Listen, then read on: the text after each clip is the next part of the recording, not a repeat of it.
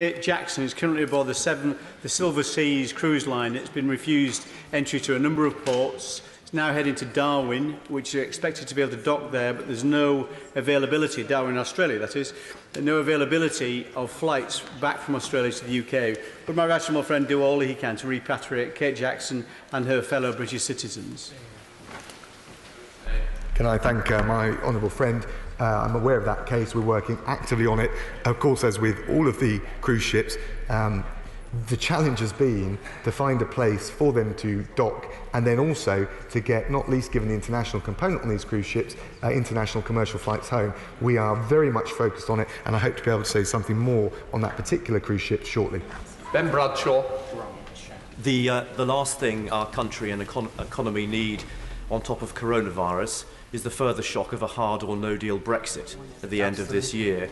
So will he and his EU colleagues urgently agree an extension to the current Brexit transition period so that the government and business can focus 100% on the emergency in front of us? Absolutely.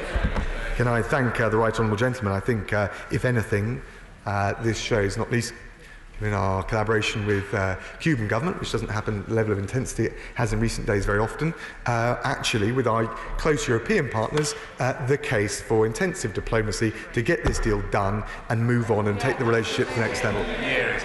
Karen Bradley. Thank you very much, Mr. Speaker. Can I thank my right honourable friend for his statement, but could I ask him for reassurance from my constituent Tracy Wood, who contacted me last night regarding her son. He's a Manchester University placement student, currently in Panama. There are no flights in and out of Panama. He's running out of money, and the embassy had advised him to travel via another country. He simply doesn't know where to go because he doesn't know which border will be closed next. Could he please provide reassurance to Mrs Wood?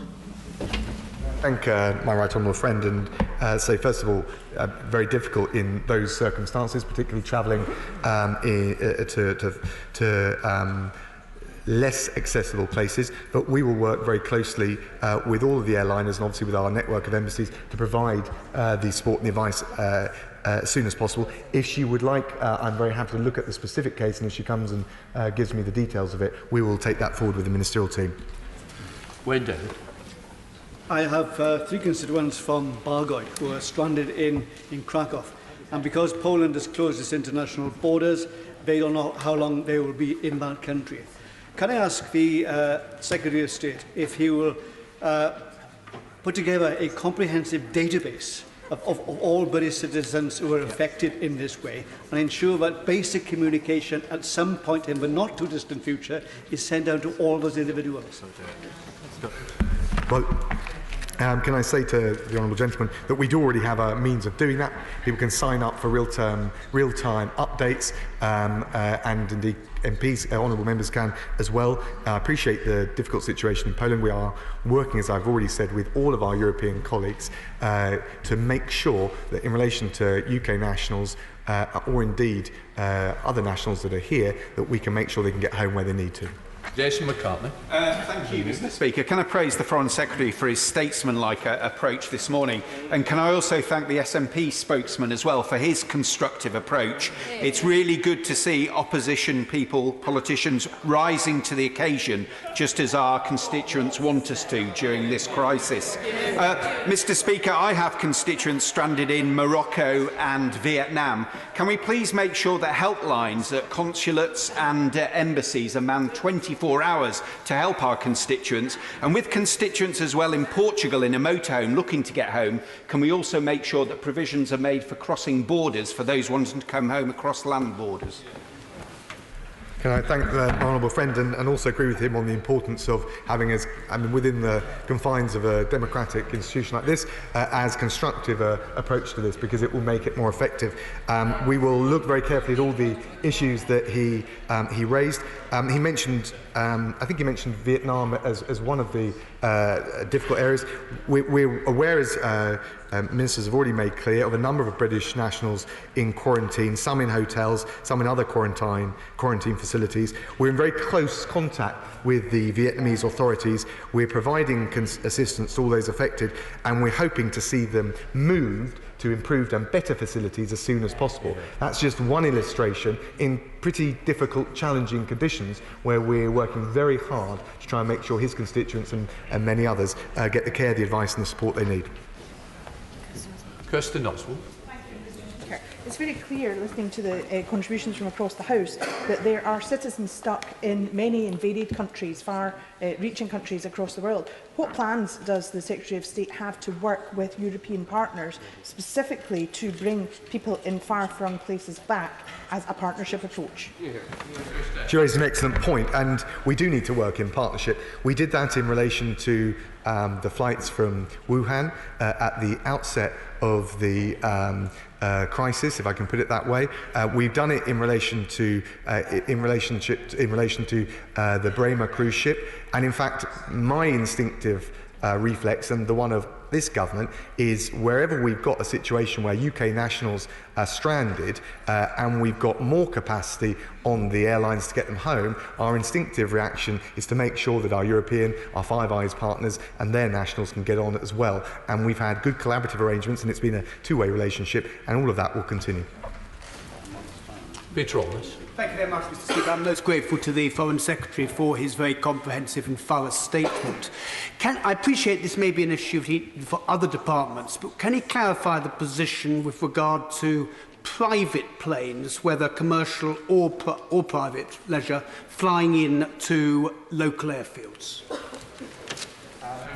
I think that's probably one for the Department for Transport, but I wasn't clear whether he was asking in relation to their use for repatriation or whether restrictions were being extended to them. I think in any event, I probably ought to pass that on to the experts at the Department for Transport. Neil Coyle. The Foreign Secretary is stating quite openly that the government will not bring everyone home. So how is he working with operators like TUI to ensure they act responsibly and don't leave people stranded abroad without communications, like my constituent Michelle Choi in Morocco? Thank the honourable gentleman.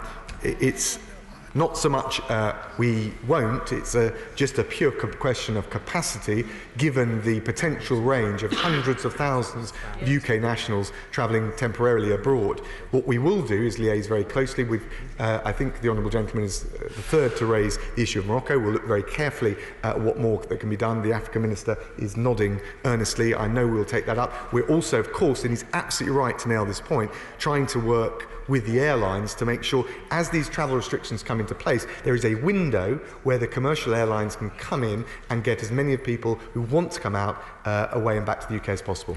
Mark Pritchard. I agree with the Foreign Secretary. We can't repatriate everybody. It's just physically impossible. But following on from the very good question from the Right Honourable Member for Leeds Central on questions of exceptional circumstances, on those most vulnerable, and given that we've been told by our own Prime Minister we are at war with an invisible enemy, the COVID-19 virus, can I ask what discussions he's had with the Ministry of Defence about deploying the Royal Air Force and the Royal Navy, and even using bases around the world as staging posts if needs be, when those international airlines further restrict flights, to repatriate the most vulnerable, not everybody, but the most vulnerable? Can I thank my honourable friend? Obviously, I've engaged very closely with the Defence Secretary on this, but something like that would be a last resort. We don't rule anything out at this stage, but our focus has been on making sure, and I think the point the honourable gentleman made and others have made, working very closely, not just with the international airlines, but other countries, to make sure that together, in relation to some of the cruise ships that we're dealing with at the moment, where we haven't repatriated them, this is happening, where we can work together as an international team to try and get UK nationals back. So that is definitely a partnership that will involve international governments around the world, but also the airlines around the world. I've currently got a female constituent stuck in Istanbul. All flights are being cancelled from the UK to Turkey until mid-April. The airline Pegasus is not being helpful, and she's been told she's only got a 25% chance of getting home.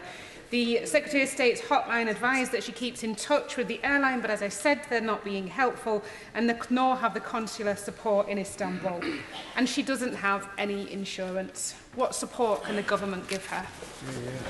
Can I thank the Honourable Lady? Look, it's very distressing, and obviously as MPs we'll do everything we can. I'm very happy to look at that case. I'll ask the Minister for Europe to take a close look. We, of course, will continue to liaise with the Turkish authorities and as many of the airlines that go into Istanbul or indeed Ankara as possible to try and make sure that people don't find themselves in that vulnerable position. Patrick Vallance. A constituent of mine has been in touch about his grandparents, Alan and Beatrice. Beatrice is 86, Alan is 89, and they are trapped on board the Silver Shadow cruise ship, which is quarantined off Recife in Brazil. Can I appeal to the Foreign Secretary for his help to get Alan and Beatrice home? I thank my right honourable friend. We've been following very carefully the course of the Silver Shadow. I can tell you there are 300 passengers on board, around 120 British nationals, which goes to the point I was raising earlier about this needing to be an international team effort. Royal Caribbean, the parent company of the ship, has indicated that they will offer at least 3 charter flights to get passengers home, 1 to the UK, 1 to the US, 1 to Canada, possibly also 1 to Australia. That gives her a sense not just of the challenge we face, but also how we're striving every sinew to deal with constituents like her own. Mr. Speaker, I'd like to add my voice to thanking those FCO workers who are, I'm sure, working around the clock and wanting themselves to get home but are staying to help others. I've been listening very carefully to what the Secretary of State has been saying about repatriation. I understand his arguments about the airlines, but we have to accept the reasons why the airlines aren't running the flights is because they can't afford to, and they are worried about coming out the other end. Would he be considering a subsidy for the airlines to enable them to run these flights, particularly from areas where flights have been cancelled or shut down completely? Can I thank the Honourable Lady? I think she raises a really important point, which is that on the one hand we do want commercial airlines to flow, but clearly they're under severe financial pressure given the domestic restrictions being placed, and indeed, of course, other governments, including our own, changing their travel advice. We will work with the airlines to find and see what support we can provide, and our priority continues to be to make sure commercial flights can access as many areas as possible to get people back in the kind of scale and volume that is necessary to address the challenge we face. It's good to know that we now have clarity on global travel over the next 30 days. But to put constituents' minds at rest, can my right honourable friend confirm that travel agents and airlines should be issuing refunds to those cancelling for travel arrangements over the next 30 days, and not particularly the insurance companies? Well, I'm not going to give legal advice or commercial advice to either the operators or the insurers, but what I can tell my honourable friend is that the Transport Secretary is engaged very closely with all of the different sectors to make sure that we protect consumers, the passengers who find themselves at risk. And indeed, the Transport Secretary is nodding earnestly on that very point. Kevin Brennan. Quite rightly, honourable members mentioned the case of Nazanin Zaghari-Ratcliffe in Iran, but can I also ask the Foreign Office not to lose sight of people like Luke Simons, my constituent who's held captive by the Houthis in Yemen at this time, and in any discussions with the Iranian authorities, if there's any pressure that can be brought to bear through that channel, and welcome the new Middle East Minister to his post and hope that he'll get into the detail of this case as his predecessor did.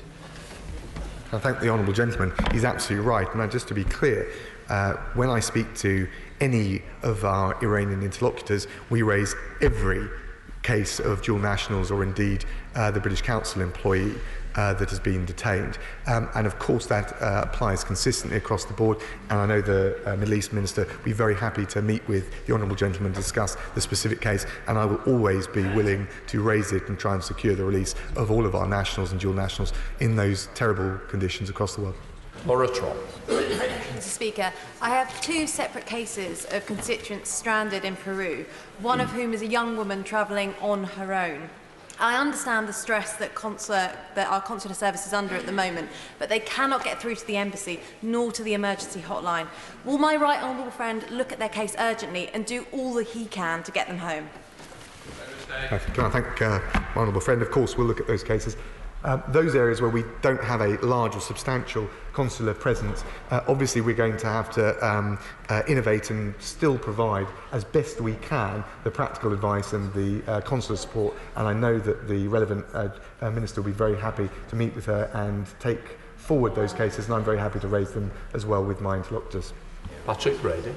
And what discussions is he having with the Home Secretary about foreign nationals in this country who find themselves in a similar situation? I have a constituent who is self-isolating in line with guidance and yet is being told that her visa will be overstayed and needs to leave the country. So what thought is the government giving to these kind of situations, especially if when they get to the end of their quarantine there are no flights home?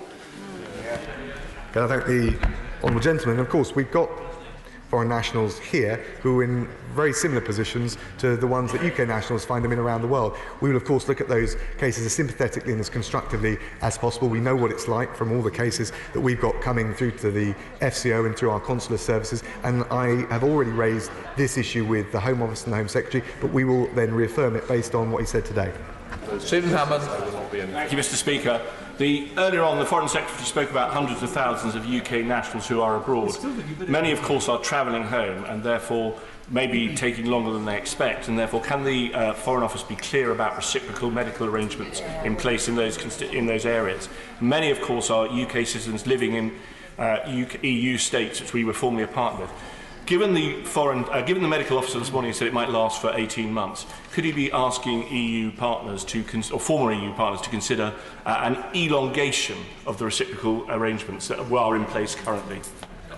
Can I thank the honourable member, my honourable friend, for the dual way in which he both raised an excellent question but also managed to leverage very subtly in the whole question of Brexit Phase 2 negotiations. Of course, you'll know until the end of the transition period, the reciprocal arrangements are in place. The question of their continuation beyond would be for the negotiators to consider, but what we will always make sure is that we provide as much support as we possibly can for UK nationals on the continent, but also for European nationals here. Nick Thomas-Simmons. Thank you, Mr. Speaker. Many constituents have contacted me about the differing approaches of other countries, not least to the issue of testing. I appreciate different countries are at different stages of their outbreak, but can the Foreign Secretary reassure me that expertise and experience from all around the world is going to be fed into our approach on a daily basis? Well, I thank the honourable gentleman. He's right to note that different countries are acting in different ways. Some of that is, as he says, because they're at different stages in the peak and the trough of dealing with coronavirus. But I can reassure him, based on my attendance at COBRA meetings, that not only are we making sure we follow the best UK scientific evidence available, but that is in itself tapping the widest research base possible and the widest range of experts in effectively stopping the spread of disease. Ben Everett. Thank you, Madam Deputy Speaker. Members in this House and, of course, journalists outside of it are perfectly at liberty to ask what lessons we have learnt from our European partners. But it's worth reminding the House that the Chief Medical Officer that is leading the response to this crisis is a Professor of Epidemiology. He is literally the right man in the right job at the right time. The Foreign Secretary updated on his conversations with our European partners, but perhaps he could update on conversations with other international partners as well, such as the US and other global institutions. Well, can I thank my honourable friend. He's absolutely right to pay tribute to Professor Whitty, but also Sir Patrick Vallance. We've got some of the very finest expert evidence coming to us in the world. And on his broader point, yes, we're talking to our European partners, and of course UK nationals are in European countries in large numbers, particularly looking in Spain and France, but also others. But I can reassure him that I'm talking to my opposite numbers from around the world, from Central America to Asia Pacific, from North America, both Canada and the United States, and we will continue to do so. Andy Slaughter. Deputy Speaker, those of us who represent large numbers of EU citizens are hearing concerning accounts of what's happening in their home countries. There are towns in northern Italy of a similar size to many of our constituencies that have seen thousands of cases of the virus and hundreds of deaths. I assume the Foreign Secretary is getting like responses from our embassies around the world. Are these being used to inform the UK response, even if that's a worst case scenario? Yes, can I thank the honourable gentleman? He's right that we need to learn and try and understand a bit more about COVID-19 and what its impact will be in the UK based on the experience that we're seeing in real time across the world. Of course, that's being fed in via the scientists, via the Department for Health and Social Care, and we're making sure that we've got, at the end of that pipeline, practical advice, which is why we're taking the decisions that we're taking on travel advice today. James Sunderland. Madam Deputy Speaker, could I please ask the Secretary of State to reassure the House that appropriate medical support is readily available for British government and military personnel overseas, and that specialist medical evacuation will be available for them in extremis? We take very seriously, and thank the honourable gentleman for his question, we take very seriously the security and the protection of all of our UK personnel, Foreign Office, MOD, DFID, right across, both in the UK, but right across the network, and we will do everything we can to make sure that they can do the pretty heroic job that they're doing right now in safe and secure conditions.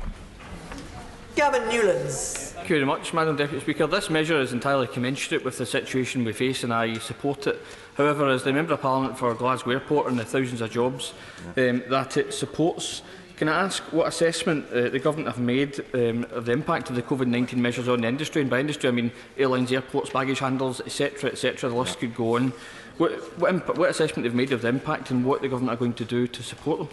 Thank the honourable gentleman and say that we're very conscious that of the challenge for the airline industry and all the related sectors. We're also very conscious to make sure that we take, I think he described it as a commensurate policy approach in the Foreign Office, given the knock-on effects that it will have. So I talk regularly, as I did this morning, with the Secretary of State for Transport as well as the Prime Minister, and we will, and he of course liaises directly with the airports and the airlines, but we are making sure we take the most proportionate approach that we can. Ultimately, we've got to make sure that we protect UK nationals based abroad, but we also need to make sure we protect the industry, which is going to help them get home.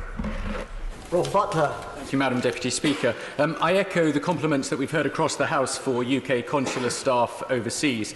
I recognise they have limited resources, but I wonder whether my right honourable friend could consider whether there's any scope for them to offer at least a basic service at weekends.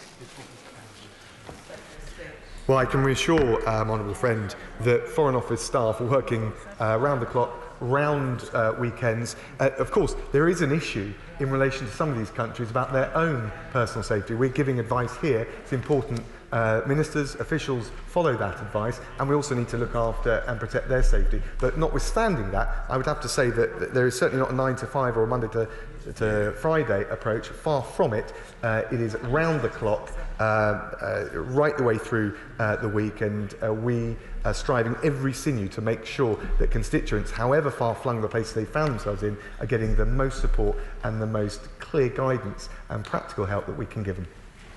Stephen Kinnock. Thank you, Madam Speaker. Just following on from the question from my colleague, the Honourable Member for Exeter, could I just press the Foreign Secretary on this issue of the talks on the future relationship with the European Union?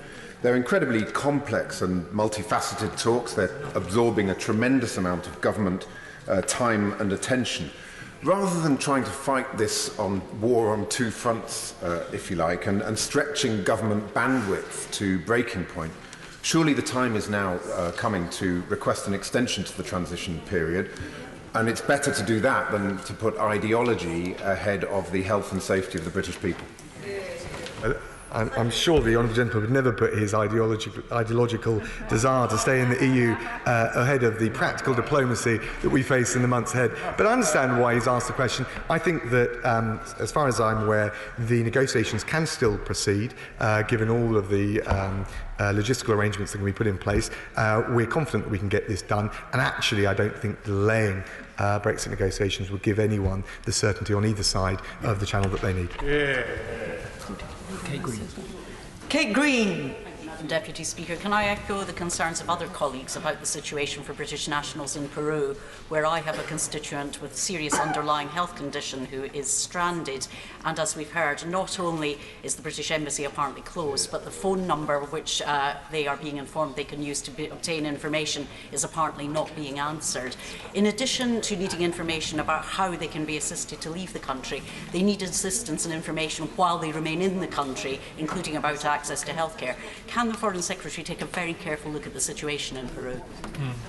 I thank her for the constructive and detailed way that she's raised her constituent's case. Of course, I'm very happy to look at those cases. The Minister covering Central and South America has already indicated in relation to some of the other cases with respect to Peru that she will take those up. We will look to do everything we can, both to provide the support and advice and for those that need to return, to provide them with the means to do so. Tim Farron. Thank you. I've written to him about my constituent, Eddie, who is 19, who's stranded in Morocco. I hope he will intervene to bring him and others home. But travel is also vital for the nation's supplies. 45% of the food that Britain eats comes from overseas and is imported. So will the government do two things? First of all, make a statement very, very soon on how it's going to protect those supply lines to give the nation confidence in its food supplies. And then secondly, do everything it can to back Britain's farmers so they can increase production to keep us all well fed. The Honourable Gentleman, in relation to his constituent, I of course will look at that very carefully. There's a number of other Moroccan cases that have been raised, but and I'll get back to him with as clear a steer as possible. He's right to raise all the issues he has around supply chains. Again, that was one of the issues that I discussed with the Transport Secretary. We are very mindful, and if you will have heard the changes to the travel advice that I've announced, they will not apply to freight. So we are very mindful in everything we do to keep those supply chains open, and we'll continue to look at that. And he also makes a very good and important point about food supply and frankly the opportunities for UK-based suppliers to rise to meet some of the demand or the supply that will be curtailed as a result of COVID-19. Navendu Mishra. Thank you, Madam Deputy Speaker. I've written to the Secretary of State regarding a constituent stranded in Austria, and I'm told there's a lack of testing kits and issues around travelling back. Adding to that, there's already enough chaos around the issue of repatriation, and that is even before the majority of countries move into emergency lockdown phases or close their tourist venues. Can the Secretary of State confirm that the Foreign Office has all the resources it needs to provide extra consular support, and it is very likely that UK nationals will be caught up in these fast-moving situations? Yeah. Thank him for this question. Of course, we'll look very carefully at any case he's written to me on about constituents in Austria. There's no doubt about it that the Foreign Office, as with the rest of government, most obviously the NHS, is going to come under pressure. The key thing is that we have got the means and the agility to prioritise to make sure that dealing with COVID-19 is the top priority as we go through this challenge. I'm very clear the Foreign Office will do everything we can to protect our constituents, UK nationals abroad, and also make sure that we work with our international partners to rise to this challenge, get through it, and then move on so that we can get back to some semblance of normality. Jim Shannon. Deputy Speaker. First of all, can I thank the Minister for his commitment and for him and his staff's sterling efforts on behalf. We're very encouraged by what he said today. Minister, in the island of Ireland, both north and south, people travel from Northern Ireland southwards to attend churches, to participate in meetings, to preach at meetings. Can the Minister give us some direction what should happen? People across all of Northern Ireland wish to know, should they attend their churches? Should their churches be suspended or closed? What should we do? I believe that this great nation of the United Kingdom of Great Britain and Northern Ireland should pray to their God for help at this time as well. This is a time for prayer, so would the Minister join with me and others to ask for that call and support that call today? I thank the Honourable Gentleman and say I totally understand the point he makes. I think the obvious thing is to keep following the government's medical advice, and in relation to devolved advice, the advice given by the Northern Ireland Executive. Can I also give him reassurance in relation to the latest announcement by the Irish government that all persons entering Ireland from overseas will be asked to self-quarantine for 14 days. That will not apply to Northern Ireland by virtue of the land border, and the Irish believe that as a result of the land border they can maintain social distancing. So I hope that gives his constituents, and indeed the people of Northern Ireland, a measure of reassurance. Clive Betts. Thank you, Madam Deputy Speaker. I appreciate the Foreign Secretary may have to raise this issue that I'm raising with him with other colleagues, but people are naturally drawing comparisons between the actions in this country, say, of advice against going to pubs and restaurants and places of entertainment, with the position in France and other countries where such visits are banned completely. Would he appreciate that that does cause confusion for people, and also business in this country are more likely to put at risk of failure because of the less rigorous position we are taking? Can I thank the honourable gentleman? I understand the point he's raised, and I think it's a fair question. But the reason is, first of all, because we're following the scientific advice that applies to the UK, and second of all, that COVID-19 is affecting different countries at different paces, and some of them are at a different place on the curve in terms of the spread of the of coronavirus than the UK. So we will make the right decisions at the right time for the best interests of people in this country, including our businesses, and we'll do it based on the scientific advice, which is very carefully taking into account the different approaches and the different pace at which they're trying to deal with coronavirus in Europe, but also across the world. Karen Bott. Madam Speaker, whilst hugely appreciative of the pressure that consular staff are under, for everybody who has a loved one, particularly a vulnerable loved one, trapped in this situation, it is the end of the world. I have a constituent on the Silver Spring cruise ship outside Darwin, who is 78 years old and extremely poor health, and we are being told that there are issues about the financial viability of the cruise line and the safety of supplies. I have a constituent in Peru who has multiple problems and whose mother is desperate. I have a case in from Morocco this morning. They are coming in every few hours. Can the Minister help with those, and can we also be assured that there is a review taking place of capacity so that we can urgently upscale it, at least for these coming weeks? Can I thank the Honourable Lady? Can I reassure her that in both the cases that she's referred to, we're actively looking at the solutions that we can provide for UK nationals. She's right to raise the issue of scalable support. I'm making sure that all the resource that is available is going to be focused on coronavirus in the weeks ahead. So, of course, there's an element of scalability. We've got the resilience to get through this crisis, and I'm confident that we will. Alison Thewlis. Speaker, I want to raise another case of people stuck in Morocco. I have a case raised with me today of a family with 3 young children who I understand were due to fly back on the 24th of March, but flights have now been suspended. Could I have some clarity on when they can come home to Glasgow, because they are stockpiling food at the moment and just don't know when they can get back? What advice can he offer? Well, can I say that the Africa Minister has already made clear he's going to follow up on all of those cases, so we will certainly look at the case of the Honourable Lady's constituent, follow the real-time advice. I'm writing to all honourable members with the practical advice, how they can stay up to date with real-time, and we will continue to give the Honourable Lady, and as indeed all honourable members, as much advice as swiftly as possible to provide for the safety but also the return of her constituents. Mike Amesbury. Thank you, Madam Deputy Speaker. Many constituents up and down the country doing the right and inevitable thing and cancelling Easter holidays, but far too many are doing the hokey-pokey between the travel agents, the advice from the FCO and the insurance companies. What more can the Secretary of State do to give people a nudge in the right direction? Well, can I thank the Honourable Gentleman? I think the clarity of the advice that we've given today will provide the nudge, to use the Honourable Gentleman's expression. The most important thing we can do, both for our constituents but also for the airline industry and indeed the insurers, is to give clear advice. We've done that. We're advising against all but essential global travel, and we will watch as I'm confident the airline industry and the insurers take the responsible approach in response to that. Alan Bryan. Madam Deputy Speaker, I agree with the advice that non-essential passenger travel should be halted at the moment, and the Foreign Secretary said that freight channels should remain open. The thing is about air freight, so much air freight actually goes on passenger carrying planes, so therefore the empty seats have to be paid for either by industry or by the government. So what work's the government done to identify critical routes, critical airlines and the support packages required to keep the freight channels going and keep the airlines going? Sure, I can assure the honourable gentleman that we discussed that issue, discussed it with the Transport Secretary. He's in conversations with the airliners. He's right, there's not a clear division between freight and passenger travel. They often go on the same aircraft. We're very conscious of this and we'll be working with the industry to make sure that we can chart a sustainable path ahead as possible. But we've got to take of course, time's critical. We're in daily touch with all the relevant interlocutors, including the airlines and the airports. But also, I think it's important that we take this measure now, not least given some of the comments that have been raised in the House about travel arrangements over the Easter period.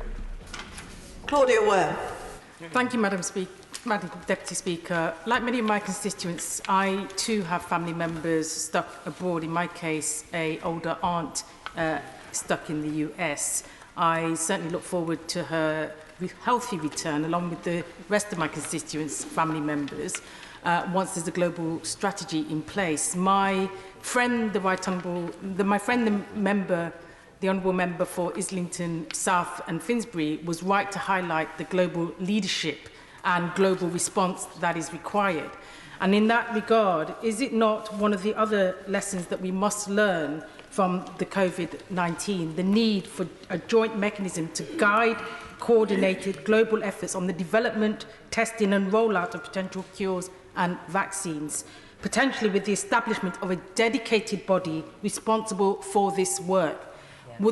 Would the Foreign Secretary undertake to look into that proposal today?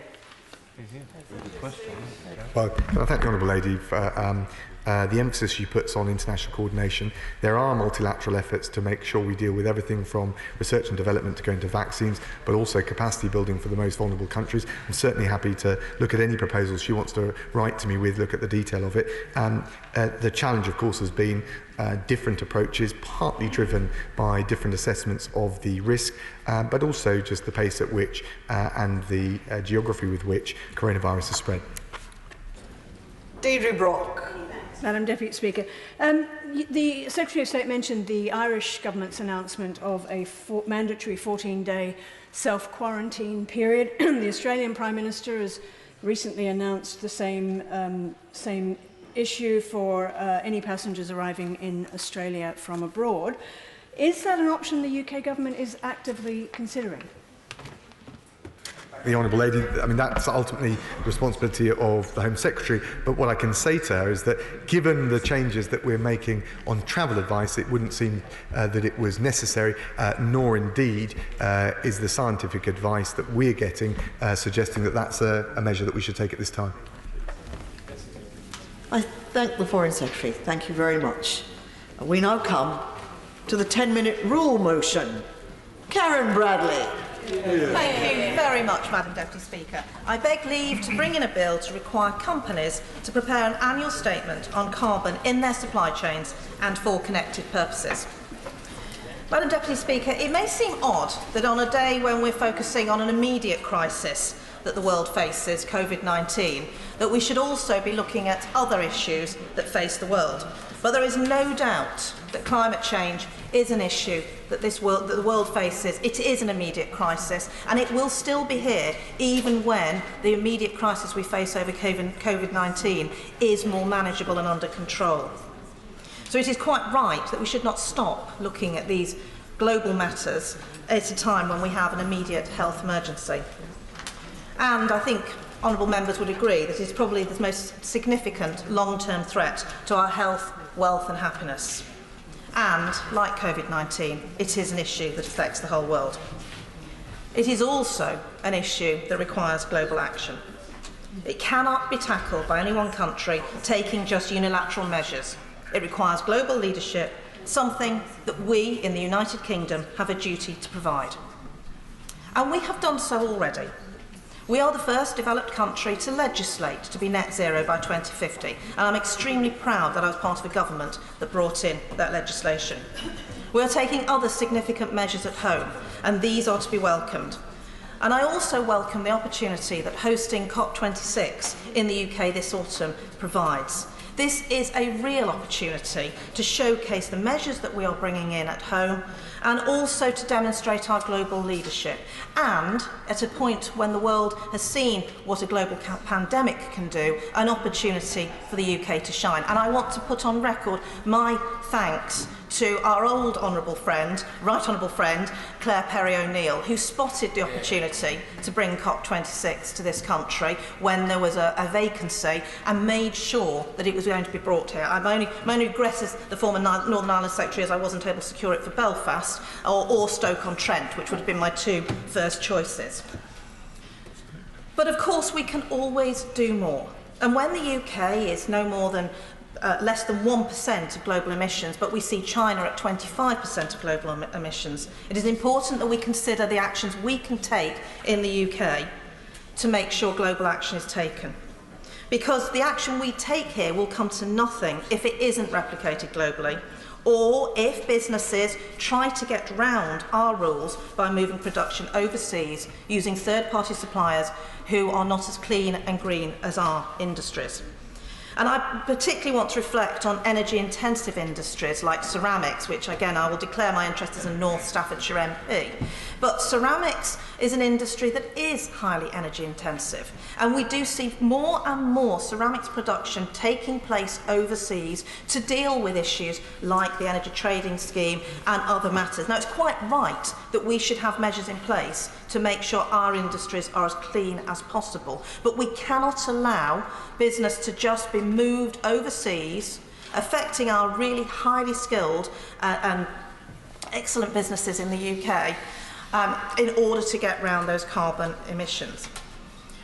So I considered what possibly we could do, and I looked actually to something that I'd done previously in the Minister, which was in the Modern Slavery Act. And I should declare here as co-chair of the all-party parliamentary group for modern slavery that this is an issue that I look at on a regular basis. And like climate change, modern slavery and human trafficking is a global issue. It can only be tackled if we tackle it globally. I was incredibly proud as the Minister to take through that Modern Slavery Act in 2015, and I want to thank the fellow ministers who took it through with me, my right honourable friend from Maidenhead and the noble Lords Bate and Baroness Garden in the other place. It was a world-leading act, introducing new measures that had never been seen in a developed country before. But it had challenges. And one of those challenges was how did we deal with extraterritoriality, not least of which was trying to say extraterritoriality when I had a horrible cold at the time I was trying to say it. And we looked at what we could do to make sure that modern slavery was something that businesses did not just offshore and outsource. And one of the measures that was championed by former Right Honourable friends here, Frank Field and Fiona McTaggart, and my Right Honourable friend from Basingstoke, and the noble Baroness Butler-Sloss and the noble Lord Randall in the other place, and I want to put on record a very old former friend, Anthony Steen. These people all championed the issue of transparency of supply chains. Many others did, but they were the real leaders in this matter. And the point about the transparency of supply chain measure was we wanted to shine a light through supply chains. We wanted to have visibility of what businesses were doing to identify and eradicate human trafficking and modern slavery in those supply chains. And businesses wanted this too. Businesses wanted legislation because ethical, well-behaved businesses wanted to cross the line together. They wanted the government to help them to make sure that when they took the right steps to eradicate modern slavery in their supply chains, that others would do the same. So we introduced Section 54, which is now Section 54 of the Modern Slavery Act.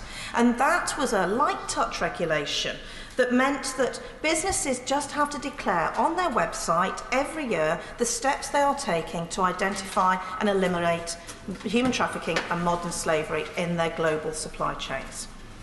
Now, they can say and be completely in line with the law that they are taking no steps to identify human trafficking and modern slavery in their supply chains. That is an entirely legal thing for them to do. But I think the public will see that and they will want action taken. And whilst the all-party parliamentary group on modern slavery wants to look more at how that provision is working in practice, I think that we should look at how we can replicate it elsewhere. Another important part of that provision is that it elevates this issue to board level. A director has to sign off the statement, so members of the board have to look at the action that's been taken. And by giving the public that information, by letting them see what businesses are taking, they can make informed and educated decisions about whether they want to work with those businesses. So I propose that we adopt a similar approach to carbon emissions. This is a really important issue, that we make sure businesses are taking seriously the level of carbon that is in their supply chains. And I was contacted yesterday by my former college, Imperial College, who are doing an awful lot of work on how they can identify and decarbonise supply chains. So we know that this is work that is going on. We know this is something that business and others are interested in. And I would say to the government, this is an opportunity to show global Britain at its best. It is an opportunity to show us on the world stage taking steps above and beyond steps that other countries have taken, making sure that we are saying to our businesses that want to operate here and sell to consumers in this country that they have to act ethically with regards to carbon emissions. So I urge the government to seize the initiative so that by the time of COP26 we've taken steps that are extraterritorial and can make a real difference. Because if we do that, if we show that leadership, we can make a real difference. And I commend this bill to the House. The question is that the right honourable member have leave to bring in the bill. As many as that opinion, say aye. Aye. Of the contrary, no. The ayes have it. The ayes have it. Who will prepare and bring in the bill? Madam Deputy Speaker, Alex Norris, Mr Lawrence Robertson, Mark Garnier, David Mundell, Mark Logan, Mike Kane, Mr Alistair Carmichael, Christine Jardine, Dame Diana Johnson, Mrs Maria Miller and Darren Jones, and myself. Karen Bradley.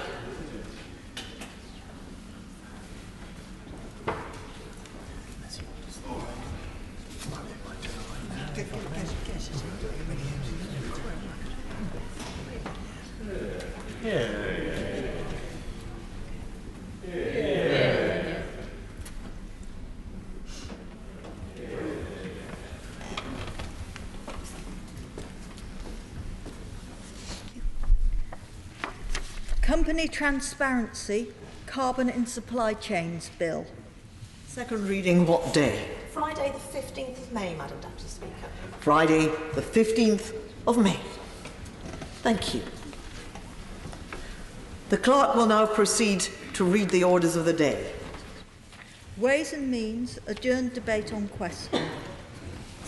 The question is as on the order paper, and I inform the House that Mr Speaker has not selected the amendment in the name of the Leader of the Opposition. I call the Secretary of State to open the debate. Grant Shapps.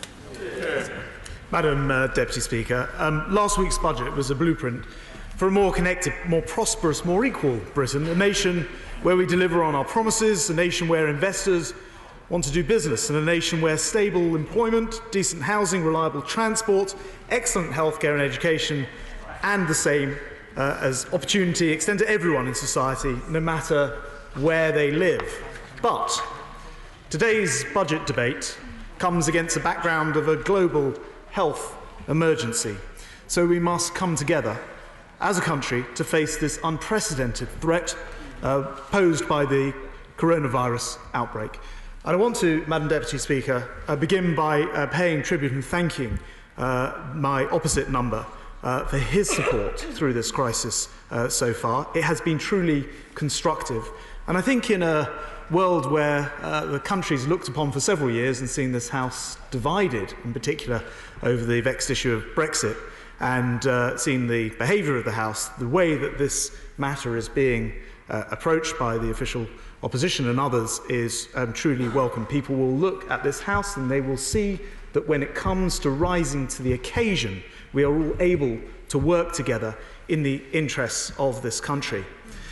And I believe this crisis requires radical action and a support for our incredible health service, for businesses, for the self-employed, and of course for the elderly, the sick, the vulnerable members of our society. We made a start on that last week in the budget. That was where we set out, the Chancellor set out, my honourable friend set out, a 12 billion package of measures designed to counteract the immediate impact of the virus in the budget as part of a wider, not yet, I want to make some progress, as part of a wider 30 billion stimulus to offset the economic impacts. However, we understand that this is effectively a war. It's a war where the enemy is a virus, but nonetheless we must treat our approach to this in the same way as we would to a war. I just, again, want to make a little bit of progress. I'm aware that there are a lot of people who colleagues who want to speak in this debate. So we've been very, very clear about how we fight this war. And the first principle is to follow scientific advice at every step. It's all too easy to be distracted by the demands of round-the-clock media coverage, by the clamour on social media, and by means and measures that sound good at the time rather than being based on irrefutable scientific logic. So we will continue, in just a moment, we will continue to base our decisions on what the experts believe in the best interests of this country. I'll give way. I wholly support the idea of following the evidence and the scientific advice, but the advice that was given by the government yesterday to avoid pubs and restaurants has meant that across the whole of the hospitality industry there has been a genuine outcry because they are terrified that their businesses will be completely closing forever in 2 to 3 weeks' time. They can't manage their overheads and they desperately need support. They can't even claim for insurance because the government won't formally close them. Why won't they make that decision now? The honourable member, I think, speaks for the concerns of many across this House and across the country. I don't think there can be any denying it because that's the nature of the severity of, as I say, the enemy in this war. I think I can, though, reassure him, and I'm sure many of the other planned interventions, by saying that my right honourable friend, the Chancellor of the Exchequer, will be saying more on this as soon as later today. And what we will not do, however, is at any point stop listening to the advice or reacting to events, because as the progress of this virus changes, so does the response. And the nature of this crisis and the circumstances are changing all of the time. So our response will evolve to meet that threat until the virus poses no threat to the country or to our citizens. I give way. I'm grateful to the Secretary of State for giving way. He will know that in other countries they have pledged to support every business so that it doesn't go bankrupt during the worst period of the coronavirus infection, that they are supporting laid-off workers to the tune of 75% of their income, and that serious support is being given to the self-employed, many of whom will not now have any work. When will the government take similar measures in this country? As I said in my sort of preemptive of his intervention a moment ago, I indicated that the Chancellor will be saying more about all of this very shortly, and I do recognise the concerns raised by him and other members of this House. Of course, in my own sector, that of transport, it's also massively affected, and so we're working to support the whole industry under these very extreme circumstances. We're looking at a range of options to help the rail and aviation, bus sectors, for example. We've already taken action to prevent the ghost flights. This is where empty flights were flying on the 80-20 rule, meaning that they had to pointlessly make journeys even though they may not have anybody on board at all. And I took action by writing to AECL, the slots coordinator in this country, and also the European Commission on a couple of occasions, and they have provided relief, which means that we no longer have to have those flights in the skies, but it doesn't lead to them necessarily losing their slots. I give way. Secretary of State for giving way, and clearly we all await the Chancellor's announcement with interest tonight. I mean, I have to say to him that I hope that it's on a scale that surpasses the 2008 response. In the financial crisis, we need a fiscal response on that scale and level of government intervention, which we regrettably wouldn't want it to see, but that is what we're going to need to see for people's lives and for strategic industries. But specifically on transport, he was talking about support to airlines, rail, bus. Does he accept that we are potentially going to have to put some of those into national ownership, if that's for a temporary period? And also, will he consider relaxing the rules on, for example, bailouts for municipal bus companies and others? We have Cardiff Bus in Cardiff. You know, they're going to really, really struggle, and we need to have the rules relaxed so that we can give the right support to them so they can survive and pay their workers. Well, the honourable gentleman is right to say. I mean, the principle should, as far as we can possibly make this work, be that people and individuals and companies are left in the same position when we come out of this. Although I have to say, I feel that we will be in a somewhat changed world, somewhat changed environment on the other side of this. But nonetheless, that good organisations shouldn't be going bust. But it will be hugely challenging, and we will require a lot of different responses and mechanisms in order to get there, including on occasions organisations being run by the public sector, which he's already seen in the case of trains, but for a completely different reasons. And turning to trains, it makes no sense for us to be running empty trains, as fewer people will be travelling, following the advice and guidance from the government and Prime Minister last night. So in the short to medium term, timetables may be altered in order to ensure we don't effectively run ghost trains, which will make no sense. We're also determined to ensure that companies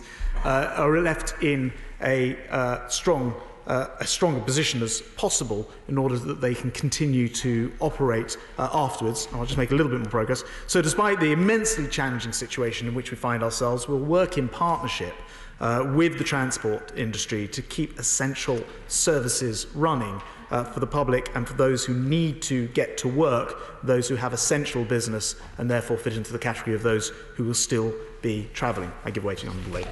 Transport Secretary for giving way. Just ask him about those proposals to reduce the number of trains or buses and tubes and so on. Given that so many of our trains and other forms of public transport are so crowded at the moment, doesn't it make sense to keep many more of them running for those essential workers who are still going to have to get to work, but to make sure there are far fewer people on them? Yeah. The Honourable Lady makes an excellent point, as ever, and the reality is that, of course, because of social distancing as well, it may well be desirable to have more space between seats so that people can keep some distance. So, yes, that absolutely needs to be taken into account as we look at the timetabling going forward. Madam Deputy Speaker, I'll just make a little bit of progress. We will get through this crisis together as a nation, working in this great national effort. We will ensure that we come through the other side and provide hope for all of our citizens. This budget shows we're serious about the pledges we made and about the trust that that electorate put in us only 3 months ago, and we intend to deliver on those different infrastructure pledges. In fact, in my department, Department of Transport, we've already been working hard to deliver. For example, in recent weeks, we've taken decisive action to improve the journey for millions of northern commuters by, in fact, bringing that into the operator of last resort for the Northern franchise. We've announced plans to extend discounted train travel to more than 830,000 veterans who will be covered by discounts on trains. And we've kick-started work on reversing, my honourable friend, the beaching cuts, which have so blighted this nation in decades gone past and prevented people from being interconnected.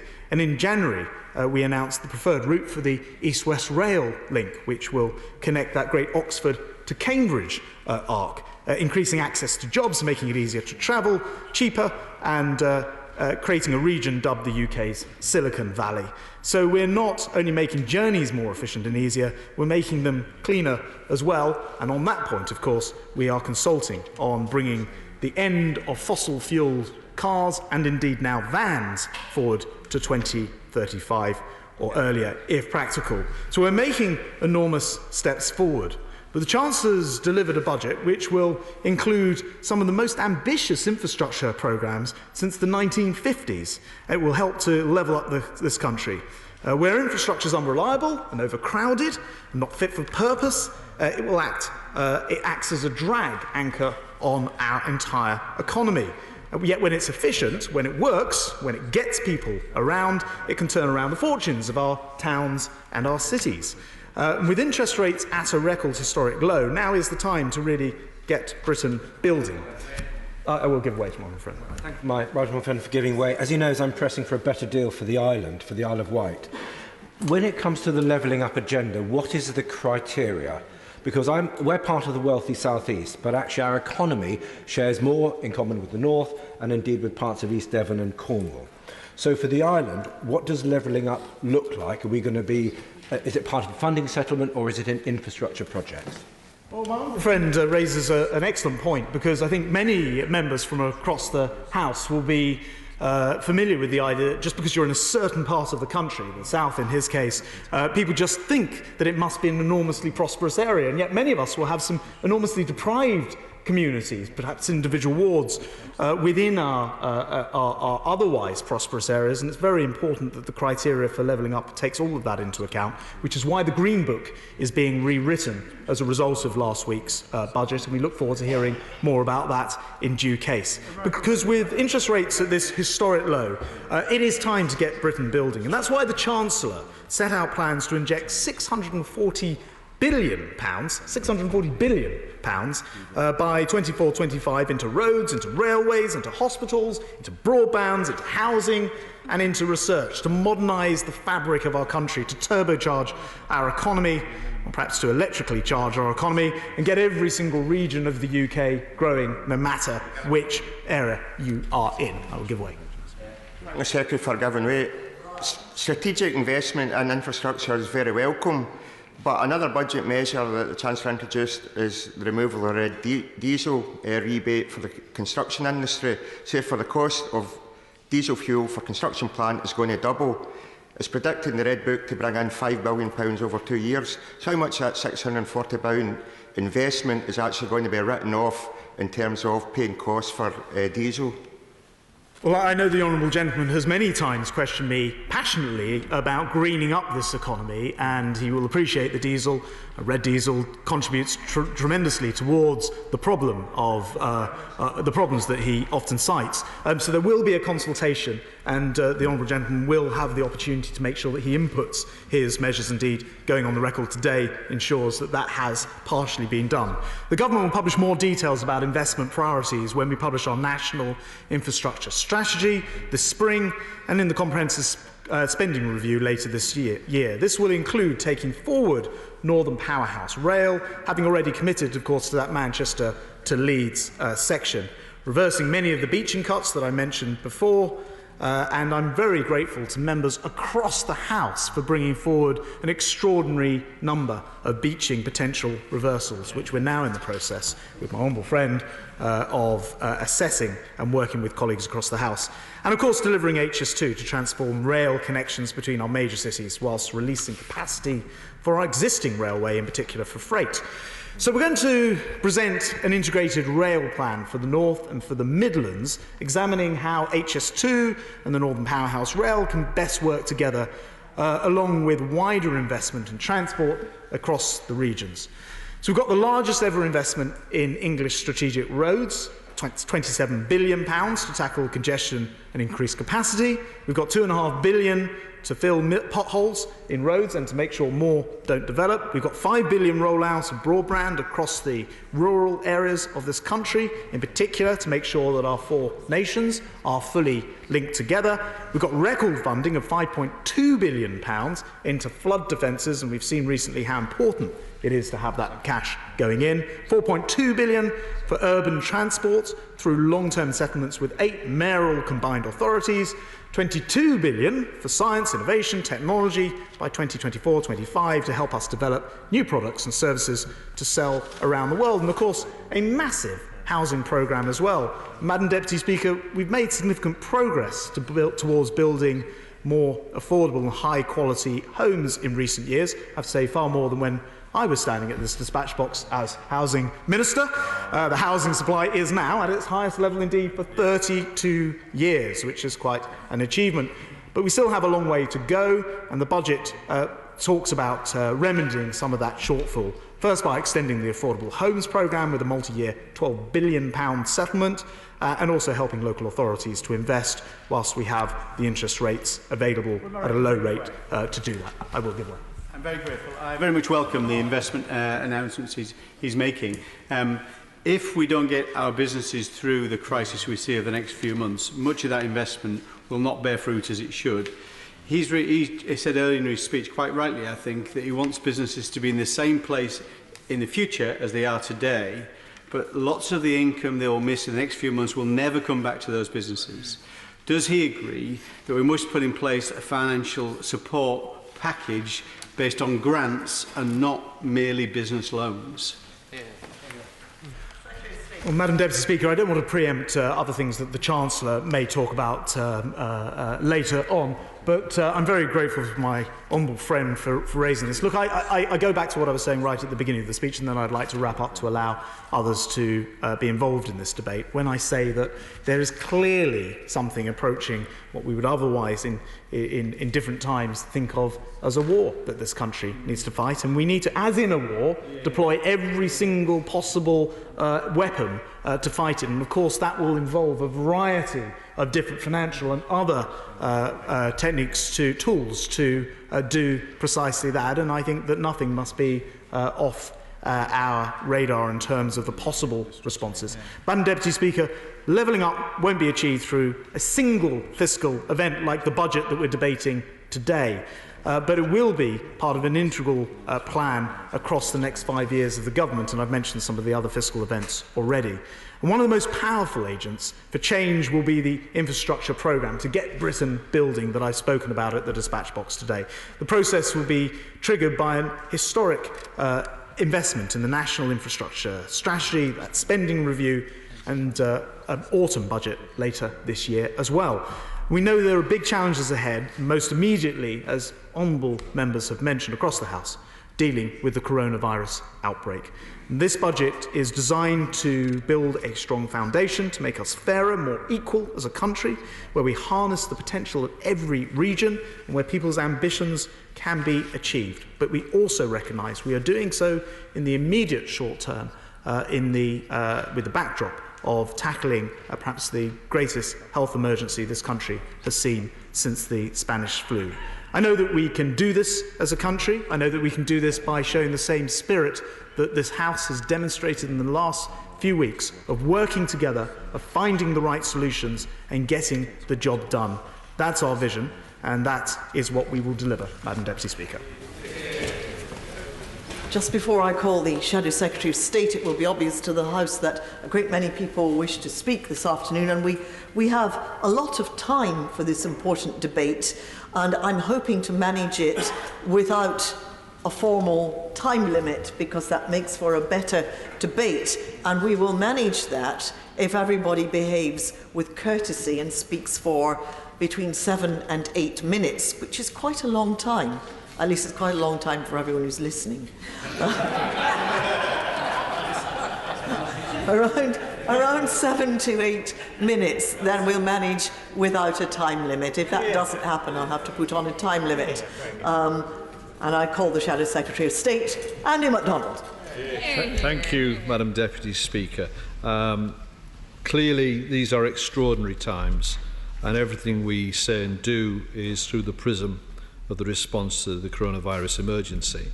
And I'd like to thank the Secretary of State for his kind remarks, and I'd also thank him for his courtesy and his candour in keeping me briefed as these events unfold, and I hope that conversation continues. And I would recommit myself and my party to working with the government to counter this national and international emergency. And Madam Deputy Speaker, I send my sincere sympathies to those who have lost loved ones, and my sincerest thanks to our NHS and public service workers for their incredible work to date and what they will do in the future in response to what is the greatest challenge in peacetime to face our country in over 100 years. Madam Deputy Speaker, whilst these are indeed abnormal times, I will endeavour to turn mine and the House's attention to a time when our focus hopefully returns to other matters that we'd ordinarily address. But before I do so, may I just raise with the Secretary of State some points that have arisen overnight and in recent times. As my right honourable friend, the member for Doncaster North, quite rightly said yesterday, it's no fault of the Chancellor, but his budget is clearly out of date, and sadly a major reappraisal is already necessary. And accordingly, I very much welcome the fact that the Chancellor will be making a statement to the House later today as to the additional measures he intends to take. Yesterday at the press conference, the Prime Minister advised people to avoid pubs, restaurants and theatres. Despite giving that advice, that will result in many businesses being unable to operate and will cause job losses or loss of income, there was no sufficient accompanying support. So can the Secretary of State implore the Prime Minister and others to ensure that the right support is made available? And in addition, I trust that the Government will ensure that the insurers do not plead force majeure and avoid their liabilities. The Government is also asking people to self-isolate, but it's not providing the financial assistance that they need. It's not only unfair to ask people to enact social distancing and to self-isolate if needed without providing them with the adequate financial support. It's dangerous and counterproductive because it risks discouraging people from taking necessary action. In France, after the announcement of similar but more stringent measures, its government announced that electricity, gas and rental bills will be suspended. Why has the United Kingdom not announced similar measures? It's been reported that private train companies are already requesting bailouts or renegotiations of their contracts. Social distancing will hit fares revenue hard, making franchises unprofitable for some train operating companies. And with demand for travel down, there may be a temptation to run services at a different frequency to what's specified in the franchise agreements. But I would ask the Secretary of State, along with my honourable friend, the member for Normanton, Pontefract and Castleford, to consider that contagion may be reduced by fewer passengers on the same level of service. And no doubt the medical officers and others will advise. I will indeed. I thank my honourable friend for giving way, and he's making some important points, very constructive points. I'm not sure if he's just seen, but the First Minister of Wales has just issued a letter to the Chancellor where he's very clear that we are going to have to intervene in an unprecedented way. And would he agree with the sorts of measures that he's setting out, such as tax holidays, loan guarantees to our productive capacity, underwriting the wages of employees effective, and, if necessary, temporary nationalisation of key transport infrastructure? I thank my honourable friend for that intervention. Those are indeed the sorts of responses that we hope to see engrossed from the dispatch box opposite later today, and I'd entirely agree with the approach taken by the Welsh Government. But as I was saying, Madam Deputy Speaker, as my honourable friend has echoed, the state shouldn't bail out these private train companies. Indeed, that these companies are already wanting to be bailed out demonstrates why it's irresponsible for public services to be run in the private sector. Rather than offering a bailout, the government should offer to take back the keys and return the services to public ownership. The aviation sector has been hit incredibly hard by the outbreak of coronavirus. We've already seen the collapse of Flybe with its 2,000 job losses, not to mention the impact that this is going to have on jobs at regional airports and across the supply chain. And of course, there are many thousands of UK citizens still overseas and will want to return. So the Secretary of State has my full support in his efforts to sustain services to facilitate such repatriation. And indeed, it's not only passengers. Many vital goods and medicines are transported in the belly holds of aircraft. So can the Secretary of State advise as to the specific measures being taken to ensure that they're being maintained? Clearly, many people are going to extraordinary lengths to assist their neighbours and their communities, and I know businesses will bend over backwards to help their loyal workforces at this time. That being so, could the Secretary of State send out a message to those major employers to do what they can to sustain their employees' incomes and give an assurance that workers will also be supported by government underwriting the majority of their wages should temporary cessation of trading be necessary? I will indeed. Would my honourable friend agree with me that those with the broadest shoulders should bear the biggest burden in seeing our country through this crisis? And if so, does he think that it's right that the billionaire boss Richard Branson of Virgin is asking his workers to take 8 weeks unpaid leave? Thank you. My honourable friend, I think she's read my speech in anticipation because in respect of airline staff, I'm going to ask the Secretary of State to prevail upon the very Richard Branson to look to his own considerable reserves built on the wealth created by his Virgin airline workforce and withdraw his proposal that they suffer 8 weeks of unpaid leave. I note he's asking the government for a bailout, but I trust the government might expect him to use his own considerable resources before that happens, and perhaps when he's down to his last billion might be the appropriate time. He might be able to live without 2 months of income, but his workers can't. Clearly, the decisions that the Secretary of State has made in lockstep with the European Union to end ghost flights with empty aircraft flying simply to retain slots is the right one. But can he advise as to the consequences for airline staff and ground crew and the support that they will receive, as undoubtedly the risk of them losing their jobs has now increased significantly? And in that regard, my honourable friend, the Leader of the Opposition, told the Prime Minister yesterday the government must now make the commitment to extend full sick pay and lost earnings protection from day one for all workers, including insecure workers, low-paid workers and self-employed during self-isolation and illness, raise statutory sick pay in line with amounts in other European countries, introduce rent and mortgage payment deferment options, and ban evictions of tenants affected by outbreak, and remove the requirement to present for universal credit, suspend sanctions and reduce the wait time for the first payment down from 5 weeks, and support local authorities working with food banks in the purchase and distribution of food stocks. In terms of road haulage, the industry is founded on an army of small businesses, and for them to sustain, it's essential that the cross-channel freight routes are maintained. What assurance can the Secretary of State give in that regard? And indeed, Northern Ireland has to be given special consideration, given that it's of course dependent on goods coming from Great Britain, as indeed is the Republic of Ireland. So what steps are being taken to ensure continuity of supply across the English Channel and the Irish Sea? Over the past few days, it's been self-evident that the government must better commit to communicating truthfully and effectively with the public about the developments of the virus and its response to it. It shouldn't be the case that we have ministers giving anonymous briefings to select members of the press about facts known to the government. Ministers must acknowledge that this poor communication has increased public concerns, and I reiterate what my honourable friend, the Leader of the Opposition, requested the Prime Minister when they met yesterday evening, and I ask that the government provide much greater transparency in its approach to tackling the outbreak. We must follow the advice of the World Health Organization and see an increase in testing, along with provision of vital equipment such as ventilators and acute beds. Sadly, because of this government's decade of crippling austerity, we've seen a slashing of over 17,000 NHS hospital beds since 2010, which has led to the disgrace of a private healthcare firm charging the NHS £300 a bed for coronavirus patients. Indeed, the outbreak of the coronavirus has illuminated what has been done to public services in this country over the last 10 years, and I fear that in the coming weeks it will become clear that the situation created by years of underfunding will become unsustainable.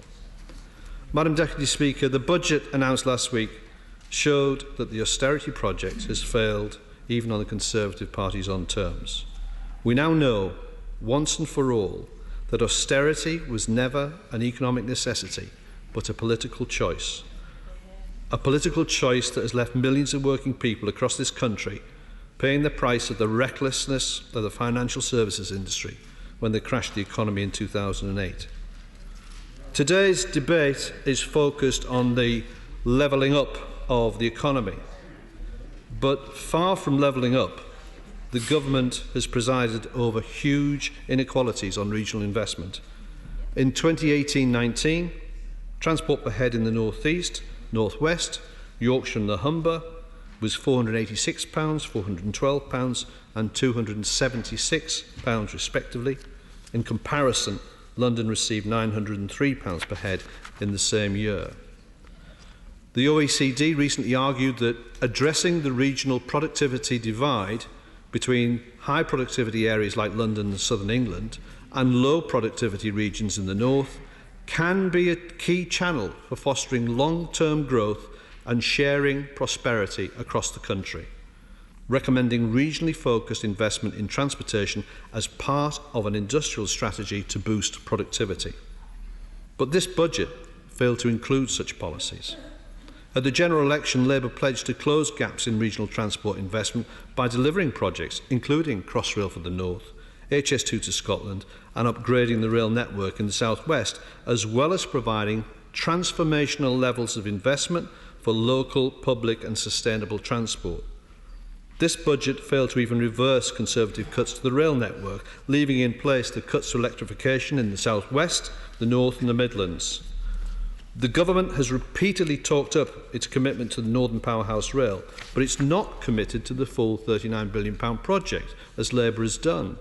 Instead, it will only commit money to improvements between Manchester and Leeds. But critically, there is no commitment to resolve the bottlenecks such as the Castlefield corridor, or indeed any of the selected flyover electrification programmes, as were described in the excellent Channel 4 Dispatches programme last night. I can see that the commitment to the infrastructure works in my own constituency at Middlesbrough Station, which are critical to the running of the entire Northern network, but sadly, I have no grounds for believing that the necessary funds will be made available until 2023 at the very earliest. Similarly, the government is promising to reverse the beaching cuts, yet has only made £500 million available, which is small beer in real terms, and will be lucky to open a very small section of track. And I note the government's interest in buses. I've been banging on about buses for years, and it was good to see the BBC devote attention to buses in another documentary last night.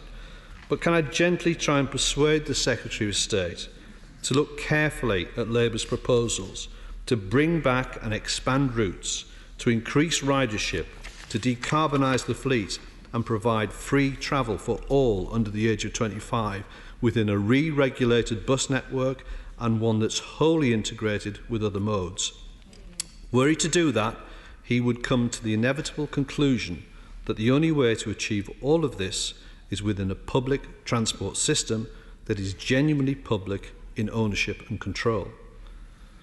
When the coronavirus crisis is eventually over, and we all hope and pray it will be sooner rather than later, we will still face the climate crisis, and sadly, this budget did little to address it. Greenpeace commented that the Chancellor has completely missed the opportunity to address the climate emergency. He's driving the opposite direction.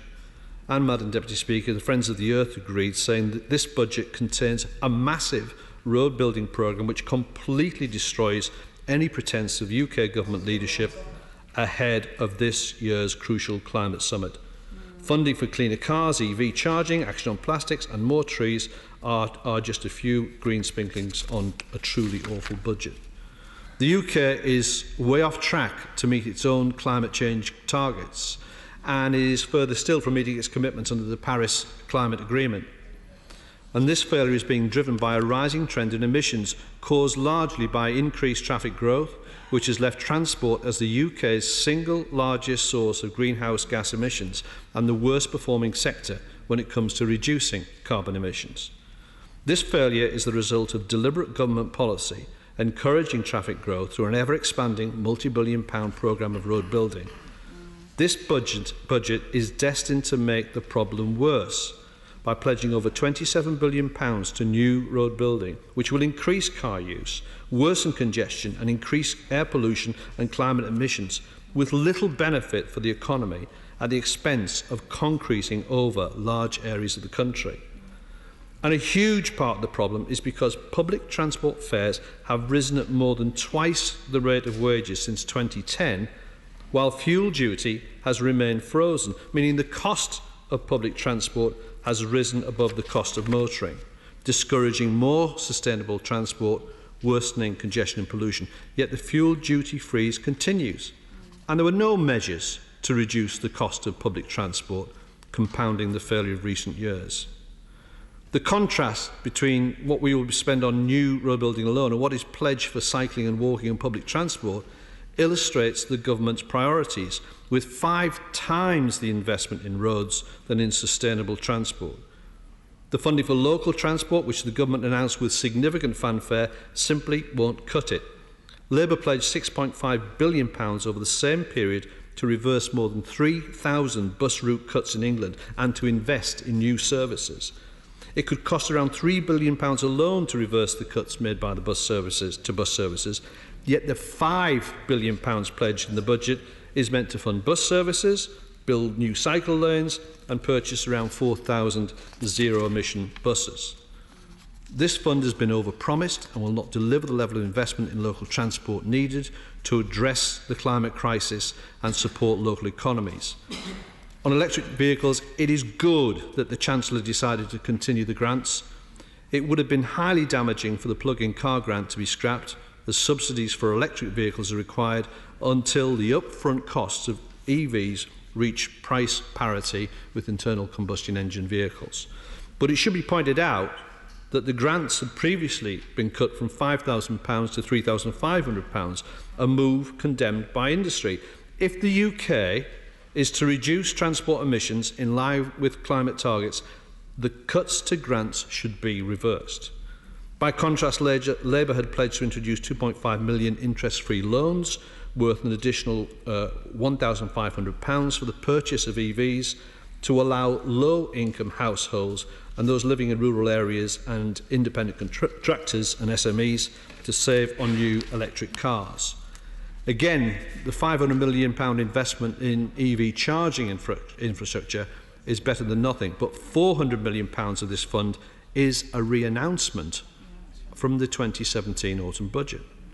This money should have already been invested, which should have been supplemented by a further announcement in this budget in order to provide an adequate charging network.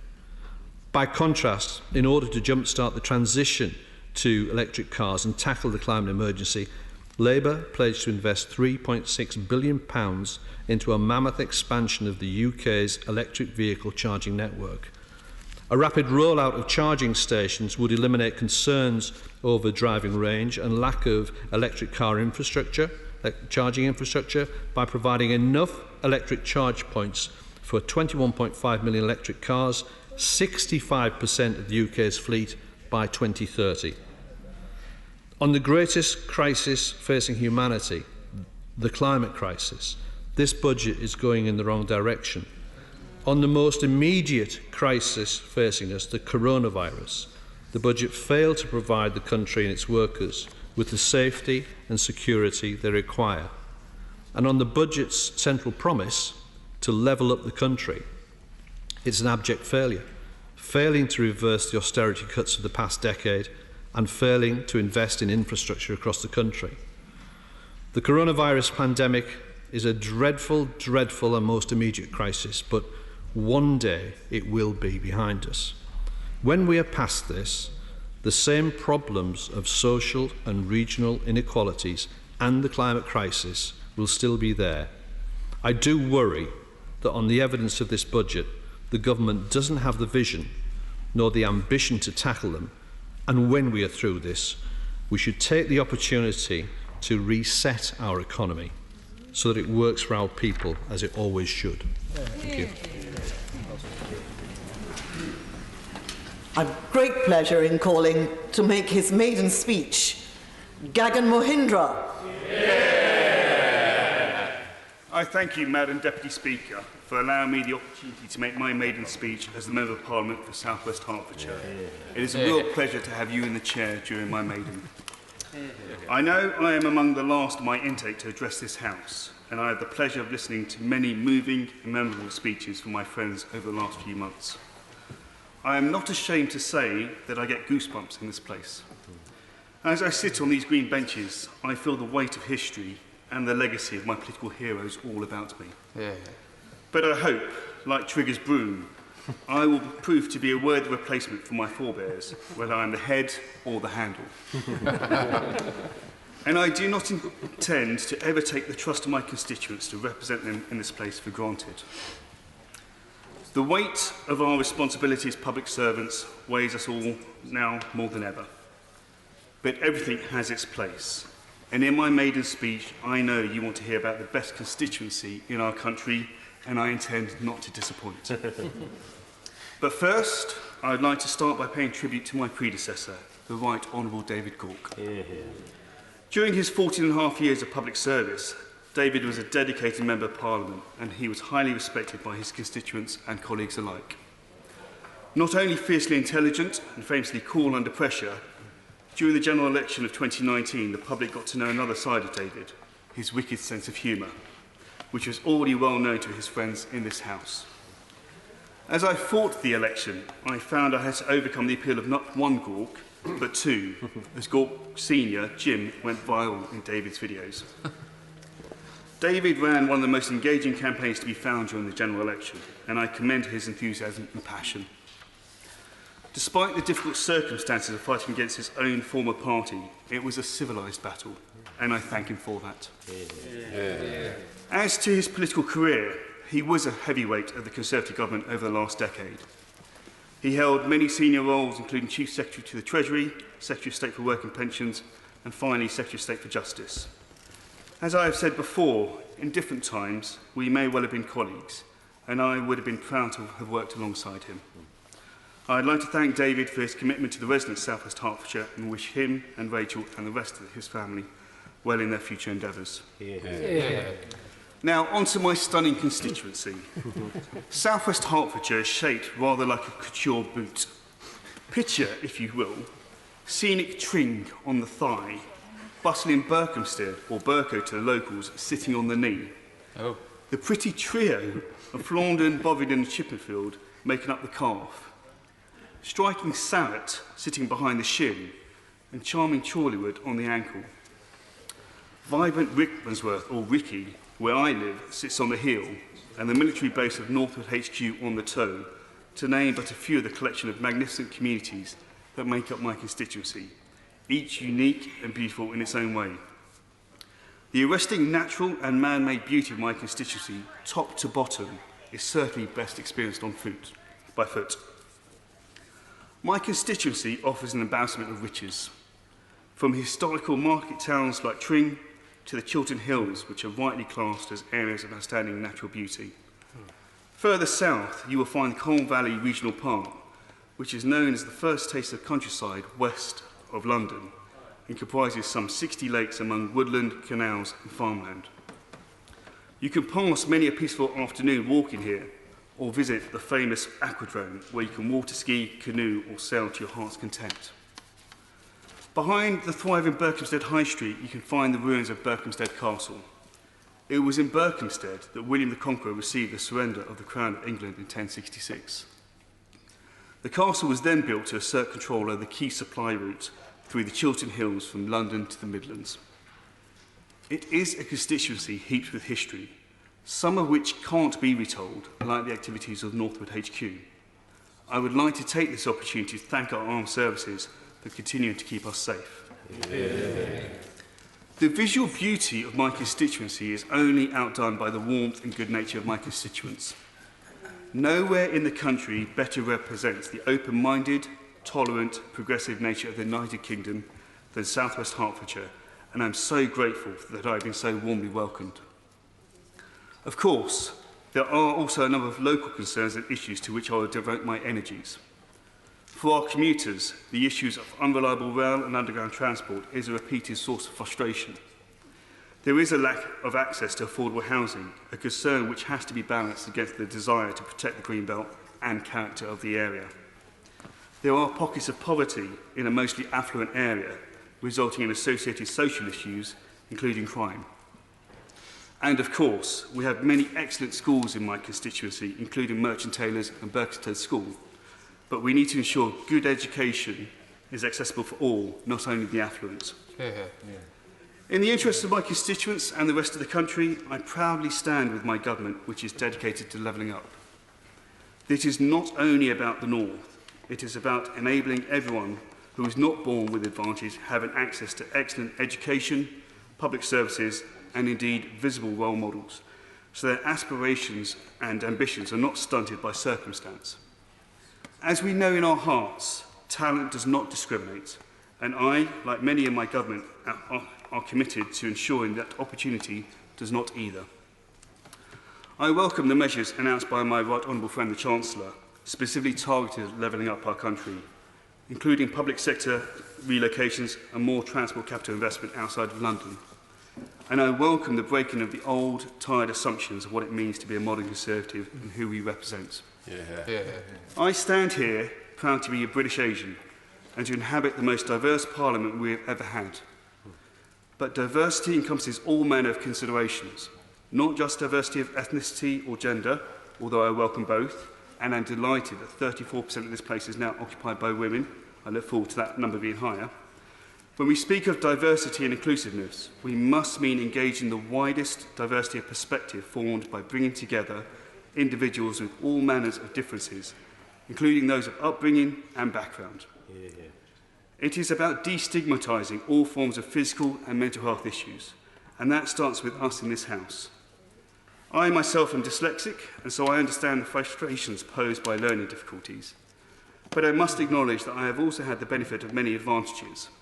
I understand that, like many of us in this place, I have been blessed with the good fortune to have self-belief and ambition nurtured in me both in home and the wider environment from my earliest days.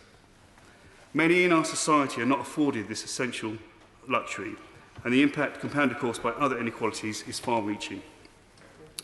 I am passionate about our commitments as a government to do our part to ensure that aspiration and self-belief is not a luxury item. This, to me, is the true meaning of levelling up. I look forward to seeing more and more faces in this House that represent our great country in all its guises. A final brief word on the situation we find ourselves responding to the outbreak of coronavirus across the globe. I am encouraged to already bear witness to many open-hearted and civic-minded examples of individuals coming together to help the more vulnerable and needy in our society during a testing time. I also commend the careful response of government based on scientific evidence and the budget measures announced last week and possibly later today, designed to protect vulnerable individuals and small businesses who will most need our assistance to navigate the coming months. Of course, I, alongside my colleagues, will be continuously monitoring how to best assist in our national efforts. Working alongside my constituents, every arm of the government, people from every walk of life and every corner of the United Kingdom, we will do what we have always done. We will overcome adversity together. It is the greatest honour to serve my country in a time of need. I and those in my position here in this place, I know, will do everything we can. Thank you, Madam Deputy Speaker, in indulging me during this debate. Stephen Flynn.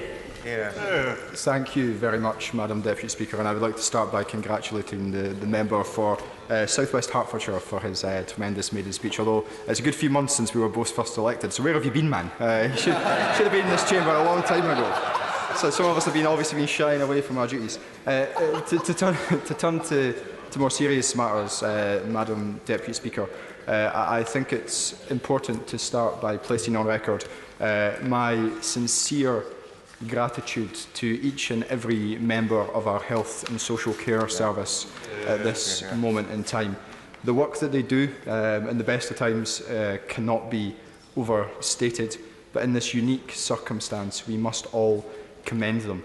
I know from first-hand experience through my friends and my direct close family who work in the care of others that the work that they do selflessly and they do with pride, and I want them to know that we on these benches are proud of their work.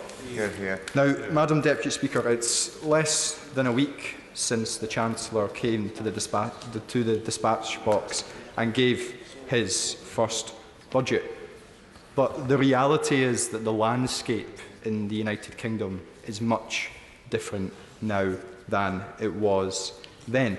And it seems almost inconsequential to be debating many of the finer details of the budget, given the ramifications of the ongoing coronavirus situation across these aisles, particularly when we bear in mind the fact that the OBR and the estimates that they made did not take into account the initial spending that was included by the government in relation to dealing with the coronavirus, let alone what I expect to see coming later on today. But we can and we must debate this budget in full because we still have the opportunity to encourage the government to do so much more.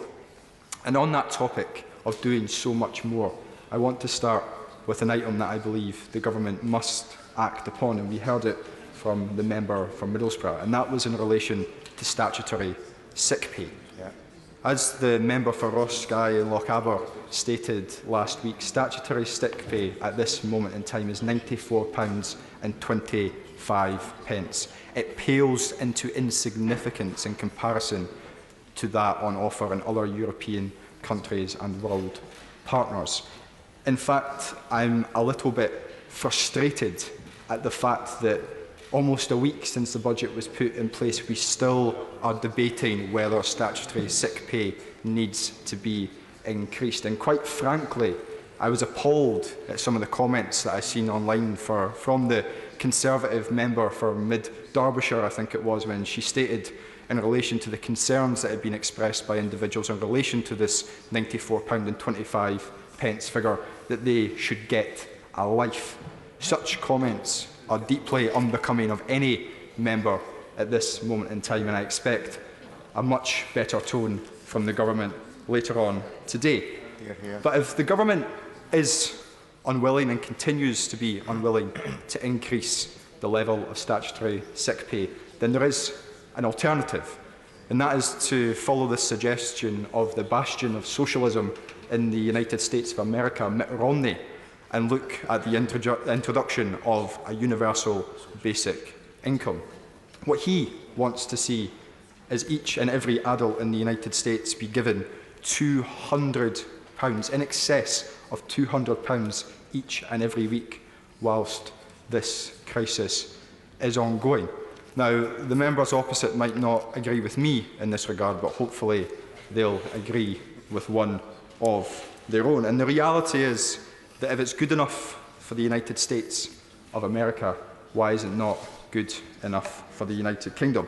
But if the answer is no to statutory sick pay and it's no to universal basic income, then why don't we look across the channel at what's been put in place in France by President Macron in relation to the suspension of gas, electricity, water and rent bills, or further afield to New Zealand, where we've seen the doubling of the winter energy payment.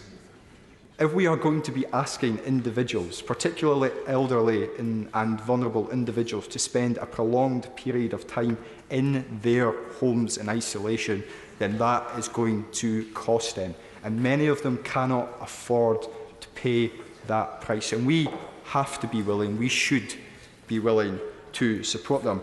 And that is particularly the case for my part of the world in the northeast of Scotland, where, quite frankly, at this moment in time, it's still Baltic. We cannot simply ask people to stay in their houses without offering them adequate support.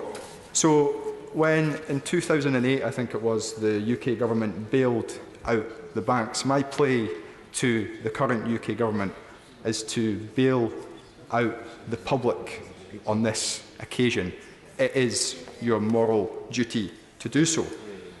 But the public sphere extends beyond individual citizens, and indeed it encapsulates businesses too. And we've heard from members across the chamber today in and around the fact that we have all been inundated with concerns from businesses in and around the words of the Prime Minister yesterday in relation to the fact that individuals should not visit many of the hospitality venues on offer across this United Kingdom. Well, the reality is that words need to be met with action. We need the government to come forward today with real, clear action that they will state that these businesses have to be closed so that these companies, individuals, can access the insurance that they require. But we may even need to go further than that as well. As it stands, the business rates relief on offer simply will not cut it. And we've heard from other members in and around the fact, and I think it was the member for Stirling in an earlier contribution mentioned the fact that we need to seriously look at the government becoming the insurer of last resort to protect all businesses across this United Kingdom, to ensure that no business fails on our watch at this moment in time or in the current months. And there is, of course, the opportunity for the government to go one step further too, and I think it was the member for Middlesbrough also referenced the fact that when it comes to multi-billion-pound bailouts, many of which have been proposed by those in the private sector in recent days, that we should, in all seriousness, be looking at not necessarily bailing them out, but taking the keys which would have a short-term protection but also a long-term benefit for this country. So there is so much that can be done for the business community, and I think that the government needs to think seriously in that regard. But where I want to finish, Madam Deputy Speaker, because I am very conscious of time, is in relation to the North East of Scotland. We aren't just facing the coronavirus outbreak, we are also facing the harsh reality that the price of Brent crude oil this morning at 9 o'clock in the morning was below $30 a barrel. That is completely unsustainable going forward for that industry. Now, in the Chancellor's budget last week, there was not a peep in relation to oil and gas. Not a single mention, despite the fact that this price has been plummeting for a number of weeks now. There is a double whammy there, and that industry in the North East of Scotland needs to be protected. So when the government make their statement later on today, we must see protections put in place for the public. We need and we must see protections put in place for businesses. And we all must come together to ensure that the future prosperity of everyone on these islands is protected. Thank you very much, Madam Deputy Speaker. Madam Deputy Speaker, I would like to support the budget by my honourable friend, the Chancellor. We are facing, I think, an unprecedented and very difficult situation, but we are better able to deal with it because of the way the Conservative Party and, at an earlier stage, our coalition with the Liberal Democrats have managed the economy. And I think we need to give credit to George Osborne and to Philip Hammond, and Philip's got a lot of criticism because of his views on Europe, but actually he was a very fiscally conservative Chancellor. And the fact that even with the adjustments from the ONS, the budget deficit this year will be under 2%, gives us at least some room for manoeuvre in dealing with what is going to be a very difficult crisis. I welcome the increase in investment in the Chancellor's budget. I've always felt that we ought to be a bit more French in terms of big projects, because around some of the big projects, private enterprise can grow, and sometimes railways and ports and airports are necessary for an economy to grow. And I also welcome the investment in roads. Buses travel on roads, apparently, as well as cars.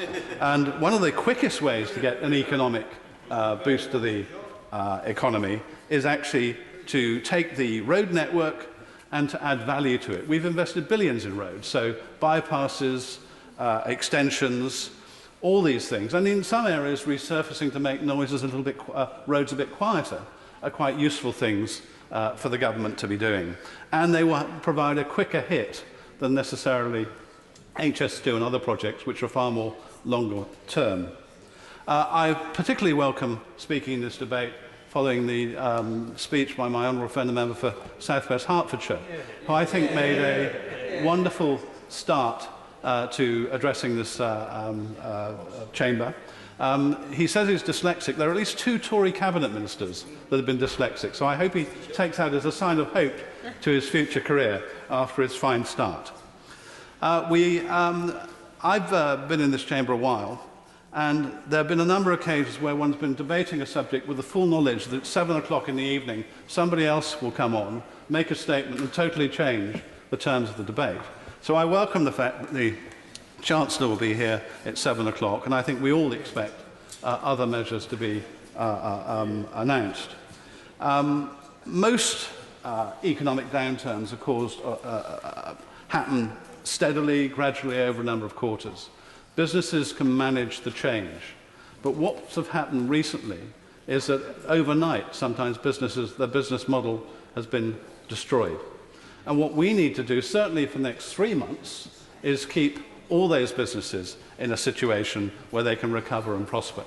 And that is going to require a lot of money and a lot of creative effort, but I'm sure that the government are up to it. And I look forward to hearing what the Chancellor is going to say at 7. But as I say, we're in a much better position because of some of the things that we've done in the past. We did have a big debate over austerity in 2010, and you know what? We won it, and we won the general election. And we had a debate in 2015, and you know what? We won it. We had a debate in 2017, and we just about won it.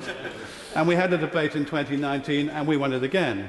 And I'm perfectly content for the Labour Party to argue with us on these terms, because it's 4-0 so far, and from what I can see, it will well certainly be 5-0 if they don't accept the British people understand when sometimes you have to balance the books. So I hope that we use the economic scope that we've got to provide the firepower to get the businesses through the next 2 or 3 months. And I'm confident that the government are doing the right thing in terms of what is a very difficult wicket. And I am confident that the fundamentals of our economy are sound, but what we mustn't do is let good, sound businesses be knocked down because of what is actually a short-term difficulty. Yvette Cooper. Thank you, Madam Deputy Speaker. We have seen nothing like this in our lifetimes, and to be in a situation where 6 days after the budget it is already out of date, to be at a time when there are, across the world, aeroplanes are being grounded, borders are being closed, people are staying at home, health services are gearing up, but workplaces are being frozen down. Just 2 months ago, we had barely heard of COVID-19, and since then, 6,500 people across the world have died from it. In China, now hundreds of millions of children are being educated at home, maybe online. In Italy, people are building makeshift hospitals, even tents to treat the sick. France has imposed a 2-week lockdown, and Ireland has closed all of its schools. The scale of the action that countries are having to take to deal with this global crisis feels overwhelming, and we are just at the start.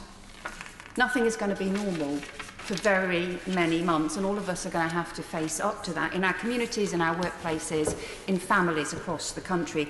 And right now that means a lot of people are feeling very worried. Parents are worried about whether or not they should be sending their kids to school. Pensioners are worried about whether they should be going out to the shops. Their sons and daughters are worrying about whether or not they should be visiting them.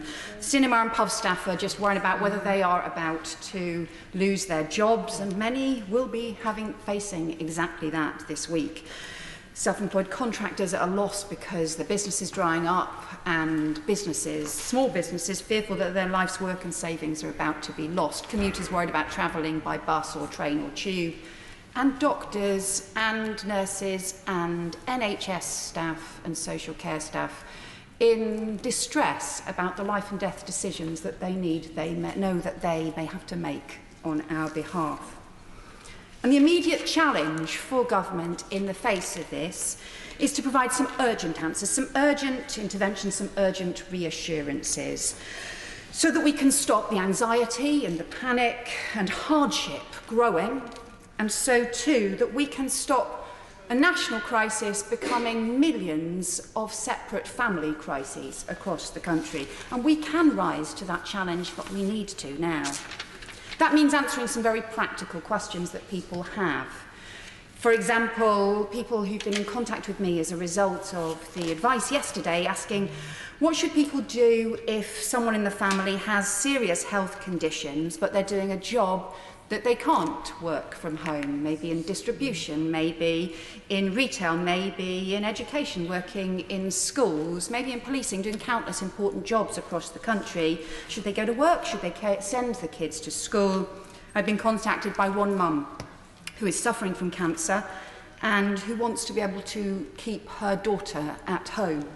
She and others need support and advice. What are the plans to deliver care and food and supplies for those who are going to be at home?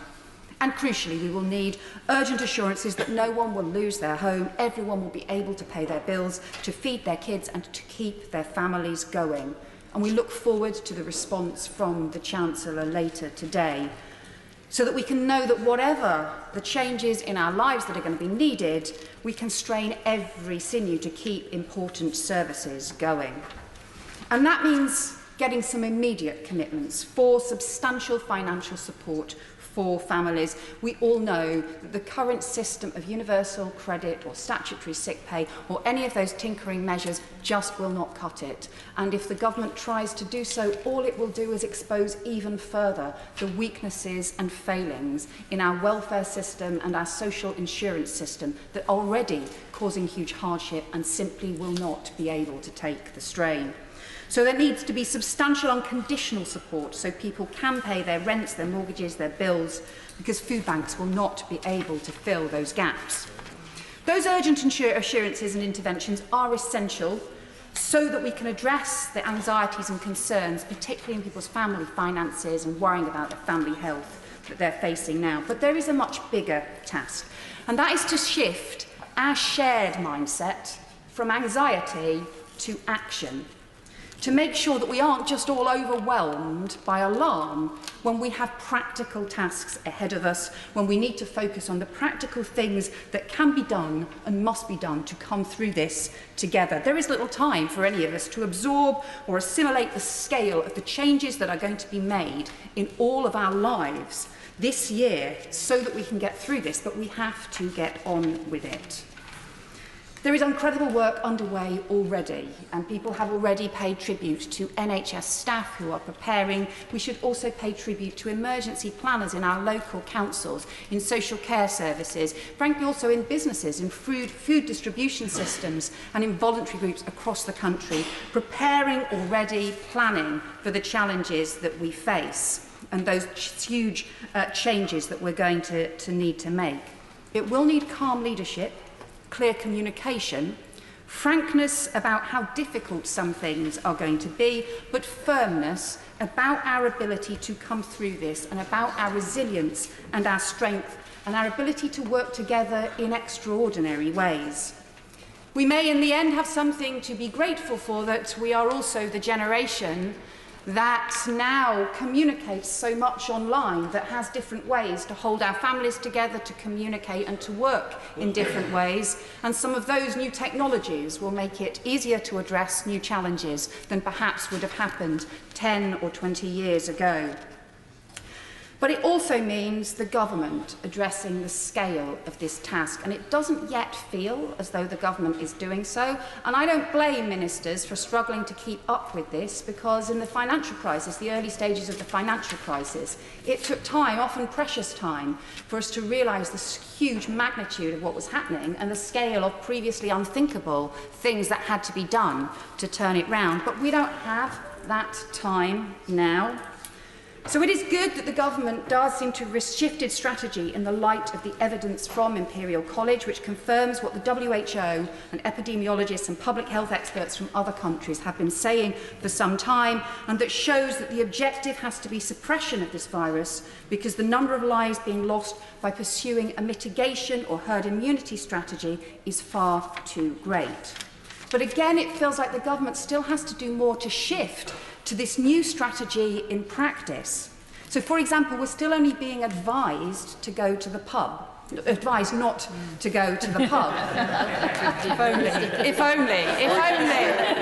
And it feels so, we're only being advised, and it feels a bit as if ministers are just being a little bit too squeamish to tell us what they need us to do and to tell the pubs what they need us to do. And my message to government ministers on that would be, frankly, get over it, because there's an awful lot more things you are going to have to tell us to do before this crisis is through.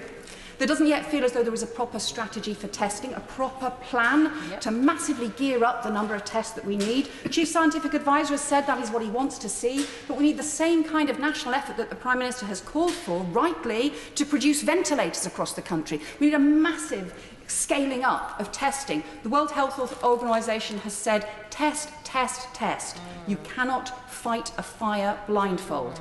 That is hugely what we need. Already I'm hearing from consultants who say that in some hospitals, 3/4 of elderly care consultants are currently self-isolating and cannot get access to tests to find out whether in fact they're fine and can get back to work when they are urgently needed. And if we're reliant on the information from hospitals to tell us what is happening on the scale of the spread, we will be 2 weeks behind the curve. We cannot afford to do this. We need to learn from what South Korea has done and have a massive mobilisation effort. And if the spread is accelerating, keeping schools running as normal is going to become impossible and seriously unwise. Given the reports from London hospitals about rising numbers of COVID-19 cases coming in through A&E, given the reports that we are 3 weeks behind Italy, we should be asking ourselves, what would Italy have done 3 weeks ago if they'd known? And that is what we have to face. So that means we need urgent plans in place now on how to close or scale down schools while keeping parents in vital services in work, while stopping grandparents just being drawn into childcare and exposed, while supporting families who depend on free school meals or those who have safeguarding risks. This is urgent. The budget itself was designed around the old strategy of mitigate and manage, or tinkering with sick pay or staff absences, when we are way past that point now. Entire sectors like travel, leisure and hospitality cannot function at a social distance. There are 1.9 million jobs in catering, restaurants, pubs, coffee shops. There are over 500,000 jobs in hotels and holiday accommodation. Those sectors just aren't sustainable, given the way we're going to have to operate and live our lives for at least the next few months. And how we support those sectors, how we support people who've been working in those sectors is going to be crucial. Yet other sectors like social care, food distribution will need to grow and change to meet communities' needs. Communities are going to have to support each other. But we cannot just stand back and hope that the free market will solve the kinds of systemic challenges that we now face. It will need emergency planning and a scale of intervention and funding that this government would never normally have contemplated. So I hope today, as well as talking more about the funding, emergency funding for the NHS, the Chancellor will announce a huge, big injection of emergency investment for local authorities so that they can support public health, emergency planning, housing, family support, social care and children's services. And they are now our crucial community actors, and they will need to urgently take on more staff to deliver the changes needed. And we need sectoral plans to make sure even something as simple as we still have community pubs to reopen again when this crisis is through. This is going to be a challenge. We all know and fear that those who are on lowest income will be hardest hit, and that will be a challenge for all of us. But we can do this, and we have the strength, we have the resilience, we have the ingenuity, we have the ideas. We will have to pull everyone together, not hit people apart. We will have to do things in new ways.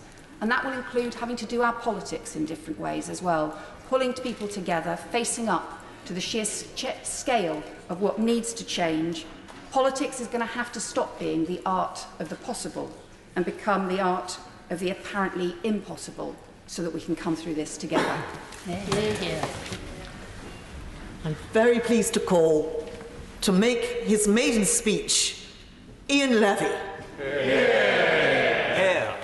Thank you, Madam Deputy Speaker. I would like to give my sincere sympathy to anyone affected by the coronavirus. And it is with immense pride that I take my place in this chamber and make my maiden speech as the first Conservative Member of Parliament since Blythe Valley was created in 1950. I would like to pay tribute to my predecessor, Ronnie Campbell, who served Blythe Valley in Parliament since 1987. Whilst we had many political differences, I know that he sought to represent the people of Blythe well, and I am honoured to take over that role. It is a remarkable area, and I will do all that I can to ensure that its people's, their concerns and their aspirations are heard here in Westminster. Blythe is, of course, the main town which gives its name to my constituency. My family have farmed the land there for generations, and it is part of my DNA. It is a town steeped in history, but one which is dramatic and forward-looking. A submarine port during both World Wars. The place where the world's first purpose-built aircraft carrier, the Ark Royal, was launched in 1915. But not forgetting the home of Blythe Spartans Football Club, and I'm so proud to wear that tie today. Built on coal mining and shipbuilding, Blythe is now at the forefront of developing renewable energy technologies, and the Port of Blythe will continue as an important role in trade after Brexit. Cramlington, also in the constituency, and the former home of the 36th Defence Squadron, which protected the north of England during the First World War, is one of the new towns that was built across the UK in the 1960s. This comparatively young town has a fantastic community spirit, and the residents have made their mark there in so many areas, including sport, arts and industry. I particularly enjoyed visiting the Blagdon Amateur Dramatic Panto Society earlier this year. Supposed to say, oh no, you didn't. And I was very impressed with the talents of a young group of people. A number of villages, including Hollywell, New Hartley, Seg Hill, Seaton Sluice and Seaton Delaval, also found in the area, more generally known as Seaton Valley. Seaton Valley, with its beautiful coastal scenes and stunning countryside, illustrates why Northumberland is one of the most beautiful places in the north, not just to live, but also to visit. The home of Arriga's Cafe since 1925, without doubt the best ice cream in the UK, well, at least according to my wife, who visits there regularly on a Sunday. It is also the birthplace of Captain William Smith, who discovered Antarctica on a worldwide voyage on his Blythe-built ship, the Williams. I started my working life in Blythe Market when I was 13. Leaving school at 16, I worked for the council as a gravedigger. Back then, you had to dig the graves by hand. There was no machines to do the job for you. When I was 21, the family suffered a major setback. My dad was knocked off his motorbike by a hit-and-run driver and never walked again. He became severely disabled, and with my brother and sister both away from home, I provided support to both my parents at this relatively young age. This made me acutely aware of the need to support carers and the challenges faced both by carers and the disabled people they look after. I eventually became a mental health nurse and assistant and worked for the NHS, a role I did and loved for over 20 years. My political journey began in 2016 when I became fed up with the state of my hometown and some of the long-suffering problems the area faced. After many months of complaining, my long-suffering wife Maureen told me, "Ian, shut up or do something about it." Recognising that I needed to act if I wanted to improve things, I wrote to the then Prime Minister David Cameron and joined the Conservative Party and started working for what I believed would be a better future for Blythe Valley. Looking back at my journey now, I am honoured and proud, as well as mildly surprised, to find myself representing the area I now call home down in here in Westminster.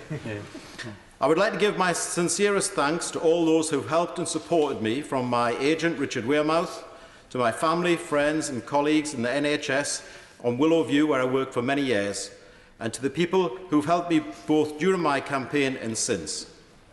I believe that my election proves that the Conservative Party is one of real opportunity. It doesn't matter if you are an Eton-educated son of an Earl, a council gravedigger or a nurse and assistant with the NHS. If you have a passion for improving things for people, then you are welcome with both arms. The people of Blythe Valley voted for change in December 2019. They share my ambition to energise the town centre through the Future High Streets Fund and a Blythe Town deal, to connect our towns, our communities with a new rail link and improved road network. They want to support our industries and ensure that our children in Blythe Valley have the skills to secure employment in a thriving local business. They want to see a revolution in green technology. The people of Blythe Valley will rise to the challenges and opportunities that our departure from the EU, and that is what they voted for, will bring. Well said.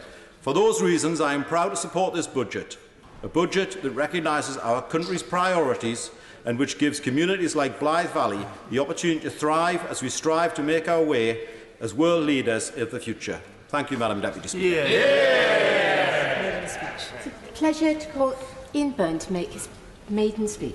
Madam Deputy Speaker. It is an immense privilege to stand in the House today as the Member of Parliament for Liverpool West Derby, the community that made me. With the coronavirus pandemic sweeping across the globe, this is a worrying time for the people that we represent across this House. In light of that, the speech I deliver today would be very different from the one I wrote 3 weeks ago. I'd like to start by thanking my predecessor, Stephen Twigg, for the service he gave to the West Derby constituency during his time in this House. I have heard from many people firsthand what a good constituency MP Stephen was and an excellent parliamentarian. And I'm sure the House would join me in wishing him every success in his post-parliamentary career. The constituency of West Derby has many notable sons and daughters, including Bessie Braddock, the formidable former Labour MP, who lived with their husband Jack on Zigzag Road in West Derby in 1942. West Derby is home to the Casbah Coffee Club, a legendary venue which played a huge role in the formation of the world's greatest band, the Beatles. And continuing the theme of world class, as an avid Liverpool fan, it would be remiss of me not to mention our legendary former manager and great socialist, Bill Shankly, who lived in West Derby opposite Liverpool's Melwood training ground. It is also the birthplace of currently the best right-back in the world, Trent Alexander-Arnold. And we have, in our current manager, Jurgen Klopp, a man who is showing more leadership and wisdom off the pitch during this crisis than some of our world leaders. I grew up in West Derby in the 70s against the backdrop of the industrialisation and Thatcher's government. Labelled the hardest nut to crack by the Tories and earmarked for managed decline, the Liverpool I grew up in knew the despair of joblessness and economic deprivation. It was a city on the brink, but one that dared to fight back. And I am proud that 35 years on, Liverpool's red wall stands firm.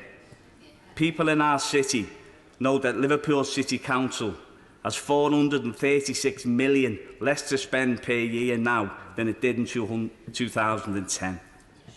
The same council that will be straining every sinew to keep its people's head above water despite being hollowed out by cuts. On the 15th of April 1989, at 17 years of age, I was in Leppings Lane at the FA Cup semi-final at Hillsborough. What happened that day, the aftermath and the smears against the families, survivors and the people of our city has profoundly shaped my life and my politics. The 30-year fight for truth and justice serves as a reminder now that when we pull together, the power of the people is greater than the people in power. But it should not have taken that fight to prove it. Our justice system still denies bereaved families a level playing field when they are taking on public authorities or the state. Deputy Madam Speaker, this is why we need the Hillsborough Law, to ensure working class people have access to the same tools that are available to the powerful. We now know that austerity was a political choice, and I know the human cost all too well. In 2015, I teamed up with my Evertonian mates Dave and Robbie to co-found Fans Supporting Food Banks, a grassroots initiative that puts football fans at the heart of the fight against food poverty. What started with 3 fans standing with a wheelie bin collecting tins of food outside the pub on match days now supplies 30% of all donations to North Liverpool food banks and has become an operation that stretches from Glasgow to London to Dublin. We've united people of different backgrounds, different faiths, even people who wear different colours of the game. Because our problems weren't caused by other working class people, but a rigged system propped up by the born-to-rule elite who only represent the interests of the 1%. A system that means 1.6 million people need help from a food bank in one of the richest countries on earth.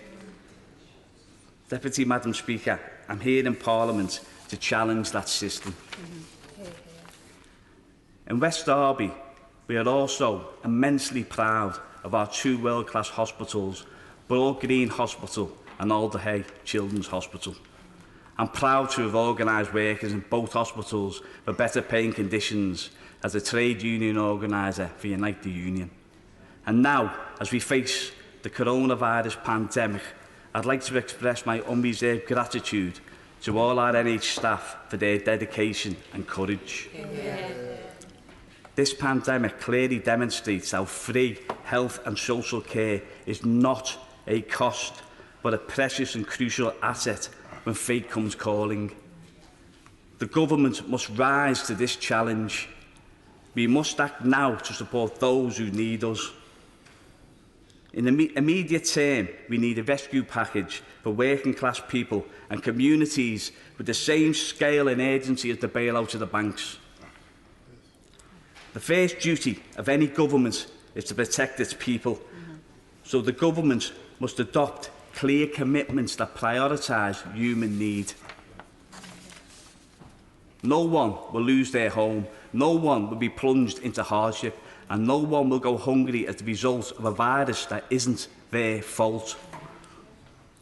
So I say to the government, now is not the time for half measures.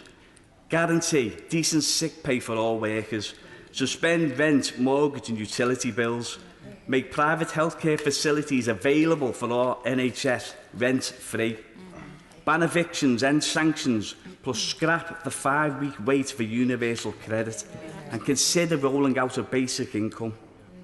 We can't leave it to the whims and the war priorities of the market. Only bold state intervention will see us through this crisis, if only we had the political will to act. Our demand must be an end to the broken political and economic model of the last 40 years. The reversal of the Thatcher doctrine will never be more critical in the coming weeks. Because, Deputy Madam Speaker, there is such thing as society, and we must shape that society so it places the health and needs of its people above the interest of profit. That is what socialism is. That is what humanity is. And without that, we are nothing. Thank you, Deputy Madam Speaker. Yeah. So, pleasure to call Mark Logan to make his maiden speech.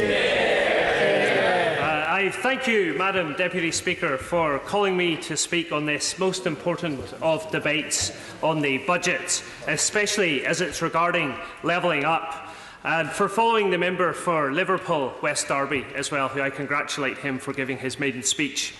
Madam Deputy Speaker, quite a few of these of us on these benches stand up and, before opening our mouths, have great visions of sounding thoroughly Churchillian. But with a strong Boltonian accent as mine, I'll not be trying too hard to imitate Churchill today. This is the greenest of days, St. Patrick's Day, and for many an evening I looked out onto the falling sun on Mount Slemish in my birthplace of Ballymena, the home of St. Patrick. Indeed, Madam Deputy Speaker, these benches are green, a colour evoking camouflage, restful, harmonious, self-effacing, a colour of modesty and humility. And I got that from the Parliament's intranet in the hope of sounding very cultured today. You see, Madam Deputy Speaker, the people of Bolton North East are a self-effacing and very humble people who nonetheless have a proud history, producing some of the greats like Bolton-educated Sir Ian McKellen, and home to the magnificent Hull of Wood Museum and historic St Maxentius Church in Bradshaw. My predecessor, Sir David Crosby, was elected in 1997, and he has many admirers in both Bolton and in Westminster. Sir David led on many campaigns, including to help save Bolton's fire stations, and over many years being a voice for improving railway services for the town. And I know the House will join me in wishing Sir David and family all the very best. Yeah. Despite being thrown into a global crisis at the beginning of 2020, I believe as a nation we must aspire to pull through together. It was aspiration in the midst of the post-World War crisis that led the United Kingdom to found the NHS, an aspiration that we have the breadth of shoulders to shoulder every one of our fellow countrymen in time of need. This virus is causing a global crisis, and yet I can feel that aspiration in every one of my fellow members, irrespective of which side of the House you're sat. I, you, we represent our 66 million people's united aspiration for security, prosperity, quality of life, and a dynamic, exciting future. For that is why we are here.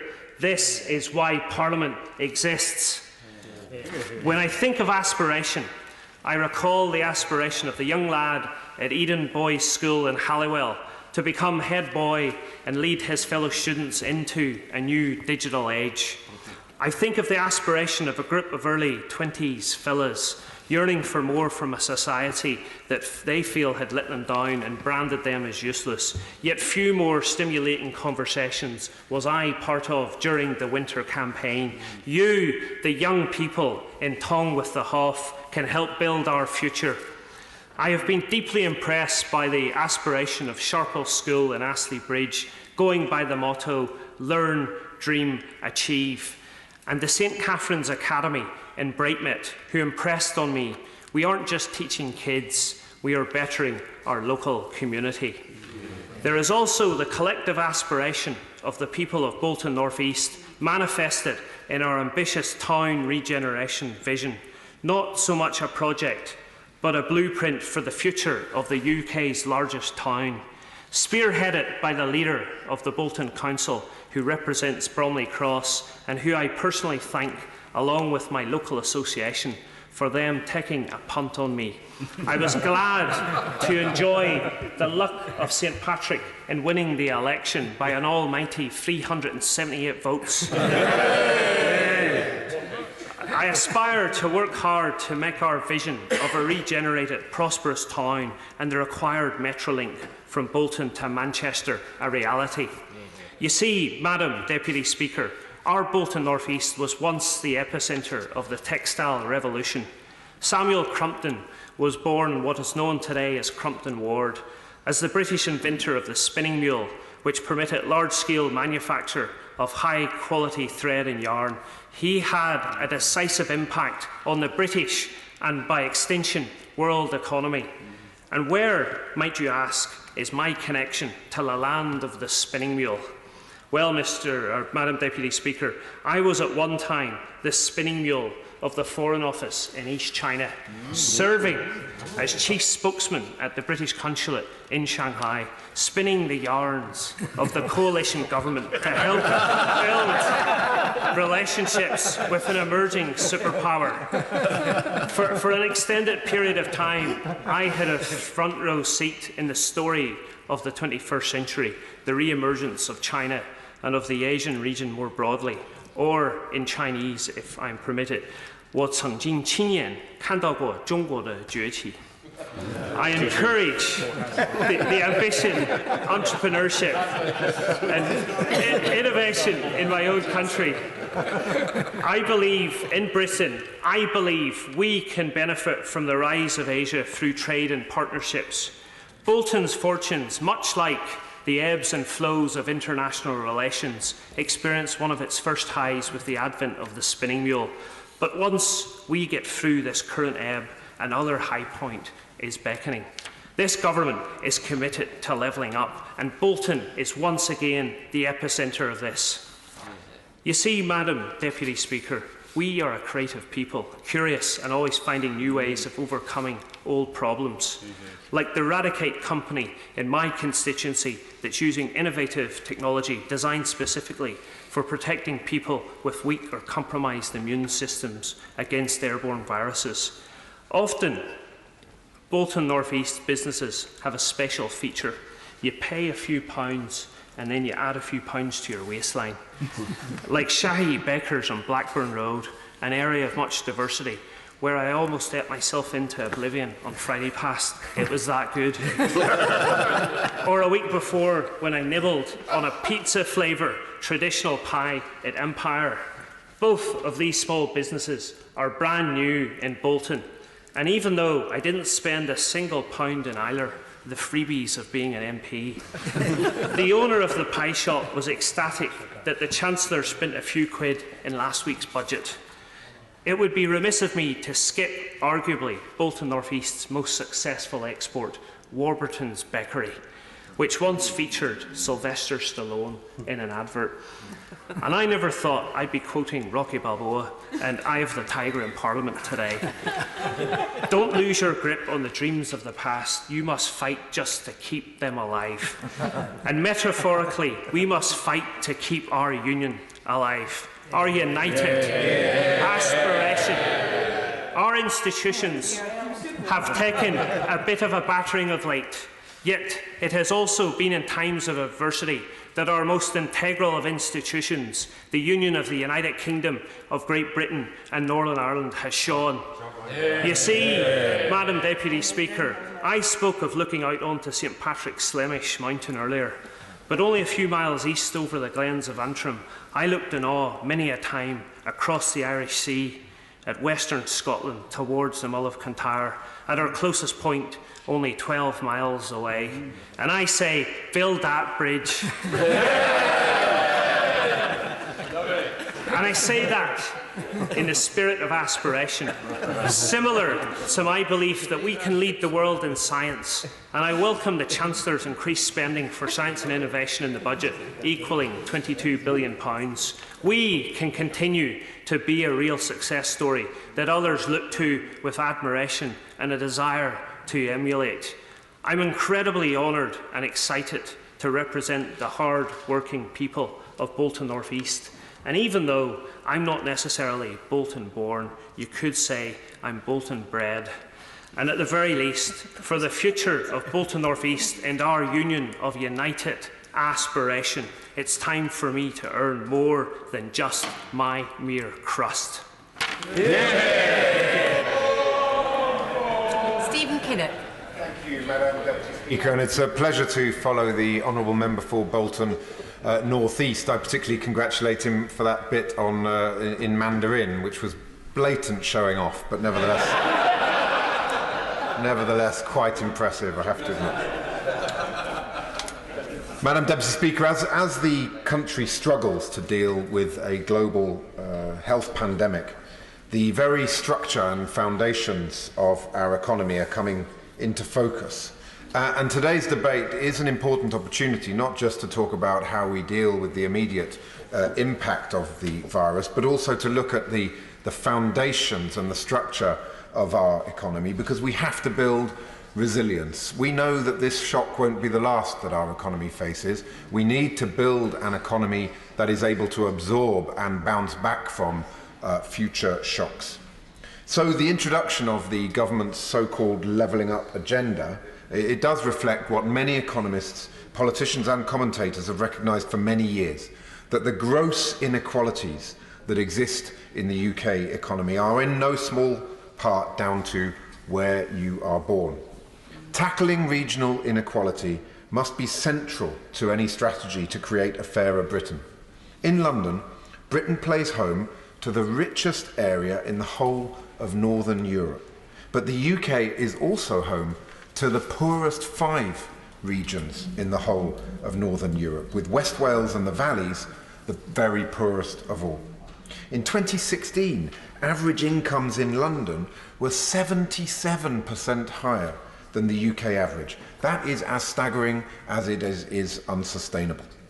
But we also need a commitment from government that they will bridge the widening gap between our cities and our towns. The economic story of the last 40 years has been one of a job market that has shifted from manufacturing to services, boosting metropolitan cities but leaving industrial towns bereft of opportunity, wealth, power, investment and a sense of security. Workplaces have also changed beyond recognition, with productive and meaningful industrial work evaporating and high streets being ripped up due to rapid technological change. A winner-takes-all post-18 education system has whisked certain people off, young people off to university, but has delivered nothing for those individuals and communities left behind. All of this has, of course, been compounded by a decade of self-defeating Tory austerity. A party that has responded to the seismic shifts that we're seeing in the global economy by treating industrial areas with a toxic mix of indifference and incompetence. But now, for electoral reasons, the Conservatives have put levelling up front and centre of their agenda. They know that their success in keeping hold of Leave voters in the North, Midlands and parts of Wales will be largely dependent on how they manage to transfer wealth and opportunity in those directions. That aim in itself is worthy, I suppose, but will the strategy succeed when the motives are skin deep? Let's look at the baby steps that the Conservatives made with this budget. Commitments on improving infrastructure and devolving power to city mayors are central to the Chancellor's promises. But the sense that you get of this budget is really a continuation of the city-centric model that the British economy is based on, and that has failed our economy for far too long, and our country for far too long. Plenty to say about Leeds, not that much to say about Lee. Policies for Birmingham, pittance for Bassetlaw. As a country, we need to be far more ambitious in tackling regional equality and in tackling the gaping chasm that exists between our towns and our cities. The likes of economist Paul Collier, the IPPR and the Industrial Communities Alliance have each identified important levers for this levelling up agenda. Across the board, there is recognition of the need to focus on local political autonomy. Whitehall simply cannot plan the economy of a distant area. It has to devolve more power everywhere, and not just via piecemeal city devolution deals. We also need a locally based finance industry. It was a huge mistake for the Bank of England to force the merger of regional banks. Local knowledge is essential in knowing where to lend. Then we need locally organised business communities working closely in lockstep with locally based college education. Local youth should be trained in pertinent skills which in turn help the surrounding firms. German tertiary education, for instance, has much stronger links with local business. For a decade, the Conservatives have failed those who don't go to university. Far from reviving vocational education, the government has poured money into universities which, as well as failing to defend free speech, have loaded students with debt and too often fail to provide them with any significant return on their investment. This cycle must be broken and must change. The government must also support clusters of industries that are emerging around the UK. For instance, steel and clean energy in South Wales, tech in Cambridge, chemicals in Hull, metals in Yorkshire. What we need is a comprehensive and integrated policy agenda. Investing in transport is important, but it will not suffice. A continuation of the city-centric model will lead to more social damage, increasing travel congestion, and will do nothing to green our economy. The most critical part of rebalancing our economy has to be a commitment to a modern manufacturing renaissance. UK manufacturing has been in decline for decades, dropping from 30% of GDP in the 1970s to a meagre 9% today. This is very much a political choice, it's not an act of God. In Germany, their manufacturing base has remained strong at over 20% of GDP, thanks to proactive government support, a proactive industrial strategy, and their economy is more resilient as a result. Of course, any successful UK manufacturing renaissance must be underpinned by a thriving UK steel industry. Steel is the backbone of the British economy. It is not a sunset industry, but a 21st century industry that continues to underpin our entire manufacturing base, from defence to aerospace, and in our everyday lives, from the houses we live in, to the offices we work in, to the trains, buses and cars that we travel in, including those new electric vehicles of the future. Steel jobs are well-paid manufacturing jobs, offering people in so-called left-behind communities real opportunities in life. Yet the Chancellor's budget did nothing to address the sky-high energy costs that are crippling the steel industry. UK steelmakers pay 80% more for their energy than their French counterparts, or tackling the extortionate business rates that are crippling our industry. If the UK government is serious about levelling up, steel simply must be front and centre of that strategy. Without its steel backbone, the British economy will not be able to stand up, let alone level up. Still no word, of course, as well on the UK Shared Prosperity Fund, which will replace EU development funding from 2021. The clock is ticking, but there is still no sign of the consultation on the fund, which the government promised at the end of 2018. Madam Deputy Speaker, levelling up cannot just be a buzzword.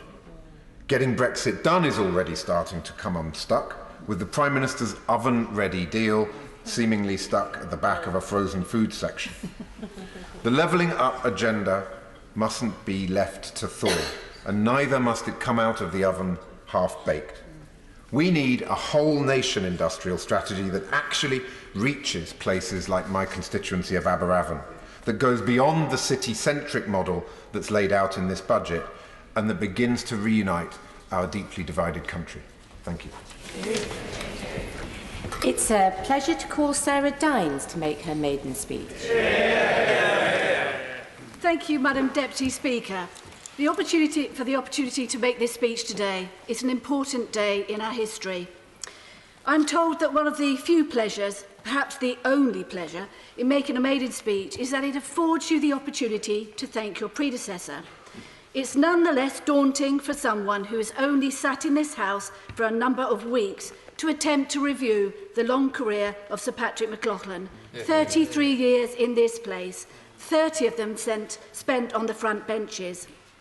Sir Patrick is much loved in the constituency. He assiduously balanced working hard on his constituents' behalf, as well as serving as a constant figure nationally. I'm very grateful to him personally for both going out of his way to help me settle into the constituency and for coming out on the campaign with me so often during the general election. He left big shoes, or in the case of Derbyshire in the rain of December, big Wellington boots to fill. In the course of my research, I had chance to read Chance Witness, the memoirs of another of my distinguished predecessors, Matthew Paris.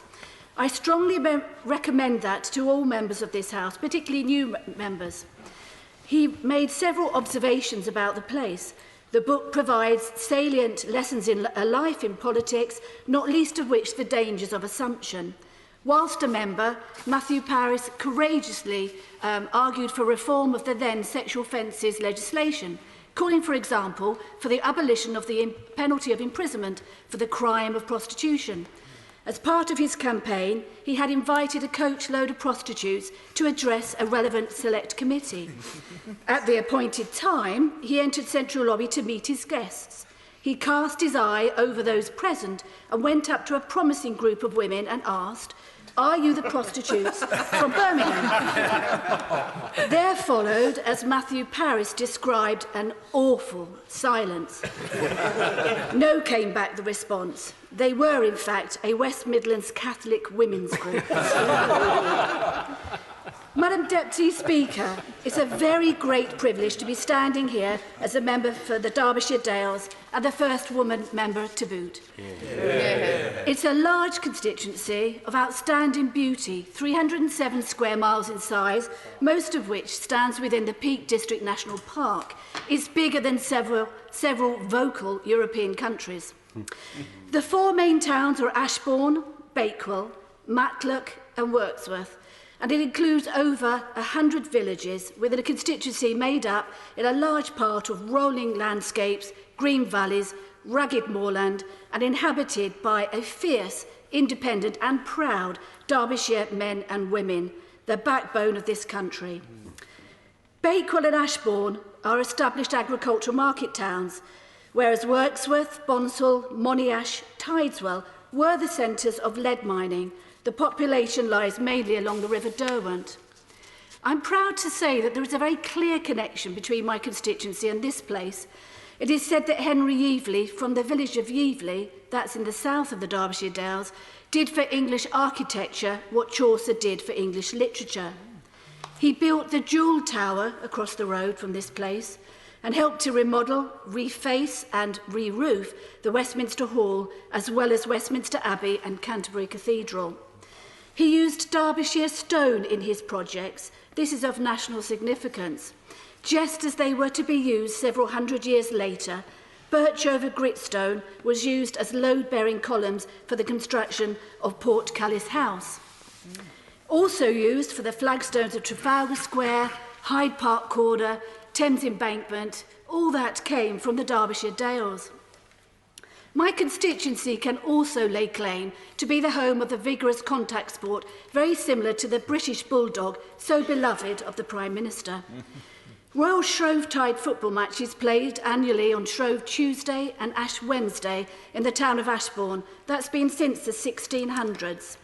It is played with a hand-sewn leather ball throughout the entire town, streets, fields and waterways, with sometimes over 5,000 people, divided into two teams, made up of those born to the north of Henwood Brook, the Uppards, and those born to the south of it, the proud Downards. The game is played over 8 hours, and the goals are 3 miles apart. It can be best described as a moving scrum with very few rules, the first and earliest of which is no murder. I know my right honourable friend, the Prime Minister, is not adverse to a rough and tumble, and cordially invite him to come and possibly participate incognito should he wish to come next Shrove time.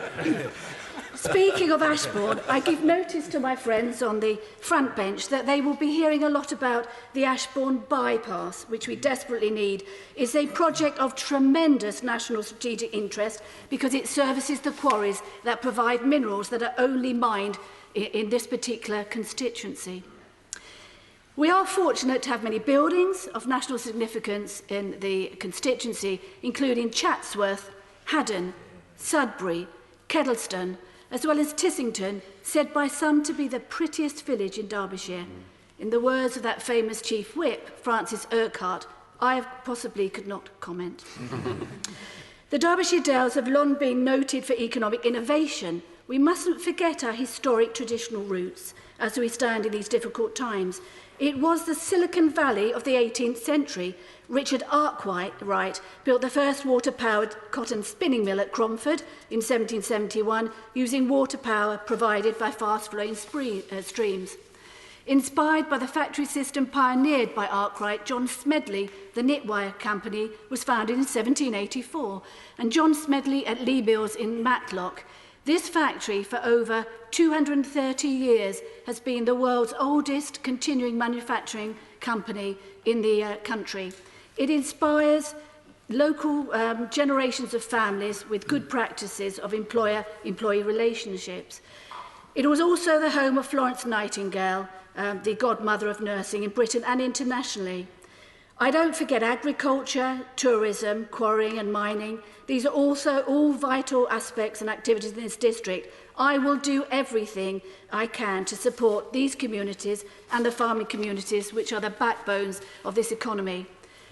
Derbyshire Dales is mineral rich. It has a long history of mining and quarrying. It shaped the landscape that built Britain over centuries. The long quarries in the constituency provide key materials that we need nationally for all sorts of manufacturing and capital projects. Also within the Derbyshire Dales are a variety of other world-class businesses ranging from family firms, artisan businesses and creative entrepreneurs. As a new candidate, I was duty-bound, of course, to sample the world-famous Bakewell pudding, Derbyshire oat cakes, outstanding English cheeses, such as Dovedale Blue, Hartington Stilton and Peakland White, all washed down by a variety of local beers, including Chatsworth Gold and Bakewell Best. Some had to be sampled several times, I'm afraid. Another example of the bespoke businesses in the Derbyshire Dales is the exquisite jewellery made by the world-class creative designer Jane Orton, an example of which I'm immensely proud to be wearing today. Madam Deputy Speaker, moving swiftly on if I can, I was honoured after my selection to attend a very large Remembrance Day parade of these proud people in Derbyshire Dales, just 2 days after I was selected. In so doing, we honoured the men and women of the armed services, many from Derbyshire, who lost their lives in the service of our country. It falls upon us to protect their reputation in the face of opportunistic and vexatious prosecutions. The security of this great country is not only entrusted to our gallant armed forces, we are also protected by our intelligence and security services, who are very often the unsung heroes of battles fought in the twilight and dark and in the cold. One hero in this field was Sir Maurice Oldfield, the 7th Director of the Secret Intelligence Service, back in the days when it did not officially exist. I took some time off during my election campaign to visit his birthplace in my constituency, the village of Yulgrave, as well as Overhaddon, the village where he grew up and where he is buried in St Anne's churchyard. A tenant farmer's son, Maurice Oldfield, was one of this country's most distinguished intelligence officers. He served at the height of the Cold War and was described by the arch-Soviet agent Kim Philby as formidable. He often returned to the area, Overhaddon, for weekends, as often as he could. He was noted for Derbyshire common sense. It's this sort of common sense that we need to embrace in the security and defence of the country in today's world. As for myself, Madam Deputy Speaker, I'm a Conservative by both nature and nurture. I was born into this tribe. My first association, back in what was then the nuclear-free Labour heartland of Basildon, was a family enterprise run by my mother from the kitchen table in our council house. She canvassed with me in the pram. At the age of 8, I delivered my first Conservative Party leaflet, and at the age of 17, I was part of the selection committee that launched the distinguished parliamentary career of my honourable friend, the member for Southend West, whom I'm delighted to see here today. Yeah. Madam Deputy, like so many on our side of the chamber, I am a living embodiment of Conservative policies, a working class, council-reared, comprehensive, school-educated Conservative, a product of Margaret Thatcher's blueprint for change. Yeah. Her vision socially and economically enfranchised millions of individuals across our country, presenting them with opportunities unavailable to previous generations. And I am one of those people. This country needs to continue to level up. For example, vocational guidance at my comprehensive school scoffed at my stated ambition to become a barrister, suggesting hairdressing instead. I pushed back at that arbitrary ceiling for girls and women then, just as I now push for the levelling up at the heart of this Prime Minister's vision for our country. I believe in free markets, free trade, the rule of law and meritocracy that made this country the greatest nation in the world. I am humbled to stand here today in this chamber, which has echoed with the speeches of many great people, including my hero, Margaret Thatcher, and the largely unsung heroes such as Erin Neve and Ian Gow, both tragically assassinated, and others who paved Margaret Thatcher's way. My politics are simple. I'm instinctively cautious of the encroachment of the state into the lives of everyday people. I believe that George Washington, an Englishman born in America, of course, got it right when he observed that government, like fire, is both a fearful master and a dangerous servant. It is our duty as legislators to act as an ever-vigilant fire brigade, keeping government in check and damping down its innately incendiary devices. My right honourable friend, the Prime Minister, has spoken up about levelling up. I, for one, could not agree more than that with him. In doing so, the Conservative Party would quite rightly claim the mantle of other historic movements such as the Levellers, those that like history, the 1640s and 1650s. They were the blue-collar Conservatives of their day, whose free market and social radicalism indelibly shaped so much of the parliamentary system and rights we have today. Their vision may have been a little too much for the Lord Protector Oliver Cromwell, but their time may well have come under this Prime Minister. Thank you for your patience, Madam Deputy Speaker, and that of the honourable and right honourable members here. It was a privilege to speak today, and I'm very proud to represent the people of the Derbyshire Dales. I hope that I might be able to catch your eye from time to time. Order. Just a reminder that we do really need to stick to the 7 minutes, or I will have to put a time limit on, which will be 7 minutes or even shorter. Alan Brown. Thank you, Madam Deputy Speaker. It's a pleasure to follow the honourable member for Derbyshire Dales, and I congratulate her in becoming the first female MP for the constituency for her delivery of her maiden speech, and I wish her well going forward. She says she embodies the working class Toryism, she's got Margaret Thatcher as a hero, so that's a concept I've still to get my head round, to be honest, but I wish her well. Madam Deputy Speaker, I was a civil engineer before I came in this place, so I'm instinctively in favour of infrastructure investment, so I do welcome this government's pledge to increase investment in infrastructure. Infrastructure investment can be truly transformational.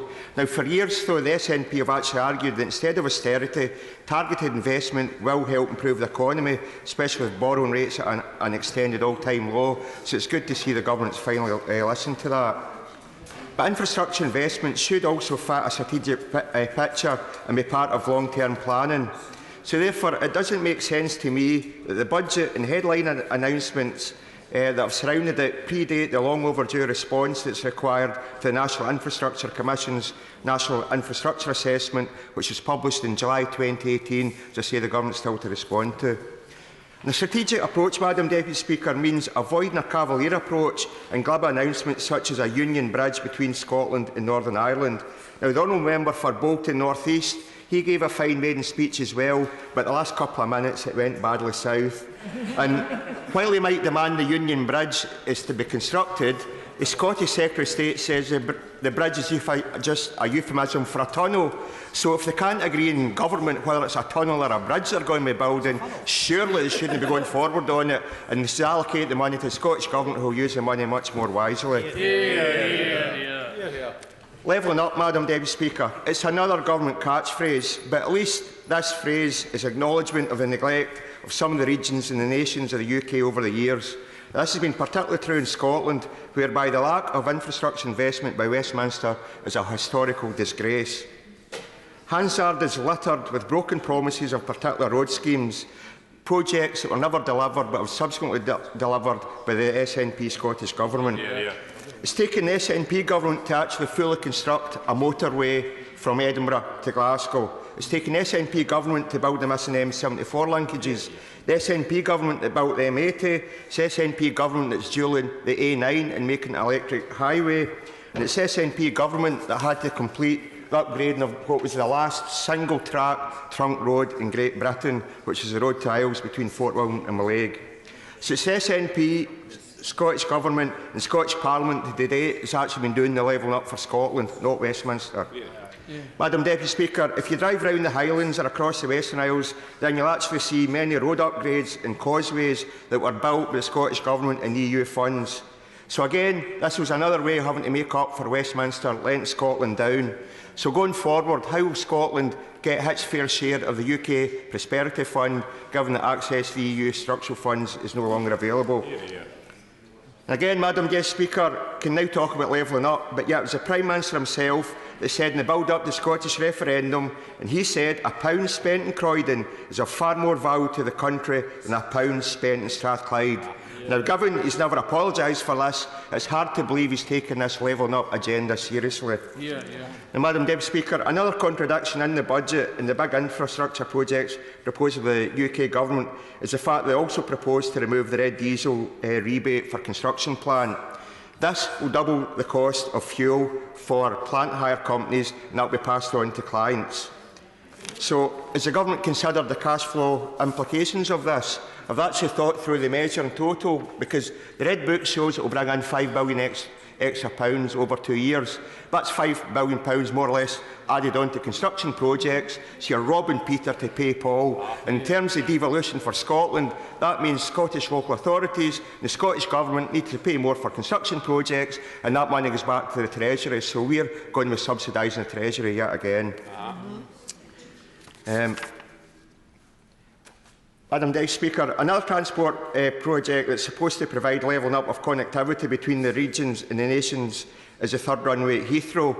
And yet, when the UK Government lost in the court there because they didn't allow for the aviation emissions in line with the Paris Agreement, they'll now turn around and say it doesn't matter, it's private investment, it's up to Heathrow to sort it out. Well, it's not up to Heathrow to sort it out, it's up to the UK Government to do that, because they've got responsibility for climate change, and they should follow Scottish Government's lead and include aviation emissions in their net zero target. And also, if they're clear about levelling up, Madam Deputy Speaker, where's the public service obligations that would protect the extra slots if the Heathrow third runway goes ahead? That's another vital part of that connectivity. And then, Madam Deputy Speaker, with high-speed rail 2, where's the levelling up when it starts in London and the first phase goes to Birmingham? When we do the London Crewe section, then trains travelling on that are going to travel slower between Crewe and Scotland because they can't go as fast in the existing main line. So how is that a levelling up when we get a poorer service once the high-speed trains are up and running? And where's our Barnett consequentials? Roughly £750 million today is due. Give us that money and we can go on with our own infrastructure projects. Madam Deputy Speaker, this government's got a big job to do to hit its net zero targets in carbon by 2050, and this will mean further strategic infrastructure investment, which needs to be done correctly to achieve this levelling up. So this means investment in energy infrastructure. And again, we're waiting on the white paper from the government. When is this coming, and when we're going to get a coherent energy policy? One that looks at energy efficiency measures being part of our national infrastructure project. The National Infrastructure Commission has long called for this. The Bees Committee has called for this. And the Scottish Government has led the way, spending 4 times per capita compared to the UK Government. We need to see CCS proposals. The current budget proposals are too vague, and we need to end this nuclear obsession. Paying £92.50 per megawatt hour for a strike rate for Hinkley for 35 years compared to just £40 per megawatt hour for offshore wind for a 15-year concession is completely illogical. We need to invest in renewable energy. And, Madam Deputy Speaker, I'll finish with saying broadband and mobile coverage. We need a levelling up there. The proposed infill still leaves Scotland behind. The UK Government's only contributing £21 million out of a £600 million programme for the R100 programme. So when are we getting the levelling up? Scotland's got a landmass roughly 60% the size of England's landmass, and yet we will only get 18% of funding compared to England from the UK Government. That's not levelling up. It's up. If Westminster was serious about levelling up, they'd make up for these deficiencies. And, Madam Deputy Speaker, if they're not willing to level up, then let Scotland become an independent country and we'll level up on our own terms. John Stevenson. Thank you, Madam Deputy Speaker.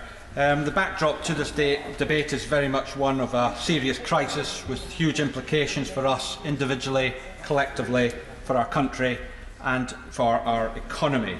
And before I actually touch upon the budget itself and the purpose of today's debate, I just want to make one observation. The overwhelming majority of the people of this country are employed by small and medium-sized businesses. People's mortgages depend on it, their lifestyles, their standard of living, and indeed the wealth of this country very much depends upon small and medium-sized businesses. And therefore, when we are looking at this crisis, and when the Chancellor makes his statement later this evening, I hope he will very much concentrate on the lifeblood and the success of those businesses, because otherwise it will be very detrimental to the long-term health and success of this country. Turning specifically to the budget, I'd just like to make 3 comments. Firstly, one of support and encouragement to the government. Secondly, one of hope. And thirdly, a word of caution for somebody who is a strong supporter of the government. I very much give support, and indeed I congratulate the government on the serious amount of capital investment which they are proposing for the regions and not just for the north. I think it is widely recognised that this is badly needed, and indeed many people would suggest that it is actually long overdue. But I think the important thing is that it must not be a splurge. We must not see a surge of money going into investment and then all of a sudden a famine in a few years' time. What we need is consistent and maintained investment for many, many years, indeed beyond this Parliament, and I would suggest we should almost be suggesting that this is a cross-party initiative because it may well go beyond a Conservative government. But if we are to see real change in our regions and real change in the north, in our roads, our rail, our airports, in digital and skills, we need a sustained period of investment. And through that investment, what we ultimately want to do is create an environment for business to thrive. And in many respects, the success of this investment will not be the new roads, new rail, etc. It will be whether or not there is private sector investment following government and taxpayers' investment. We want to see private sector jobs, wealth creation in the north, and indeed, I think what I want to see is people not wanting to come to London for their careers, but wanting to go to other parts of the country for their careers. And I also think, as a word of warning, we should always remember that governments do not create wealth. It is business and the private sector that does so. And I also support the government's review of the Green Book. I think this is, again, long overdue, extremely welcome, and it will create a real opportunity to see investment go into places that otherwise have wrongly missed out in the past. My second point is about hope. It's hope that the government has real ambition to change our public services and our complicated tax system. I hope that we have the ambition to reform social care and to look at other public services and how we can improve their performance and develop them for the future. And I hope that we have true reform of local government and real devolution to the regions so that they can make their own decisions and own investments and have some self-governance in the way that we haven't seen in our regions for many, many years. And also to see some reform to the taxation system, to make it efficient, fair, and to make a real contribution to the economy. Less tinkering, more simplicity. And if I give one specific example, I would suggest looking at reform of inheritance tax. A tax that is disliked by many, many people, by those who are going to pay it, by those who are not going to pay it, and indeed for future generations who think their parents may pay it or they themselves may have to pay it. I think it's not a tax that raises a huge amount of income for the Treasury, but it is one that through some simplicity and some changes could actually be fairer and at the same time generate greater money for the Treasury. And finally, a word of caution. I appreciate that we have a very serious crisis going on at this moment in time, and I recognise that the government will be looking to supply a great deal of fund and support for business, for individuals, for organisations up and down the country. But I am a fiscal conservative, and I do in the long run believe that we must live within our means and that we must have balanced budgets. We cannot borrow forever. And if you look at other economies around the world, those that are debt-laden economies do not function as well. And if you look back to the 2008 crisis, the borrowing at that time was £40 billion a year. And that was after 16 years of economic growth, but yet the government at that time was still borrowing instead of repaying debt. We have had 10 years of growth, and we still have a substantial budget deficit. And the danger for us is, if at some point in the future there is a rising interest payments, this will have a very detrimental effect to the state of our nation's finances. And they may well rise at some point and unexpectedly in the way that other things can hit an economy out of the blue. So therefore, I'd also suggest to government in their plans, they have plans for future annual growth in the economy. But we must always remember that recessions will happen. And indeed, given the present crisis, a recession may already be underway. So we have to be prudent in the long run to make sure that the nation's finances do stack up so that we have the firepower to deal with downturns when they do come. And just a final point, prudence is a virtue, and it is one which I believe the government should follow. Gerald Jones. Thank you, Deputy Speaker. Whilst the investment this budget provides in our public services is welcome, it does not go far enough and does not bring our public services and local authorities back to a level that we saw before this decade of austerity began in 2010. Our councils and public services are suffering and need some genuine hope that austerity really has ended. The government's new commitment to borrowing to invest set out in this budget shows that the past decade of austerity was a failed experiment, and ultimately that our communities and public services endured a long decade of hardship and immense pressure for a political choice.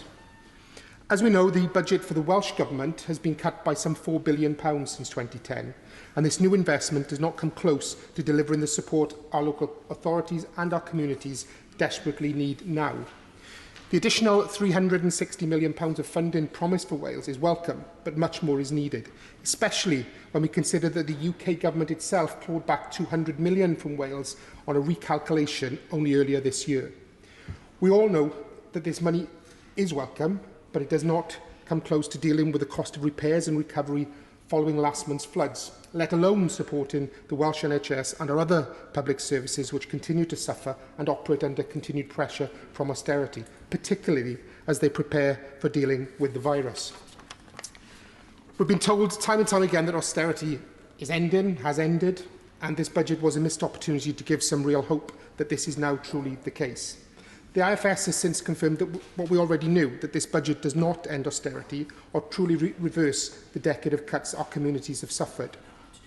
With regards to the virus, whilst the extra package of support to help the Welsh Government deal with the outbreak in Wales announced by the Treasury is welcome, we need clarity on exactly what will be provided and when, so that Wales can be prepared for the next stage of the spread, especially when the Welsh NHS is already under significant pressure from operating on the budgets that we've endured since 2010. We have concerns around the impact on the training-based apprenticeships and on training providers, trainees and apprentices. Obviously, a lot of that is a devolved area, but we need much more support from the UK government to ensure that Wales is able to meet its responsibilities in these areas. Madam Deputy Speaker, due to the unprecedented nature of the spread of this virus and its devastating impact on businesses, communities and, crucially, families, I urge the Chancellor to bring forward emergency measures to support jobs, small businesses, including pubs and restaurants, and also the most vulnerable in our society as we all attempt to weather this increasingly serious and constantly changing situation. Hello, yeah. I'm extremely grateful to my friend for giving way. Would you also agree with me that not just support for small business, but also one-person businesses? I've been inundated from constituents who run just a business by themselves. They don't qualify for much of this support. So hopefully today the Chancellor will make that announcement, because very many people are desperate for that help moving forward. I would absolutely agree with my honourable friend, and in fact I had a very similar email from a constituent of mine only yesterday with very similar problems. It is indeed appropriate, and hopefully will be the case that the Chancellor will bring forward some measures later today, or indeed in the very near future. I indeed welcome the Welsh Labour Government for its response to the outbreak, which has seen a £200 million emergency package provided to support retail, leisure and hospitality businesses across Wales suffering due to the outbreak. We must also support our food banks in the coming months when, in fact, as we know, they will be needed much more than ever. With regards to the recent flooding, Madam Deputy Speaker, it was shocking that the Chancellor made no mention of Wales whatsoever when talking about the damage from last month's flooding. Communities in Merthyr Tydfil and Rymney and across Wales were some of the hardest hit by last month's storms. And the funding we desperately need to recover must now be forthcoming, as it has been promised, indeed, by the Prime Minister. The cost of the initial repairs is estimated to be over £15 million, even in my constituency alone, and we need assurances that Wales will not lose out and will get the funding it needs for our communities and businesses to recover. As my honourable friend, the member for Avon mentioned earlier, it's alarming not to hear anything in the budget with regards to progress on how EU development funding will be replaced at the end of the year. There are just 9 months to go until the EU development funding programmes end, and we still have not had any information or clarity from the government on how the funding streams will be replaced, or any clarity on the proposed Shared Prosperity Fund. We've had months of members on both sides of the House call in for clarity on this fund, and the people of Wales need answers. There is a gap of well over £300 million in EU funds for the government to fill, and the government cannot hide or kick this into the long grass any longer. Our public services, our local authorities and businesses need assurance, and they must be given time to prepare for the transition. And I urge the Minister to give us clarity on this and confirm that it will be not a penny lost, not a penny less, not a power lost, as we've been promised time and time again. In conclusion, Madam Deputy Speaker, I welcome the measures introduced so far to help our communities and businesses cope with the current situation with COVID-19. And I want to praise the Welsh Government in particular, and local authorities and community organisations in Wales and across the UK for the way they've responded to the virus and sought to protect the most vulnerable among us, as well as the incredible acts of kindness and compassion we've seen from so many residents, and I know all members are seeing this in their communities as well as the community initiatives as we endeavour to help those who need it most. And we will, unfortunately, need much more of this in the coming months. Finally, I urge the Chancellor and the Government to take the decisive action needed and required to protect those who will be hit hardest by the virus outbreak and who do not have the means to support themselves. Removing the 5-week wait on universal credit and supporting our self-employed workers with a realistic statutory sick pay would be a good start. And I hope the Minister will show that this message and the calls from other honourable members have been heard, and that the Government will now do what is necessary in this increasingly severe and fast-moving situation. Suzanne Webb. Thank you, Madam Deputy Speaker. It is a pleasure to have the opportunity to speak in this debate, being part of a government who understands its fiscal responsibility, producing a budget which delivers on its promises to the British people, delivering a budget which lays the foundation of prosperity for tomorrow. Firm economic foundations which I'm grateful for, as the economy and this budget is currently overshadowed by coronavirus.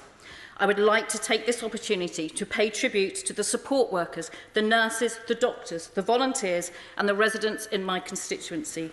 I am immensely proud of you all. A community which has come into its own during this incomparable crisis with a sense of true British keep calm and carry on spirit, helping those most vulnerable and in need. I would expect nothing but this from my brilliant constituents. Last night, when thinking of speaking in this debate, I thought at first that my heart would not be in it due to the pressing crisis, but instead it has highlighted the importance of this government's budget. A budget about levelling up and getting Britain building. A budget whose foundations will see us through this crisis. Levelling up has been compared by some in the media to be the verbal equivalent of polyfiller or mere political jargon. But levelling up has been taking place for the last 3 years in the urban West Midlands with not an ounce of polyfiller in sight. And so far, for this debate, I want to specifically focus on the urban West Midlands. After decades of losing out and falling behind after successive Labour councils across the region failed to working effectively together, the urban West Midlands is starting to catch up. This is without doubt because in 2017, first time in the making, the West Midlands elected a mayor that of course was Andy Street. A mayor who recognised the need to level up as the people in the West Midlands had fallen behind London, Manchester and other cities. His approach has secured £2.3 billion of extra funding from central government to do this, brought jobs and investment to the West Midlands, secured investment from overseas companies, brought together the team to secure investment from the government to ensure the Commonwealth Games would be hosted in Birmingham. It's seen the urban West Midlands on the cusp of economic renaissance. I want to spend just a few minutes to politely correct a few of comments made by the Right Honourable Member for Birmingham Hodge Hill last week. He asked for some evidence of Andy Street's influence, and I'm happy to oblige. £350 million for building homes on brownfield sites, £210 million for expanding the metro, £150 million for apprenticeships and skills, £30 million for new bus routes, £10 million to tackle rough sleeping, and £250 million for improving our high streets. There is more. The Honourable Member mentioned unemployment. Unemployment in the West Midlands has fallen by nearly 50% since 2010. And in the years Andy Street has been mayor, 97,000 new jobs have been created on their nearly 7,000 new businesses. Nearly 50,000 people have started apprenticeships too. The Honourable Member mentioned housing. Over 31,000 homes have been built across the West Midlands since Andy became mayor. That is 42% rise, and as I said last week, he smashed his own target of 25,000.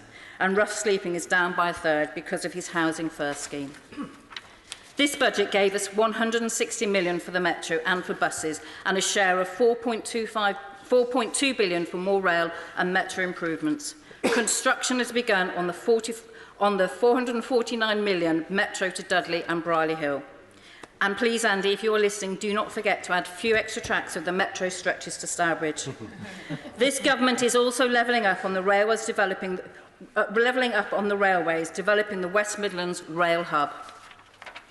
The West Midlands has been levelling up for the last 3 years, and thanks to this government, it will continue for its future.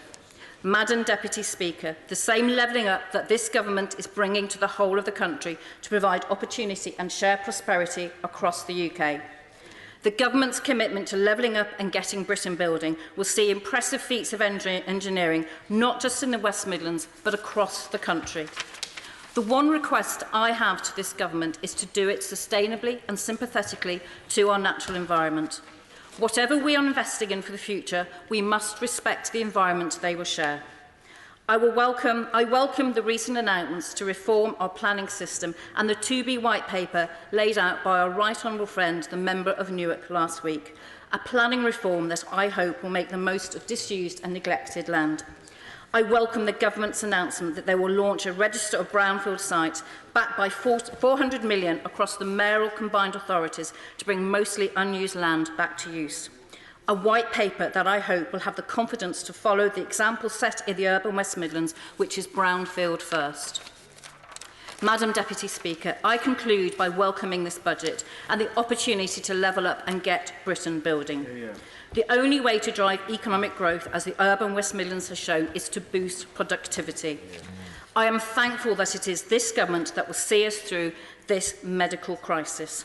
A government that has a sense of fiscal responsibility, one that recognises that levelling up will ensure the future prosperity of every town and city in this great and united kingdom. A budget that delivers on its promises to the British people to get things done, whilst also understanding that additional support in light of COVID-19 will now have to be considered. Thank you. Vera Hobhouse. Madam Deputy Speaker. Today, the budget the Chancellor introduced 6 days ago is already out of date, and I appreciate we are in untested times. But I urge the government to get ahead of the curve, not being behind it. I welcome the shift in policy announced yesterday away from the assumption that most people would get infected with COVID-19, now being replaced with stopping the spread in its track. And I must say I was always a little bit surprised that we could see what happened in other countries, and we thought in Britain it would be different and maybe the virus would spread differently. China is ahead, and therefore at least a model of what is likely to happen. In China, there has been a 20% drop in economic activity. We need a plan for something similar to happen in the UK and need urgent and decisive action. A significant drop in economic activity already means redundancies and people being laid off, especially the millions in the gig economy or on net zero-hour contracts. There will be no alternatives for them to sign on. The current benefit system with a 6-week delay is not fit for purpose. We need a system that can act fast. There must be no delays in payment and processing. We need a system with no delays. Second, we will have millions of people in the UK, hopefully temporarily, who will have less money coming in. Hundreds of thousands of the just about managing will not be able to manage without extra support. We must not allow this sudden loss of income turn into a housing crisis. So my second ask to government is to protect renters and make it temporarily illegal to evict tenants for non-payment of rent because of the COVID-19 crisis. My third ask to government is to support business through the next few months. This is particularly important in my constituency in Bath, many of whom are in the leisure and hospitality industry. It makes no sense for these businesses to go under because of a temporary loss of customers. Government needs to make it easy and quick to access bridging loans announced in the budget last week. Currently, there's no detail how the access and process is working, and we need that information fast. And we need a serious commitment from government that none of these businesses in the leisure and hospitality sector should go under because of the coronavirus. And now to the budget response to the climate emergency. This budget should have been the opportunity for government to match its rhetoric on tackling the climate emergency with real action. Now more than ever, since Parliament voted to commit a net zero target and the UK hosting COP26 later in the year, the UK should be showing leadership in tackling the climate emergency. But this budget falls short in many ways. Whilst there were encouraging announcements on electric vehicles and charging points, these were negated by the government's continued support for road building and petrol and diesel vehicles.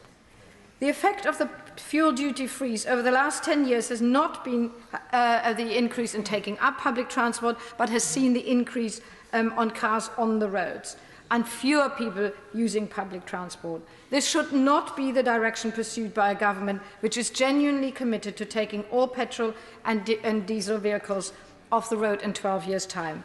And where are the plans for the complete electrification of the rail travel? The electrification of the line into Bath has been halted. When is it going to be completed? Most worryingly, there was no mention of any government plan to tackle the UK's greatest source of carbon emissions, our homes. The challenge here is twofold: to ensure, firstly, that any home that are new build are fit for a net zero future, and secondly, upgrading our current housing stock to make them energy efficient. The government has shown no real ambition on this, only committing to requiring this future home standard from 2025. Instead, the government should be legislating for this now, so that the thousands of new homes built over the next 5 years will be net zero straight away. But the greater challenge is to retrofit the current housing stock to be energy efficient. This will be challenging and expensive, but it is crucial, both in terms of reducing the emissions from our houses and for alleviating fuel poverty. It is therefore frustrating to find that there was no mention of any action on this in the budget. It is not enough to simply hope that people will upgrade the energy efficiency of their homes. The people living in the homes with the worst efficiency ratings are often also society's poorest and most vulnerable. This government, which cancelled the Liberal Democrat Green New Deal scheme with no replacement, needs to take the climate emergency seriously and replace words with action now. This means ensuring that we have a just transition, so the burden of the net zero transition does not fall on those who can least afford it. The Chancellor should be using this government's newfound affection for spending to provide support for upgrading all houses and buildings to an energy efficiency grade C or higher. And rather than building roads, we should invest a lot more in public transport. Mr. Deputy Speaker, the coronavirus crisis is currently upmost on our minds, but it hasn't simply replaced the climate crisis. The climate crisis continues to be the most pressing issue of our generation. Not responding adequately will have catastrophic cost to human life. The government must step up. Aaron Bell. Thank you, Mr. Deputy Speaker. It's a pleasure to follow the honourable member opposite for Bath, and I'd like to also offer congratulations to my colleagues from South West Hertfordshire, Blythe Valley, Bolton North East and Derbyshire Dales, and the honourable member opposite for Liverpool West Derby on their maiden speeches.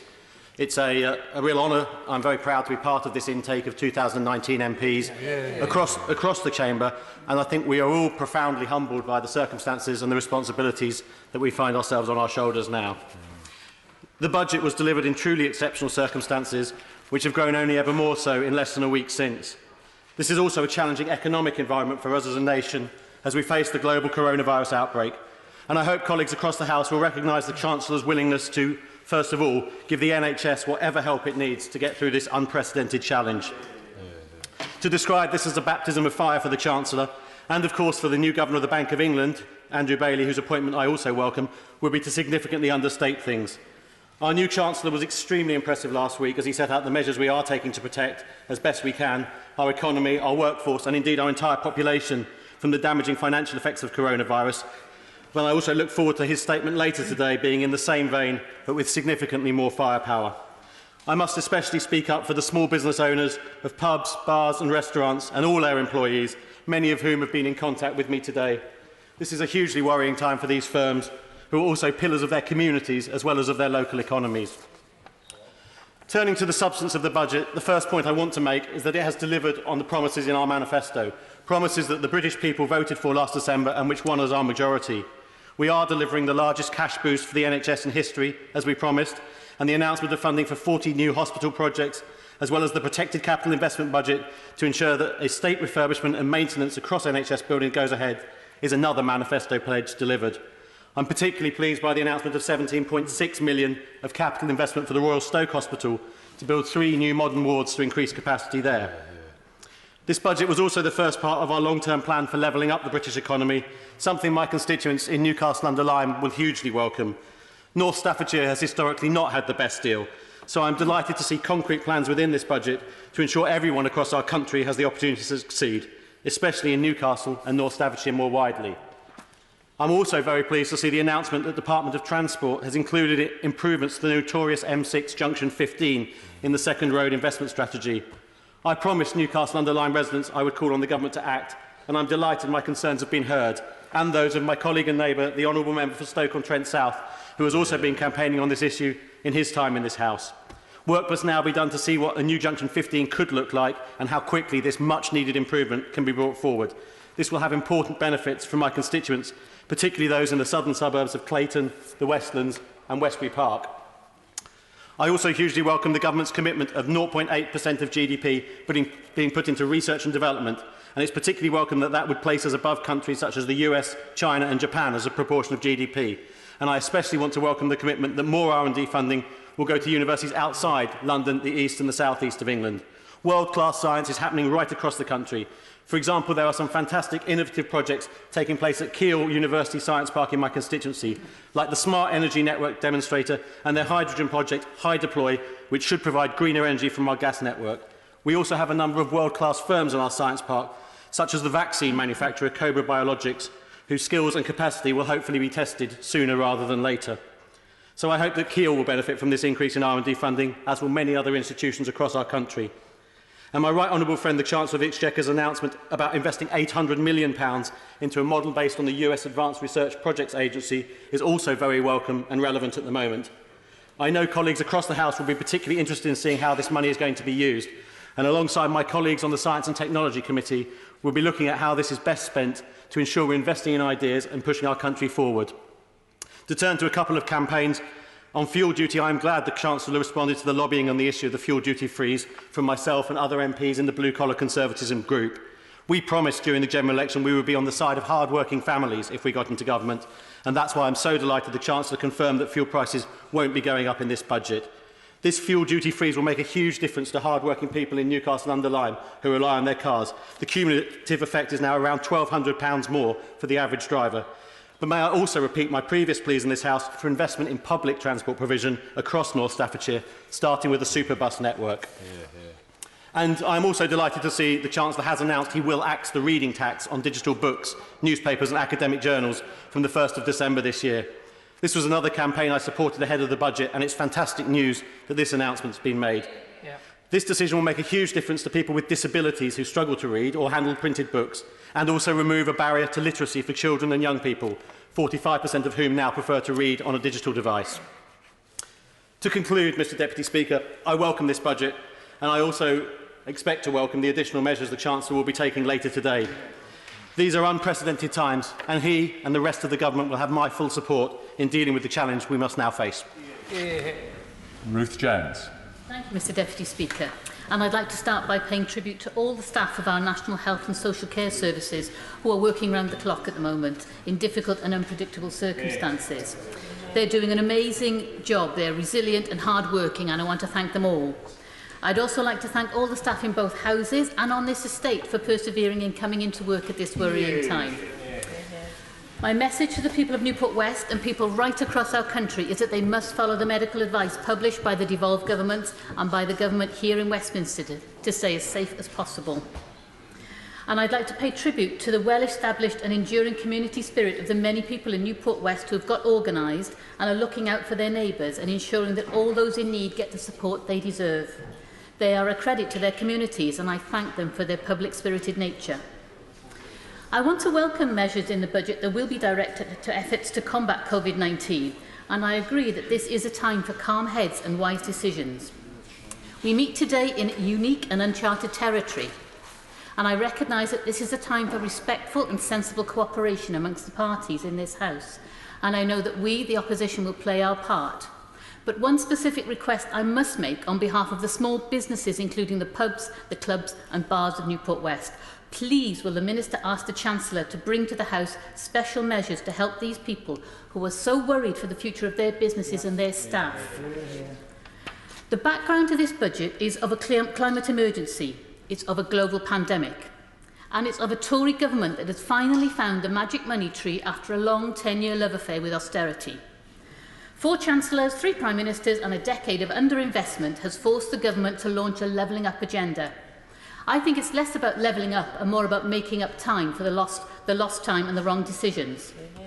I know from my weekly surgeries and talking to people right across Newport West that our social security system has lost its way. We need to rebuild it from the principles on which it was founded, supporting people rather than policing them, alleviating poverty rather than forcing people into it.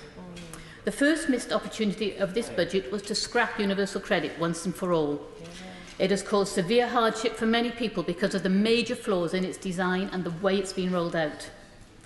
The second missed opportunity in this budget was on keeping our communities safe. Since 2010, the Tories and their allies, the Lib Dems and the DUP, cut the police, PCSOs and police civilian staff. And this has been made far worse by the fact that the prosecution rates for all crimes has hit a new low.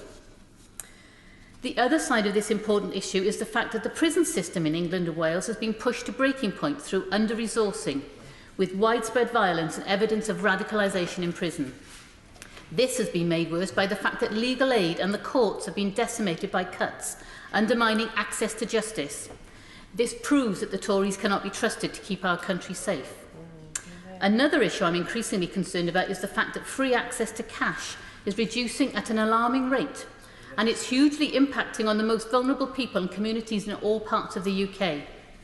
The government must take the strongest and most effective action to maintain free access to cash in our communities, and I particularly welcome the campaigning work done by the magazine Which on this important issue. In the recent debate on the Queen's speech, I noted that in my constituency of Newport West, the average household wage in Marshfield is double the average household wage in Pilgwentley. These two communities are separated by just a few short miles. I hope the government will focus on levelling up wages and creating a more equal society by deeds and not just words. I am pleased that the government has listened to members on all sides of this House and abandoned their plans to hike tax on motorhomes by 705%. This is a welcome step for those who own a motorhome, and it shows that campaigning by MPs of all colours can work. Lastly, I want to say a word about our country. This United Kingdom is meant to be a union of equals, but the lack of investment in and respect for Wales was nothing short of disgraceful. And I would caution the new Tory MPs in North Wales, don't think the Chancellor is your friend if this budget is anything to go by. Just weeks ago, the Welsh Government was forced to return £200 million to the UK Treasury. This was just a couple of weeks before the people and communities of Wales saw millions of pounds worth of damage caused by the recent flooding that hit Wales and its communities very hard indeed. The government allocated funds for flood resilience, but they need a fully funded and long-term plan, and they need it now. The government talks about levelling up, but they need to start thinking up and talking up our communities too, in deeds as well as words. I am proud to serve the people of Newport West, the people of Wales and the people of our United Kingdom. And so I will keep working to scrutinise and hold this government to account, to ensure that we can all be part of this building up whenever it happens, and not just a favoured few. Thank you. Richard Holden. Deputy Speaker, I'd like to echo many of the words of my honourable friend from Newcastle under Lyme around the coronavirus outbreak. And while many of the measures in the budget, particularly for increased and potentially unlimited funding for the NHS if it is required, we look forward today to more from him, particularly for our small and medium businesses, charities, employees and employers and businesses of all types, schools and colleges, and particularly in areas like mine where people don't have the option often to work from home, in the manufacturing sector or in the tourism sector and leisure sector, also massively affecting our high streets, that specific measures will be brought forwards to look after them. One final plea from myself on the coronavirus is please, honourable members and their communities, sign up to become Red Cross Community Reserve volunteers. A very effective way of getting involved in your local community, particularly if the coronavirus spreads out rapidly as one would expect it to do over the next few weeks. Turning to the main substance of the budget, I'd like to echo the words of the honourable member for Newport West on the motorhomes tax. I know it's something that she and I have both been campaigning on, and I'm very glad to see that the government moved swiftly to reverse this measure, which would have created great damage to both of our communities.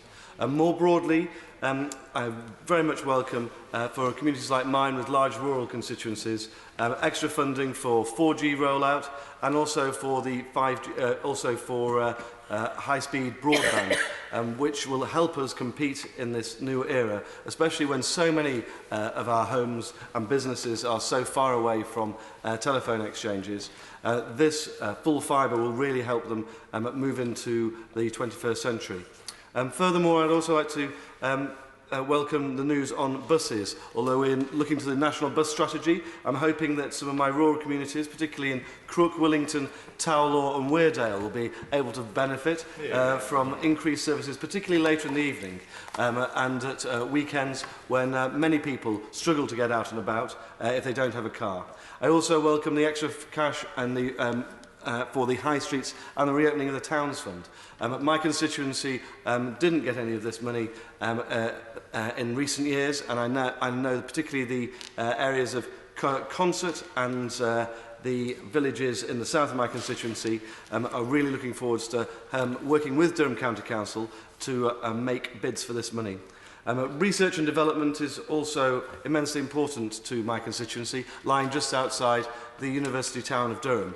We are really looking forward to cash in this area, particularly as some of the university facilities brush the edge of my constituency. And this extra money, looking to the future and how we can really upskill the economy going forwards, is something that we'd like to see. And I'd really also welcome the words from the Honourable Member for Aberavon, who said that steel is not a sunset industry. You can certainly see this in the northeast of England with the Mayor of Teesside, Ben Houchin, bringing back steel making to the region. As far as the transport infrastructure goes, the extra over £100 billion of investment, taking us up to £640 billion over the next few years, is most welcome. We really need to see our region tied in to the major transport hubs across the North East, and I very much hope that Concert and the surrounding area will get its connection over the next few years into Newcastle so that we can be part of that growing and thriving city. Just before I finish, I'd just like to pay tribute to some of the maiden speeches from other honourable members. The member for Blythe Valley on election night certainly gave me the first indication that it was actually possible that I might be entering this place, and I would like to pay tribute to him and his wife Maureen, actually, for the welcome that they've given me since I joined this house.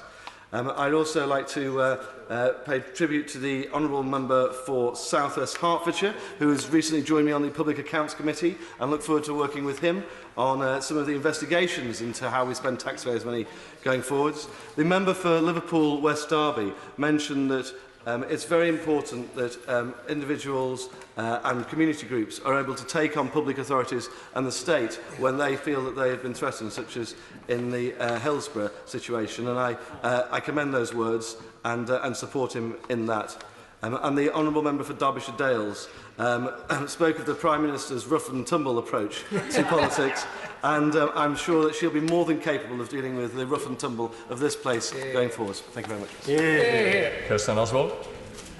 Mr Deputy Speaker, I'm always keen to start speeches with a note of consensus where that's possible, and I'm sure there's much consensus today. It's a very serious situation we're dealing with. It's a crisis that's unprecedented and brings unprecedented challenges for individuals and for businesses. And as we're all sitting here in this ivory tower, I think we need to be really focused on doing the very best that we can to acknowledge what's needed and to do what we can to make sure that that happens, while there are people outside of this place keeping essential services running. They're doing the hard shifts for all of us.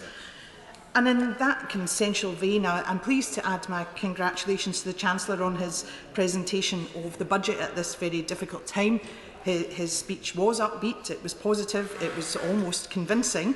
He sounded as if he believed the budget that he was delivering was as good as the circumstances, which were certainly very difficult, would allow. The circumstances have changed, certainly, and changed markedly for the worse. But as reflection on the budget itself has shown, it wasn't as good as it sounded, it wasn't as good as it could have been, and it wasn't as good as it should have been. For example, COP26 is taking place in Glasgow later this year. We hope coronavirus permitting, but his budget did nothing to deliver net zero by 2050. And going into the budget, we heard repeatedly about this promise of levelling up for people and for places across these islands. And on both fronts, this budget failed to deliver. And all of these issues, all of these difficulties are so much more pressing now because of the huge additional challenges that we're facing. If we think back to the 2015 budget, that was a key event in the austerity agenda, and chasing welfare savings, the disastrous rollout of universal credit, these things have caused misery to countless thousands of the most vulnerable people in our communities, and they're all the more vulnerable just now. So we need to hear significantly from the Chancellor on how we're going to stop people from falling through the welfare gaps that we already know exist and that are going to get so much more significant. This is hugely pressing and going to become increasingly so. The Chancellor needs to tell us what he's going to do to deal with the magnitude of need, and the urgency that he deals with that is going to be absolutely vital in terms of our ability to support people, to support businesses and to support communities. And that is the more pressing because of this unprecedented crisis that we're dealing with at the moment. And the Chancellor was quite right that the focus of his budget was coronavirus and how we deal with that. That dominated everything that he said. And as he himself acknowledged, government action or inaction can influence the spread of coronavirus, exhorting people to wash their hands, to use handkerchiefs, to self-isolate. These things are really important, and we do need everyone to follow the advice that is being given. But we here in this House also need to help people to make the right decisions, even if these decisions will impact upon them financially. And in that respect, what the Chancellor said fell very far short of what is needed. The measures that he announced failed to extend statutory sick pay to roughly 2 million low-paid workers. They've been left to rely on universal credit, and members all across the House will be familiar with the huge number of difficulties that universal credit causes for people day in and day out when they fall foul of the delays and the chaos that's essentially built into the system itself. And that's not good enough in this situation that we're in. It wasn't good enough before, and it's certainly not good enough now. And following the Cobra meeting yesterday, the approach has significantly ramped up. The Prime Minister has told people to stay away from many of the services that people who are self-employed, people who are on zero-hours contracts, people that work in the gig economy are employed to provide. So it's really important that the support that's available to people in these situations is stepped up. We need to hear more about this, much more, as a matter of considerable urgency. And the Secretary of State for Health also said yesterday in this chamber that we should steer clear of pubs, clubs, cinemas and restaurants. But he didn't say anything. He declined to comment when he was asked whether he actually wanted these businesses to close. That's not okay. It's not good enough. The government has to formalise its position on business closures. Only then might affected businesses be able to trigger business interruption cover if that is available and applicable to them. And if it isn't, then the government needs to bite the bullet. They need to step in. They need to be the insurer of last resort, and they need to do this and confirm that they're going to do this quickly. Because this current lack of clarity spells the death knell for many businesses all across these islands. We need action now. The government need to take action to stop that from happening. And Mr Deputy Speaker, the Chancellor's announcement of temporary extensions to statutory sick pay has also focused attention on the weekly amount of £94.25. That is the equivalent to someone working less than 12 hours a week on national minimum wage. Surely the Chancellor doesn't really believe that this is going to encourage people to act early and act responsibly if they think they might have coronavirus. It's not good enough, and we need much further action. Mr Deputy Speaker, the Health Secretary said that the Government will give the NHS whatever it needs and will do whatever it takes to tackle the coronavirus. I think we can all agree with these sentiments. But now it's time for this government to match its deeds to its rhetoric, and it needs to do it now. Thank you, Mr Deputy Speaker. I'm pleased to be here this afternoon to listen to a number of maiden speeches from colleagues. And before I talk about the need for infrastructure to level up opportunities, I wanted to address the immediate challenge of coronavirus I applaud the exceptional dedication of our health service workers and medical experts in delivering the professional response to an international emergency. We all need to play our part, heeding to medical advice, but also in supporting those who are most vulnerable in our communities, whether it be neighbours or relatives. I'm pleased to see measures in this budget to support smaller businesses and high streets with the difficult times ahead, but I hope we will be able to go further. It is vital that we have support for employers most affected by all this, and all necessary steps must be taken to preserve jobs for people to go back to. The disruption to transport and travel is particularly acute, and I welcome measures being undertaken by the government and operators. Once the situation is resolved, it will be vital to get the country back on track and refocus on investment in infrastructure promised as part of this budget. In North Staffordshire, we are well connected to national infrastructure. The M6, A50, A500 and West Coast Main Line all serve the city, and future HS2 connectivity. But local transport in Stoke-on-Trent and North Staffordshire is very poor, with chronic congestion on our roads. The A500 and A50 is currently operating at 110% capacity and often resembles a car park. Incredibly, there is a great dependency on cars, despite 30% of the city's population having no access to one. Everyone struggles to get around the conurbation, and this limits access to employment, education and leisure opportunities. It also has a dramatic impact on local air quality. The city is currently under ministerial direction to improve dangerous levels of air pollution. It is time to level up.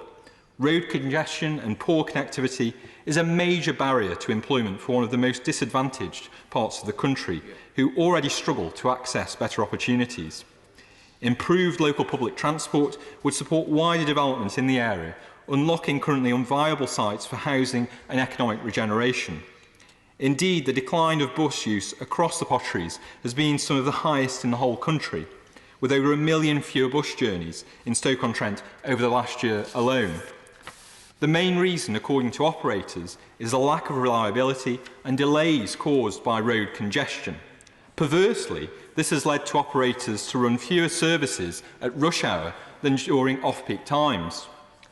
I'm encouraged to see the Transforming Cities Fund commitment to delivering a multimodal transport hub at Stoke Station, but it is essential that Stoke-on-Trent does get the full ask from the TCF fund, and I will be pressing ministers and the Secretary of State on this point.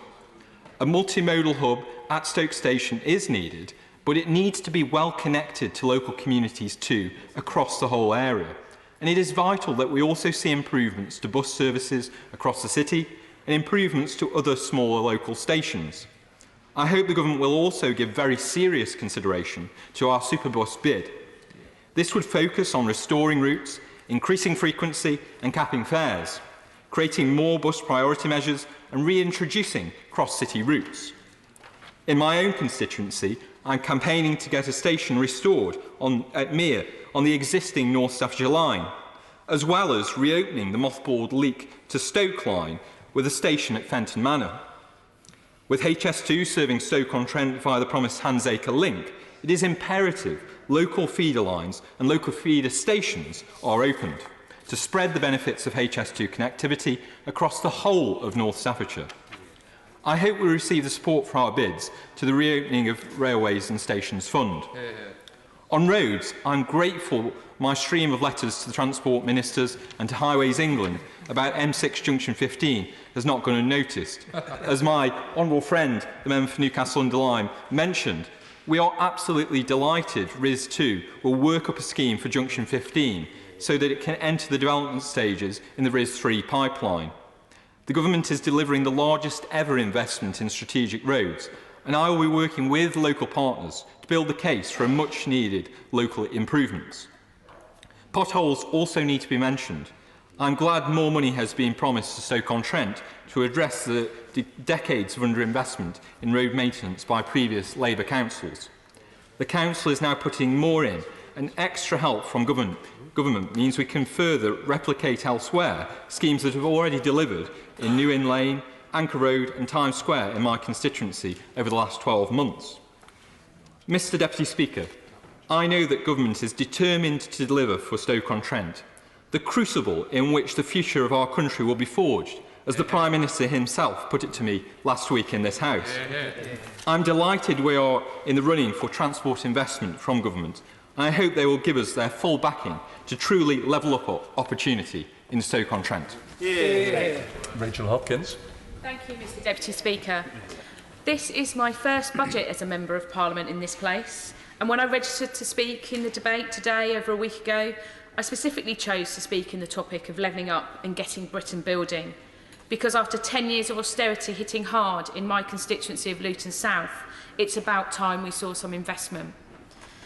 And while the coronavirus crisis is of course overshadowing everything, I am still here to speak up on behalf of my constituents affected by a decade of decline. And as like my honourable friend from the Shadow Front Bench spoke earlier, we will get through this crisis, but actually it is highlighting the fragility of many of my constituents' lived experience. Terminology such as levelling up is allowing the government to create a picture of improving living standards and opportunities, but it's a fairy tale. Instead, this budget focuses on levelling up the market at the expense of social infrastructure which serves people across this country. As working people continue to struggle to make ends meet in insecure employment, the benefit system continues to punish the most vulnerable in society and public services are squeezed. This budget ensures that fat cats in the City of London and big business continue to profit. To consider whether this budget can deliver the levelling up it so boldly claims, we must judge it in the context of a decade of decline and whether it will directly improve the lives of our constituents. The political choice of austerity and cuts in public spending over the past 10 years has contributed to a severe housing crisis, and the distinction between the haves and the have-nots is stark. Inequality in the system has rocketed as young people can't get on the housing ladder. Renters are stuck in unfit homes, families in need can't get a council house, leaseholders are being exploited by the system, and homelessness has reached a disgraceful record high. The Conservatives' reliance on a deregulated free market ideology has also allowed weak housing standards, as seen through the many poor homes created under permitted development rights, and has emboldened commercial property developers. There must be greater investment in good quality council housing. According to Shelter, in 2018-19, only 6,287 new council houses were delivered in England, despite 1.15 million households being on housing waiting lists. In the same year, 24,000 social rent homes were lost through sales and demolitions. Since 2010, the number of new government-funded social homes being built has dropped by 90%.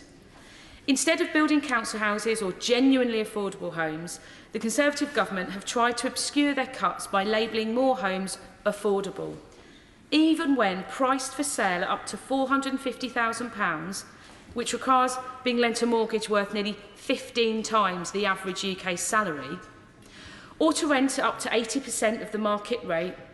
Both of these are completely unaffordable for most families in Luton. I know that the government will point to the budget's commitment to develop on brownfield sites and to lower interest rates by 1% for councils when borrowing for social house building. However, neither commitment will sufficiently address the crisis. Brownfield land, due to quantity, location and remediation costs, will never come close to meeting housing need on its own. And the 1% reduction in borrowing costs comes only 1 year after the Public Works Loan Board increased borrowing rates by 1%. Smoke and mirrors.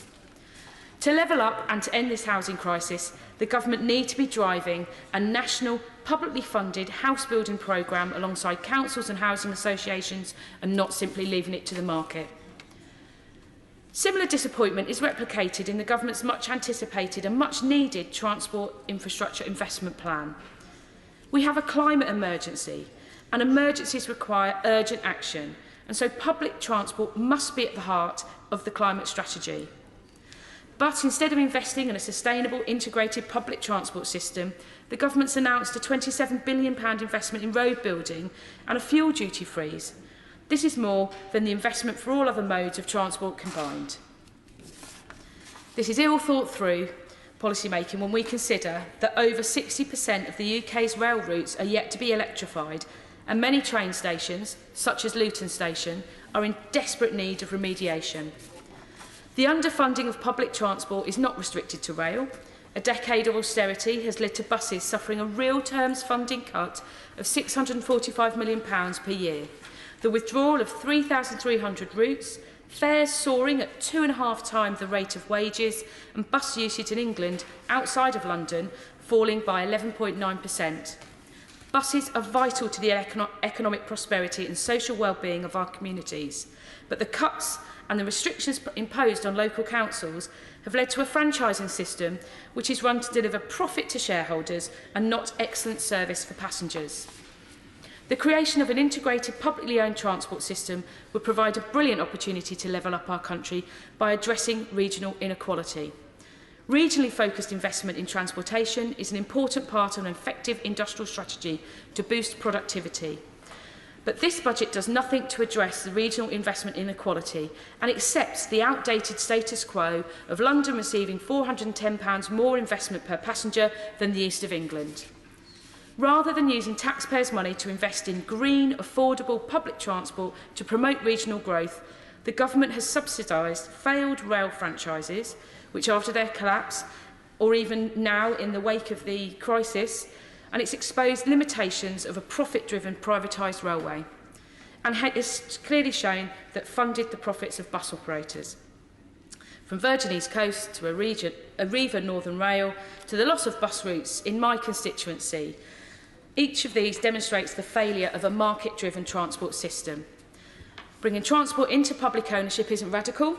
We have German, Italian and Dutch state-owned companies running our railways and buses, and the profits are used to subsidise European transport. By pursuing a publicly owned, integrated transport system, we can ensure that every penny invested is focused on improving the standard of the service and working to tackle the climate emergency. This budget isn't about levelling up the country. It's a series of policy proposals designed to distract from the damage inflicted over the past 10 years. Our social infrastructure is crumbling, we have a housing crisis, our transport system is broken, regional inequality is growing. The budget is an extension of austerity, a reminder that it is a political choice. Political opportunism to protect the financial sector and burden our communities with a decade of cuts. It reaffirms what we already knew. The Conservative government will time and time again choose to put profit over people. Mariam Cates. Thank you, Mr Deputy Speaker, for the opportunity to speak in this debate, and it's been a real honour to hear so many excellent maiden speeches. And just like my honourable friend, the member for Durham North, the moment when the Blythe Valley result was declared was the moment that I thought I had a chance of entering this place. And I will never forget the look on my honourable friend, now the member for Blythe's face, when he stood on the podium to make his acceptance speech and started with the words, "Thank you, Boris." It was a memorable moment. Mr Deputy Speaker, the progression of coronavirus over the last few days and our response to it has overshadowed the budget, and it is right that we focus every attention and every effort on this significant challenge to our health, our economy and our way of life. But though it may take some time, we will overcome this challenge, and I want to reflect on last week's budget statement and how my right honourable friend, the Chancellor, signalled the most significant change to our national economic direction in my lifetime.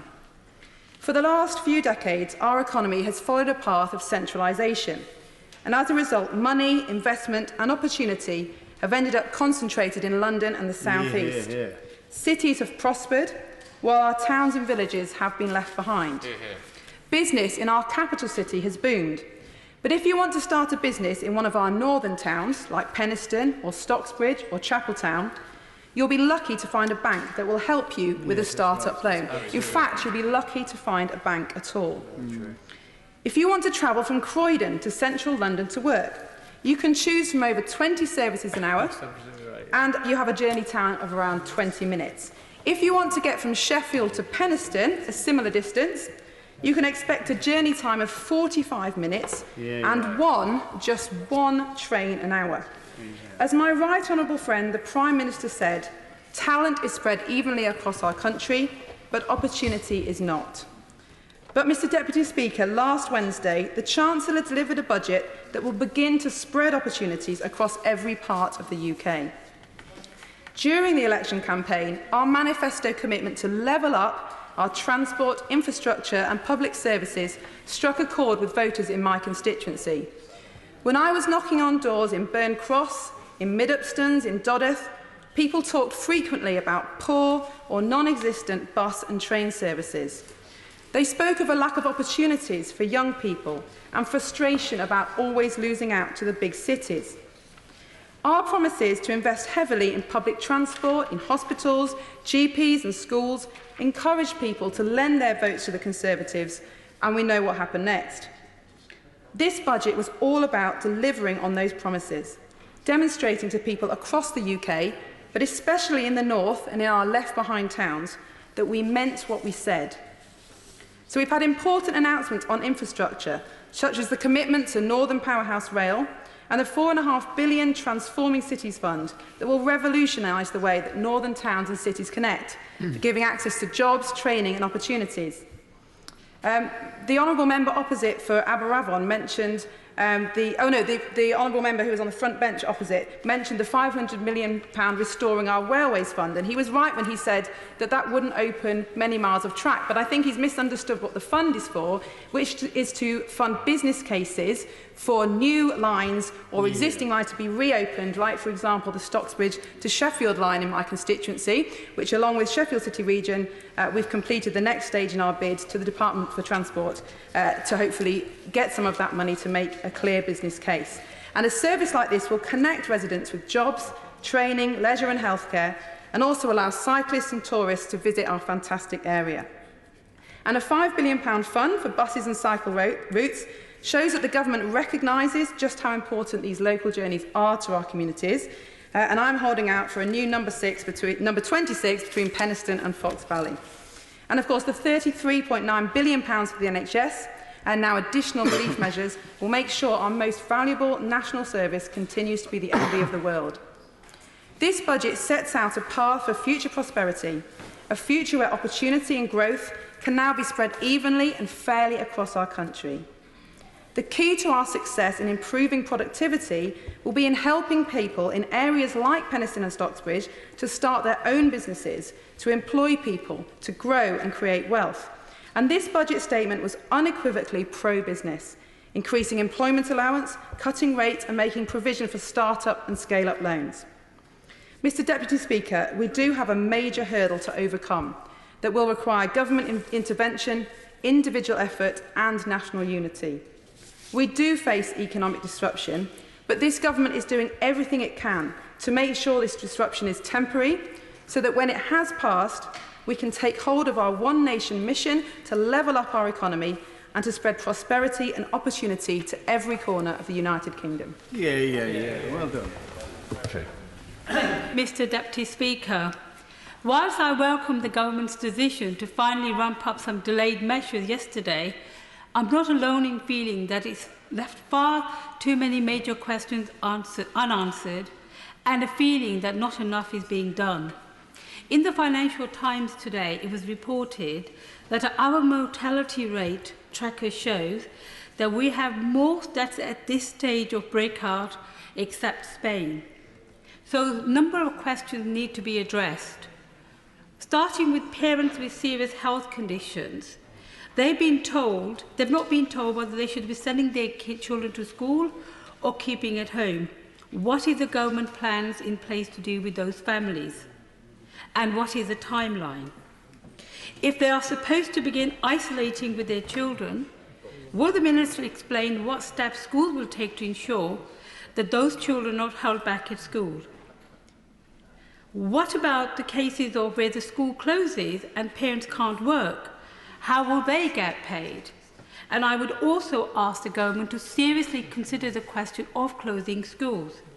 I just had an email from my constituent today who said her son, who's at Salford University, was sent home for 5 weeks, but her disabled son, who goes to a primary school, still is having to go to school. These inconsistencies need to be addressed. We're also told that on the front lines, staff are not being tested. Can the Minister confirm whether this is true? And if so, what is the government's reasoning behind it? We need to know more about the NHS capacity. What steps are being taken to move beds from the private sector? And what's the timeline for it? And will the government consider the Spain's example? They've nationalised all private hospitals. And what about ventilators? To date, 69 people have died. And everyone knows that those who seriously contract corona, are going to need ventilators. Ventilators are going to be their saving grace. That is the one thing that will help to prevent deaths from taking place. But it seems that we may not have enough ventilators. Germany and Italy are ramping up production of the medical ventilators. They're costing about $17,000 each. And in Italy, the army is involved in the production line to make them. Can the ministers confirm, if these reports are true, that the UK has one small manufacturer of ventilators that has 40% of the market share? Will the government consider giving ministers specific responsibility for making sure that UK production is increased urgently and follow what Italy has done? We also have to deal with all the people who are vulnerable in our communities.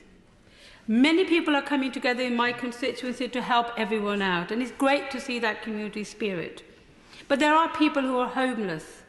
There are food banks which are getting shortages. What provisions have been given to local authorities and other voluntary bodies to help to deal with this issue of meeting the need of the vulnerable group? Again, we need to know what is going to be given and what the timeline is.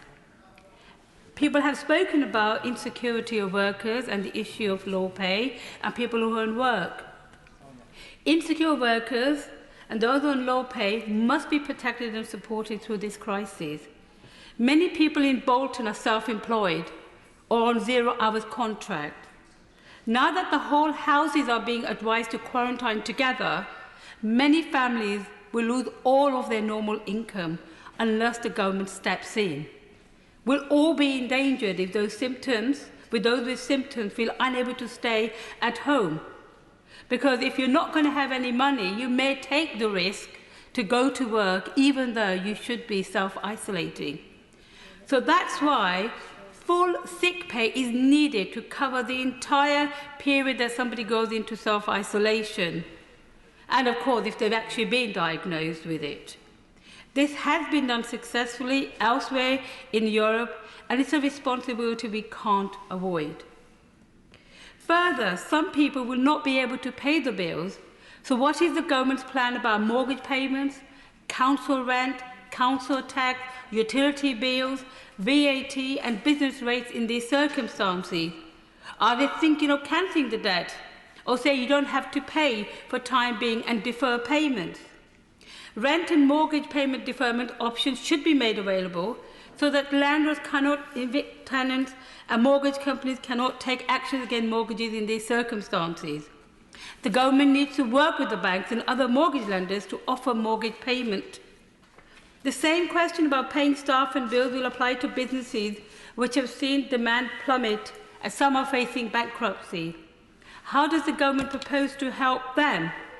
How will the policies help those who run out of cash, a problem particularly faced by small companies? And also, of course, other businesses which are going to be affected.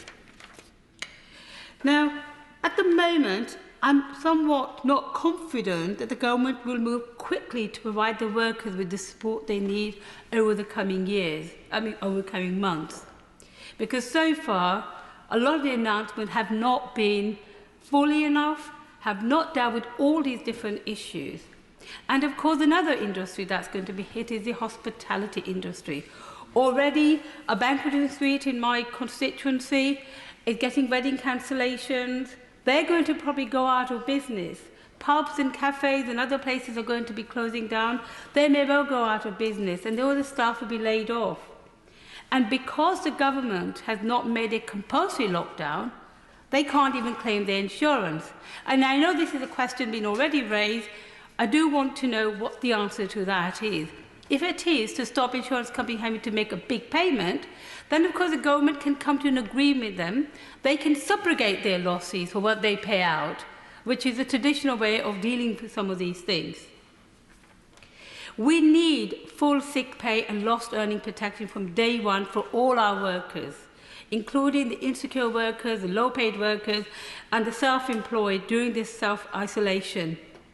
And the government must give quick consideration to this issue of compensation and how much. There are going to be a lot of job losses.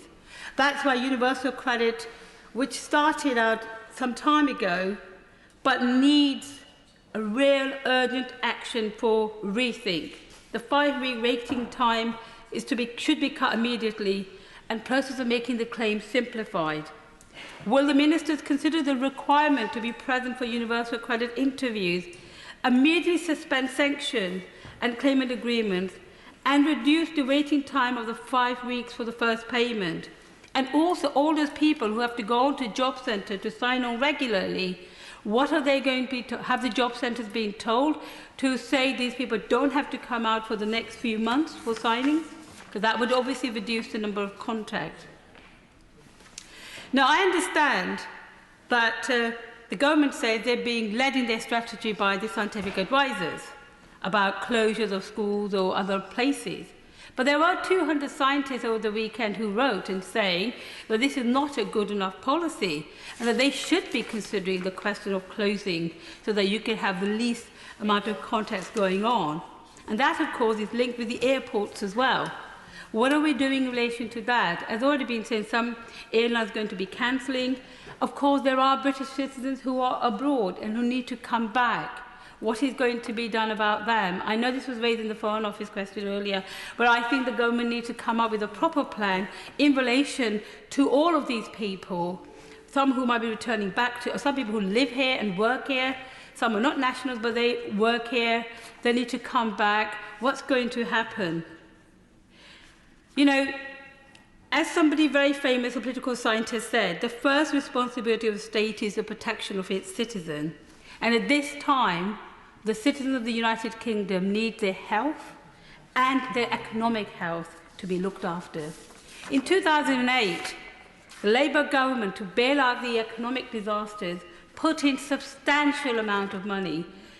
And I know people have made party politics of this issue, but virtually all economists, all World Banks and central banks of the world agreed that the bailout package that Labour did in 2008 did save our economy. We need that level of intervention now to save our economy. We need to ensure that our people who may be losing their jobs don't lose their jobs, that the companies will be kept afloat. We do require the government to intervene, and intervene not just in a few weeks' time, but actually today. Thank you. Jonathan Gullis. Thank you, Mr Deputy Speaker, and I am absolutely delighted to be talking in this debate about levelling up, especially with regards to the budget, because following on the comments from my esteemed honourable friend, the member for Stoke-on-Trent South, I could not think of a better place for the levelling up agenda to take place. If you think about Stoke-on-Trent, we are in the heart of the Midlands engine. We are on the cusp of the Northern Powerhouse. We have the M6, the A50 corridor, the A500, the Handsacre HS2 link coming to our fine city, and we have 4 international airports within 60 minutes of us. I could not think of a better place, and I'm delighted that the Minister is in his place, because I remember when he came with me to Stoke-on-Trent North and visited some of the amazing businesses that we saw on display. He was too excited and impressed, and I'm sure, having the honourable member for Stoke-on-Trent South as his PPS in his previous role, he has heard about Stoke-on-Trent more than enough times than he cares to imagine, and know that the Treasury will be looking to ensure this fine city, and obviously Kidsgrove and Talk, are delivered for as well. I will say Stoke-on-Trent much more, believe me, my friend. So I welcome this business-friendly measures set out in the budget by my right honourable friend the Chancellor, especially the effective abolition of business rates for those businesses and properties valued at £51,000 or less, as we fight coronavirus for the next financial year. This is excellent news for the high street across my patch, and an opportunity for a generation, as we rebuild after coronavirus, to review business rates so we can take them fairer and make them fairer and not a burden to our beloved high streets. I welcome the town deal in Kidsgrove and the opportunity that that will bring to economically regenerate a much forgotten town. But I also wish to urge that we see an opportunity to improve the high streets within the city of Stoke-on-Trent, because many members may be aware that whilst we are a city under ONS definition, we are the 6 towns. And sadly, under the Future High Streets criteria, we are unable to access that type of funding. And I hope that when future rollout of that scheme is done again, towns like Burslem and Tunstall, but ones like Fengton and Longton, my honourable friend Stoke-on-Trent South constituency, get an opportunity to bid, because Burslem, tragically, has the most closed high street shops already in the whole of the UK. And obviously with the terrible coronavirus that is going to ravage our economy, the high street is only going to suffer more. So this is why I would urge and ask the government to continue what they did in Burslem by match funding us, to allow us that £10 million they did for the Royal Dalton sites, so we can redevelop and repurpose the use of some of the land and buildings that we have. Because sadly, in Stoke-on-Trent, Kidsgrove and Torque, property values are so cheap that there is no financial incentive for developers to go in and regenerate those high streets and turn them into purpose-built flats. So any help from the government on that regard, I would of course be most grateful. Because as we learn to adapt to the consumer changes brought by the digital revolution, it is absolutely right and correct for the government to step in and take action to protect the hearts of our towns and cities. In addition to the supportive measures for business announced in the budget, I was delighted, as I know many of my constituents will be, to see the national insurance contribution thresholds increase, saving the average employee £104 per year from April.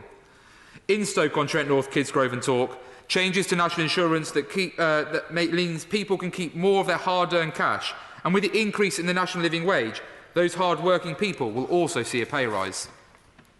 But I can hardly go a moment further without mentioning education. I have a vision of prosperity for Stoke-on-Trent North, Kidsgrove and Torque, and that vision can only be materialised through investment in education. With the government investing vast sums of money into further education, Silicon Stoke is very much a real possibility. I want to see Stoke-on-Trent College partnering with Staffordshire University and Keele University to become an institute of technology and a beacon of the technological revolution. Even more possible with the money invested prior to this budget, with the redevelopment of Burslem campus that has included a new innovative £10.5 million technology hub. My ambition is to bring free schools to my constituency. I want schools with high standards and high expectations, both at primary and secondary level, who can therefore drive outcomes. This could then lead into my right honourable friend the Chancellor's ambition for one of 11 16 to 19 specialist maths schools to be opened in Stoke-on-Trent, Kidsgrove and Torque, with the support, I hope, from local entrepreneurs like Denise Coates of Bet365, Carol Shanahan of Cinetic Solutions and Ian Donaldson of AutoNet. Add to this the £14 billion into schools to level up per pupil funding. This means my constituents in Stoke-on-Trent North, Kidsgrove and Torque can be provided more opportunity to be able to unlock their potential. It is fantastic to see investments also announced in apprenticeships and sports.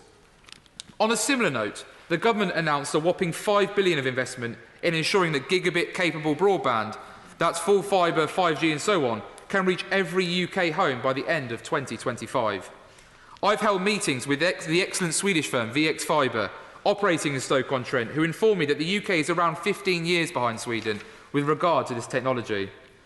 This money is enormously welcomed, not only to bring Silicon Stoke ever closer, after the government has already invested £9.2 million to support gigabit into every home in Stoke-on-Trent, but to increase entrepreneurial endeavours, to boost the housing market and to increase provisions for flexible working. I've been working with my Staffordshire colleagues to bring the very best connections to Stoke-on-Trent, Kidsgrove and Torque, so much so that Silicon Stoke is slowly morphing into Silicon Staffs. We have a plan with the backing of our local LEP, businesses like JCB and Bet365 and local universities for a Staffordshire 5G connected regional growth deal.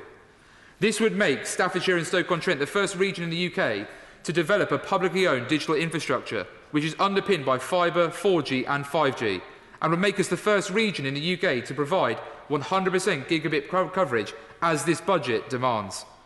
This development will create both an at-scale commercial 5G network and a regional 5G demonstrator for future rollout across the United Kingdom. This could potentially unlock billions into a region which has for too long seen very little investment. One of my very first debates I took part in was to advocate for a freeze in beer duty and to champion the Great British Pub. Yeah. I am over the moon to see duty rates frozen on beer, cider and spirits, and I know that Titanic Brewery, a first-class brewery company I have mentioned before in this House, will be relieved and celebrating appropriately. I applaud my honourable friend the Chancellor and the Treasury team for their hard work on finding a way to freeze fuel duty for another year. This is an essential measure to ease the cost of living for many across the country and to help those people and businesses reliant upon vehicles. I do believe that we should set our sights to the longer term when considering greener, more public transportation, and this budget's record level investment in infrastructure will certainly help to deliver that. However, in the meantime, I believe securing access to be extremely important, and I'm proud to be part of a Parliament that is taking ordinary people's lives and concerns seriously. With transportation, I would like to take this moment to unreservedly welcome Stoke-on-Trent's shout-out in the Red Book as a potential multimodal transport hub under the Transforming Cities Fund. A multimodal transport hub would change the landscape of travel across Stoke-on-Trent. A revamped travel map for Stoke could improve connections with Longport, receiving a park and ride if and we must be given the full ask in the Transforming Cities Fund bid, and finally deliver accessibility for all at Kidsgrove, who already back in 2015 were given 5.5 million under my predecessor's predecessor, 5.5 million of public money to Network Rail, who are yet to deliver these important access to all upgrades, which is an abomination. And realise the huge potential for improved cycle and pedestrian routes, especially alongside the Trent and Mersey Canal to Stoke Station, and pave way for improved bus services, hopefully through the excellent Superbus pilot that I know my colleagues from North Staffordshire have been anxiously bidding on to secure, especially for Stoke-on-Trent, Kidsgrove and Torque. Because like my honourable friend from Stoke-on-Trent South made the point earlier, and again I wish to parrot his words, that we have seen 1 million fewer passengers on our buses in the last 12 months, 5.4 million over the last decade. That is a shocking thing to hear and is certainly not going to help us reach our net zero target. So that Superbus pilot with the Transforming Cities Fund would fundamentally change and revolutionise public transport across Stoke-on-Trent. This vision stands strong enough on its own, but imagine the connective capabilities when the Handsacre link of HS2 is delivered to the area. The Transforming Cities Fund and the opportunities it unleashes for my constituency cannot be understated. This hyperconnectivity could set the foundation for further expansion, such as reopening the Stoke to Leek line, bringing back Milton Station and a station at Chatterley to serve Tunstall. It will also be central to delivering on our campaign promise of levelling up and regenerating post-industrial towns and cities, whilst remaining conscious of the environment framework to reduce emissions and improve air quality. I understand that my honourable friend the Chancellor has an awful lot on his plate, and of course our response to coronavirus must take precedent over all other things. However, if I may, I would like to raise some issues that remain prominent to my constituents. Chatterley-Whitfield is an incredible example of a heritage site that has huge historical significance and huge potential. I would like to ask my honourable friend, would he be willing to meet with me to discuss regeneration projects for sites like Chatterley-Whitfield and how we can create financial incentives for former coalfield sites and communities, as we've seen in the industrial Ruhr in Germany. And then there's Kidsgrove Sports Centre, a key local campaign of mine, and its closure under the then Labour-controlled Newcastle Borough Council was a blow to the local community. Again, asking my right honourable friend the Chancellor to making all provisions necessary to ensure that, public health allowing, core community hubs, especially those focused on encouraging a healthy lifestyle, are supported to remain open and active. I wish to finish with placing on record my thanks to all those in our NHS, social care, schools and other public services, and wish every one of them to be as safe as possible. And I know that feeling is shared with members across the House. I, like them, will work tirelessly to ensure that people, businesses and voluntary sector groups are protected as much as possible during these unprecedented times. Never in my lifetime have I ever known such a situation. In my short time as the Member of Parliament for Stoke-on-Trent North, Kidsgrove and Torque, I've met some remarkable people like June Cartwright and organisations like Middleport Matters Community Trust. And I know that they will work tirelessly to ensure that we level up Stoke-on-Trent North, Kidsgrove and Torp and unlock its potential. I know that my community are stronger than any adversity. Yeah. Congratulate the whip on duty, resisting any temptation to say yes to any of the requests. Well done. Janet David. Thank you, Mr Deputy Speaker.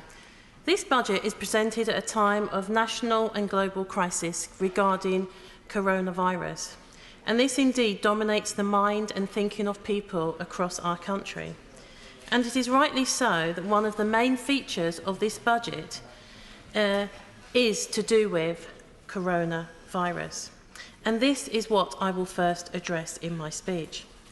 The government has committed in the budget to have an open purse to the NHS to combat COVID-19, which is exactly the correct approach. But it is wrong if we ignore the current state of our NHS and public health service. There's been years of cuts under this government. Cuts to community health provision, closure of departments of hospitals, understaffed medical professionals in our hospitals, and the list goes on. All leading to longer waiting lists, delayed appointments, cancelled operations, and causing increased pain, discomfort, and a burden for our constituents. It is on this note that I wish to thank all of the campaigners some years ago who campaigned with the local authority to save Lewisham Hospital A&E service. I pay a special tribute to my predecessor, Heidi Alexander, for the role that she played.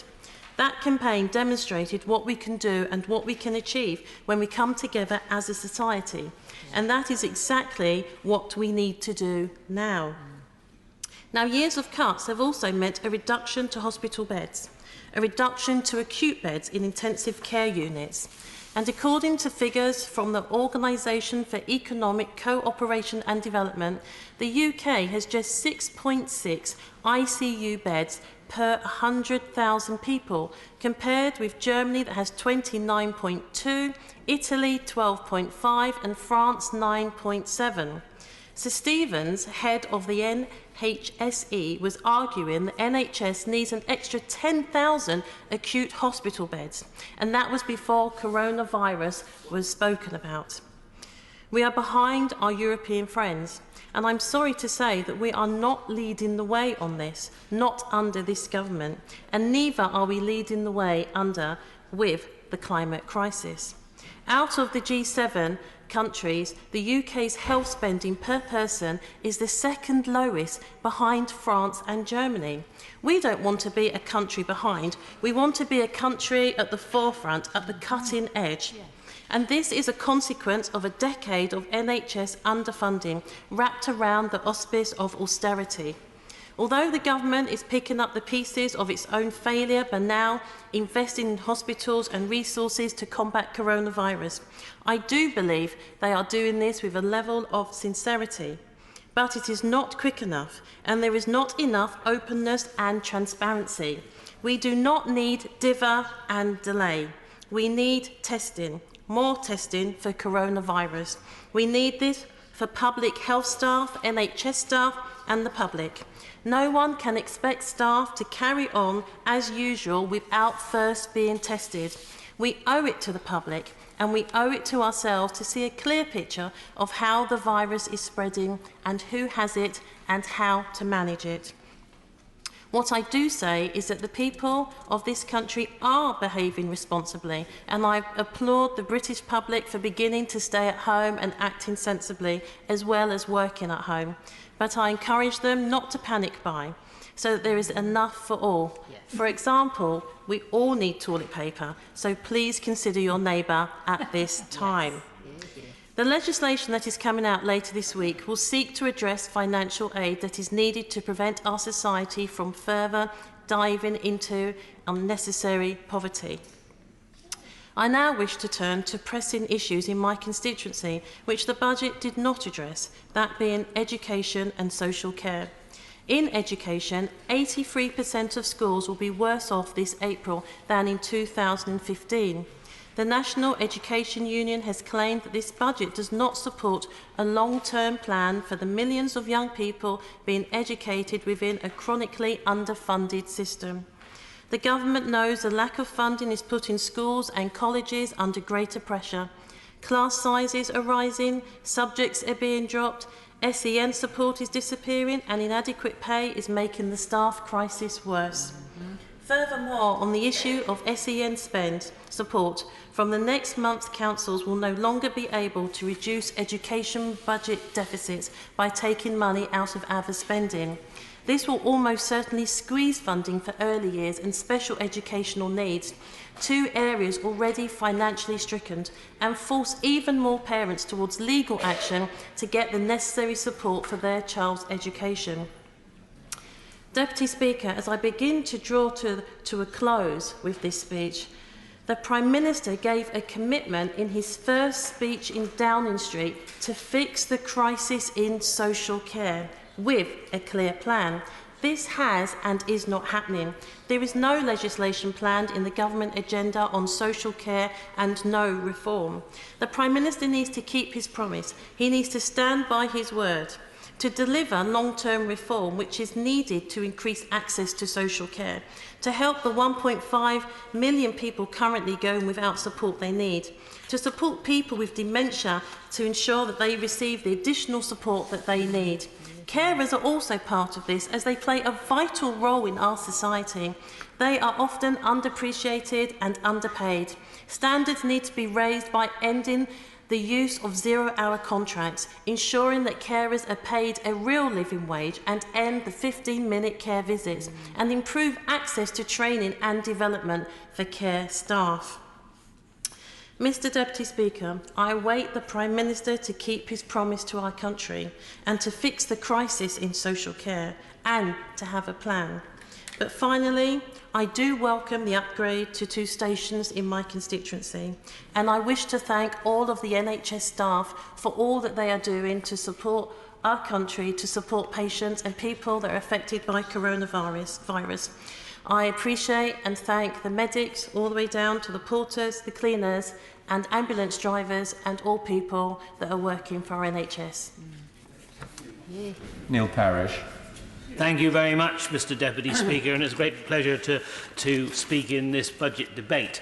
I also, it's a great pleasure to speak after some very excellent maiden speeches from Blythe Valley, from Liverpool and West Derby, from Bolton North East and Derbyshire Dales.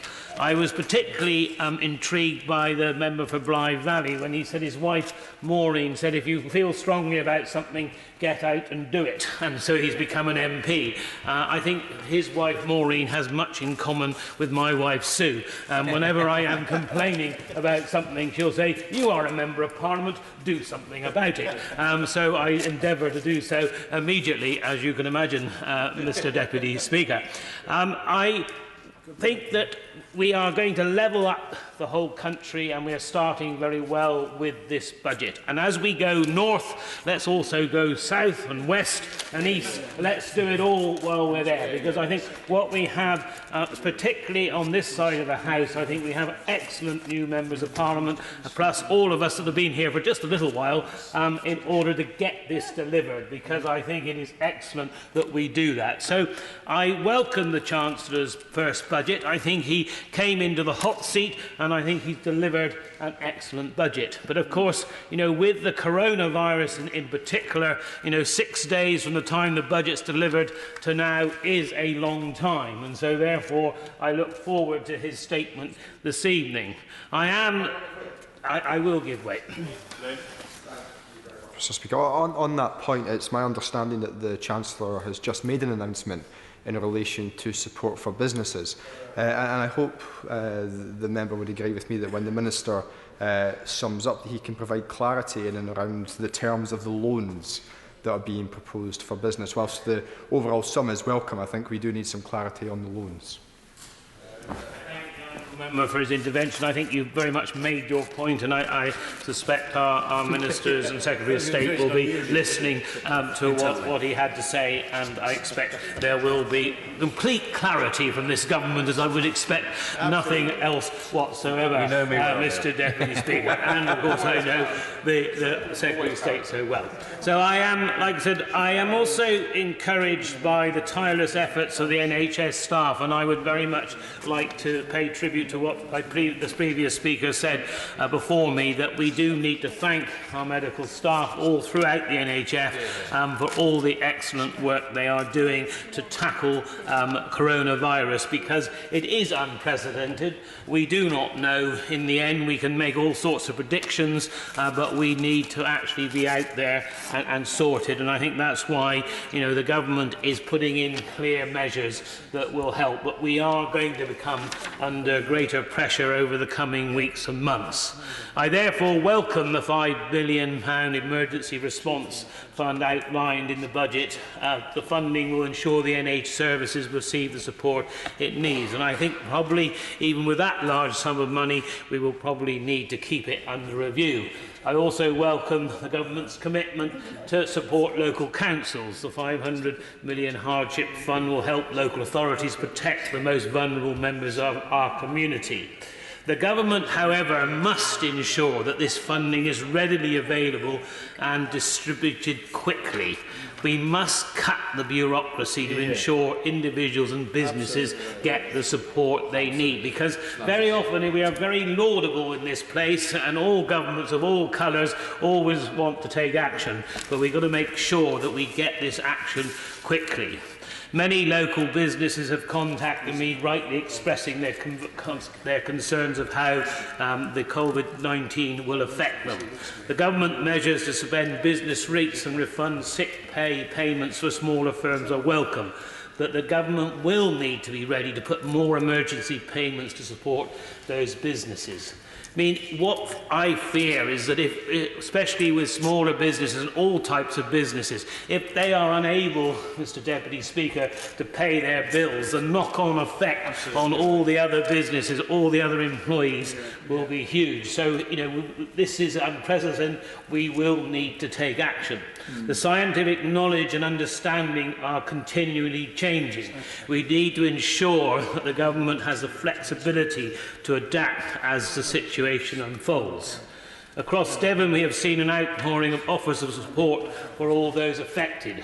I wish all charities and organisations across the whole country, and especially in my constituency, wish them well to come together and keep the communities together, because we will very much need to do so through this very, very challenging time. And as many members have said in this House, probably the most challenging time anybody almost in living memory can see, especially because it is a virus which is sort of laying the whole economy, has the potential to lay the whole economy so low. In the budget, we have predicted that the economy will grow by 1.1% this year. Now, it'll be interesting to see, naturally, the effect of the coronavirus and what it has. But what I would say, to the opposition, who naturally will pour a little bit of sort of doubt on the economy, I would suggest to you that what have we done through both the coalition government and the Conservative government is we've turned this country round with the hard work of the British people. We have turned the economy round so that we actually can go forward and actually spend this money on infrastructure in particular, because naturally at the moment interest rates are low.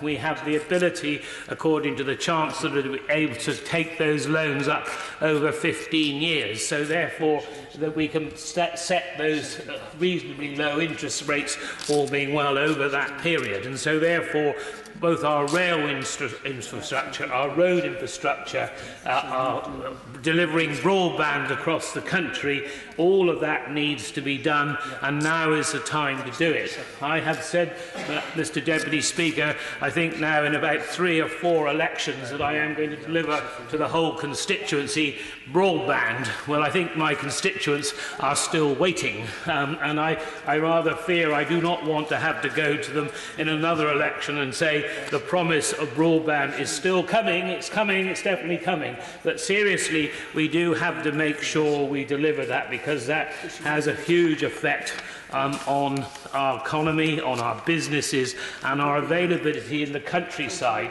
actually to deliver very good business opportunities, because if you've got the right broadband infrastructure you can actually run many businesses anywhere in the countryside. What you do need is that very, very good broadband connection.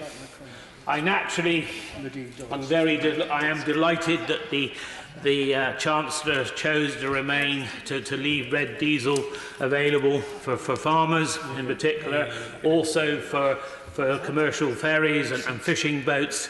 And I think it is absolutely vital that we actually maintain that at this particular moment in time, Mr. Deputy Speaker. We probably, through agriculture, we have seen probably one of the wettest, if not the wettest, winter in all times. There are huge challenges in the future. That also brings me very neatly on to the money that's in the budget, where we've got flood defence to be doubled to 5.2 billion over the next 5 years, because we do actually have to work out, Mr. Deputy Speaker, what we are going to do with flood protection. The Environment Agency needs to be absolutely clear what it's going to defend and what it's not going to defend. And there is no doubt that while we may have long periods of dry weather, when we have the rain, it comes very quickly and we get a lot of flooding. And so therefore, like I said, I look forward to putting this money to good use, but I also think we have to be absolutely clear where we're going to spend it. I'm also very happy to see the 2.5 billion will be made available to fix potholes, because believe it or not, when not perhaps just at the moment with the coronavirus, but when things are perhaps back to normal, believe it or not, one gets as many letters about potholes. And I think there are as many roads in Devon as there is in the whole of Belgium. And so you can imagine there are quite a number of potholes. I've got 1 or 2 constituents who have lost wheels and various other parts of their car actually going through these potholes. And so, you know, it becomes a major issue. I was very keen to actually see the money for the 303 and for the tunnel under Stonehenge, because if the honourable member for Salisbury was here, I know he would be delighted, because you know we again with the 303 I remember looking up the fact that Edward Buchan talked about the 303 in 1958 and it still hasn't been dualled yet. And so therefore we have got the opportunity now to build the tunnel and do the building of the rest of the dualling all the way down from Andover right the way down to Ilminster. And then I would like the last piece done, Mr. Deputy Speaker, from Ilminster to Honiton, but I will wait for the future for that to happen. But what we must do is actually get the diggers there actually digging out the road and delivering, because again, like I said, it is very, very important that not only do we put these roads and rail in our budgets, but we actually deliver them, because that's what people actually want to see. I also very much welcome the 1.5 billion in capital spending on further education colleges. I have a college in Axminster, in Honiton, in Cullompton and Tiverton, and they provide very good education. They also provide a very good education sometimes for those that perhaps went through school, left school perhaps quite young, didn't actually do and didn't know exactly what they wanted to do with their lives, and then they turn around afterwards and go to further education colleges later in life and actually then can be, you know, build both good things for them, their family and for the country. I will give way. I'm very grateful to my friend for giving way. On that point that he's raising regarding, obviously, the importance of further education, would he agree with me that it's so important we continue with level 2 courses, which, yes, may be a lower level course, but actually, for those people that you're describing, are an access route into, therefore, the higher level apprenticeships further on? honourable friend Moore with the level 2 schemes. Also, if you take going back to nursing and all of these types of occupations, it's so necessary, and there is, I think, a pool of people out there that will be wanting to do this work as long as they can and build their skills, as long as we've got the necessary education there. So therefore, like I said, I really very much welcome that, but again, we've got to deliver it to our colleges. I also very much welcome the 500 million over the next years for electric vehicles and charging and infrastructure, because we will need many more electric cars. Because, you see, I don't think actually building roads is actually, and bypasses, is actually wrong for air quality and air pollution. In fact, I actually, Mr. Deputy Speaker, I beg your pardon, I've elevated you, Mr. Deputy Speaker, to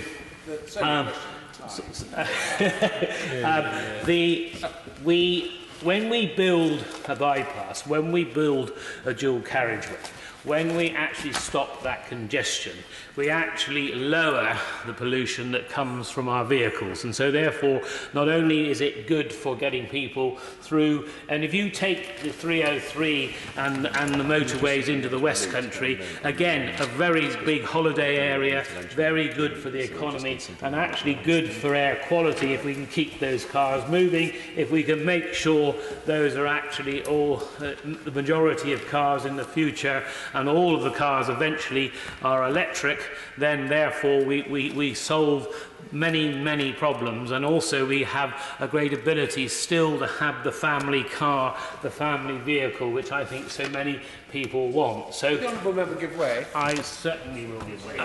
Thank you, Mr. Deputy Speaker. Can I just remind the honourable gentleman, my very good friend, that actually I think hydrogen cars are going to be making a big into the market very shortly. I'm waiting for the hydrogen car, so I don't have to plug it in every night. I think my right honourable friend may have to wait a little while for the hydrogen car, but I think that there will be some hydrogen cars, but I think what there will be many more before that are hydrogen lorries. Because there is no doubt the one vehicle that we have the problem with is because you need that huge power and towing load and the diesel engine, whether you like it or not, has that capability, then you actually need a hydrogen lorry rather than a electric lorry, because at the moment you'd have to carry most of the weight that the lorry can carry in batteries in order to deliver the power. So therefore I can actually see hydrogen lorries actually being very effective in the long. I will give way once more. Go on. Thank the member for giving way. And on that topic, I would perhaps invite him to Aberdeen, where we have hydrogen lorries, hydrogen cars, and hydrogen refuelling stations.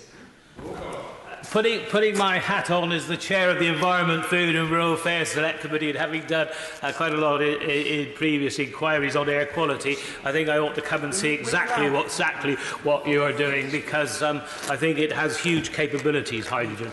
I will give way to the honourable gentleman. Forgive my ignorance, but does a hydrogen-propelled vehicle work on the same principle generally as the internal combustion engine, in that there's an explosion which creates a vacuum which turns a crank? No.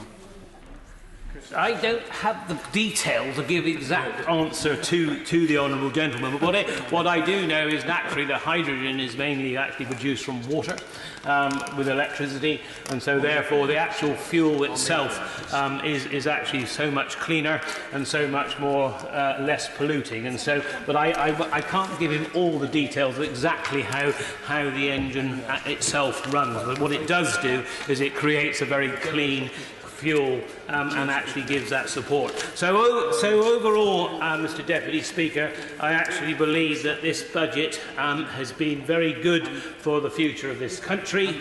I think it's very good for the people of this country, and I look forward, like I said, later this evening to the statement from the Chancellor, because I think the big the thing that is worrying all of our populations, all of our constituents at the moment, is coronavirus. We need to get through that. We need to keep people having enough income to be able to both pay their rent, pay their mortgages, and keep their families, also keep businesses running so that we don't have a knock-on effect of business failure that actually brings other business down with it. So I look forward, Mr. Deputy Speaker, to the statement this evening, and I very much welcome this budget from the Chancellor. Kevin Hollenreich.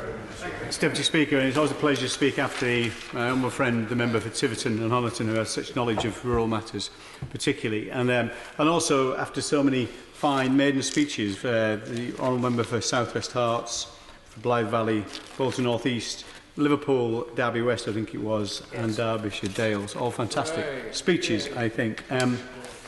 I'd like to draw the House's attention to my register of members' interests, Mr. Deputy Speaker. I would like to talk about the impact of the current situation on business primarily in my speech, but I'll just touch briefly I can on in terms of levelling up, which is the thing that was going to dominate my speech today.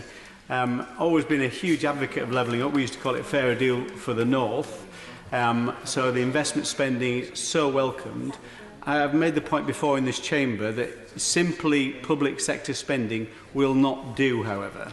If you look at economists who opine on this, and I know it said that if you laid all the economists end to end in the world, you still wouldn't reach a conclusion. But I think there is two economists who have different views on this. One, Andy Haldane, Chief Economist of the Bank of England, who said that connectivity is crucial to prosperity. Whereas the other end of the scale, Mark Littlewood, economist at the Institute of Economic Affairs, points to places like Doncaster, who are very, very well connected, yet their economy is not in great shape. And I think the clue to this, the kind of arbiter on this, is another economist, David Smith, who writes in the Sunday Times, who says it's public sector spending without private sector investment is a waste of money. Yeah. So we need to make sure we encourage and incentivise the private sector to invest. And one way I think of doing this is to look at super enterprise zones. We could perhaps look at areas like the devolved regions. The Tees Valley is a very good example in my neighbourhood. It is, of all the devolved regions of the UK, there are 9 devolved regions, 9 elected mayors. It comes bottom in terms of average wages or GDP, size of GDP. You could draw a line somewhere, say the bottom 3 combined authorities, devolved regions, and said to those regions for their entire area they became super enterprise zones, no business rates, no capital and enhanced capital allowances. Very happy to work briefly. I'm very grateful to my friend for giving way, and I couldn't agree with him more. In Stoke-on-Trent, we have the Ceramics Valley Enterprise Zone, which is absolutely thriving, and I was wondering if my friend would agree that these, especially under the times of coronavirus, should be expanded as they currently are to allow those businesses to have every opportunity to survive. Yes, absolutely, definitely, and it will level up in the process. But you've got to get private sector. It's private sector that creates jobs, not the public sector. That is a means to an end in terms of transport spending. You've got to get the private sector to move into these areas and start up, scale up, or expand their businesses. But I do primarily want to talk about the coronavirus, COVID-19. We're talking about levelling up. If we aren't careful with this, we'll be levelling down, because this will have a huge impact. I don't think we've even could contemplate the size of the impact this can have on our economy and in terms of our business sector. This could be an existential crisis for hundreds of thousands of businesses. It is huge. What we need to give people, and I think we're getting there in terms of this message, but the situation is so fluid, but we need to give people confidence that we will support them through this crisis. I've been very heartened by the Chancellor at the Dispatch Box talking about what he's done so far, but also what he's going to do in the future if that's not enough. And I think he has been speaking this afternoon about a massively enhanced package. But that's exactly what we need, because the scale of this is absolutely huge. Capital economics have not the rosiest probably outlook ever in terms of their economics and their forecasts of the economic situation in the UK, but they predicted this could be a 15% drop in gross domestic product within a 3-month period. If you compare that with the Great Financial Crash, we saw a 6% reduction in GDP over an extended period of a few years in 2008. What I think we need to say to businesses and to consumers, and I think if we don't say this, then it'll cost us the money anyway. The German finance minister said a week ago, as far as possible, no company should get into existential trouble and no job should be lost as a result of this crisis. That is the message we need to get out. Macron has said the same thing. There would be a £300 billion guarantee that no firm would go bust due to social distancing. Briefly, I will give way. Yes. Well, I think that's an admirable ambition to have, and I do hope that the government accepts that ambition. But be in no doubt, we have in effect closed down the hospitality industry and public entertainment, and that will require for the government to pay those wages. And I think it makes a very good point. And I think one of the difficulties with that announcement last night, it wasn't brought forward with a package of remediation, with a package of mitigation. I think that's come today. It's very welcome that's come today, the clarity of that. And the chance, but this is hundreds of billions of pounds. It's not the odd billion or 5 billion or 10 billion. This is hundreds of billions of pounds you're going to need to pump into the economy. And this is, the Chancellor has announced today, I think, £330 billion of loans into the business sector. Absolutely right. £25,000 for businesses who have not got insured losses for business interruption, business rates holidays and 3-month mortgage holidays. Absolutely right. If you talk about this, of course, in these terms, hundreds of billions of pounds, the natural question is where are you going to get that money from? But this is a time when we have to set aside those fiscal rules. We'll be paying this money anyway in lost jobs, in businesses, in redundancy payments, in the reduction in tax receipts if we don't put a huge fiscal stimulus into the system right now. So I welcome the measures from the Chancellor. A few things I think we need to do in addition to that. One thing we saw in the last financial crisis we had in 2008, banks did not support businesses through that crisis. There's no doubt about it. In fact, quite the opposite. We need a commitment from the banks, through UK Finance, through the Treasury, that they will continue to cash flow businesses as much as they need till they get through this period of time. And to do that, to make sure they do, I think we should bring forward emergency legislation to bring SME loans and financing commercial loans within the regulatory perimeter. They're currently not regulated, but it would mean that banks would have to have the oversight of the Financial Conduct Authority and indeed members in this place if they didn't do the right thing through that period in time. Very briefly. I thank my honourable friend for giving way. As we look at the commercial loans as well, I also think we need to urge the banks to make sure that they actually offer them at very competitive rates, rather than actually, what we don't want to see the banks trying to profit from the misery out there for all the businesses. I absolutely agree with that, and that we've got to have oversight over that. We've also got to make sure all banks are included in this emergency loan schemes, the business interruption loans. You've got some of the major banks at the moment, but banks like Oak North are not in that scheme because they're not overseen by the British Business Bank. We need to see a widening of the scope of this scheme. I think we need to do a lot more for very micro businesses, for the self-employed, for the sole trader, who I haven't seen a lot of support for those people at the moment. The big thing I've got to say about this is about how this support is provided. £330 billion of support is great, but this is income that will be lost by these businesses they will never see again. So it cannot, in my view, be purely loans. I think we've got to put grants into these businesses, otherwise you're just kicking the can down the road. So whether it's soft loans, interest-free loans, whatever it is, or ideally grants, it has to be a combination of the two. You cannot simply say, businesses will have to pay for this, which is what you're saying if it's a loan. So we're going to have to go further. It will put national debt up by a significant degree. 100, 200 billion, probably 300 billion pounds. But and I'm sure we'll get the opposition support for that. We've got to see businesses through this time because we'll pay for it whatever will happen. So really welcome the measures so far by the Chancellor. Great measures again today. We've got to get through this. We've got to say to business, give them the confidence, and to consumers, that you won't lose your job, you won't lose your business. We will get you through this. That's what we've got to say. That way we will avoid the worst possible side of recession. We'll save jobs, we'll save businesses. It's the right thing to do. I am absolutely confident the Chancellor will do it. Thank you. Peter Alder. Thank you very much, Madam Deputy Speaker.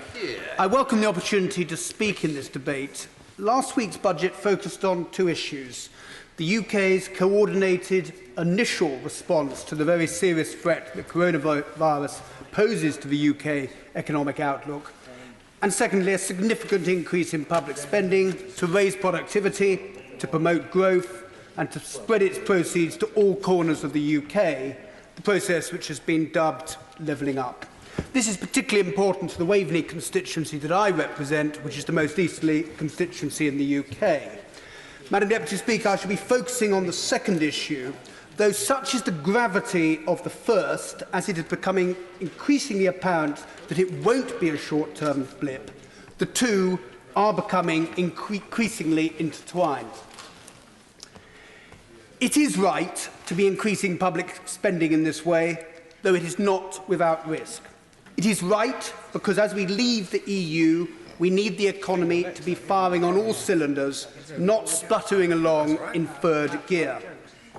Our productivity remains stubbornly low, and in so many places our infrastructure is crumbling.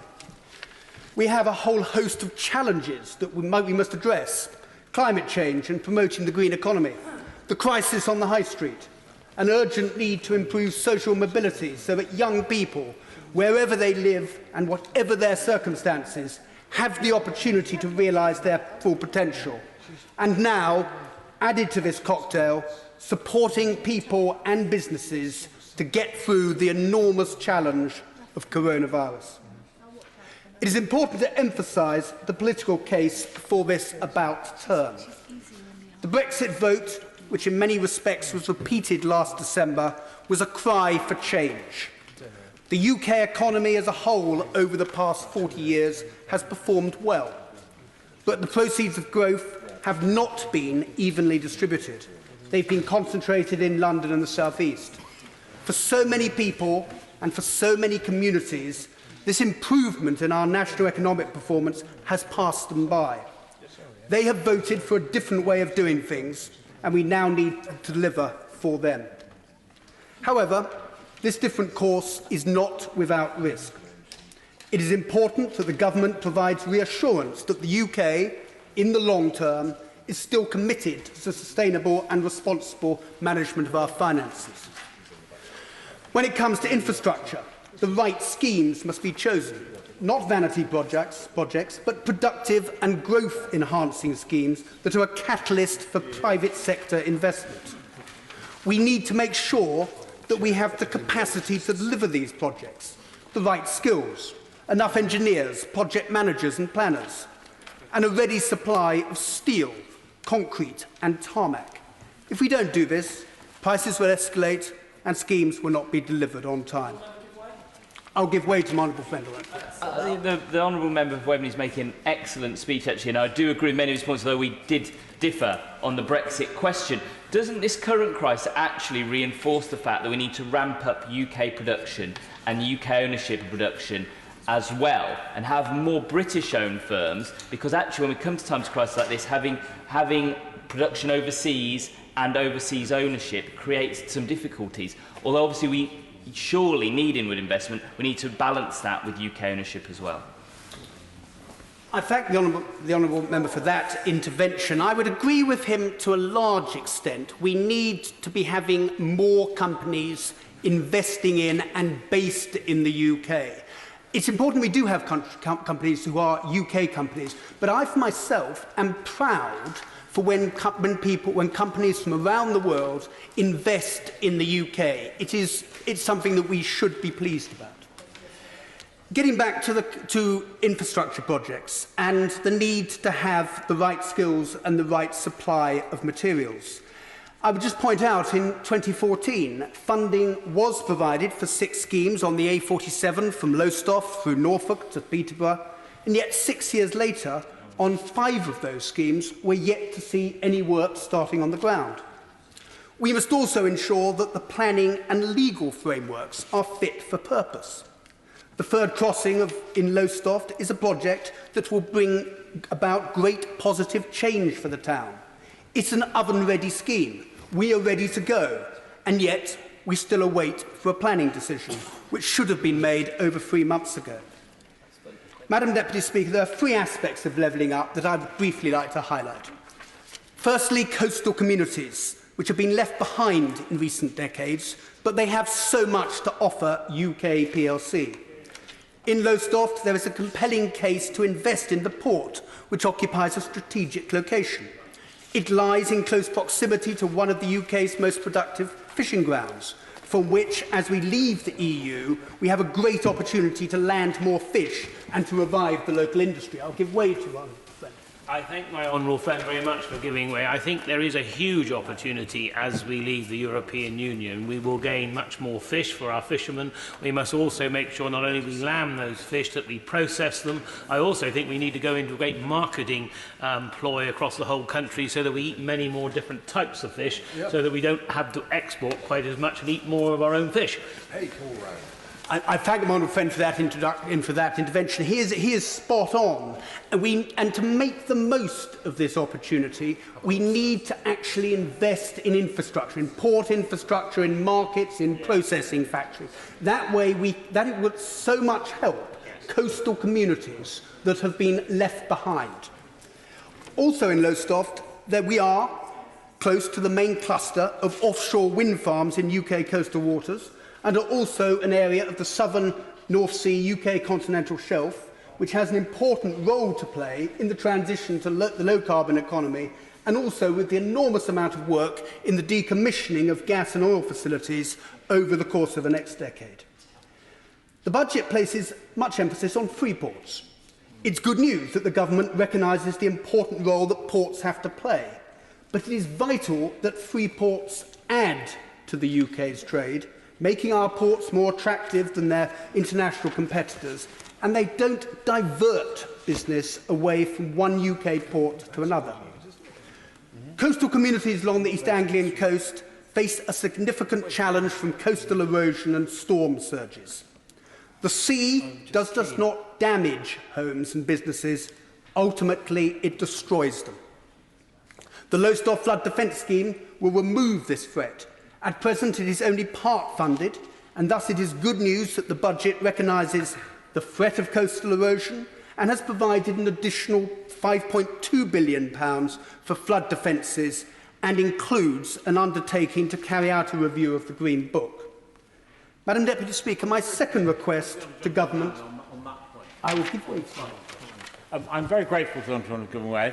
I wonder if he might add to his thinking about this support for the internal drainage boards, which do such great work in the Fens in particular, in his constituency included, and implore government to ensure that the Environment Agency works with those draining boards rather than works against them, as I'm afraid it sometimes does. I'd like to thank my friend for that intervention. I do have internal drainage boards in my constituency, though I sense they're perhaps not as large and as big a players as they probably are in the Fens in his constituency.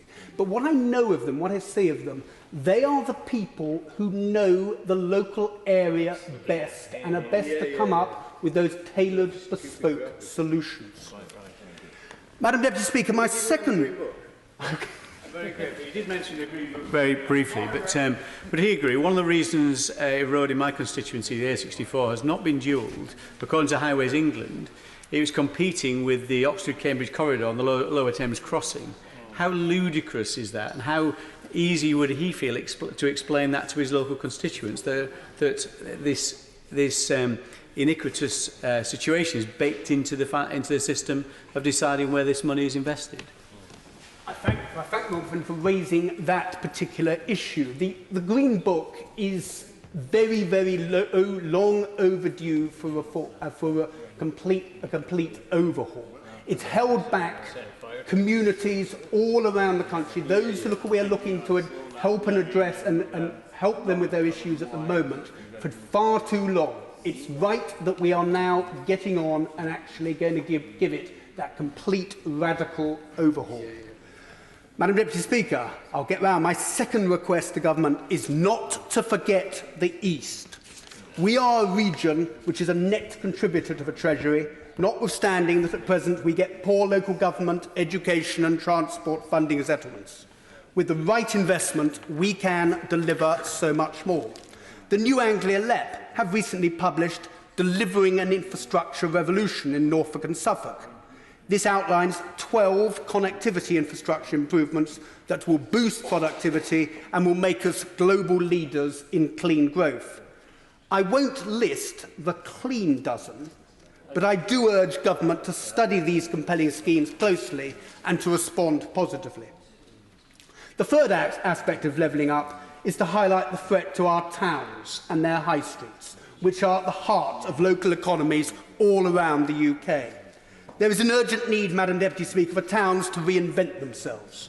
With the Towns Fund, government has recognised this, and Lowestoft is one of 101 towns eligible to bid for money that can be used to promote change and to attract inward investment. This needs to be accompanied by a comprehensive reform and quite probably a replacement of business rates. It is good news that the government are committed to a fundamental review, though we have been talking about this for a long time, and we do now need to get on with it. Madam Deputy Speaker, investment in bricks and mortar and in concrete and steel is very important, but it is investment in people that matters most. The fact that government recognise the importance of further education in achieving levelling up is extremely good news. The additional £1.5 billion for capital investment in further education colleges and the £5 billion National Skills Fund to improve adult technical work, which last week achieved a good Ofsted rating. These announcements follow on from announced last autumn. Though there is still some way to go to enable colleges to provide the full education, training and support needed to promote inclusion. I welcome this budget, I support its ambitions, and I believe that we are pursuing the right course. That said, there are hazards, obstacles and pitfalls lying immediately in front of us, and it's important that government are flexible and are prepared to adapt themselves. Thank you. Ben Everett. Thank you, Madam Deputy Speaker. It's a pleasure to follow my... Madam Deputy Speaker, my beautiful constituency of Milton Keynes North is not famously coastal, although we do apparently have more miles of shoreline than many beautiful lakes that Milton Keynes has. Of course I will give way on this point, sir. Milton Keynes may not have much coastline, but what you do actually have is a lot of people all around our coast. So I would urge the honourable gentleman to go out and feed his constituents with our great British fish. The people of Milton Keynes is well served by the chairman of the DEFRA Select Committee budget debate, because it's almost as if the rules have changed of the Chancellor of the Exchequer having launched a 3 at the coronavirus, supporting our businesses. Many of them are in my view. It feels a bit odd to be talking about the budget of last week. It was a budget that was going to be the levelling up budget. It was going to be the got Brexit done budget. It was going to be at Corona budget. And of course, as we look at it now, it was last week's budget. These are indeed strange, strange times. But turning to last week's budget, I'm sure that many are struck by the optimism, the hope, the positive spirit of the budget that was enthusiastic about our future. So whilst we do deal with the sheer scale of the coronavirus outbreak, we should take some beyond the coronavirus and into a world where we have levelled up and we will have a more equal, more productive, more aspirant, tolerant society. It is a budget of hope, a budget of positivity. Of course I will allow you, sir. There was a picture of a baby, and the slogan was, he's got his mother's eyes and his father's hair and Gordon Brown's debt. Does he think that future generations are going to applaud us for the action that we're taking or curse us. Banks, over a decade ago now, which cost our economy something in the region, I think, of £860 billion. And it proved to be 10 years before we could get over the effects of that. 10 long years where the British people worked incredibly hard. Everybody came together and to put us in a position now where we are dealing with the next crisis. So will we be left with a burden of debt? This is probably the right thing to do. And I welcome his point. This, though, debate is about the budget from last week. It was an excellent budget for families, not just across my constituency of Milton Keynes North, but across the whole country. It was set out by our honourable friend, the member for Richmond, he of fiscal bazooka fame, to level up the economy, to raise our regions, increase investment and encourage growth across the country. In transport, what I welcome in particular was not the big flashy transport projects, but those smaller, almost overlooked projects which engage our transport networks on a more local level. Often, yes, I will, sir. Like my honourable friend, the member for Milton Keynes North, I very much welcomed a wide range of the investments, particularly in local transport, that were contained within the budget. Whilst my constituency of Ruislip, Northwood and Pinner cannot, any more than Milton Keynes North, boast an extensive coastal area. Of course, the outstanding natural beauty of the Ruislip Lido, London's only beach, is one of its most prominent features, and I would certainly urge all those with an interest in the coastal aspects of London to take an interest in that particular site. But I wonder if my honourable friend would agree with me that one of the reasonable expectations, even in London, which we recognise remains a very buoyant part of the United Kingdom from the perspective of the growth in its economy, high levels of employment, high levels of productivity, does seem to be a little bit at risk of being, picking up a point a number have made, overlooked in one key respect. And it concerns me greatly that my in-laws, who live in the Chancellor's constituency, are set to benefit significantly from the investment of the Pothole Fund. Does he agree with me also, my parents in South Wales, because of the Barnet consequentials will gain? Does he agree with me it's a shame, though, that in London there is no plan currently to benefit from the Pothole Fund? Order, just for future. We're not desperately stuck for time, and therefore I have allowed the honourable member, who is new to this House, to make his intervention. But just lest anyone be misled, it was far too long. Ben Everett.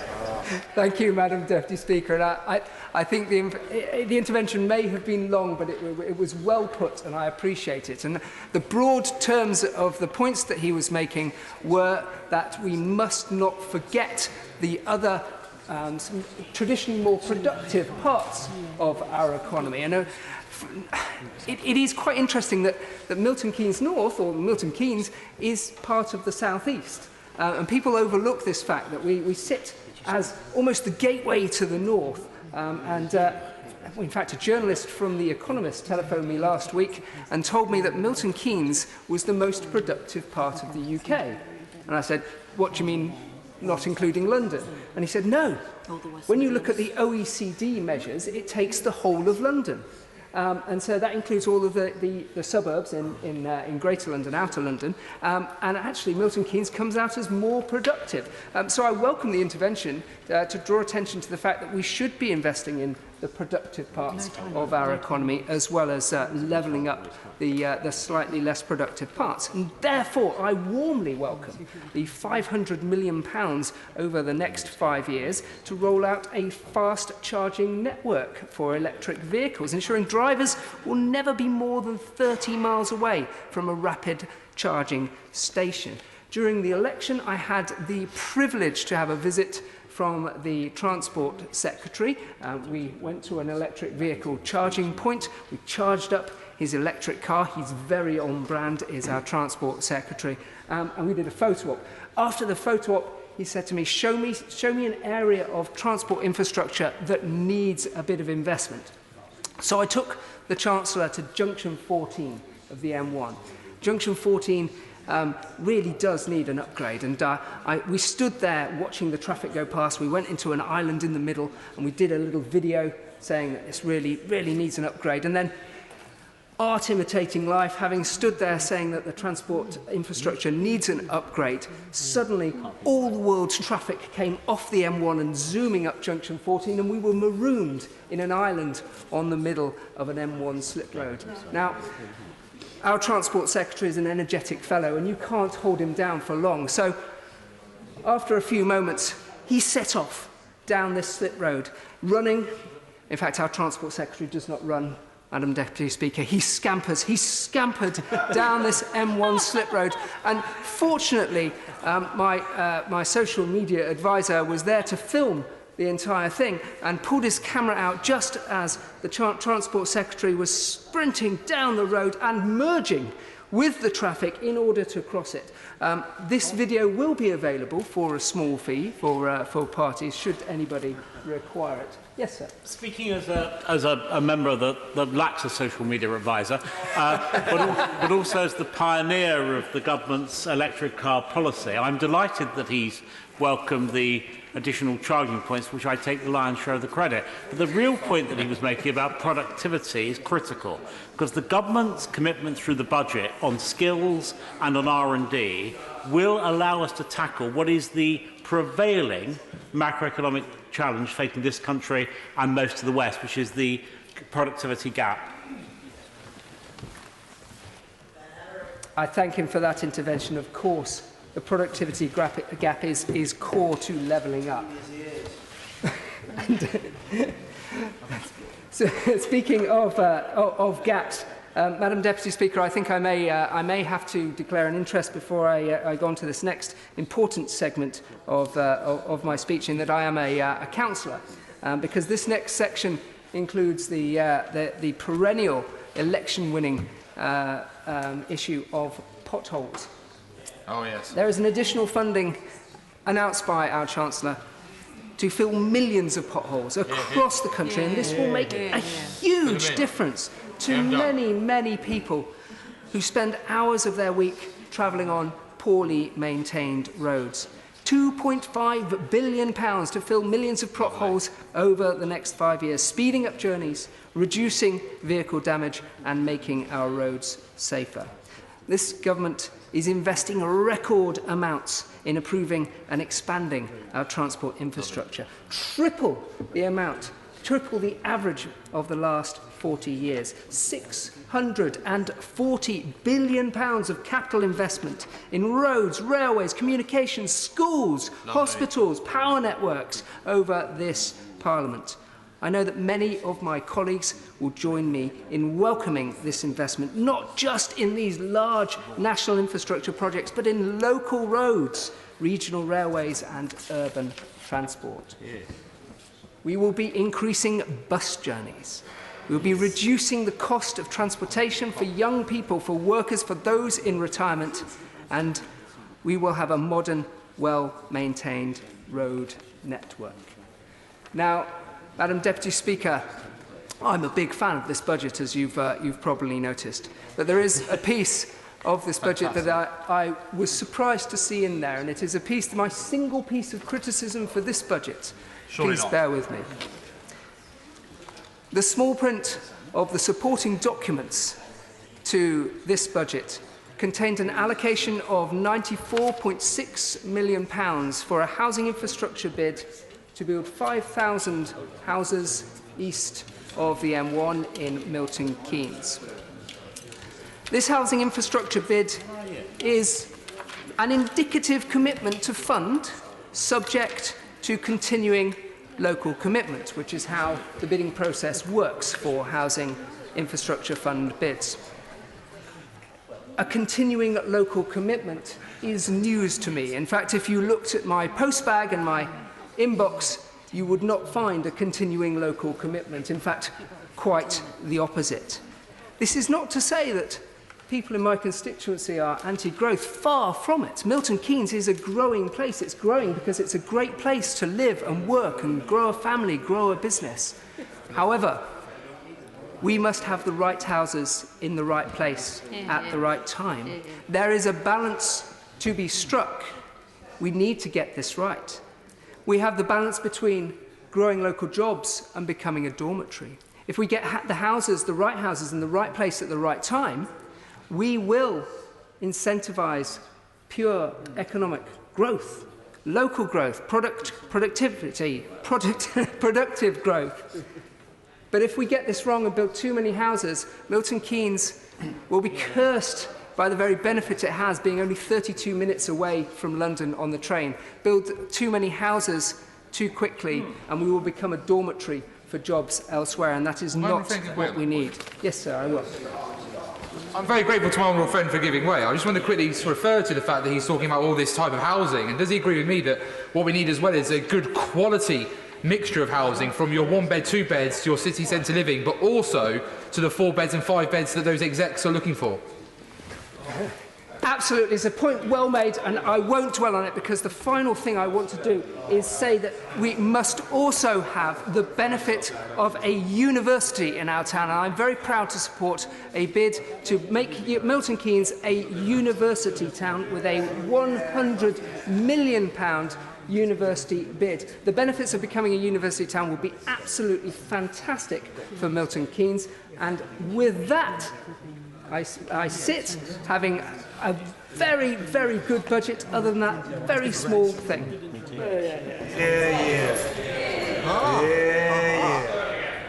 Peter Dowd. Thank you, Madam Deputy Speaker. Can I first start by welcoming the Chief Secretary to his position, having been the former Secretary of State for Degju. He might be spending a bit more time with his family. I'm sure he's happy about that. I'm not sure his family are happy about that, but that's a different kettle of fish, actually. But I don't have the time to talk about or to recap on what members across the chamber said, except to say what fantastic speeches we heard from the maiden speeches from the member for South West Hertfordshire and the his generous tribute to David Gork. Blythe Valley, the member for Blythe Valley, we talked about, I think, the Ark Royal being built in there. I've got a fantastic picture of the Ark Royal in my office. If he's ever in Bootle, he can come and have a look at it. I will guarantee secure passage for him out of Bootle. My honourable friend, the member for West Derby, who was doing well until he started to mention Liverpool FC. He did bring it back by mentioning that great socialist Bill Shankly, and then went to talk on about the justice for Hillsborough. The member for Bolton North East, who I thought was interesting, I think a teacher said, we aren't just teaching kids, we are bettering Bolton, and I think that sort of sums it up, and it was an excellent comment. And the member for Derbyshire Dales described very well the beautiful landscape and historic architecture of her constituency. Madam Deputy Speaker, the substance of the announcements made last week by the Chancellor have had a very short life. In the light of the coronavirus emergency, I'm glad the government has had a serious rethink of its economic and financial support response to the challenges facing the country. And I think the government appears, although I'll take this on advice, the government appears to be getting its act together, and we welcome that. But at the time last week, the package's measures didn't go far enough. So, for example, while President Macron has announced £547 billion for support for French businesses, we've got £330 billion apparently, and I'm pleased that the Chancellor has followed the suit of the French President. The FT reported that Peter Altmaier, Germany's economy minister, just a moment, and I will come back to him, that the German budget currently guarantees KfW, that's the Credit Institute for Reconstruction, a financial framework of £460 billion, but officials said this could now be raised by £93 billion, given more than £550 billion available in firepower, and that's just the start. And I'm glad the Chancellor's followed the line and the model that the Germans are taking as well. In the meantime, notwithstanding the government's apparent announcement, significant parts of the economy are in free fall, and more immediately, places, organisations, agencies within the hospitality sector, both large and small, the travel industry and retail. So okay, bit late, but nevertheless moving in the right direction. But what it doesn't indicate yet, as far as we're concerned, is what support will be given to employees, the people working in those industries. The industry themselves may get support, but we have to be clear about what actually is happening, because people in here will have constituents losing their jobs. Madam Deputy Speaker, it has to be said the government simply underestimated the challenge facing the country, but better late than never, as I said. But many millions of people still have no financial certainty from the government. People are worried about their livelihoods. They are responsible, the government is responsible for our current decaying social and physical infrastructure. They bear a huge responsibility for the parlor state of our public realm. While we will be supportive of measures to aid our economy, we will not settle for half measures. So we will carefully look at what the Chancellor's statement is and what he says later on. Madam Deputy Speaker, the government's mantra of levelling up also completely misjudged the serious issues facing the country. The government is not a new government. It's been in power for 10 years. The December 12th election was not the start of year zero. They have spent 10 years systematically and consciously levelling down the country. For example, one of the government's fiscal rules identified 3% of GDP as an appropriate level of public sector net investment. But, Madam Deputy Speaker, if you were to look back at the last 10 years, the government have underspent on infrastructure far less than 3% of GDP every single year, and that was alluded to by members opposite. In fact, the gap between what the government actually spent and the 3% level of the 10 years in office is £192 billion. That's the size of the hole the government has spent 10 years digging. So, Madam Deputy Speaker, if you were to sift through the hype and the fact that the government's headline figures on infrastructure double counts existing spending, one estimate has put the government's new capital spending at £143 billion, excluding depreciation. So what the government announced last week doesn't even fill the big hole it dug in the first place. And now they appear to want to be congratulated for a pathetic attempt to rebuild what they spent 10 years destroying and dismantling. The Resolution Foundation has pointed out that the UK has a very low level of government capital stock at about 46%. That's 3/4 of the advanced economy average of 63% of GDP. So the government are levelling up from a very low base, a low base of their own creation. Another problem with the government's levelling up agenda is that there is a series of one-off announcements without any coherent plan. For a start, the government postponed their national infrastructure strategy. Again, the government have cut skills funding in recent years. By the end of the last decade, spending on apprenticeships and work-based learning had fallen by a quarter since 2009 and 2010 in real terms, and that's according to the IFS. The IPPR's The budget was very disappointing in relation to budget climate action. The IPPR's Environmental Justice Commission said £33 billion of green investment was needed a year to get the government's weak target of zero net emissions by 2020, but £27 billion for road building, nothing for renewable energy sources like wind and solar. And we've had excuses over the years that they inherited a poor economy, but they have been in power for 10 years, and the responsibility for the poor performance of our economy in the last 10 years lies squarely at the door of the government. The government didn't believe in that public investment could boost the economy. In a speech in 2009, George Osborne said, "Fiscal policy is more or less powerless to affect output." He was wrong about that.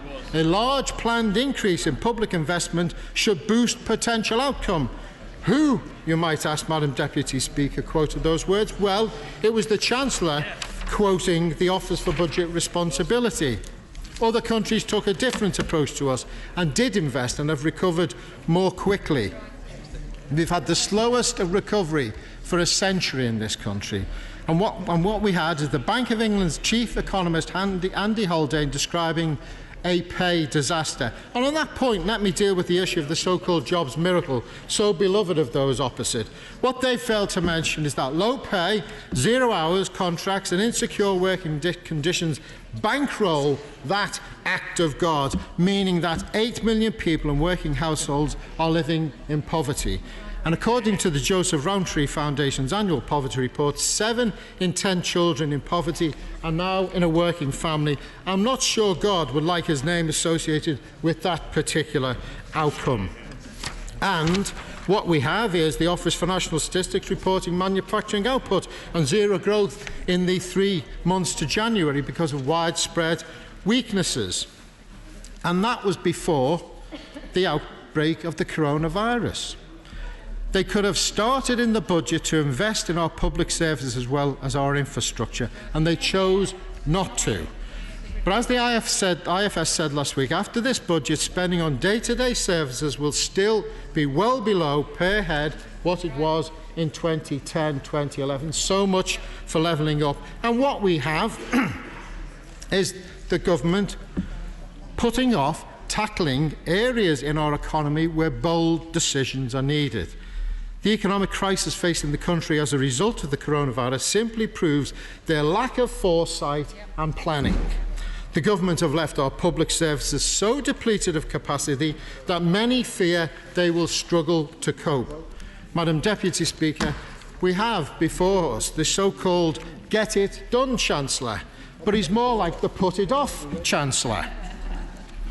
He even put off his announcement today, I believe. What about social care? Is he getting that done? No, another review. He's put it off.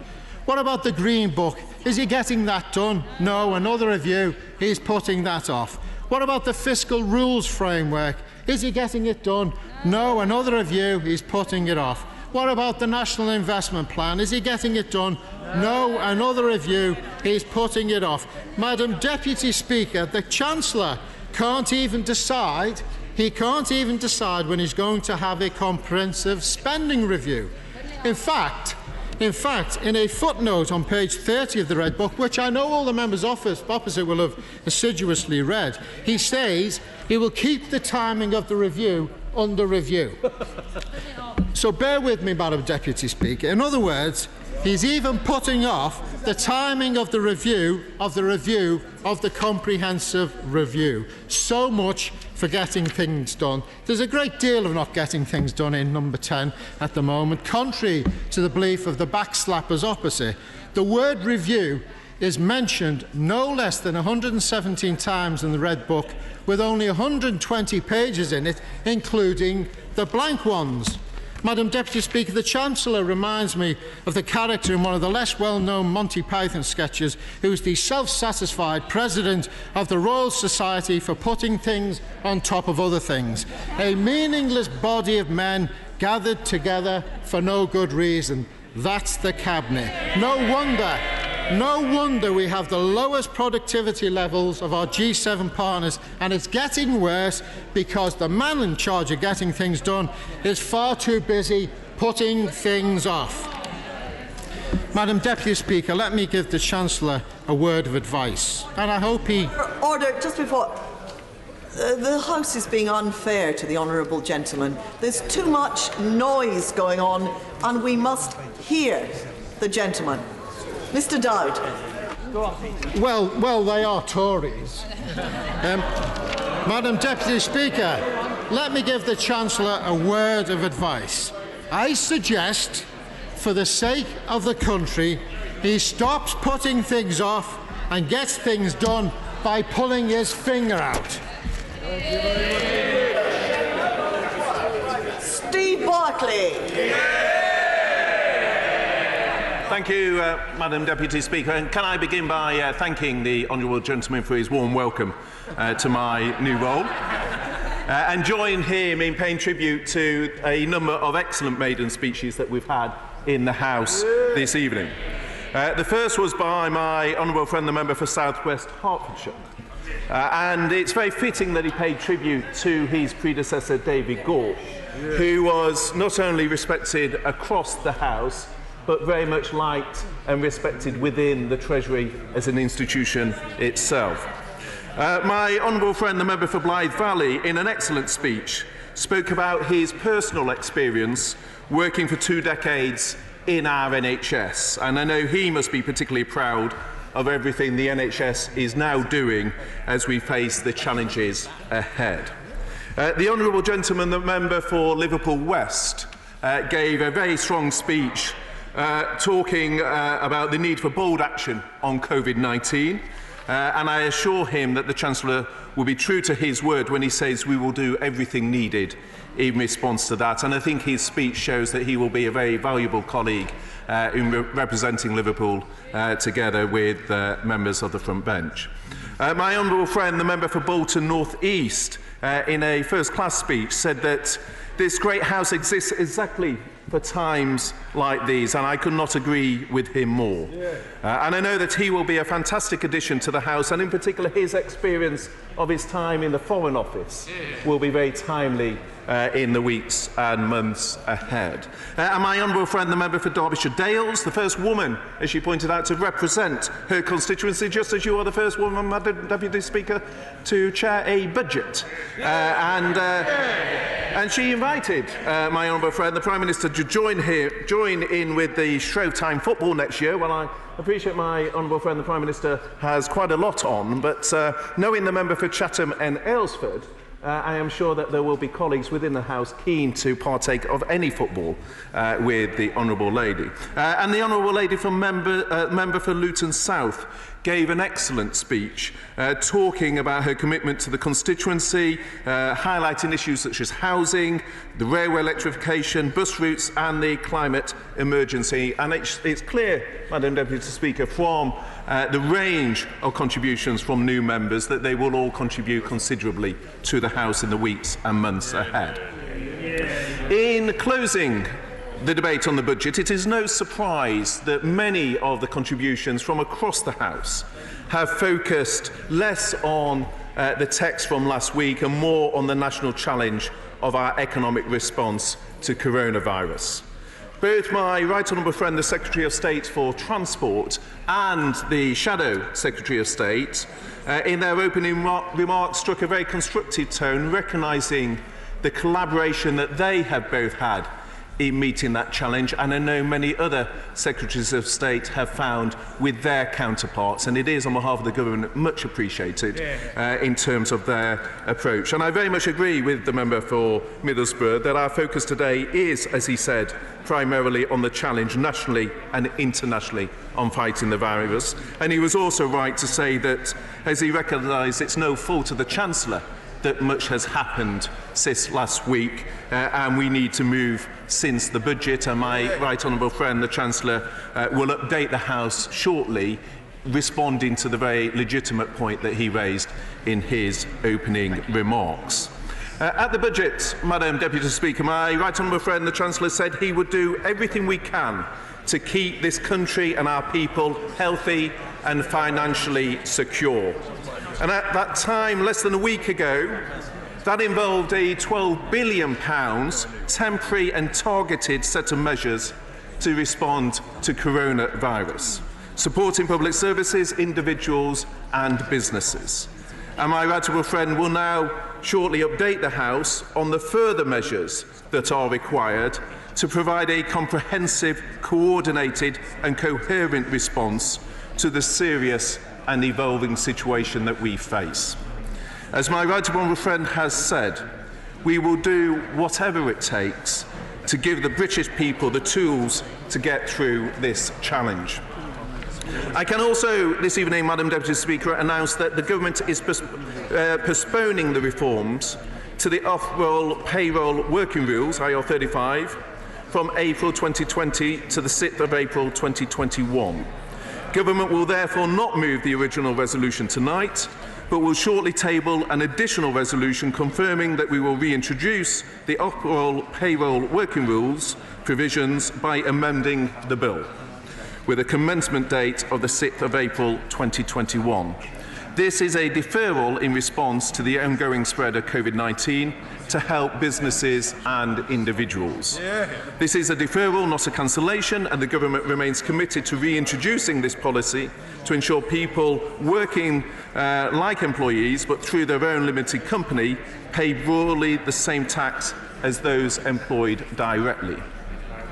Let me turn in the remaining time to a number of key measures within the budget which, for understandable reasons, have perhaps received less focus in the course of the debate in light of recent events. In particular, infrastructure links people to jobs, delivers products to markets and underpins supply chains and indeed supports domestic and international trade. Better roads, better rail and better internet connections enable businesses and individuals to work more quickly, cheaply and efficiently. What's more, quality infrastructure boosts social well-being. It means less time struck on motorways. Order! The House is too noisy. As with the honourable gentleman, Mr Dowd, the House must listen to the Minister. Mr Barclay. Thank you, Madam Deputy Speaker. And infrastructure is an issue that concerns all members of the House, and we are committed in this budget to boosting productivity and to levelling up opportunity across all regions within our United Kingdom. And indeed, my right honourable friend, the Chancellor, set out £500 billion of investment in our public sector, and the government will bring these plans together in the forthcoming National Infrastructure Strategy. But we already know a lot of the details. For example, the commitment to the Northern Powerhouse Rail to enable faster and more frequent services between northern cities. In February, the Prime Minister announced that we will proceed with High Speed 2. And last Wednesday, the Chancellor confirmed a £27 billion investment in strategic roads and motorways, the UK's biggest ever outlay. At the same time, sorry, I thought you were intervening. At the same time, we are investing £5 billion to support the rollout of gigabit-capable broadband, starting with rural communities that have felt excluded up to now, binding all parts of the country closer together in the virtual realm and connecting global Britain to the global marketplace. But alongside the big-ticket eye-catching projects, the budget also focused on meeting the most pressing local needs, whether that's the £2.5 billion for potholes, the £1.2 billion to support local transport infrastructures, and indeed the funding for bus routes, trunk roads, cycle paths, trams, park and ride schemes that all have the potential to make a transformative difference at a local level. Together it represents an infrastructure transformation, one that brings faster speeds and greater capacity, and which will breathe new life into communities across our United Kingdom. Madam Deputy Speaker, this transformation is not only about making every town and city more productive, but it is also about recognising their uniqueness of character. Each place in this country has its own quirks and curiosities, traditions and traits that people depend on and draw strength from. Levelling up is about respecting and retaining those brilliant characteristics, making sure each town keeps hold of its civic soul, whilst helping every region and nation of the United Kingdom make of its best. This government knows that civic pride and regional identity matter, and we want to bring about a strong and vibrant connected community where people choose to live and work. And it is for that reason that my right honourable friend, the Chancellor, set out in the budget the largest affordable homes programme in a decade, with £12 billion in additional funding to support home ownership. And as my right honourable friend, the Housing Secretary, has already laid out, our proposals to bring Britain's planning system into the 21st century. Madam Deputy Speaker, while this is the end of the budget debate from last week, many of the speeches have looked forward to the challenges ahead posed by COVID-19 and its impact on our health, our businesses and our resolve. Much has changed over the last week, and people are worried and their livelihoods at risk. That is why my right honourable friend, the Chancellor, will update the House shortly on the further measures we intend to take. I commend it to the House. The question is, as on the order papers, members of that opinion say aye. Aye. Of the contrary, no. The ayes have it. The ayes have it. I'm now required under Standing Order number 51.3 to put successively without further debate the question on each of the Ways and Means motions numbered 2 to 63 on which the bill is to be brought in, and on the motion on finance money. These motions are set out in a separate paper distributed with today's order paper. I must inform the House that for the purposes of Standing Order number 83U and on the basis of material put before him, Mr. Speaker has certified that in his opinion the following motion relates exclusively to England, Wales and Northern Ireland and is within devolved legislative competence. That is motion number 2 on income tax main rates. If the House should decide to divide on this motion, it will be subject to double majority voting. With the leave of the House, I will put the question on motions 2 to 6 together. The question is that motions 2 to 6 be agreed to. As members of that opinion say aye. Aye. Of the contrary, no. The ayes have it. The ayes have it. We now come to motion 7. Not moved. Motion 7, not moved. With the leave of the House, I will put the final motions together. The question is that motions 8 to 63 and the motion on finance money be agreed to. As members of that opinion say aye. Aye. Of the contrary, no. The ayes have it. The ayes have it. Bill ordered to be brought in upon the said resolutions. Who will prepare and bring in the bill? The Chairman of Ways and Means, the Prime Minister, Mr. Chancellor of the Exchequer, Mr. Secretary Hancock, Mr. Secretary Sharma, Mr. Secretary Shapps, Steve Barclay, John Glenn, Kemi Badenoch, and myself.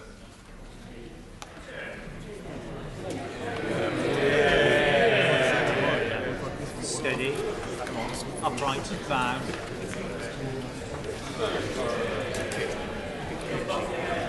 Again. Lovely. Again. Lovely.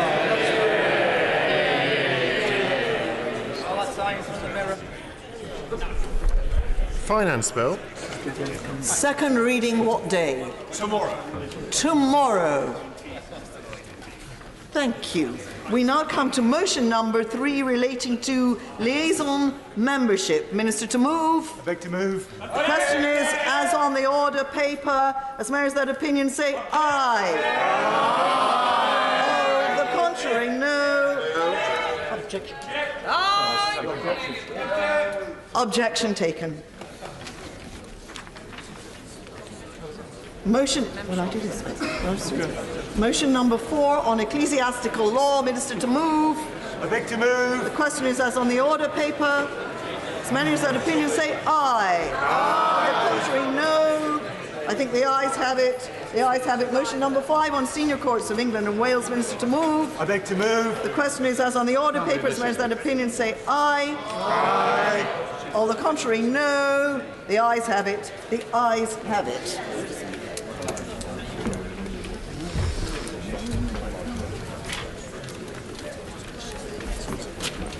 Order, order.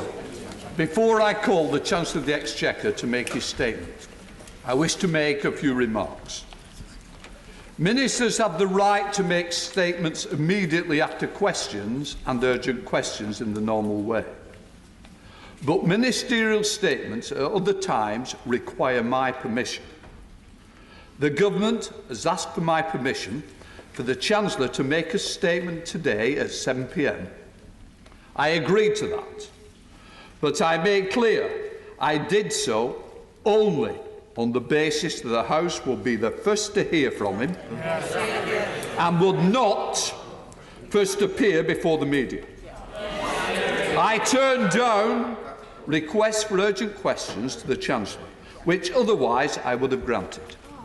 I wanted to ensure that elected members have the first opportunity to question the Chancellor. I am deeply disappointed that what I understood to be a commitment has not been honoured. These are difficult and sobering times. I do not want to pick a quarrel with any member. I do, though, want to make crystal clear that my view is that ministers have a duty to report first to this House when major policy changes are announced. The Chancellor has the chance to do the right thing in the future. I call upon him now to give the House an assurance that any future statements will be made to the House first, which is consistent with Section 9.1 of the Ministerial Code. Chancellor of the Exchequer.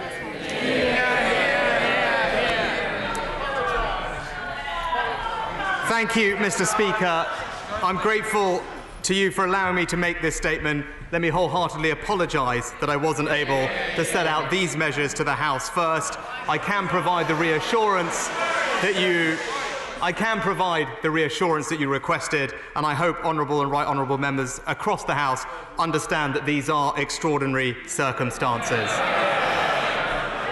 Mr. Speaker, I want to take the opportunity today to set out for the House the next stage of our economic plan in response to the coronavirus.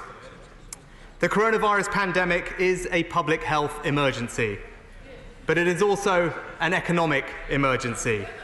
We have never in peacetime faced a fight of an economic nature like this. I know that people are deeply worried. I know that people's anxiety about the disease itself is matched only by anxiety about their livelihoods. In the budget last week, I set out the first stage of our economic response with a £30 billion package to support people and businesses. I promise to do whatever it takes to support our economy through this crisis, and that if the situation changed, I would not hesitate to take further action. As the Prime Minister set out yesterday, we're now approaching the fast growth part of the upwards curve. He has set out the next stage of our public health response, and I want to update the House on the next stage of our economic response. Let me begin by setting out for the House our overarching economic strategy. People should know that the objective of our economic policy remains clear, and our resolve remains firm. We will do whatever it takes to protect households and businesses to get through this and to make sure that the effects do not become permanent. As we develop our strategy, not just today, but over the coming days and weeks, we will be guided by three principles. First, our response must be comprehensive. This national effort will be underpinned by government interventions in the economy on a scale unimaginable only a few weeks ago. This is not a time for ideology or orthodoxy. This is a time to be bold, a time for courage. I want to reassure every British citizen this government will give you the tools you need to get through this. We will support jobs, we will support incomes, we will support businesses, we will help protect your loved ones. We will do whatever it takes.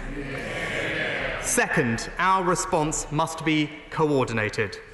We in government are working hand in glove with the wider economic authorities. Domestically, that includes the Bank of England, the regulators, and the health response. And internationally, I continue to engage with my G7 and G20 counterparts to agree and facilitate a global response. Third, our response must be coherent. It would be easy at a time like this to rush into a response and measures that we found out later had been ill-considered.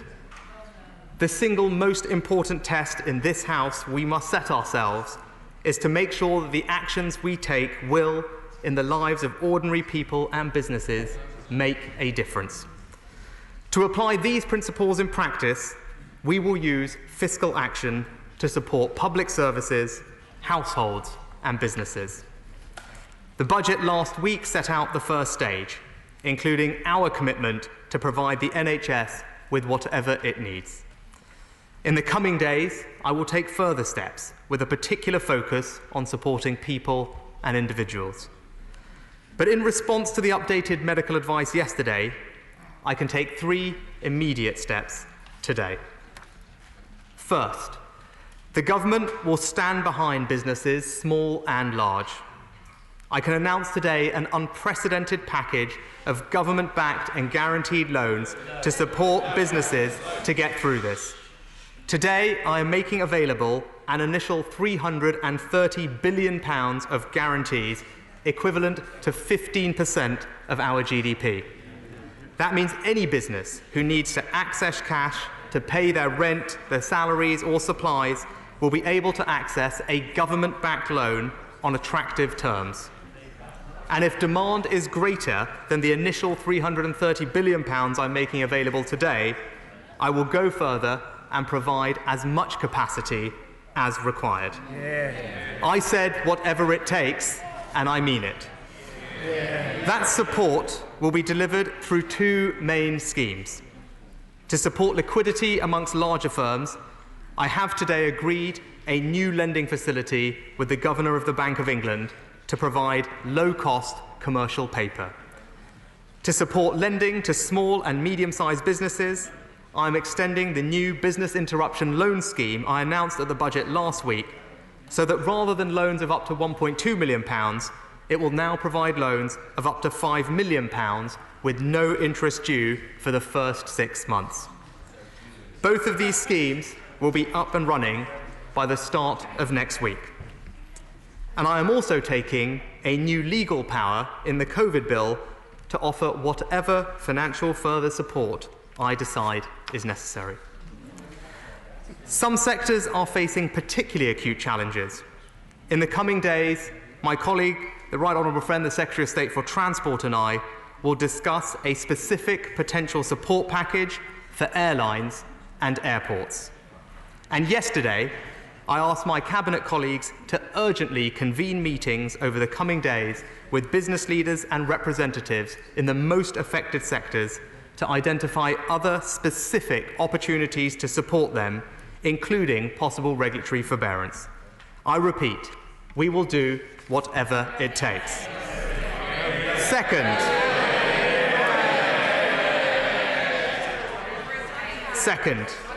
as well as access to finance, businesses need support with their cash flow and fixed costs.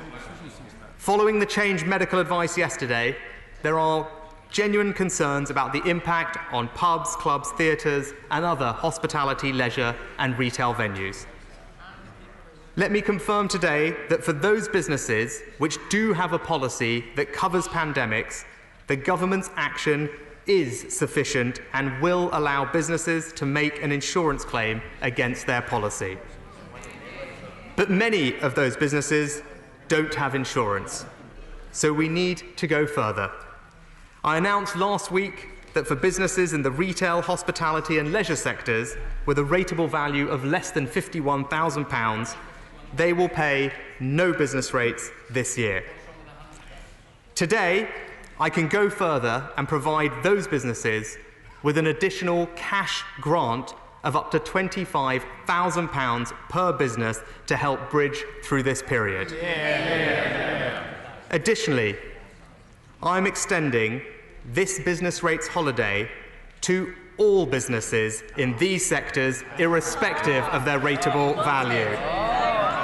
That means every single shop, pub, theatre, music venue, restaurant and any other business in the retail, hospitality or leisure sector will pay no business rates whatsoever for 12 months, and if they have a rateable value of less than £51,000, they will now get a cash grant as well. I also announced last week that we would be providing £3,000 grants to the 700,000 of our smallest businesses. To support their cash flow in these exceptional circumstances, today I can increase those cash grants to £10,000. Taken together on top of the unlimited lending capacity I have already announced, that is a package of tax cuts and grants in this financial year to directly support businesses worth more than £20 billion. That comes on top of the existing multi-billion-pound package I set out at budget, which included reimbursing small and medium-sized companies for the cost of statutory sick pay. Local authorities in England will be fully compensated for the costs of these measures, and the devolved administrations will receive at least £3.5 billion in additional funding as a result to provide support to businesses in Scotland, Wales and Northern Ireland. I repeat again, we will do whatever it takes. Third, I will strengthen our support for peoples and individuals. At budget last week, I committed £1 billion to support the financial security of vulnerable people through a £500 million boost to the welfare system and a £500 million hardship fund for local authorities. Following discussions with industry, I can announce today that for those in difficulty due to coronavirus, mortgage lenders will now offer a 3-month mortgage holiday, so that people will not have to pay a penny towards their mortgage while they get back on their feet. And in the coming days, Mr. Speaker, I will go much further to support people's financial security. In particular, I will work with trade unions and businesses to urgently develop new forms of employment support to help protect people's jobs and incomes through this period. Mr. Speaker, let no one doubt our resolve. When I said in the budget last week that we will do everything we can to keep this country and our people healthy and financially secure, I meant it. The measures I have announced today are part of a comprehensive, coordinated and coherent response to what is a serious and evolving economic situation. These are only the first steps, and I will set out the next stage of our response in the coming days. We have never faced an economic fight like this one, but we are well prepared. We will get through this, and we will do whatever it takes. And I commend this statement to the House. Shadow Chancellor of the Exchequer, John MacDonald. Thank you, Mr. Speaker. There was an element of déjà vu about that statement. I want to thank the Right Honourable Gentleman for providing us an earlier copy. And can I just say to him, of course we recognise the immense threat from this virus faces our country, in fact, the globe, and we want to work with him to ensure that we do everything we can to protect our economy and our people. But I have to say this to him. Today, in some of our constituencies, people were being laid off. They were losing their jobs and losing their incomes, and their livelihoods are being threatened. And people are worried. And I'm just disappointed that today's package of measures didn't really appreciate the urgency and the gravity of the situation for those individuals and those families. To protect, let's establish a principle, to establish it throughout our discussions now. To protect our people, the underlying principle must be that wherever a person is sick or self-isolating or laid off from their employment, we must protect their income, and we will give them security. So can I just range through a number of questions about issues that he failed to address today, and I hope will be addressed urgently now. For those people that are sick, there's an urgent need for statutory sick pay to be available for everybody from day one.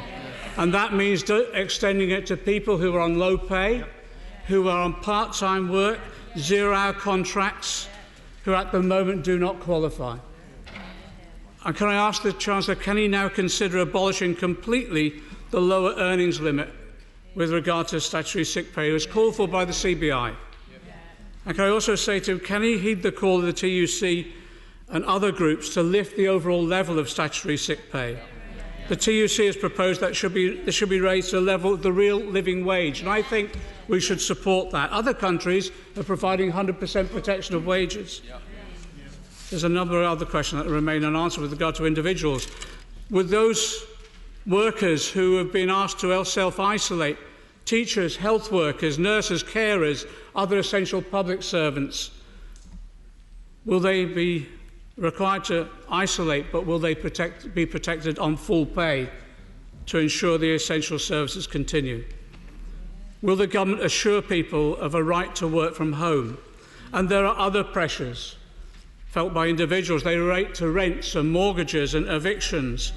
I really regret, and I ask the Chancellor to consider this urgently this evening, there is nothing in the statement to protect renters. Will the Chancellor, and it affects us all our constituents, will the Chancellor bring forward urgently now measures to protect renters, prevent evictions and enable rent holidays for those people unable to meet their costs? Will the Chancellor put powers in the legislation now to follow the example of some other countries as well, to freeze or suspend utility bill payments on a statutory footing because this is an emergency? And for those who have already lost their jobs, let's be clear, the level and access to universal credit is unacceptable. The Chancellor has said those receiving universal credit can receive an advance as a loan. This is pushing people into debt, some of them the poorest in our society. The CPAG has said, can we make that loan non-repayable as a grant? Can I urge him to consider that? The Chancellor has said, and I welcome it, that he's going to bring the trade unions together to look at a more sustainable package. We need to do that within days, not weeks. And we work with him to ensure that happens. And I just cite other examples. Just take the Danish example, where the government covers 75% of wages and companies cover 25%. And wages give up some holidays in exchange, that's true, but there is a job guarantee for those workers. So we want support financial, but we want guarantees that these people, when this crisis is over, will have a job to go back to, particularly in those companies where there's been significant layoffs. And unfortunately, we are now facing significant job losses and a real sense of uncertainty for workers and businesses alike. And I have to say that uncertainty was made worse last night by statements with regard to the hospitality sector. The clarity that's needed, I don't believe the Chancellor's statement today gives that clarity.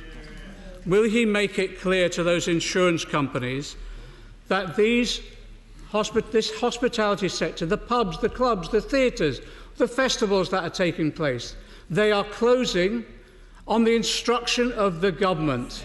And in that way, most of them, even if they haven't got pandemic within their insurance policies, will be covered. I welcome today's announcement of loan guarantees. I welcome it to businesses. But I noticed in the small print, and if you can clarify this, that it is interest-free for a period of 6 months only. And I'm not sure if that gives sufficient support and guarantee for the long term that many will want. I welcome the grants, but can I say to him that the response so far from a number of businesses has been the grants, the scale of the grants needs reviewing. They're too small and don't relate to the costs that people are involved in at the moment. I welcome what the government said about the business rates relief holiday. But last week, the statement seemed to exclude nurseries and childcare, and I wonder if he can just clarify that that has been remedied now, because childcare and nurseries will be desperately needed in this coming period. Can I also say that there is a bit of concern that's been expressed that the British Business Bank, being asked last week to deliver the Business Interruption Loan Scheme, as of very recently, there's little public evidence that the scheme has been established or developed. Just turning to individual sectors quickly, Mr. Speaker, on the aviation sector and other key transport sectors, I accept there is a need now for support. But I say just gently, I resent Mr. Branson urging his workers to go for 8 weeks of unpaid leave when he makes such a fortune, often by tax avoidance as well. And can I suggest that if we are going to give grants and loans and assistance to some of these sectors, we should look at whether or not we take an equity stake for the long term. And that relates to the rail sector as well. Can the Chancellor indicate whether there is any planning that if any franchises fail, they will be brought into public ownership and management? One of the sectors that has been raised with us as well, which is deeply worrying now, is the fishing sector. It's been hit hard, particularly because of its inability to export. And we've been told of the lack of insurance cover for boat mortgages. Can we look at that rapidly now to develop some form of legislative protection? And agriculture is now moving into the planting season and was already facing significant shortage of workers. It now faces even bigger challenges. Can we ask the Chancellor to reassure us that there will be support for agriculture throughout, because food supplies will be so essential during this coming period, domestic food supplies in particular? Just very briefly, Mr. Speaker, because I have to raise it because the Chancellor never mentioned it in any depth, on public services. Can I ask the Chancellor with regard to the NHS funding? And we well received the commitment that whatever the NHS needs, it will get. But can we just be absolutely clear now on the scale of the allocation of funding to enable testing to take place at scale? The £5 billion figure that was set, the response fund, didn't earmark any particular funding for the NHS, let alone for testing. And clearly the public want now the reassurance that testing is to be developed, and we need the funding. Can also, on the NHS, can the government point to stronger steps that need to be taken to manufacture the essential ventilators and provide the PPE for frontline NHS workers? The reality is that also, I have to say to the Chancellor as well, if we're harvesting our resources, we do not believe we should be paying for private hospital beds at this time. In fact, many of us believe they should be requisitioned for the use of the whole community. On the overall system of caring for our population, it relies not just on the NHS, but on social care. Can we ask the Chancellor to be absolutely clear now on the scale of funding that has been directed so far for social care? There's uncertainty at the moment. And what he thinks is the best estimate of the level of funding that will be needed, given the fact that already we've inherited 120,000 vacancies and staff numbers may well dwindle because of the impact of the virus.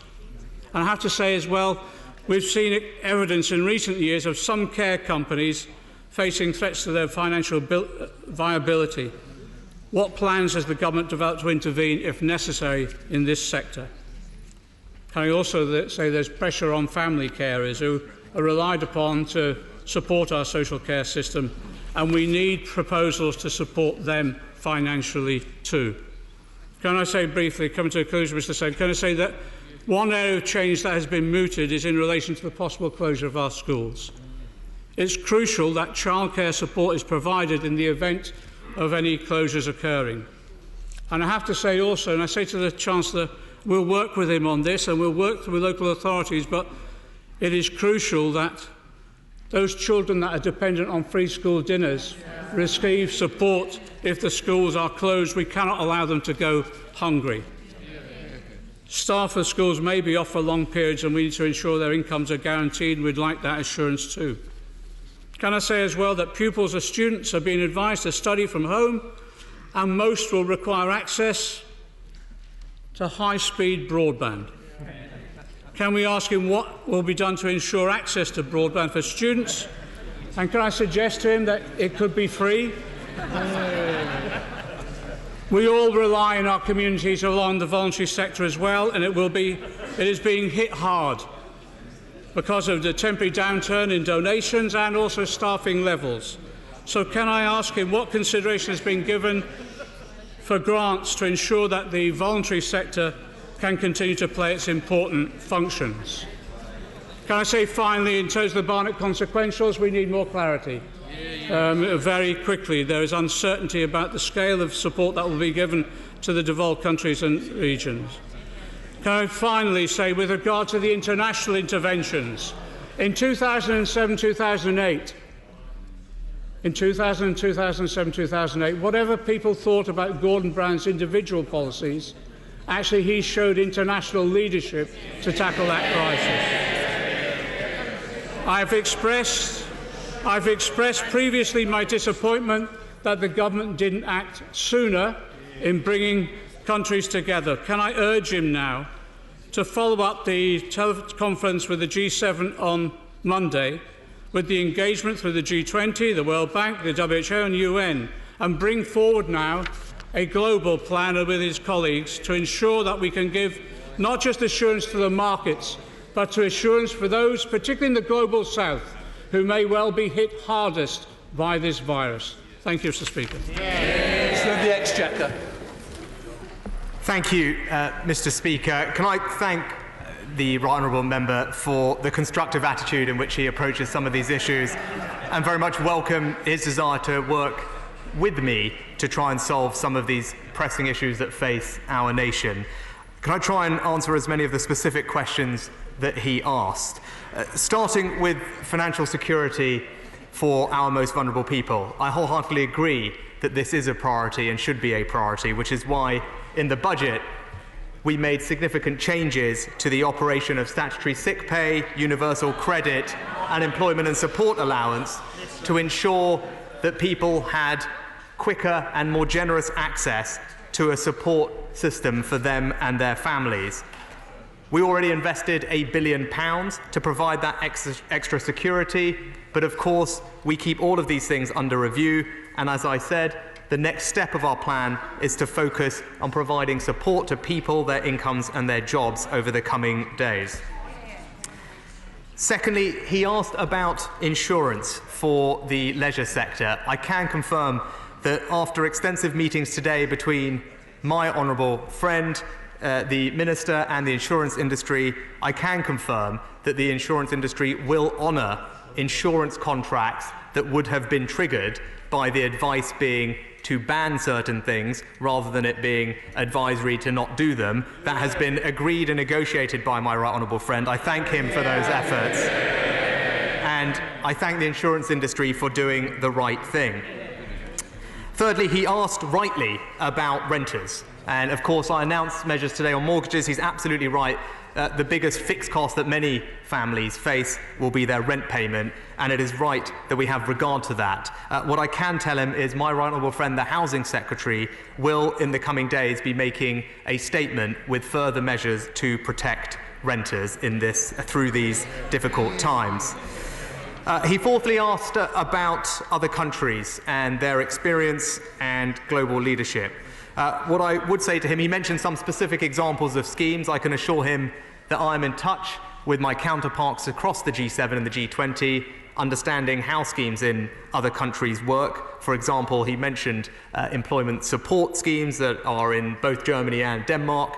What I would say to him and to members of the House is, whatever potential package or scheme that we can come up with that we do believe will provide the appropriate support, it's important that we can actually operationalise that at speed. The difference between our system and that of many other countries is that they have these systems already in place where it's far easier for them to step them up quickly. What we need to do is make sure we come up with a solution that can be delivered so that it makes a difference to people quickly. Which is why I'm happy to work closely with unions and business groups to see what will make the most sense. With regard to international leadership, I would say to him that what was widely noticed amongst other countries was that last week, this country, you saw both monetary and fiscal policy, the government and the Bank of England, working independently but in a coordinated fashion to provide significant support and confidence to the economy. That was something that was acknowledged by people, including the IMF, who noticed what happened here and pointed at it as an example for others to follow.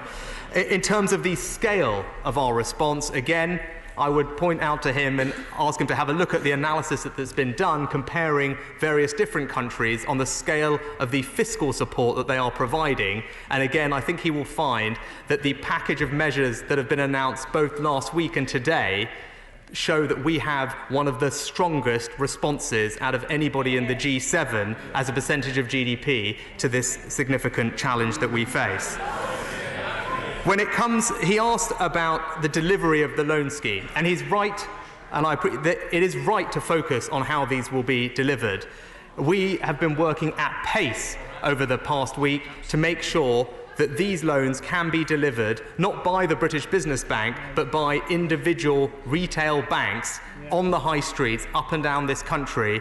And again, because of the work of my right honourable friend, this will happen by early next week, that businesses will be able to walk into their local branches and request a business interruption loan that has been backed by the government on these attractive terms. And again, it is right that we have to work with the systems that we have, so that we can't let the perfect be the enemy of the good, because we want to be able to deliver these schemes as quickly as possible to businesses up and down the country. He asked about support for a variety of sectors. What I can tell him is I have urgently asked my Cabinet colleagues to convene roundtables and engagement with their particular industries to understand if there are specific measures that we should be looking at on top of the measures for airlines and airports that we can look to address in the coming days, and that will answer all of the sectors that he mentioned would be covered by that. And I agree with him. When it comes to providing support to larger companies, if the taxpayer is going to be put at risk in supporting these companies, it is right that the taxpayer is rewarded on the other side. That is a principle that we also wholeheartedly agree with, and he can rest assured that as we negotiate those situations, that we will always be protecting the interests of taxpayers. And lastly, he asked rightly about public services. Our number one priority is to ensure that the NHS has everything it needs to get through this period. I made that commitment last week. I re-echo that commitment today. On terms of the Barnett consequentials, he would have seen this week that we released in advance the full amount of the Barnett consequentials resulting from the budget package in advance to all devolved authorities. And today, I announced the overall quantum, and again, we will quickly release in advance of those payments being released in England to the devolved authorities so that they can plan appropriately. He can rest assured that on all the very specific public service issues that he mentioned, whether school meals, schools and social care, these are under active and urgent consideration. But if I could end on this, our public servants, and in particular those working hardest in our NHS right now, deserve nothing but our support at this difficult time. I want them to know, and I want the country to know, that we will do whatever it takes to get through this. Thank you, Mr. Speaker. These are truly shocking times, Mr. Speaker, and a great weight lies upon the shoulders of my right honourable friend, the Chancellor, and I hope it is felt right across the House that we wish him every success in his endeavours to steer us through this crisis. He has come forward with a huge response to the current situation, which I know will, in many quarters and businesses up and down the country, provide some reassurance. There are, however, inevitably some areas in which there is still work to come, not least in terms of the employment support package, and I noted the fact that he will be engaging closely with trade unions and businesses shortly to flesh that out.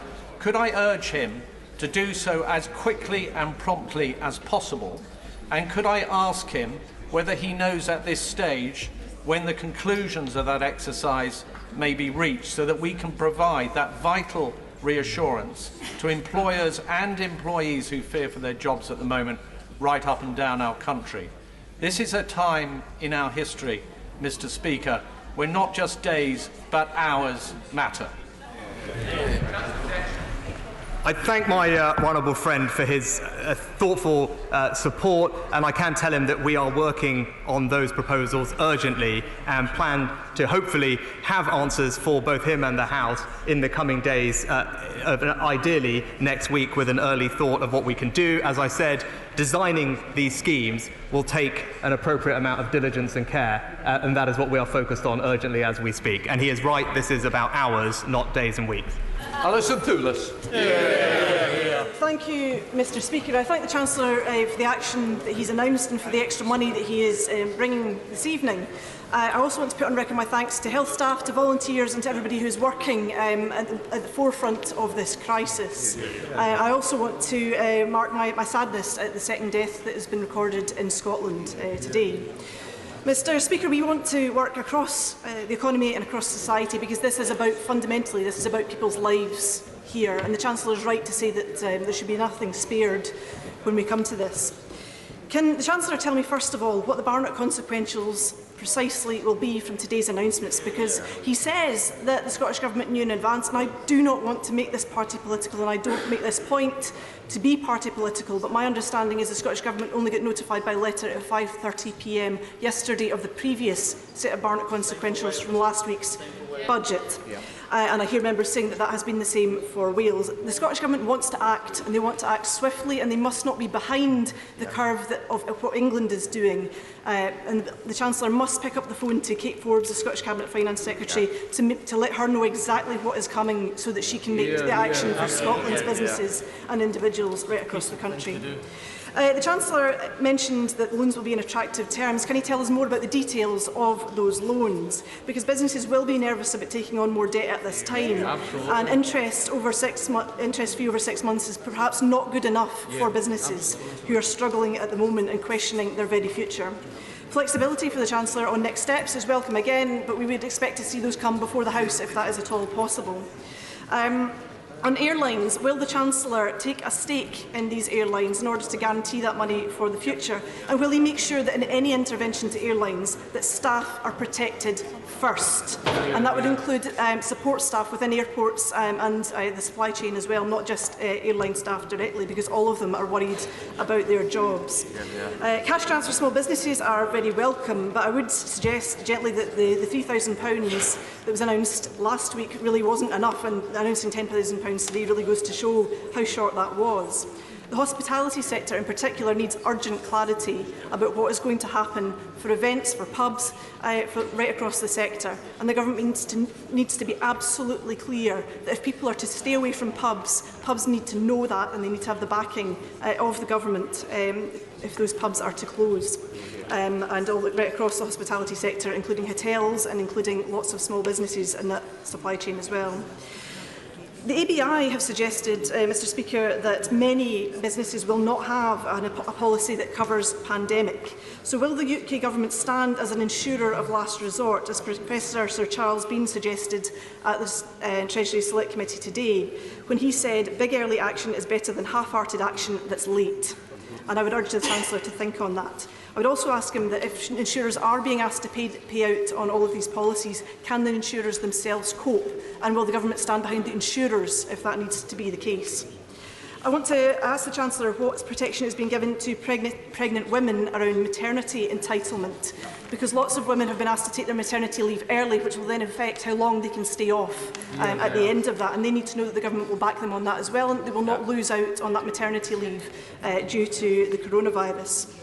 The Chancellor has made no mention of private renters within his remarks, and particularly those young people who are more likely as well to be in insecure employment. If the Chancellor is going to give a break to those paying mortgages, lots of those will be buy-to-rent mortgages, where people will be renting accommodation, and if the mortgage holders are getting a break, that must be guaranteed for the renters as well. That must be passed on, and passed on quickly. And there are people who are losing their tenancies around the country just now, if you look at Twitter, and they don't know about whether they can get into a new tenancy. In the US, there has been $1,000 to go to Americans. In Italy, €500 to the self-employed. Will he consider such direct schemes to individuals who may be struggling to cope? Will he also look at the situation for asylum seekers and those with no recourse to public funds who cannot claim benefits? Because those people are particularly vulnerable just now. The services and the food banks and the voluntary action that they rely on will disappear, and those people need to have direct payments as well if they are to live through this crisis. I note that France is going to direct payment of bills. Will the Chancellor look at that as a measure, because that will just stop money being taken out of people's pockets rather than putting money into people's pockets as a different mechanism? Is that something that he's spoken to the energy companies about? To turn to the issue of the vulnerability of people in the economy just now, the Fraser of Allender Institute has said that young people under 25, only 1 in 4 under 25s have enough savings to cover 1 month of income. Under 25s are incredibly vulnerable, and will he look at specific measures to tackle the issues for young people? Households at the bottom end of the income decile, only 42% at the bottom income decile, have enough savings to cover a month. People are not going to manage through this crisis on the basis of the money they have in the bank at the moment, because a lot of people have no money in the bank. The Chancellor needs to consider how he's going to deal with this and make sure that those people can put food in the table, and particularly for families, because if the schools do close and people can't work, there is no money coming into those households, and that Chancellor needs to think how those families will put food on the table for those children during this extended period. A lot has been made about statutory sick pay, and I would agree with everybody who has said statutory sick pay is woefully inadequate to deal with the crisis that we face. And the government has suggested that universal credit is what people should apply for, but they seem to forget that universal credit is far less generous even than statutory sick pay for many people. So will he increase urgently the amount of money that people can get through the universal credit system? Will he upgrade that at the moment and uprate that so that people can get enough money to survive through this crisis? Will he look at extending the period for universal credit advances, or ideally get rid of those advances and pay directly straight away? And will he make sure that the DWP look carefully at the implications of people claiming universal credit for their entitlement to legacy benefits? Because people may lose out on their legacy benefits if they jump into universal credit just now, and will they protect that for all claimants so that they don't lose out in the long term? Mr Speaker, this is a crisis. I welcome all action that the UK Government is going to take on this, but the questions this afternoon will be many. They will be legion, and people will have so many questions in the days ahead. So I ask the Government to listen and to react as quickly as they can to all the questions that honourable colleagues will raise this evening and in the weeks and months ahead. Thank you, Mr Speaker. I thank the honourable member for her comments, and I can reassure her I am listening, and indeed I welcome all the suggestions that she's made, and indeed all honourable members will make. We are listening attentively, both honourable members and to businesses and others, to make sure that we can provide the support that is required. To answer the specific questions, the Barnett consequences resulting from today's package will be about £3.5 billion. My honourable friend, the Chief Secretary, will be speaking to the Scottish Finance Minister, I believe tomorrow, to explain in more detail how this will work. And I would say that what we did earlier this week is to release the Barnett consequentials to devolved authorities before that money has been drawn down in England, as would be typical, to provide advance on the Barnett consequentials to all devolved authorities in recognition of the circumstances that everyone is grappling with, so that they can plan appropriately. And I hope that that would be welcomed. Obviously, it wouldn't be appropriate for me to comment on the specifics of any intervention in any particular company, whether it's airlines or anything else, but I agree with her that in general, we are interested in protecting people's jobs. And when I stand here and talk about supporting businesses, I'm keen to support businesses because that's the best way to protect jobs, and that ultimately is the best way to help people. She asked about the cash grants, Mr Speaker. What I would say in terms of thinking about the scale of these grants and how significant they might be, for let's take the £10,000 grant available for anyone currently in receipt of small business rate relief, the typical rateable value on one of those properties would be about £7,000 approximately. That's a good proxy for a year's worth of rent. A £10,000 cash grant is therefore reasonably significant in covering what is probably the biggest fixed cost of a business, and then looked on an income level as well as what an average income might be of one of those smaller businesses. Again, it will be significant. And she talked, of course, about pubs and the leisure sector. In that sector, not only will there be a business rates holiday for the next 12 months for all businesses in that sector, regardless of their rateable value, there will be also a £25,000 cash grant for businesses up to £51,000. She asked about insurance. What I would say to her, I think the statement today is welcome on insurance. In terms of retrospectively changing insurance policies, that is rightly something that she identified would cause solvency issues, most likely with insurance companies, so is not perhaps the most appropriate course of action, which is why we have several other measures of support directly to business in these circumstances. And she will probably be aware that very few businesses actually have the requisite insurance in any case. So although the steps today are welcome, it is important we think more broadly about direct support. I welcome her question on maternity pay, which I will go away and talk to my right honourable friend, the Work and Pension Secretary, about and reflect on that. With regard to renters, again, my earlier answer stands. My right honourable friend, the Housing Secretary, will shortly be making an announcement about further measures to protect renters. And in closing, she talked about other countries and fiscal responses and individual measures. Every country is doing this slightly differently, but broadly are trying to do the same things through different means. I think the best way to judge us is to judge this total scale of our fiscal response, and on that metric, as a percentage of GDP benchmarked to almost all developed countries, we have what is to date one of the most comprehensive and significant packages of scale, which underlies our commitment, as I said, to do what it takes to get the country through this. David Davis. Thank you, Mr. Speaker. I strongly welcome the Chancellor's enormous loan and guarantee package, but he himself recognised that this is supporting the liquidity of businesses rather than their long-term viability. We want to see the employment protected. So can I ask him that he doesn't just fund business in ways that enable the maintenance of employment, but actively incentivises the maintenance of employment? It's not the same thing. Block grants won't do it.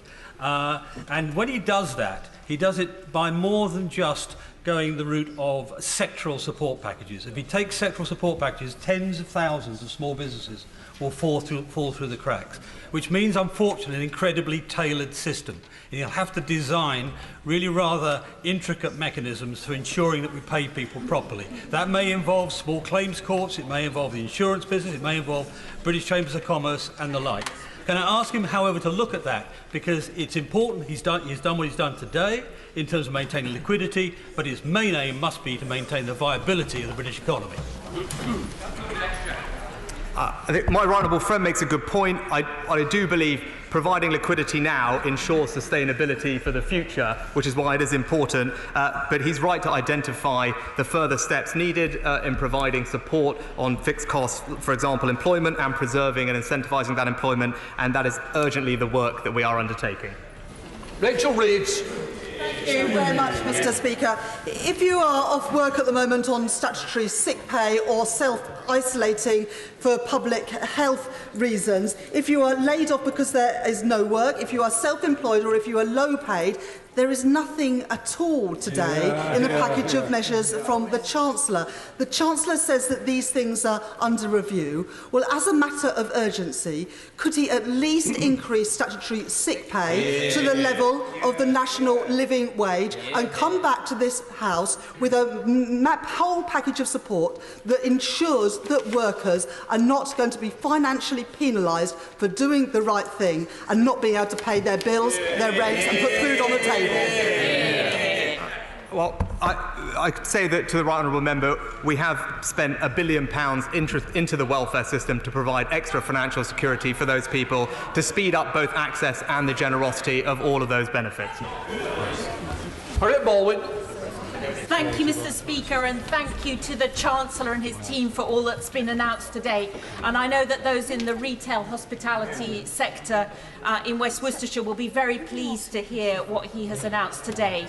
There is a sector of the retail market that is doing incredibly well, and that is the supermarkets. And in fact, many of my constituents are worried because they rely on those home deliveries from supermarkets. Can the Chancellor update the House on what he is doing with his colleagues to talk to the supermarket industry about increasing capacity for home delivery?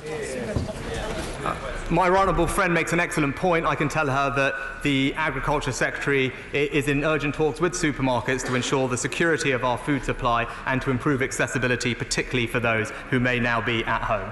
Yes, Phillips. Mr. Speaker, I simply want to ask the Chancellor if he could live on £94.25 per week. A simple question. Has he ever lived on that? And could he live on that? Because that's what most of my constituents are currently having to live on.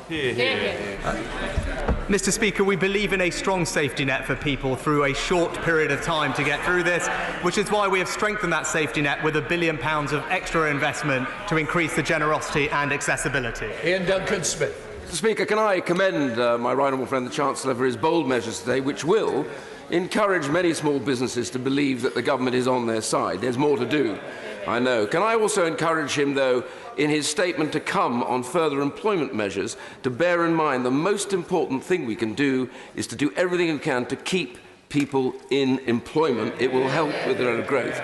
But one area I want to raise with him, which has not really been touched on, I do think the Shadow Chancellor raised it, it's the voluntary sector. The Centre for Social Justice has done some quick work on this and come to the conclusion that the smallest elements of the voluntary sector, who have no reserves, are going to lose about £400 million during the course of this next few months, and they're going to be the ones that are called upon most for support in the community to those who suffer. Could I please ask him to look at this very carefully and see what we can do to give them that cash aid? Well, my right honourable friend knows better than most the value of making sure that people have the security of a good job, and I commend him for all his work in that regard and agree with him wholeheartedly. My right honourable friend, the Community Secretary, is talking already to the voluntary sector, and we stand ready to provide the support that may be required. Ed Miliband. Can I say to the Chancellor that I recognise, and I'm sure the whole House does, his wish to get any employment support scheme right. But he will recognise, as the Shadow Chancellor said from the front bench, that people are facing redundancy right now. Can I suggest two things he can say tonight to help ward off those redundancies? First, that he accepts the principle that government should cover a substantial proportion of people's wages because it's in the interests of them, the economy and their businesses. And secondly, that he undertakes to come back not next week, but by Friday of this week with a clear plan developed with unions and businesses. What I'd say to the honourable member is it's more important that we get this right than rush to things that won't work. But he can rest assured that we agree wholeheartedly with the ambitions of what he says, but delivering them and getting it right is vital, and that's what we're working on doing. George Freeman. Congratulate and thank the Chancellor on behalf of the people of Mid-Norfolk for a coherent and comprehensive package, in particular the support for rates and mortgages. In my rural and quite fragile economy, it is the pubs, the high streets, the small businesses, tourism and farming and food processing that are the backbone of the economy. Could I press him on the insurance point? Many of my local employers, their policies simply don't cover liability for epidemics. Wouldn't it be sensible to look at reinforcing the insurance industry, who've got the wherewithal to deliver the support, so that they, who've made money in the good years, can help companies that really need it in tough times? I appreciate the point my honourable friend's making. I think the steps today are welcome on insurance, but he's right to identify that retrospectively changing the situation that insurers would have reserved against could have very significant impact on their solvency, which would send ripple effect throughout the entire insurance market, which is not something that I think any of us would want to see. Angela Riedel. Mr. Speaker, the Chancellor must surely recognise that those on statutory sick pay are being asked to protect the rest of us, but take only £96 a week in income and live on that, and that those on universal credit, if they can access the system at all, will be asked to live on £74 a week, and millions of people are simply not eligible for either of those deeply flawed structures. He has to do something fast. He has to do it quickly. Instead of talking about the £1 billion he's already put in, will he now realise that he's got to move fast to reassure people that if they do the right thing, they will not suffer and they'll be able to put food on the table and maintain their housing and their children's meals? Mr. Speaker, we have provided £500 million specifically to local authorities to provide extra support, particularly to help people with housing costs, notably council tax, and that will make an enormous difference to people on the ground. Mark Eastwood. Thank you, Mr. Speaker. Many mortgage payers within my constituency will welcome the 3-month holiday announced today. However, could the Chancellor confirm whether this will be implemented automatically by the banks and mortgage lenders, or will borrowers need to apply?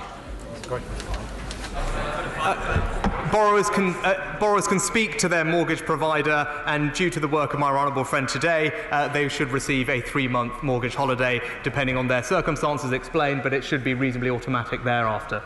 I'm expecting to run this to around 9 o'clock. Sir Edward Davey. Speaker, our economy is suffering a heart attack, and a heart attack deeper and bigger than that it had in 2008. So the Chancellor has a serious responsibility, and he deserves constructive engagement from everyone in this House, including our party. His main task, Mr. Speaker, is to ensure that there is confidence in the business community and confidence from the British people.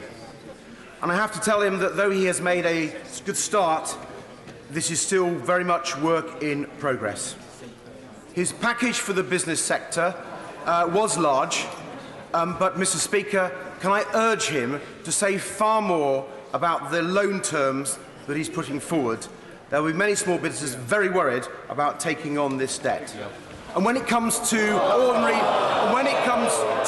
people, can I urge him to go much faster to give confidence to the people who are suffering in our constituencies?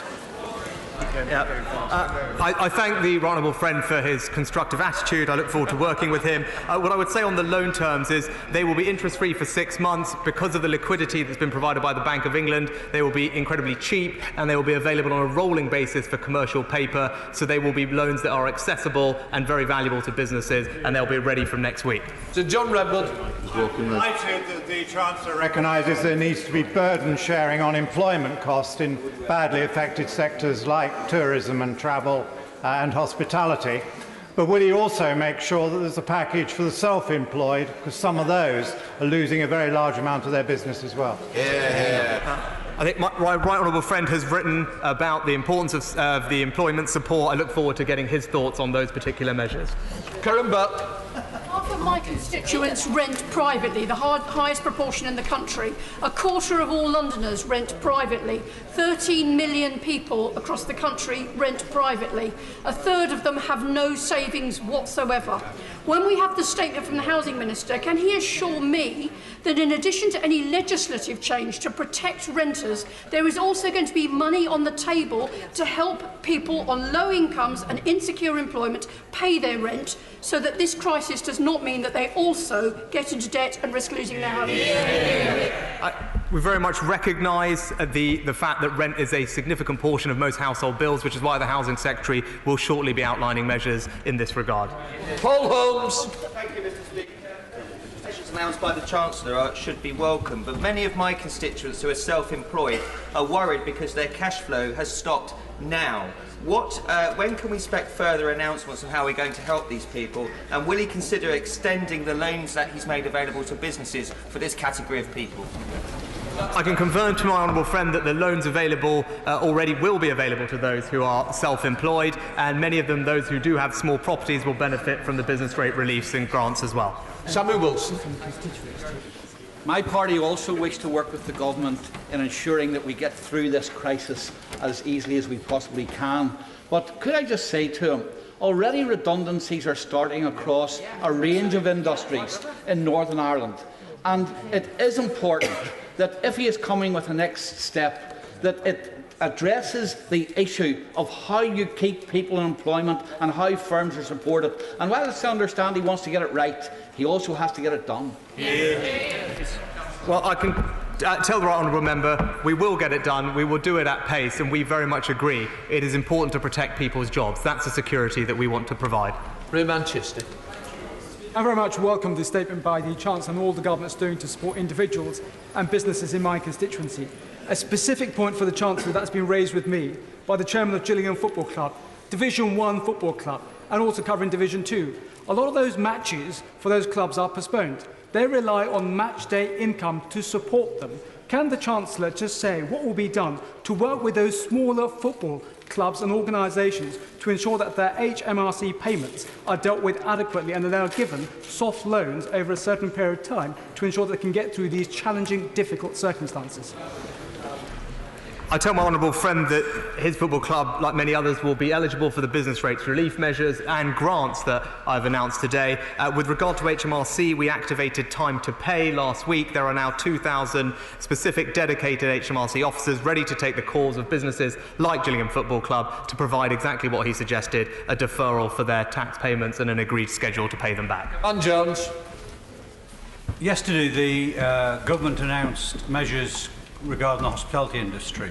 Can I say to the Chancellor, Businesses are laying off people today across the country, and certainly in County Durham, where I've spoken to businesses this afternoon. It is clear the Chancellor has not got a clue how ordinary people live. They have not got access to savings, they have not got access to trust funds or independent wealth. They rely on what comes in each week. So can I urge him very strongly either to ensure that benefits are paid from day one, or that we actually have to bring some system in which allows government to subsidise wages directly for some small businesses. Well, Mr. Speaker, it's because we care deeply about the financial security of all people that we want to work hardest to protect their jobs. That's the way to help working people in this country. We strengthen the welfare system, and the measures we've taken today will increase the likelihood that we can preserve those jobs, and we know that there's more to do. Henry Smith. Thank you, Mr. Speaker. I very much welcome the package of measures that the Chancellor announced this evening, but when does he expect to be able to give some more detail on support for the aviation industry? Virgin Atlantic, EasyJet, British Airways, Gatwick Airport itself, in my constituency, are deeply suffering. I know my honourable friend will know these businesses well. He should rest assured we are already in contact with them, both at the Treasury and the Department for Transportation. And as I said, we will work with them as quickly as possible to put in place what measures are necessary. Brendan O'Hara. This afternoon, Lochfine Langestine in Tarbert, which employs 20 people in the village, told me they didn't have a single UK or export sale today. Soon their boats will be tied up, processors will be laid off, and the business could close. But the Far East markets are beginning to reopen, and there is a glimmer of hope. So will the UK Government work with the Scottish Government to help arrange cargo flights to get into these reopening markets as soon as possible? I'm happy to ask my friend the Trade Secretary and Environment Secretary to have a look at that. Alan Kearns, come on. Thank you, Mr. Speaker. Can I pay tribute to my right honourable friend for the scale of the package that he's announced, and also recognise the significance of the Barney consequences that will come. But does he also agree that simplicity and commonality are key features? It was only late yesterday that the Welsh Government matched the business rate package, which left many business people in my constituency anxious before they could offer, make available the support that's available. Does he recognise that commonality will be an important theme? My right honourable friend makes an excellent point. A simple common message across our union would make an enormous difference to people everywhere. Tim Deutsche. I'm disappointed to get the tone from the right gentleman opposite. And I don't doubt what the Chancellor and the Chief Secretary have said about the devolved administrations and what they're trying to do to give them information. But I must tell him it isn't clear and it isn't working. And he knows that getting cash to the front line, to businesses and individuals, is absolutely mission critical and time critical at this moment. So will he work with the administration so that they can make future announcements together, so that businesses are not confused, that people are not scared, and we don't have further chaos? That hasn't happened today, and the Welsh Finance Minister has made very clear she would do that, but they didn't have the information. So can we sort that out, please, as a matter of urgency? I thank the honourable member for his comments, and the Chief Secretary, as I said, will talk with all his counterparts in the DAs and to ensure as coordinated approach as we can achieve. Robert Courts. Speaker, I warmly welcome the package that's been announced today, but my constituency is home to one of the largest concentrations of self-employed people in the country, and would the Chancellor please commit to looking at what further help might be given for them, and would he also please look at A2 properties which don't currently receive business rates relief and see whether some of those, like estate agents on the high streets, can be helped? Well, I know my honourable friend is a champion of the self-employed. Some of the measures announced last week at budget will benefit them, and indeed some of the loan and other grant measures today will also, depending on their circumstances. But he's right, and we will, of course, keep an eye on that as we develop these packages. Mike McFadden. The difference with this crisis is the profound effect it's having on human behaviour. And the Chancellor has acknowledged that the big missing piece from the package announced tonight is direct financial support for workers who are laid off as a result of the advice that the government has given the country. So will he commit now, in principle, if he can't give the number, to bringing forward a package of support of wages, a significant proportion of the wages of those who've been laid off as a result of this crisis? Mr. Speaker, I've already committed that that is an urgent piece of work that we're undertaking, but we already have improved the financial security available to people who do find themselves either ill or off work as a result of the £1 billion invested last week in these measures. Natalie Elphie. Thank you, Mr. Speaker. At a time of national emergency and a time of national need, Dover once again stands ready to do its duty. The Port of Dover, the hauliers, the ferry companies will be moving the goods, the medicines and the resources that are needed to keep our country safe and fed. Will my right honourable friend assure the House that the port, transport, ferry companies, border force and all the hard-working local workers in my constituency will be given the necessary financial and practical assistance so they can do their duty for our country? Well, my honourable friend is absolutely right to highlight the vital importance of our ports in particular, and of course we stand ready to listen and hear what they need. Gian Warren. Thank you, Mr. Speaker. Last night, a constituent in the hospitality trade contacted me to express concern at the Prime Minister's measures and say that she'd been made redundant and ask how she could pay her rent. The Chancellor seems to not to grasp the scale of the fear, the uncertainty, the desperation in the country now. So will he guarantee to me now that every renter will have the means to pay their rent and every small business the means to pay their staff? On the hospitality sector, that today we announced a series of steps of considerable support for that sector, and she's absolutely, as I've already said, when it comes to renting, the Housing Secretary will shortly be announcing measures to protect renters in these circumstances, and we have strengthened the safety net, the security for people to fall back on. So John Hayes. Thank you, Mr. Speaker. In amplifying the point made by my right honourable friend from Chingford-Woodford Green, will the Chancellor specifically say whether the charitable sector will be eligible for both the rate holiday and the grant funding? It's critical, Mr. Speaker, that we help those whose aim, purpose and mission is to help others.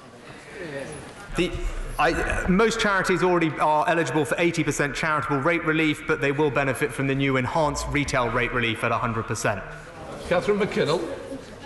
The Chancellor has talked about courage. I'll tell him what takes courage. Fighting this pandemic on the front line without adequate protective clothing. So will he commit right now to do whatever it takes to ensure every single frontline healthcare worker has the protective clothing they need if they are working exposed to this virus? My right honourable friend, the Health Secretary, is working around the clock to support our healthcare workers to have everything they need to do the vital job that they're doing for us. They will get whatever support that they require. Mark Harper.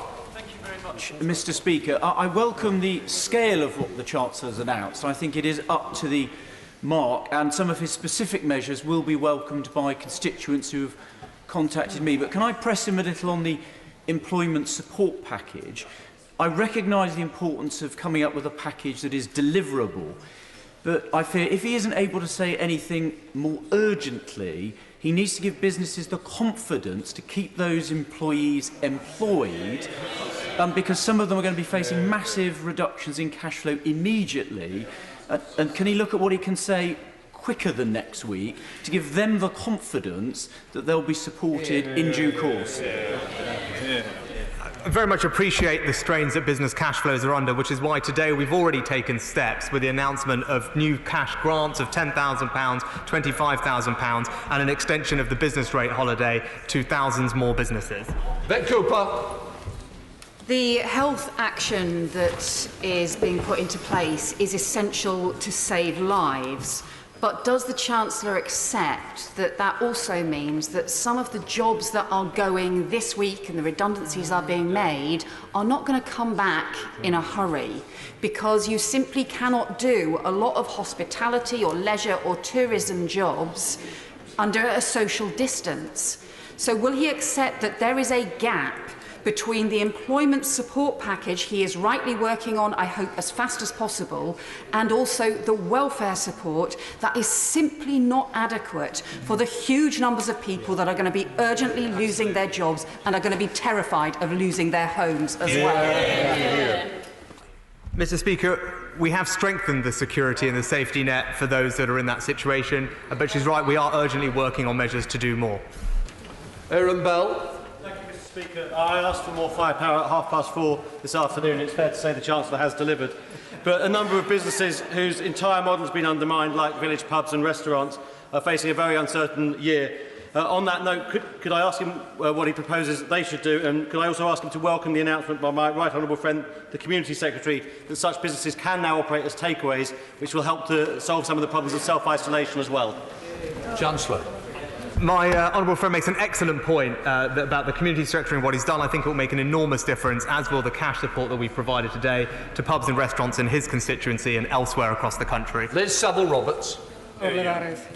This is a welcome step in the right direction. There's much to welcome from the Chancellor's announcement, but the family reliant on a 0 hours contract hospitality worker's salary, or the self-employed tradesman whose cash flow has dried up, they want to know how this money will reach their bank accounts. What prevents him, therefore, from bringing forward a coronavirus universal basic income in his package of new measures? This in itself would give confidence to thousands of Welsh workers and beyond. Yes. Madam Deputy, Mr Speaker, we've already taken steps to strengthen the safety net. For the workers that she's particularly mentioned, they will be eligible for those enhanced packages. And beyond that, we're of course looking to do more, as she knows, in the employment support field. Tim Morton. Support. And I particularly look forward to further information about renters and for the childcare and nursery sector, which was generally omitted from the budget last week and is in a very fragile state.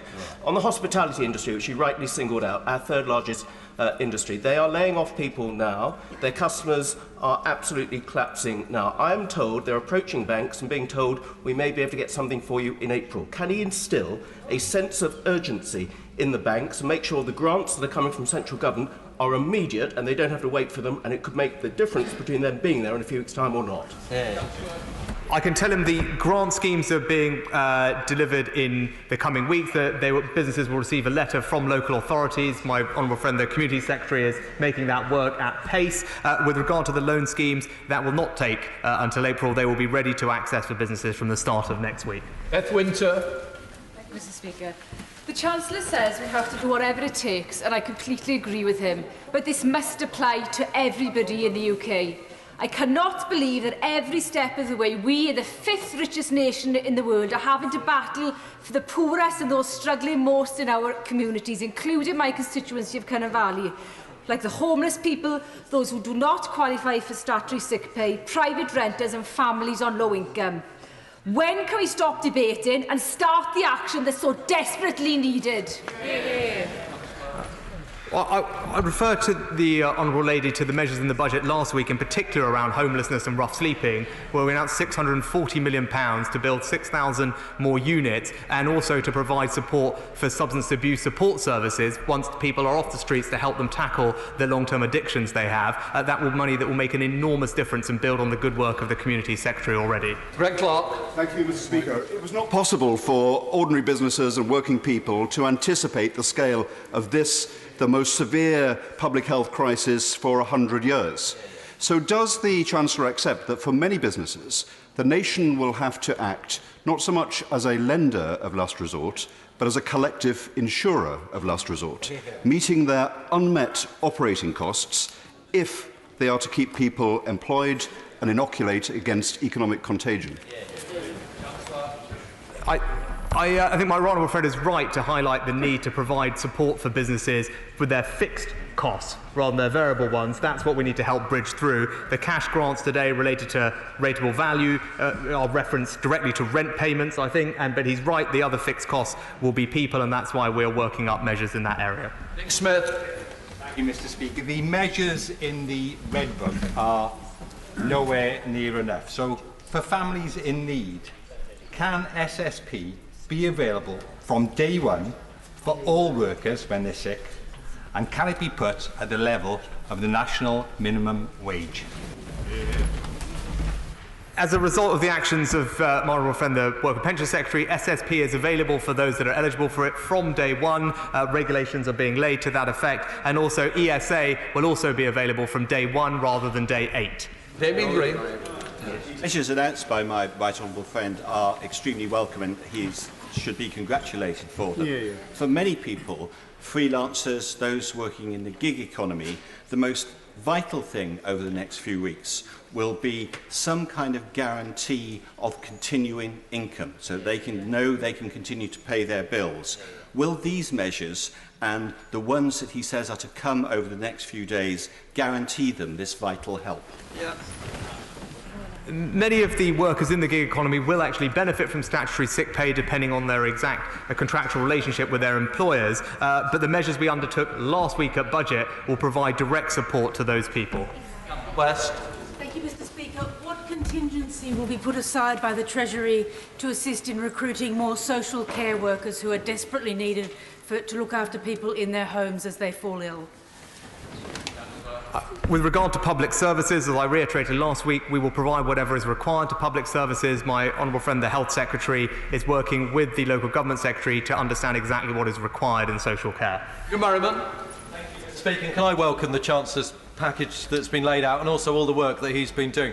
He said he'll look at other things over the coming days. Can I please ask him to look at preschools and nurseries? They pay business rates, so are not going to receive the £10,000, but they are not within the category of hospitality, retail and leisure. And mine have been in to see me today and they are very worried, and that would be awful for the very people that we rely on, their parents. So could I please ask him to consider that ask?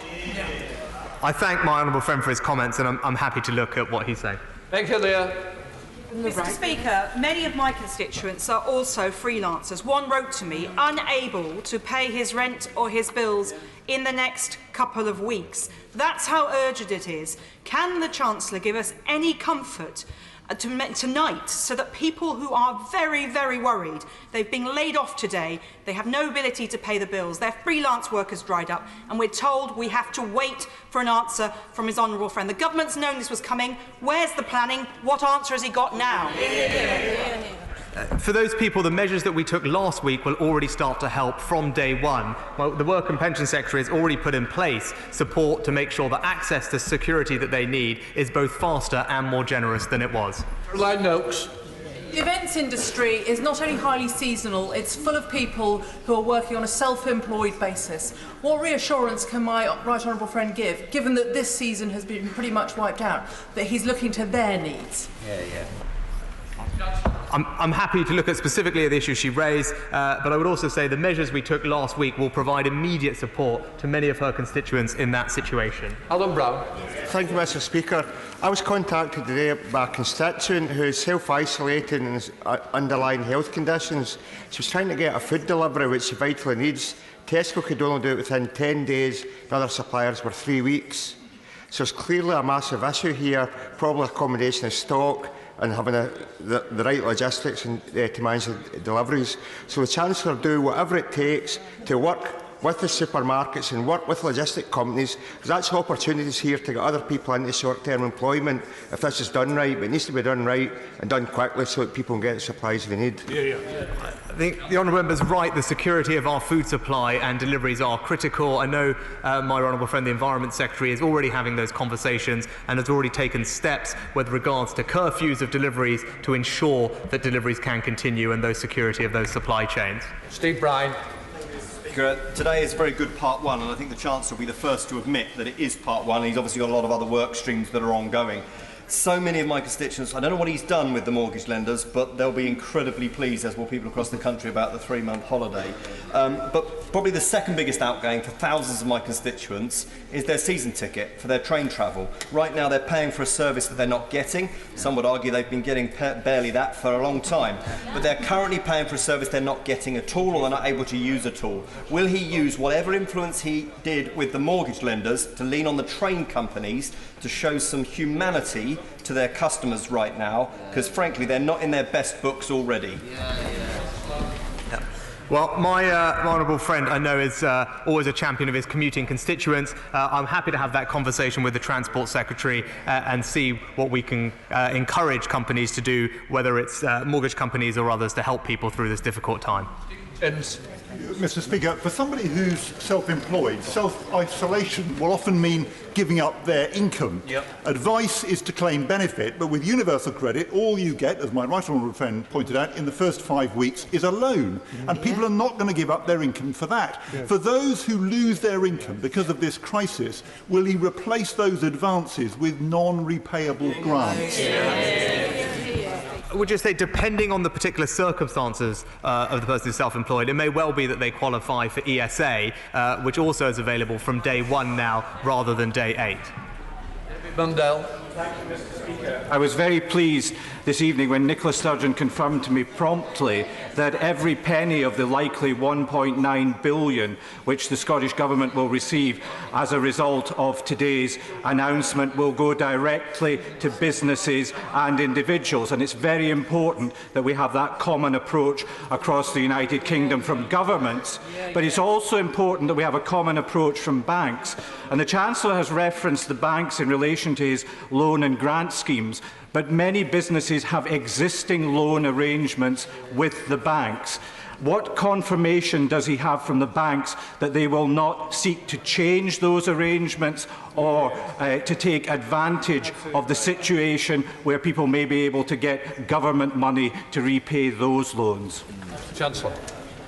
Tell my right honourable friend that we've had extensive discussions with the banks just this week, and they have outlined their forbearance measures, and I very much expect them to honour those commitments. But he's absolutely right with his point. Before we will get through this as one united kingdom. Ora Sultan.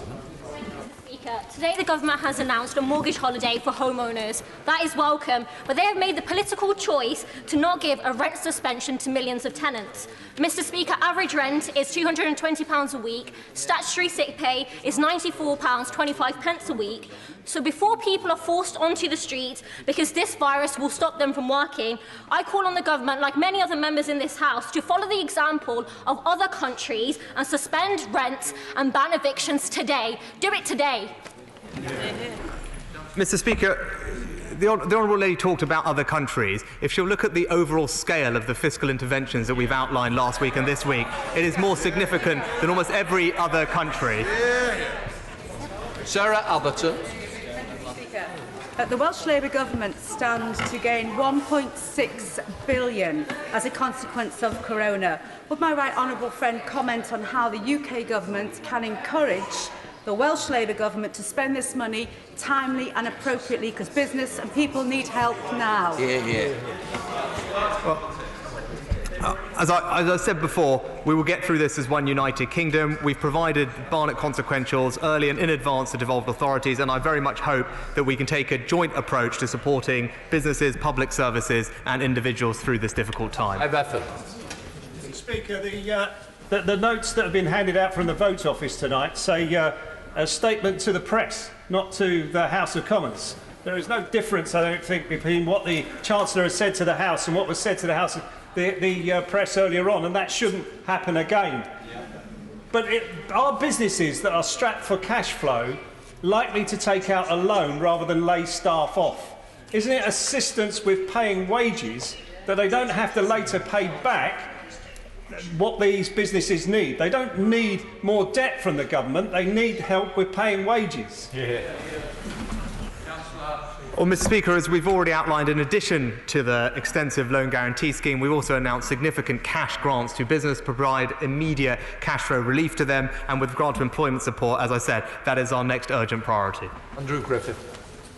Mr. Speaker, difficult times require bold measures, and can I commend my right honourable friend for twice in the space of a week coming to this House and showing his ability to and demonstrating that he's going to do whatever it takes. Can I join my comments on employment support, but also ask him to extend hospitality and leisure benefits to the equally hard-pressed exhibition sector? I thank my honourable friend for his support. With regard to the exhibition sector, those that have physical properties and business rates will be eligible for the scheme that we announced today and the cash grants, but I'm happy to have further conversations with him as well. Sorry. Thank you, Mr. Speaker.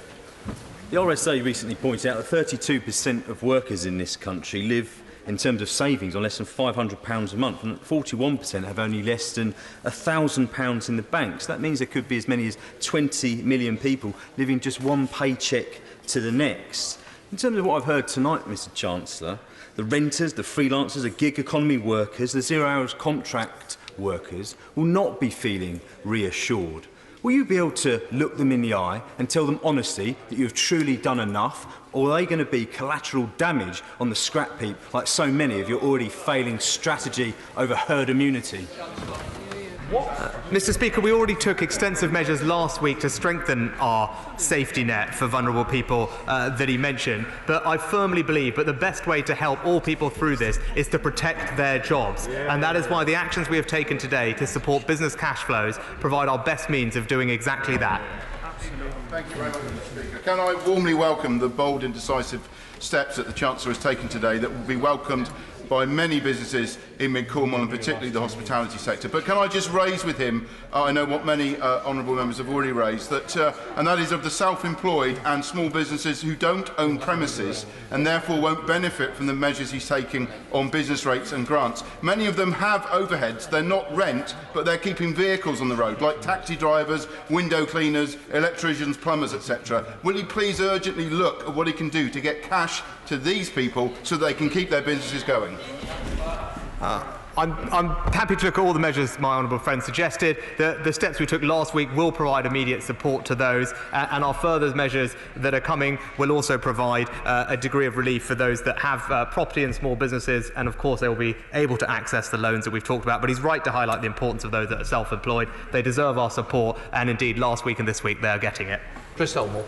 Following the question of the honourable gentleman just before me, can I press the Chancellor a little further on sole traders? Because there are HMRC issues around taxation that he can introduce very quickly that would support sole traders, because very many in my constituency are very worried that they will not benefit from any of the Chancellor's proposals being laid out last week or today. And it really would be good if the Chancellor would look at this as a specific area with other Treasury officials, with devolved governments and with anybody else who can support these sole traders. Well, I'm very, very happy to hear those suggestions from the honourable gentleman. He will, of course, have noted the comments made by the Chief Secretary earlier in relation to IR35, and, of course, HMRC has activated its time to pay service, but if he sends me the details, I'll happily have a look at it. Richard Drax. Mr. Speaker, can I recommend my honourable friend for this raft of packages, although there's still clearly from both sides of the House a lot more to do. I shudder at the administrative task ahead of him to ensure that all this money gets to the right people at the right time. Was it not a lesson for us all that these small bank branches which have closed over the years should be brought back, particularly in rural communities that simply don't have access to them? My honourable friend is right to highlight the importance of rural communities. My honourable friend has done a sterling job preserving access to cash for those communities, and indeed we have said that we will legislate to do more, but in the short term he's right that we will keep that, of course, under review. Stuart C. MacDonald. Thank you, Mr. Speaker. Can I ask him again if he will work with the Home Office to revisit their rules on no recourse to public funds? Because if they don't revisit those rules, some of the most vulnerable people in this country, thousands and thousands of them, will not have access even to the most basic support to see them through this crisis. I said my honourable friend, the Chief Secretary, is talking to all departments about the resources that they require to help get through these challenging few months. Mr. Speaker, can I warmly welcome this package of support for small businesses, which has been warmly welcomed by a number of business people that have contacted me already today. The business interruption loan scheme is a key part of this, but there are some lenders cannot access this scheme because they're not registered with the British Business Bank, and it would take months for them to do so. Would he act now to make sure all lenders can access this scheme? I thank my honourable friend for his comments. He's absolutely right. We want this to be available through as many branches and outlets as possible. We're urgently working with the PRA to see if we can onboard new providers at pace. He'll understand there are regulatory requirements, but we are seeing what we are doing to speed those up. Lynn Greenman. I welcome the increase in the small business grant to £10,000, and I understand that these grants will be distributed by local authorities. Can he tell us what assessment he's made of the capacity of local councils to deliver this help, and when will businesses actually receive the money? As a former local government minister, I have amazing faith in the capacity of our local authorities to deliver for us in this regard. They're being provided with extra resources to help deal with the administration of this. My honourable friend, the Community Secretary, is already working at pace to ensure the rebilling and process of these grants happens in a matter of days and weeks. Stephen Hammond. Thank you, Mr. Speaker. Can I warmly commend my right honourable friend for this package? Can I say to him that the support for the retail, hospitality and leisure sectors is really welcome, but he could make it even more effective if he extended the same package to those who are in the supply chain for those industries and those businesses that disproportionately supply customers for those industries, such as English language schools. My honourable friend makes an interesting point, and that's why all Secretaries of State have been tasked by me to engage with their affected industries to see if there are further specific measures of support that are worth us exploring. That's sharp. Mr. Speaker, I welcome the Chancellor's measures for small businesses, especially in my constituency. Lots of people have been in touch with us. But these are only effective if they are timely. So when will the measures be available to small businesses, the grants, in cash, in real terms? And can he also consider the idea of when landlords actually get rent breaks, that they mortgage breaks, can they pass them on to their renters and ensure, how will we ensure that actually happens? Mr. Speaker, in terms of the processing of the cash grants, as I said, my honourable friend, the Community Secretary, is working on this at pace. It will require local authorities to write to those recipients of small business rate relief to collect their bank details, which they don't hold centrally, so that they can then provide the cash payment. But I can assure her that work is happening at pace. Mark Paulson. Thank you, Mr. Speaker. Businesses in the hospitality sector will appreciate the relief he's given on business rate and the cash grants. But can I raise the question of suppliers to the sector, many of whom have seen their sales fall off a cliff, in particular those with live products short-dated, such as Wood Farm Microbrewery in my constituency, who produce an excellent product, but they have got £20,000 worth of short-dated stock with 4 weeks life left on it, and stand to bear a pretty substantial loss as a consequence. Is there something that can be done to support businesses such as these? I thank my honourable friend for raising that particular case, and I'm happy to have a look at it. Emma Little-Butt. Thank you very much, Mr. Speaker. The Prime Minister's public health advice to avoid pubs, restaurants and theatres wasn't coupled with immediate economic protections, causing panic and upset for the small businesses, the self-employed and those on zero-hours contracts who form the backbone of coastal constituencies like mine. Measures announced today do not address their concerns. They struggle with high rent and high bills. My friends have lost their jobs today. Today, the grafters should have been a priority. When will they be? Mr. Speaker, it was a package of measures today which does specifically provide cash support to those in that sector to help with things like rent. But I make no apology for us being led by the public health response. This is first and foremost a public health emergency, and we will be led by responding to that. Of course, the economy is foremost in our minds, and I will always respond quickly and rapidly to any changes in the public health advice. John Burren. Thank you, Mr. Speaker, and I commend the Chancellor for this package of measures as far as they go. It's a moving narrative, we understand, and I particularly urge him to focus on the importance of cash flow when it comes to smaller businesses and the self-employed. But can I raise with him a group of people who so far have not been mentioned, and that is the elderly and the vulnerable who live alone. There is a real risk in a situation like this that they get inadvertently overlooked. We need to reach out to them. Would the Chancellor consider providing appropriate support for local authorities to do just that? Identify them, locate them, make contact, because no one should be left behind. I can tell my honourable friend he's absolutely right, and the Community's Local Government Secretary has already been engaging on this particular issue, working together with the Health Secretary with regard to social care to make sure that in our local communities we can identify and protect those elderly and most vulnerable and make sure that they get the support that they need. Chamberlain. My constituent in the Howe of Fife is self-employed and contacted me today, worried about her future employment and how she will pay her mortgage and support her family. And although I welcome the Chancellor's moves in relation to mortgages, the fact is that mortgage products often have payment holidays as part of them. So given that these are the first steps, can I firstly ask the Chancellor, is it going to be for people who are directly impacted by coronavirus, or is it potentially for people who are self-isolating at the risk of getting infection? And second of all, is he considering other measures to support my constituent, such as statutory sick pay for the self-employed, or indeed council tax relief?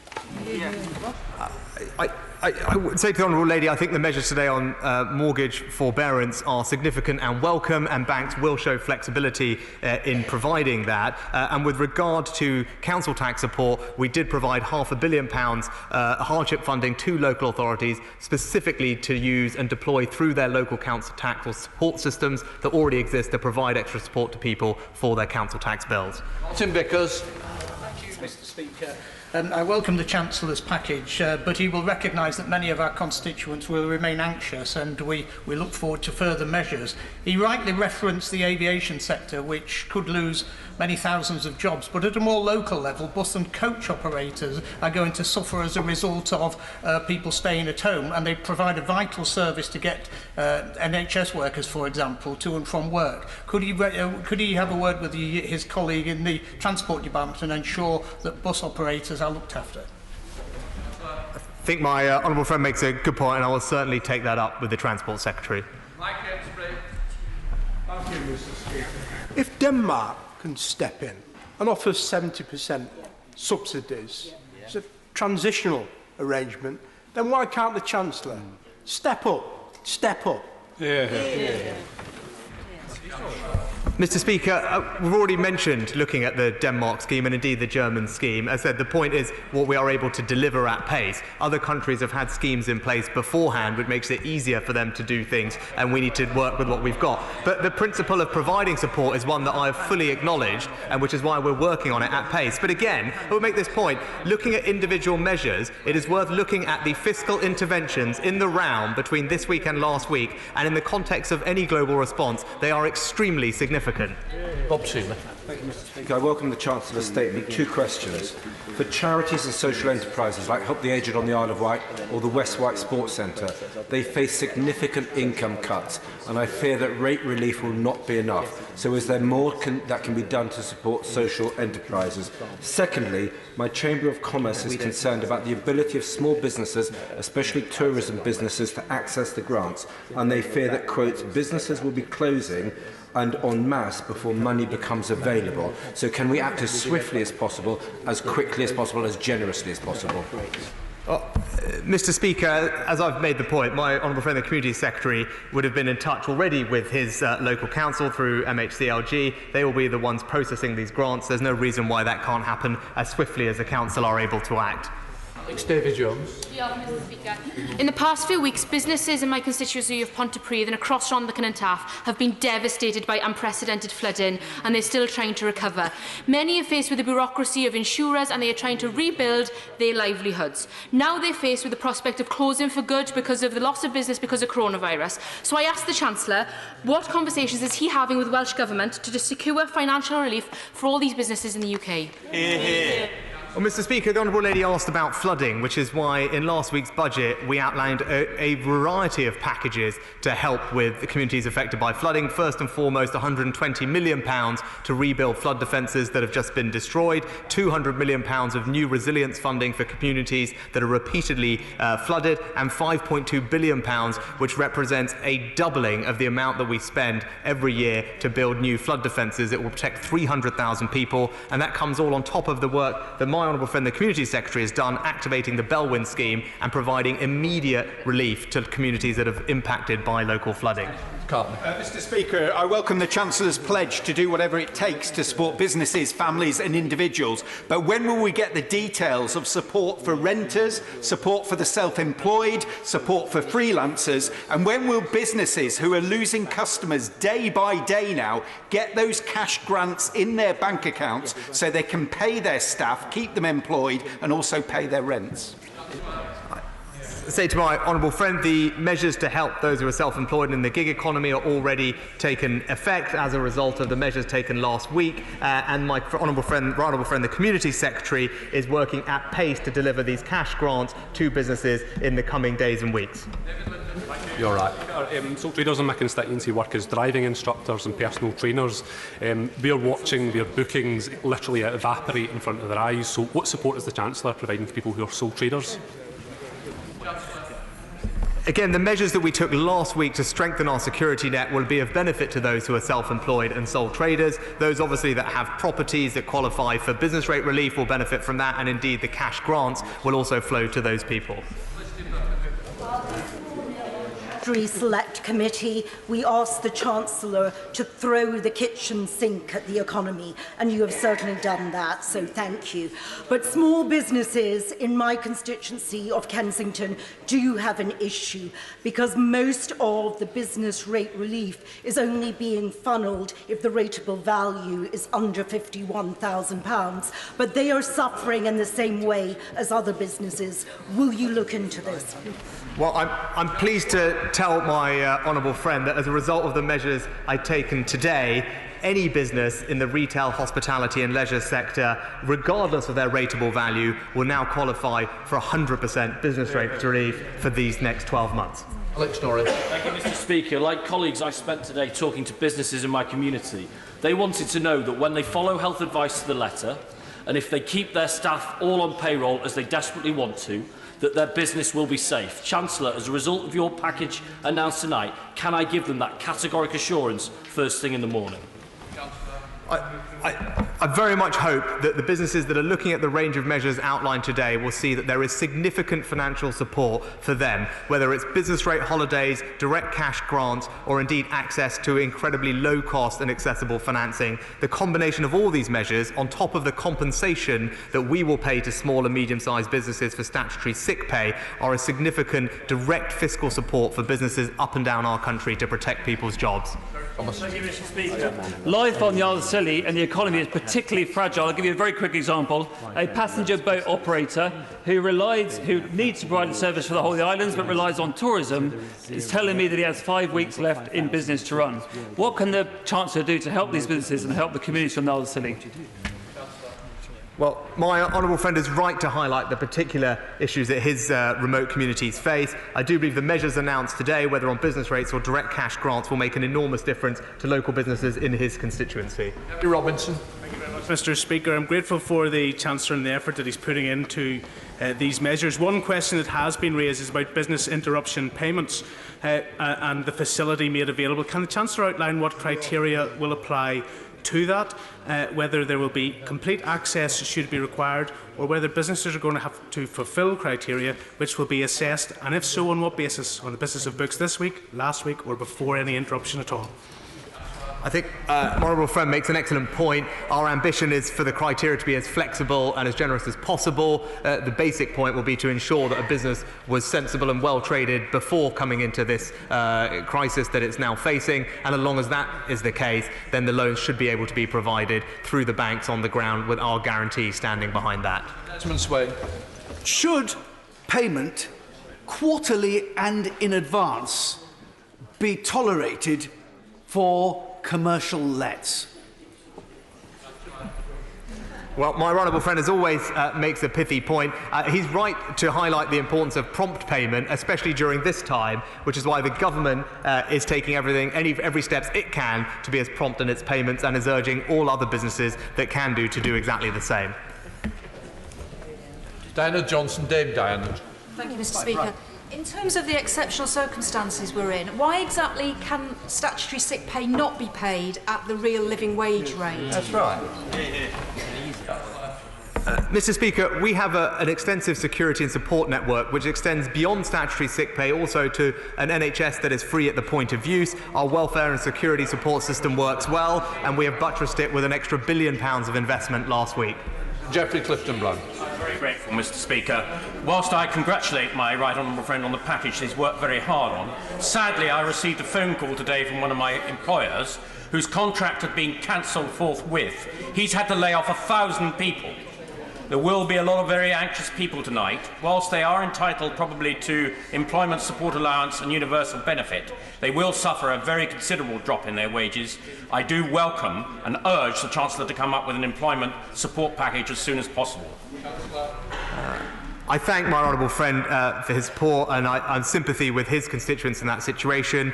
That's why we strengthened our security and safety net last week. But the best thing we can do is to help employers get through this and ensure that those jobs are ready for people to go back to as soon as practically possible.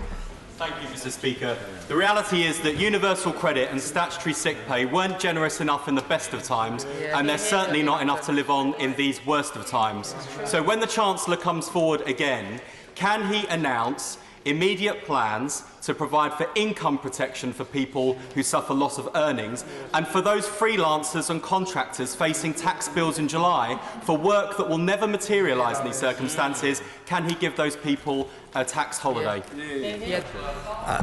Mr. Speaker, with regard to the safety net, we've taken steps to strengthen that. With regard to deferring of tax payments, that is something actively that is able to happen through Time to Pay. I would urge people to contact Time to Pay. The details are available online. HMRC have 2,000 people standing by to talk to individuals, and if tax deferrals are needed, they stand ready to negotiate and agree those. On behalf of my constituents of Arnis Moor, may I welcome the significant package of financial measures that the government has made available today. Businesses like Seaway, Gwynedd Shipping and the restaurant Catch 22 have contacted me today, desperate for this government to take action. Will the Chancellor join me in urging the Welsh Government to make this additional funding available as quickly as possible to small businesses across Wales in order that they can survive? I think my honourable friend is right to highlight the importance of speed in Wales and everywhere else. That's why we've taken the steps to make Barnet consequentials available in advance as quickly as we can, so all devolved authorities can plan and execute their plans expeditiously. Toby Perkins. Thank you, Mr. Speaker. Businesses are facing collapsing revenues, and the biggest part of the Chancellor's response is to invite them to take on substantially more debt. That isn't going to save people's jobs. And for the Chancellor to compare that £330 billion, which is a guarantee that he's making that he may never have to spend, with the package that President Macron put together in France, is absolutely absurd. Far from being absurd, Mr. Speaker, President Macron yesterday announced exactly €300 billion in loan guarantee schemes. Robert Largan. Thank you, Mr. Speaker. I represent the Peak District, where hotels, restaurants, pubs and the tourism industry in general are absolutely central to the local economy. So I welcome the economic measures announced, but people and businesses are struggling right now. So can I urge the Chancellor to make certain that loans and grants are paid and put into people's bank accounts as soon as possible? My honourable friend is exactly right, and that's why the steps we're taking are designed to work at pace, as loan schemes will be available from early next week, and my honourable friend, the Community Secretary, is ensuring that the grant payments are processed as quickly as possible through local authorities in the coming days and weeks. Benno Paldasari. Thank you, Mr. Speaker. I've been contacted by my constituent Andy from Erith and Thamesmead. Businesses like Andy collapsed this week. The scrapping of business rates doesn't help small businesses like Andy. That's right. Loans like £300 billion doesn't help small businesses like Andy.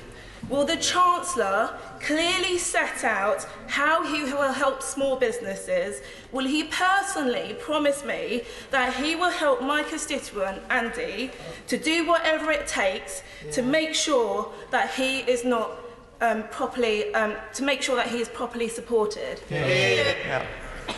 Mr. Speaker, we have outlined a package of measures to support specifically small businesses. Indeed, 700,000 of our smallest businesses will now be receiving a £10,000 grant. I can maybe suggest to her constituent Andy to contact his local authority for further support, either on business rates or indeed for local council tax support, where we are injecting an extra £500 million into the system.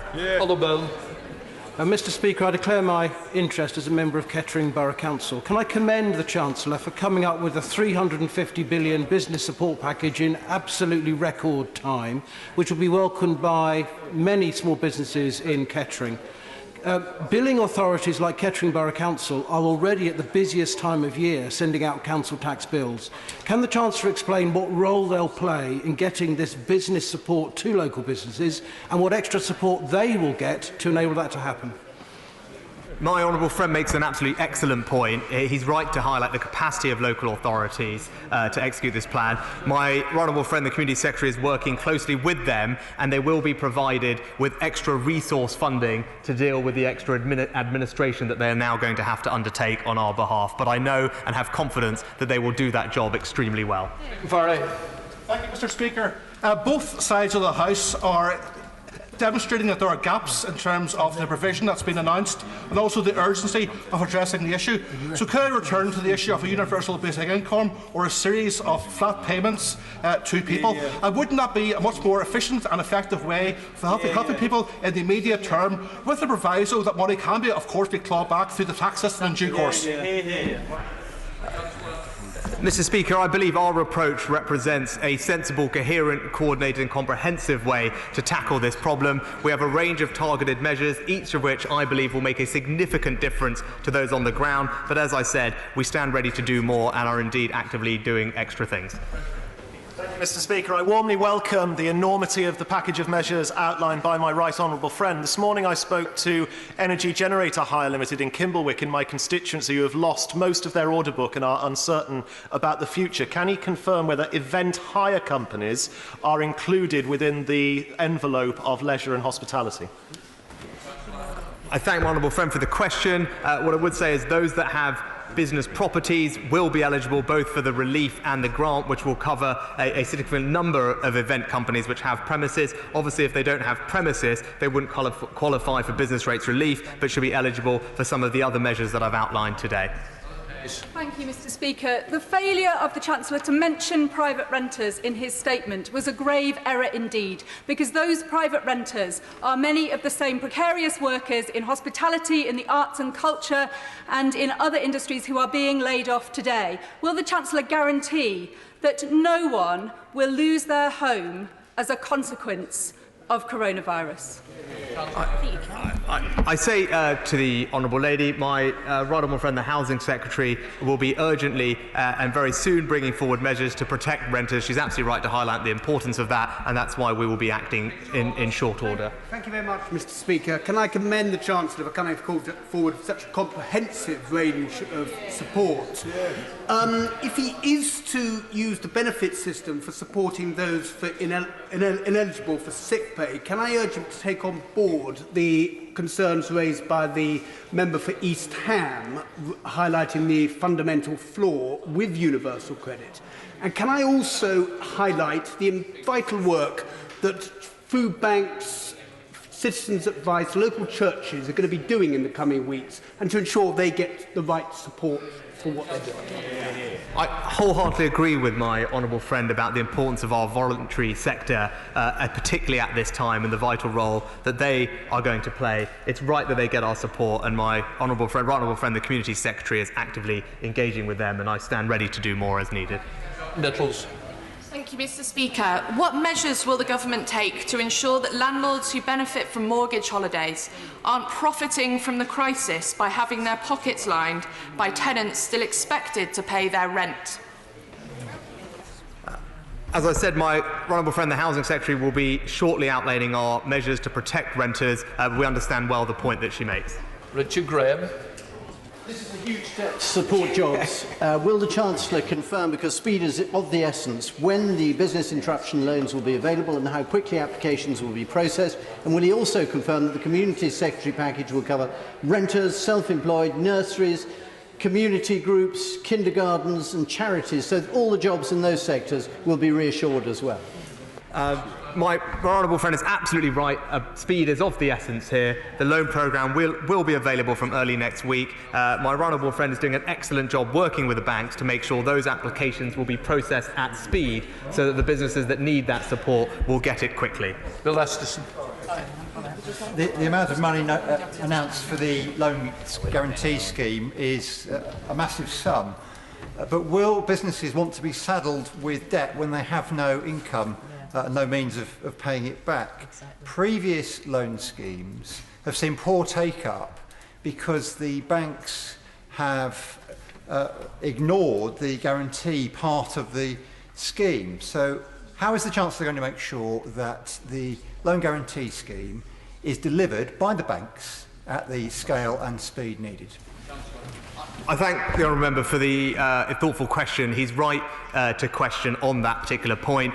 He will be pleased to know that compared to previous loan guarantee schemes, the generosity of the government guarantees are significantly increased in this instance to provide a very strong incentive for the banks to provide that lending. Also, I can say that the banks, we have spoken to them all individually, specifically on this, and have their assurance that they will work at pace to deliver it. They also unilaterally have unlocked, as a result of our entreaties, £21 billion of their own extra lending capacity to provide to the sector. So I'm confident that they will deliver as required. Danny Kruger. Thank you, Mr. Speaker. Many of our businesses depend not on the public or on other businesses, but on the state itself through contracts with different parts of the public sector. And many of these contracts are on a payment by results basis. So they're paid according to outcomes, which might no longer be possible given the situation we're in. So will he work with other parts of government to ensure that the contracts which the state has with particularly social enterprises, the charities and social businesses, can be flexed to ensure that these important businesses can stay afloat? I think my honourable friend makes an excellent point. I'll be sure to raise that with the Chancellor of the Duchy of Lancaster. Very McCarthy. Thank you, Mr. Speaker. Can the Chancellor just clarify, will community interest companies be treated in the same way as other small companies when it comes to being able to apply for the £10,000 grants? If the Honourable Lady will forgive me, I don't have a precise answer for her at this moment, but I will look into that as soon as I'm done and make sure I write to her with the answer. Mike Wood. Thank you, Mr. Speaker. A firm in the hospitality sector has written to me to say that they must lay off 200 workers tomorrow and halve the pay of 100 more because bookings are close to zero and they can't cover the wage bill. For how much longer should they hold off for? Well, I tell my honourable friend that hopefully they will benefit today from the significant measures that have been put in place, both to provide forward business rate relief and indeed immediate cash support through grants to that business, which should provide them with some reassurance that help is on its way and will enable them to support protecting their jobs, with more to come. Jim Ball-Hotter. Mr. Speaker, yesterday a constituent of mine was laid off from his employment along with 50 other colleagues and described how he watched his owners trying to hold back the tears as they let go of people who had worked for them for decades. Why won't the Chancellor cut off this problem at the root and provide the same reassurance to British businesses as President Macron is to French businesses that no business will go bankrupt? Mr. Speaker, as we've already said, or I've already said previously, the French government announced €300 billion of loan guarantees yesterday. We've actually gone a step further with £330 billion of loan guarantees, 15% of our GDP, to provide the same level of support. Beyond that, the fiscal measures that we have taken between today and last week are comparable in scale to that undertaken by any major economy. Owen Thompson. Thanks, Mr. Speaker. The introduction and increasing grants is a welcome step in the right direction, but a number of food and drink producers in my constituency have seen the outlet for their produce dry up. So what additional supports can be made on offer to companies such as these to help them keep afloat? Well, I do believe that the measures announced today, whether through the loan or other guarantee schemes, will be of significant support to those businesses. To the employees, the measures we undertook last week will also be of help. As I've said previously, we are looking at more measures in all areas, and I'll update the House as things develop. Will Jones. Thank you, Mr. Speaker. All of our constituents will require a realistic statutory sick pay if they're required to self-isolate. Could I ask the Chancellor if he will do whatever it takes to ensure that this happens, and also include self-employed people and those on zero-hour contracts in his measures? Mr. Speaker, as previously discussed, depending on people's particular employment circumstances, it may well be that they are eligible for statutory sick pay, even though they are self-employed or in the gig economy. We have already taken measures to ensure that they are eligible for those benefits and indeed employment support allowance from day 1 rather than day 4 and day 8 respectively, and we've also further strengthened the safety net with an investment of £1 billion. Thanks, Mr. Speaker. Hundreds upon hundreds of aviation workers were sent home today in my constituency. Coronavirus has devastated the airline industry because they've got less than 3 years' experience. 21 days' pay is all they get with no prospect of a job going forward. Can the Chancellor give us more information about the aviation package that he has announced tonight? What I can tell the honourable gentleman is that we're in active dialogue with the key companies in the aviation sector, both airlines and airports, to discuss with them what the specific support required might be given the circumstances. It wouldn't be appropriate for me to comment on the individual measures that individual companies might want to engage with us on, but he should rest assured that we are working hard on that particular industry. Claudia Webb. Thank you, Mr. Speaker. Given the acceleration of the virus, collapse of the aviation industry and no prospect of any deportation or charter flights leaving, and given there is no testing, it seems quite inhumane and unjustified to continue to raid the homes of my constituents in Leicester East, especially when they have underlying health conditions or are self-isolating, to put them indefinitely into detention centres at great expense in poorly sanitised conditions, putting the lives of my constituents in danger and violating their human rights. Detentions, deportations and charter flights are barbaric and costly. The outbreak of COVID-19 further underlies their cruelty and expense. Mr. Speaker, will the Chancellor speak with the Home Secretary, urging her to end them now and immediately? Well, my honourable friend, the Home Secretary, is doing an excellent job, not just making sure that our borders are secure, but making sure that we enforce our laws as required, but do so in a way that is humane and compatible with all human rights. And I'm sure that she will do exactly that as we go through the challenging next few months. Speaker, the Chancellor will be aware that in certain business sectors, just the loss of 1 or 2 people out of an organisation in specialised roles can bring down a business. Will he support the moves such as in France and Italy, where they're reviving the approach as adopted in the global financial crash of supporting workers with a proportion of their wages? Will he do the same thing? Mr. Speaker, as I said, we are looking and considering employment support packages and what can be designed and implemented at pace. With regard to other countries, I would again put on record that the fiscal interventions we've undertaken stand in comparable size to those of any other major developed economy. Kate Reid. There's huge fear and also confusion among my constituents this evening about a whole range of issues, whether measures will apply to start-ups, what will happen to VAT on advanced sales, what about businesses in the hospitality supply chain, what happens if a freelancer can't work because the family member has been sent home and they have to look after them. Could I suggest to the Chancellor that local authorities will not have the capacity to deal with all of these queries while they're doing many other things, including delivering vital services, and it would be very helpful if a dedicated MP hotline could be set up to raise these sorts of questions so that we can go to one place in government to help our constituents. Happy to look at that suggestion from the Honourable Lady. She asked a specific question about VAT on postponed accounting. It's something that I'm actively looking at in terms of when we are scheduled to bring that in and whether it could be improved. Aaron Henry. Mr. Speaker, small businesses in my constituency of Broxtowe will welcome they are eligible for grants of £10,000 up from £3,000 last week. Will my right honourable friend outline how these constituents will receive information on how to access this funding if indeed they do qualify? If those businesses will already be in receipt of small business rate relief, that will be a known fact to the local authorities, who will shortly be writing to those companies to request their financial details so that they can then process the grant payment to them. So if they haven't heard in short order, they can get in touch with their local authority. Deb. Thank you, Mr. Speaker. Mr. Speaker, 1.6 million people use food banks. That is up 250,000 from the previous year of the data. The increase of people likely to use food banks will increase. The demand will increase. My issue is very much so that the food banks rely on the surplus from supermarkets and they rely on people's food donations. What contingency plan does the Chancellor have in place on how to address this very serious issue? My honourable friend, the Environment Secretary, is actively engaging with supermarkets to make sure that we do have security of our food supply in all aspects of it, including deliveries, and making sure that everyone who gets the food that they need during this time. Brendan.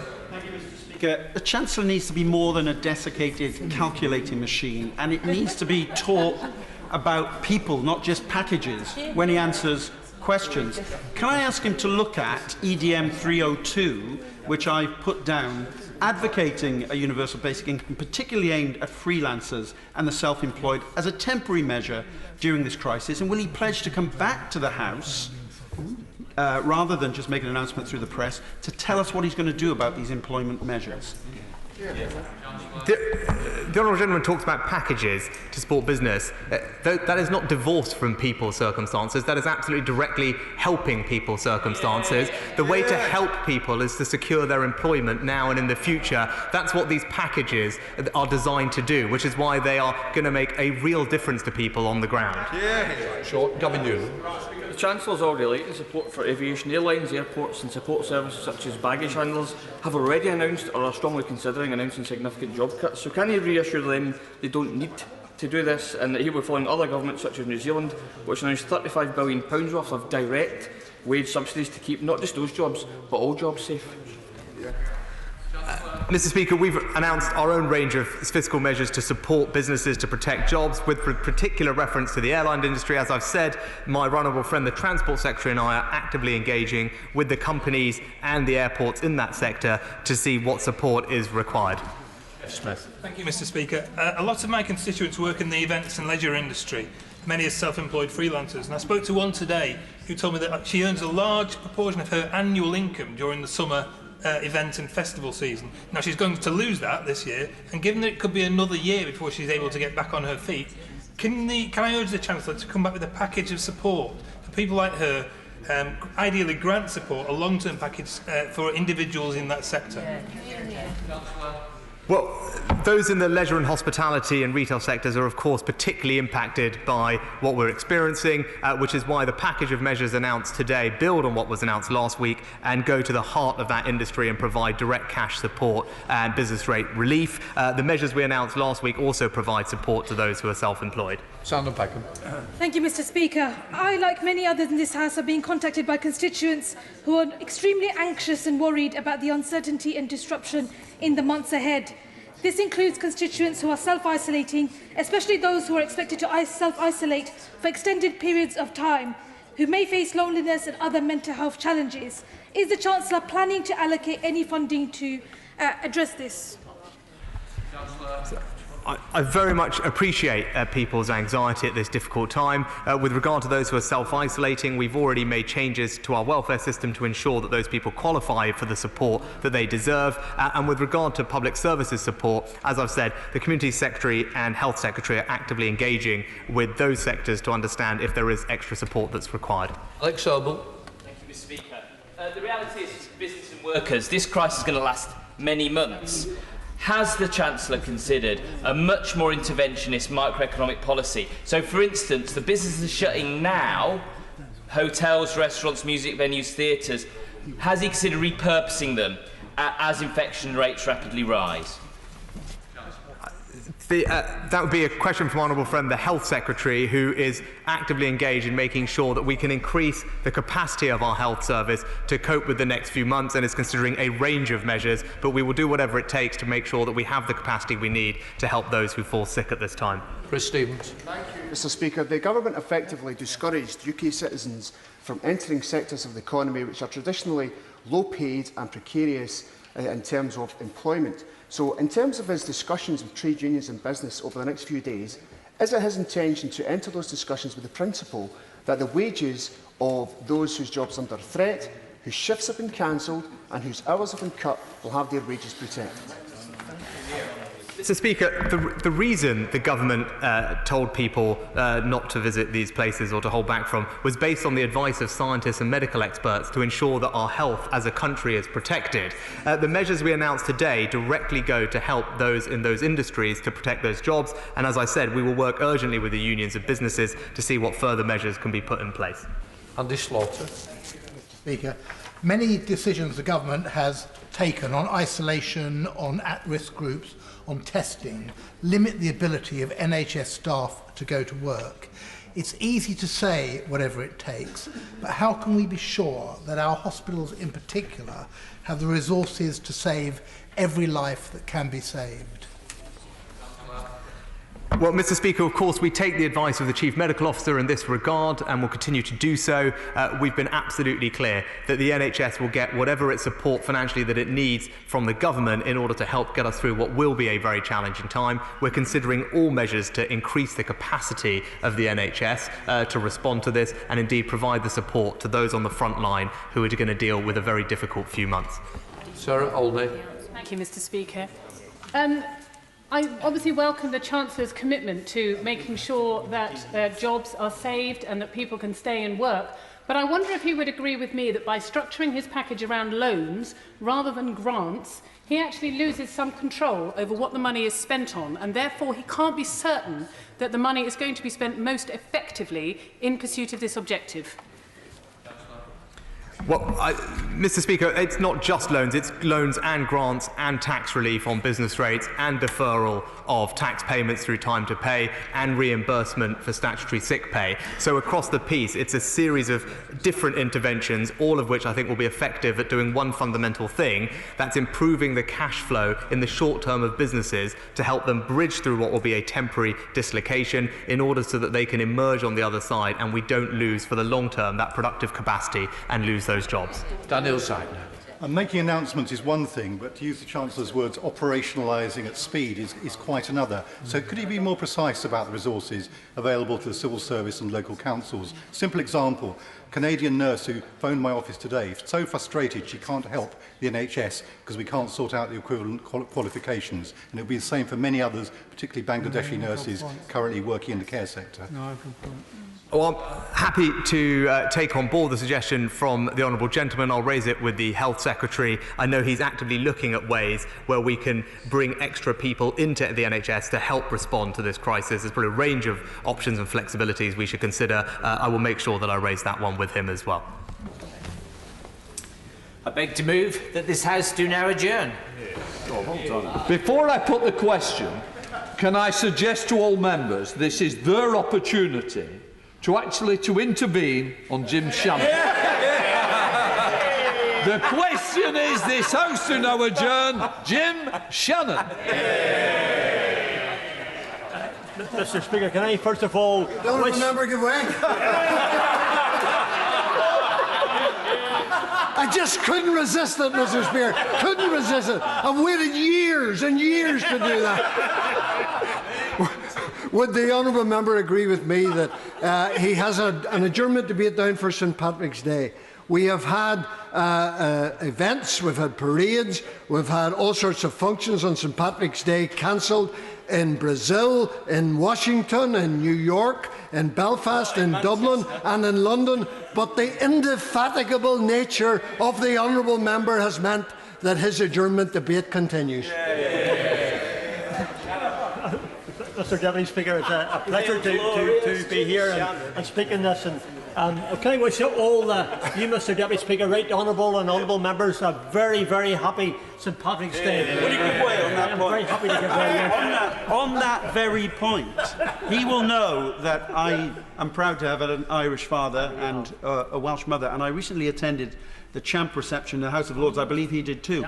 And the Irish ambassador explained that St Patrick's Day is becoming now a festival that lasts over many, many weeks, and that the first function he'd attended this year was on March the 1st, at which point I pointed out that is St David's Day. Can we put a stop to having St Patrick's Day celebration on the day, the patron saint day of the Welsh patron saint, St David? I thank the honourable member for his intervention, but the fact of the matter is, Mr Deputy Speaker, every day is St Patrick's Day for us, and we're very, very pleased to celebrate St Patrick's Day on St David's Day. The honourable friend for giving way, and it's great to be celebrating St Patrick's Day in this chamber in his adjournment debate, because I also had an Irish grandmother, so I'm very pleased with that. But I just want to actually congratulate him on probably the member who's intervened the most on adjournment debates in this House. Would member give way? Just for the sake of, I think member for giving way, just for the sake of balance and inclusivity, it's worth reminding us that St Patrick was, of course, Welsh to begin with. He certainly was, and this is my first adjournment debate for many, many years, but I have to say, I've intervened in a great many adjournment debates for other members, and I'm very pleased to do so. Give way to this honourable member here, and then the honourable gentleman for giving way, and congratulate him on securing the debate. As someone who was born on St Patrick's Day, I fully support the extension of celebrations of the 17th of March by at least a couple of weeks either way. But will he join me in extending the best wishes for St Patrick's Day to those in all of our constituencies who hail from Ireland, from whichever side of the border they originate? Well, then I'll be saying that if I get the chance. Strangford, who's being extremely generous this evening. He did say earlier that every day for an Irishman, whichever side of the border, is St Patrick's Day, and so he'll be delighted to hear that Gloucester celebrated St Patrick's Day on Saturday evening in the Irish Club with an acting mayor, Councillor Colette Finnegan, who was born in Dublin, and she's the first ever Irish-born mayor of Gloucester and also the first to have worked in the NHS for 30 years. Will you join me in congratulating her and the Irish Club? Well, and I'm very, very pleased to do that. Isn't it wonderful, you know, whenever St Patrick's Day comes round, Mr Deputy Speaker, that really deep down we're probably really all supporters of St Patrick's Day, and maybe a wee bit Irish as well, speaking as a British, of course, and having a passport that says that. Yeah. But can I say, whenever I first came here, we all have saints, and I can well remember my first day at Westminster, coming in through the doors in 2010, marvelling at the wondrous lobby just outside of those doors, where each nation's patron saints are depicted. England with St George, Wales with St David, Scotland with St Andrew, and of course the comparable St Patrick. Happy to give way. Over the X. I'm very grateful to the honourable friend, and of course the mosaic of St Patrick depicts the unity on our island, because to his right St Bridget is there from the south in Kildare, and on his left St Columba is there to represent Ulster and the north. So in the unity of that, can I express on behalf of our colleagues, Mr Deputy Speaker, our pleasure that the ecclesiastical history of Ireland is being repeated yet again with the honourable member who not only champions freedom of religion and religious belief in this House, but is being appointed by the Speaker to his ecclesiastical committee. Very kind, and I'm very pleased to accept that position, as others are in this House as well. I'm happy to claim this man as my patron saint, and let's be honest, how could I do otherwise? I'm blessed to live in the most wonderful constituency of Strangford in the United Kingdom of Great Britain and Northern Ireland, and the fingerprints of St Patrick can be seen throughout and over it. St Patrick, a patron saint of Ireland, was born Maewyn Sacat to a Christian family in Roman Britain, in Wales, in the late 4th century AD. Shortly before he was 16, Patrick was captured from the villa of his father, Calpurnius, by a group of Irish raiders who took him to Ireland and forced him into slavery. 6 years later, he escaped home to Britain. His religious faith strengthened during his time in slavery. Believing he had been called to God to Christianise Ireland, he later returned to Ireland as a missionary. How wonderful to see the beauty of the union at work within St Patrick's life. A British man who fell in love with the people, but more importantly, whose love for God made him return to the bosom of those who had mistreated him. We all love the story of the little man coming good, and this is the story of St Patrick, a former slave who absolutely changed a nation for God and for good. And as I remember for East Belfast says, out there where the four nations come together as one nation, the four regions as one, that's our strength. Our strength is in the United Kingdom of Great Britain and Northern Ireland. A good man who made it easy to understand the divine with simple illustrations, and who simply wanted people to know more of God and his redemptive plan for all those through Christ Jesus. His dedication to his Lord and his love for the people of his land are something which I hope to attain to in the time at here. So some may say to themselves, how surprising it is to see me, an orange man, celebrating what has been turned into a green event. This is not my view. I celebrate the story of a man who changed the course of our history, and he was neither orange or green, but used all means, and that's the point that I'm making to the honourable member for Gloucester. I agree with him what he said, but used all means to point to Christ and the hope offered to him, to every man by him. Well, I wish there were more of Patrick today. Happy to give way, yes. I'm delighted to intervene on the honourable member. St Patrick's Lorica, the poem upon his breastplate, contains the words, a shield in the strife. Is St Patrick's message relevant to today's world and the debate we're having tonight? Yeah. I believe it is. And when I had chosen or asked for the German debate, and Mr Speaker very kindly agreed to that, I felt there was a need to tell the history of it and how St Patrick came about, because his message is a simple message. It's a simple message of the gospel to all mankind, from wherever they may be, of all political aspirations, of all regions of the United Kingdom of Great Britain and Northern Ireland. His message is a simple message, but it's a true message, and we all need to hear that message. So that's the reason why I wanted to do that. There's two parts to the story. Of course, I'm going to tell the first one about the gospel message, but I want to tell the second one about what he does and what he can do as well. Happy to give way, absolutely. I just think as one of the Patricks in the chamber, today. It's right that he's acknowledging this, and as our honourable friend spoke there of St Patrick's breastplate, I think it was quite fitting and probably worth getting on the record that our new chaplain led us in that prayer at the start of business today, and it was a very fitting thing to do, especially in these times, given what the prayer invokes. I thank the honourable gentleman for his intervention, and yes, I noticed it today. Indeed, I said to my honourable member friend from East London Derry, who intervened as soon as I got 3 words into my contribution, and I said, "Isn't it just interesting today that the Speaker's chaplain used St Patrick's prayer?" And I thought it was really nice this morning. I wanted to finish my comments with that as well, because I think it's important that we do so. Now. Quite happy to give way, yes, absolutely. Yeah. Way, as people might be able to guess, I'm also have an Irish father, and it's a very difficult time in terms of celebrating St Patrick's Day, and the celebrations are very muted. Last year I joined St Patrick's Church in my in East Bristol to take part in celebrations. But does he think that churches like St Patrick's now have a role to play, given the situation we're in terms of the voluntary relief effort, in terms of reaching out to the vulnerable and the isolated, particularly around this time? And I thank the Honourable Lady for that. It's very important that we recognise exactly the point that the Honourable Lady has referred to. There wouldn't be a member in this House who doesn't have the same opinion as the Honourable Lady has referred to.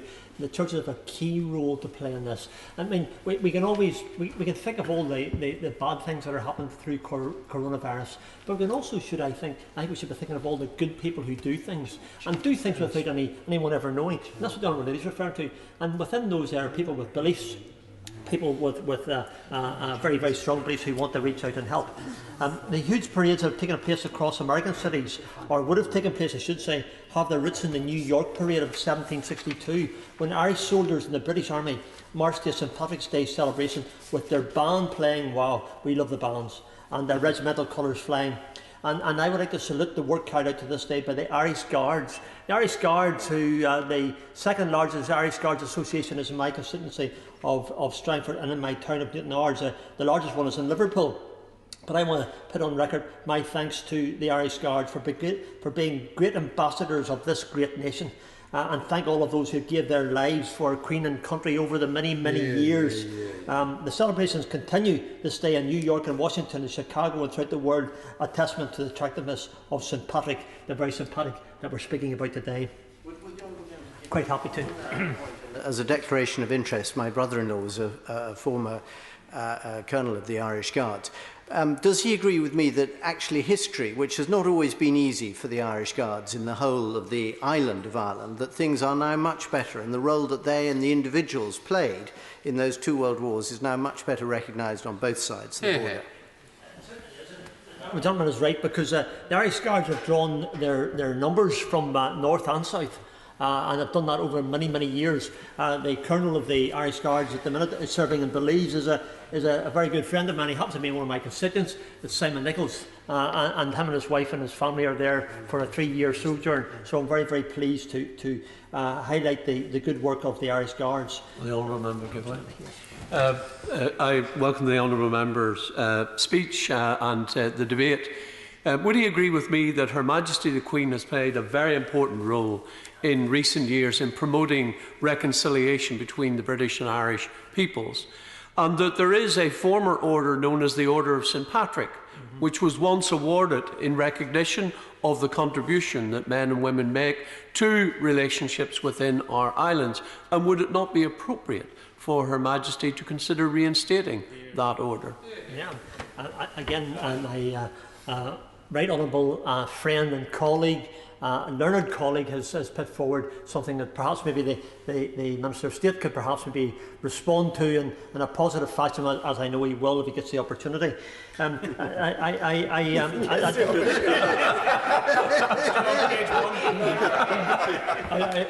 will give him the opportunity, Mr. Deputy Speaker. I make it quite clear. Sorry, I think I may have been misinterpreted. But I just want to say this: I've had very great opportunity to attend Irish Fest in Milwaukee over the years, and that with the Friends of St Patrick, and there's been a really determined attempt to ensure that there's balance and respectful accounts, and I welcome that. But after speaking about the religious aspect of St Patrick, which is really, really important to me, and it's important to many others in this chamber and all around me and everyone here, it's also important to look at the tourism aspect, and I want to speak about that if I can, because we have an opportunity to do something really good in the city and in this city here. Okay. Thank you very much to the honourable member for giving way. I'm sure the parliamentary app on Twitter is loving this evening. But in relation to celebrations, I think as a Scot it's fair to say that the Irish are also known in their celebration of St Patrick's Day for drink, and as a former Diageo employee I would be remiss of me not to call out Guinness and other alcoholic beverages that are used to celebrate St Patrick's Day. So would the honourable member agree with me that we should be celebrating those too? I'm quite happy to let people celebrate in whatever way they wish to do so, and I welcome the honourable lady for her intervention. And it's all about moderation, so let's do that in moderation. Honourable friend. I thank him very much for allowing me to intervene on him. In a different kind of celebration, I suppose, because they are younger. St Patrick's Primary in my constituency have also been celebrating St Patrick's Day today, and they're located next to St Patrick's Church in Anderston. And we'd like to extend his congratulations and his celebrations to the young people at the school who've been celebrating today, despite the coronavirus. Very pleased to do so, and it's good to know that across all of the 4 regions today, young and old, are celebrating the story of St Patrick and what he does. Give way to the honourable gentleman. Thank you, honourable friend. And obviously, when I saw on the TV that he was speaking, I ran down the stairs in order to make sure I got here in time to intervene on him. And I declare in the register of interest that my stepmother is who I'm going to refer to, Janet Harbinson, who is the leader of the Irish Harp Orchestra, who's from the Republic, but very much did work within Belfast to bring the peace together. And obviously we've heard about drink, we've heard about celebration in our schools, and I was wondering if the honourable gentleman thought music was a superb way in helping to divide the cultural spirit. We do support the use of music. I love music. I love all sorts of music. I love Elvis Presley, who was an Ulster Scot, by the way, as we all know, and he brought the hillbilly music into the society we have today. And also say I love music in the 12th of July, which is one of our special days, and we hope to have the special day this year if we get the opportunity. But there's lots of music. There's also the ecclesiastical music. There's the hymns that we all love, and those things all come from St Patrick as well, and we're very, very pleased to have those things. Belfast City Council said that some 23,500 people attended the 2017 St Patrick's Day event, 60% from Greater Belfast, 20% from the rest of Northern Ireland, and a further 20% from outside Northern Ireland. Economic impact was worth £758,000, independent research showed. The fact that the St Patrick's Centre in neighbouring Down Council can attract 130,000 visitors each year tells us that the appetite is there. So the question we must ask ourselves is, how can we exploit this? I am aware of tremendous council initiatives such as the St Patrick's Trail, which, as in Discover in iSight invites you to. Follow the St Patrick's Trail through a host of Christian sites in Bangor, in the Arts Peninsula in my constituency, Down Patrick, in Uri and Armagh, to uncover just how strong Northern Ireland's links are with this patron saint, St Patrick. A 92-mile linear driving route links 15 sites across a life, a legacy and a landscape.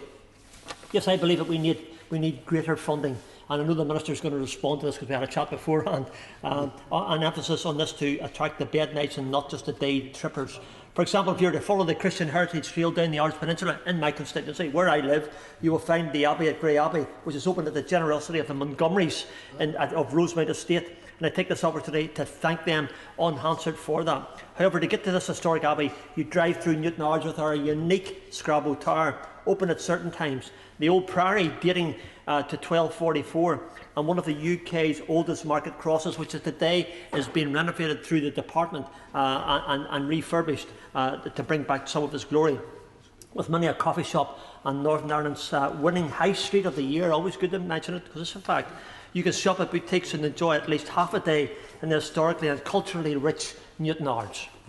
You can take in some of the most beautiful scenery you will come across in the world as you make your way to the Abbey at Grey Abbey. You drive past world-renowned Mount Stewart Estate and the gardens, officially one of the top 10 gardens in all the world, in my constituency, in Strangford at Mount Stewart. And that's only half a day of your itinerary, of course.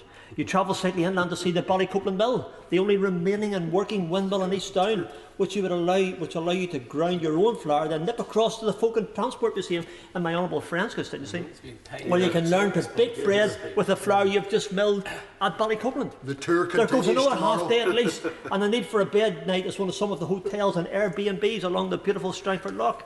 This is before you've even made it to the Abbey. My goodness. What do you give away? Absolutely. Can I congratulate the honourable member for his description of his constituency? He's making it sound actually not just like Mount Stuart Gardens, but like the Garden of Eden. But can I also remind him that's where original sin was invented? Well, we're all sinners saved by grace, and I'm one of those, Mr. Deputy Speaker, so that's a fact. Yes, we know that. You can enjoy the antique shops in Grey Abbey, some of the best home scones at Harrison's of Grey Abbey, with their unrivalled view and service. And you can carry on down the peninsula to Portavogie and see the only working village in Northern Ireland, and then down to the Explorers Aquarium at Portaferry for a bite to eat and an interesting afternoon sightseeing, ending in the great Portaferry Narrows Hotel with their warm hospitality and great food, owned by Cathal Arthurs, by the way, who is doing tremendous work at this time of coronavirus, for helping the elderly and the disabled and delivering all their necessities in the village of Portaferry. Many people, as the Honourable Lady said earlier on, are doing great work within their communities. And it's very, very good. I'm pleased to see it. Very happy to give way, yes. I'm very grateful. And Mr Deputy Speaker, I cannot sit here and hear this amazing description of the Honourable Gentleman's constituency and not think that once we are through coronavirus that he must lead a delegation of all MPs at some stage to his constituency, ideally over St Patrick's Day, because I would certainly like to have the opportunity, and I hope the honourable gentleman will be able to offer and extend that invitation. We'll try and do it in 3 days. But can I say that the Immigration Minister, the Honourable Member for Torquay, had hoped to come to my constituency, but because of coronavirus, that's probably not going to happen. But he will come, and he looks forward to doing that, and we look forward to getting him down there as well, and it'll be a special time. Who knows other than me and others who live in Strangford, who has lived there for all but 4 years of my life, who knows we have the world-class golf and spa facilities and play facilities for the children. We must do better at offering what we have, and I believe that links into St Patrick's Day celebrations as a way of doing just that. I would sincerely appreciate if the Minister of State could, in his response, outline how he believes that this can be achieved, and whether some joint-up thinking with local councils ensuring a Northern Ireland-focused tourism drive can and will help. And again, how could this be achieved? Could the Minister perhaps maybe, through the confirm the Barnett consequentials of the day's announcement by the Chancellor for Northern Ireland Assembly to support businesses? I think it would be important to have that on record. And I know it's, well, I'm pretty sure it's going to be good news, and therefore, Mr Deputy Speaker, I think it's important to have it enhanced as a positive response to what we have. I opt for me to end with the prayer of St Patrick, which I hope can in some way be replicated throughout my life, knowing if I emulate St Patrick and loving God and showing his goodness, I will do good and leave my family, friends and countrymen the better for it. The Speaker's chaplain said it this morning. I want to finish with this, and I'm going to finish with it because I want to give the Minister a chance to respond. Christ with me, Christ before me, Christ behind me, Christ in me, Christ beneath me, Christ above me, Christ on my right, Christ on my left, Christ when I lie down, Christ when I sit down, Christ when I arise, Christ in the heart of every man who thinks of me, Christ in the mouth of everyone who speaks of me, Christ in every eye that sees me, Christ in every ear that hears me. St Patrick's Prayer. What better way to finish this debate for St Patrick's Day with the prayer of St Patrick? Can I thank all the Minister in advance of his comments, right honourable members for their interventions. It wouldn't be a journey debate if we didn't have an intervention. The giveaway. I'm only joking. Well, you know I give away to you, Mr Deputy Speaker. You've got your name on the enhancer for the intervention. Thank you. Well, I thank and warmly congratulate the honourable gentleman for Strangford, who, let's face it, is no stranger to either adjournment debates or interventions, for this excellent speech on the importance of St Patrick's Day and its support across communities, both within Northern Ireland and across the world. And I'm very grateful that he's given me this opportunity to shine a light on Northern Ireland as a uniquely placed region in the United Kingdom. The honourable member was absolutely right to point out the splendid depiction of St Patrick in in the lobby just a few metres from where we stand, with his peers from England, Scotland and Wales. And as he said, St Patrick became the patron saint of Ireland, but he was born and raised in Britain, probably a Welshman, and he has a strong reflection of the links between our islands going back centuries. I'm very pleased that he's brought this debate to the House today, and thanks to the Speaker and Deputy Speaker for allowing us to have this debate on the Saints' Day of St Patrick, when people across the world would usually be taking part in celebrations, albeit muted this year due to the coronavirus outbreak. And I'm struck by the efforts across the UK and with all of the devolved administrations to tackle the virus in the most efficient way possible. I do want to touch on that in a little more detail, but also its subsequent impact on national and local economies. I understand that the Economy Minister, Diane Dodds, has been in close contact with local industry leaders, and the Executive is working on a stimulus package tailored to Northern Ireland's unique needs and pressures. Despite these concerted efforts, it is a shame that the annual Belfast St Patrick's Day Parade has had to be cancelled, and I know the Honourable Gentleman has set out previously its benefits to the local economy. I know that St Patrick's Day is a hugely important day for people throughout Northern Ireland, celebrating the man who is historically associated with bringing Christianity to the island of Ireland and transcending traditional divides. St Patrick and the arrival of Christianity in Ireland were historically responsible for influencing so much of the learning, the writing and the arts for which Ireland and Northern Ireland have become so famous. And this legendary saint is, of course, as the Honourable Gentleman pointed out, a significant tourism draw to Northern Ireland. He spoke about the St Patrick's Trail driving route and mentioned the St Patrick's Centre, which is a modern complex in Downpatrick, County Down, with an exhibition dedicated to telling St Patrick's story. And in the townland of Saul, a replica of an early church and round tower stands on the spot of his first reputed sermon.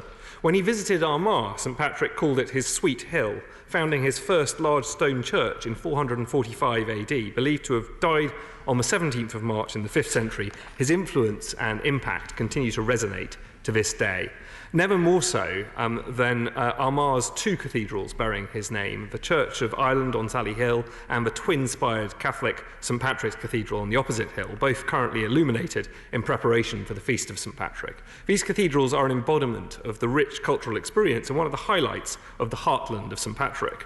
Whilst the story of St Patrick is well known and celebrated across the world, it is a crucial element to the tourism industry of Northern Ireland, but that tourism industry is much more multifaceted and has so much to offer. Northern Ireland's local tourism sector has been going from strength to strength over recent years, with an increasing number of visitors who stay longer and spend more than ever before. But the Honourable Gentleman is right to point out the need to drive forward that dynamic. And of course, we now find ourselves in a dynamic and concerning situation with regard to COVID-19. Notwithstanding the great tourism assets and warm hospitality of Northern Ireland, the need for increased social distancing and reduced international travel will make this a difficult time for the tourism and hospitality industries. So the government will continue to do whatever we can, and the Chancellor announced in the budget last week $30 billion of fiscal stimulus to support the economy in response to the COVID-19 outbreak. Northern Ireland will benefit from this package, resulting in a further £260 million for the Northern Ireland Executive, on top of the more than £210 million Barnett consequentials announced on budget day. But today the Chancellor made a further significant announcement of additional measures to mitigate the impact of COVID-19, which will result in further funding for the Executive. Taken together, the Executive will be receiving £900 million of Barnett funding from the Chancellor's announcements on COVID-19. Northern Ireland will also benefit from the UK-wide measures in the budget, including new funding for investment and increased national insurance threshold. And I know that the Executive will now be taking steps to build on this additional financial support to do what it can to address the specific needs of the Northern Ireland economy. The Honourable Member mentioned his own connections and conversations with groups celebrating St Patrick's Day in the United States. And I have to say, he taught me something which I didn't know before, which is that Elvis was an Ulsterman. Indeed, countries...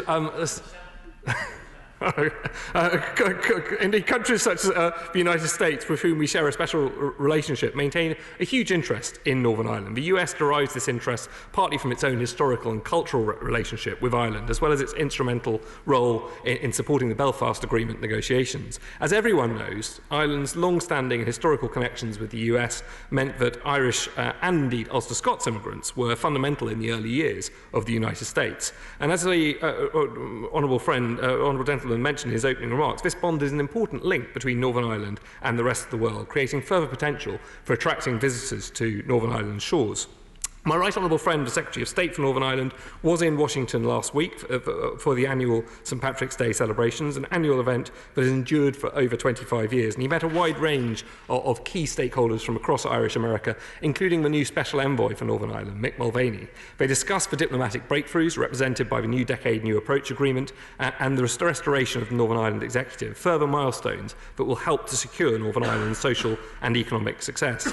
The honourable gentleman highlighted the connections Northern Ireland's people enjoy across the world, as well as their very justified local pride. And I should point out that Northern Ireland's tourist attraction can and often do speak for themselves. How could visitors to Northern Ireland not be enticed by the promises of wide open spaces and fresh air? Indeed, for anyone on a wellness pilgrimage, they should look no further. Boasting many miles of stunning coastline, unforgettable experiences and exceptional food and drink, local tourism is a dynamic and rapidly expanding sector, making a substantial contribution to growth, employment and prosperity in Northern Ireland. I've been fortunate over the last few weeks to be able to visit a number of the key attractions and sample some of that outstanding hospitality for myself, but I can't hardly compete with the honourable gentleman's travelogue in selling the benefits of his constituency. Give way to the honourable. Can I invite you, Minister, to visit my constituency of Strangford? More than happy to have you there and do a guided tour, and you'll see some of the beauties of my constituency. Well, the honourable gentleman is extremely kind, and I'd be delighted to take him up on that opportunity. On that opportunity, and indeed, as my honourable friend says, I think he will find, as we've heard in this debate already, that he has so many friends across the House who will be keen to join him in his constituency.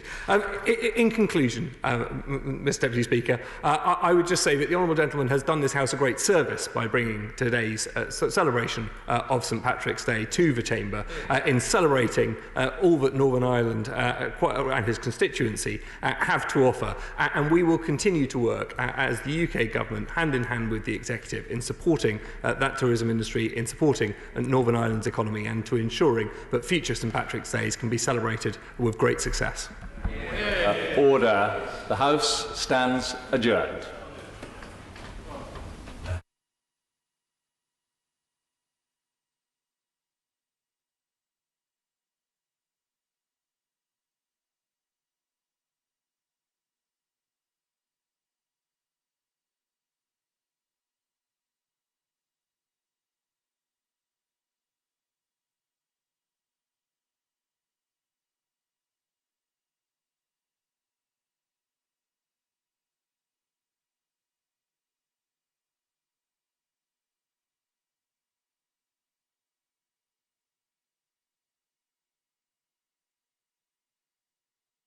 House of Commons sound. House of Commons sound. House of Commons sound. House of Commons sound. House of Commons sound. House of Commons sound. House of Commons sound. House of Commons sound. House of Commons sound. House of Commons sound.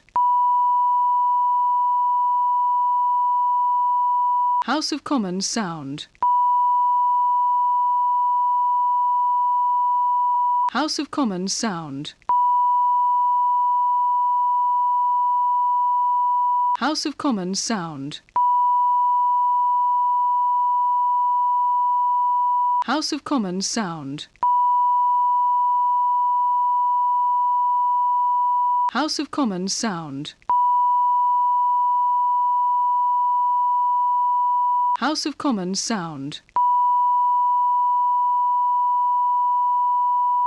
House of Commons sound. House of Commons sound. House of Commons sound. House of Commons sound.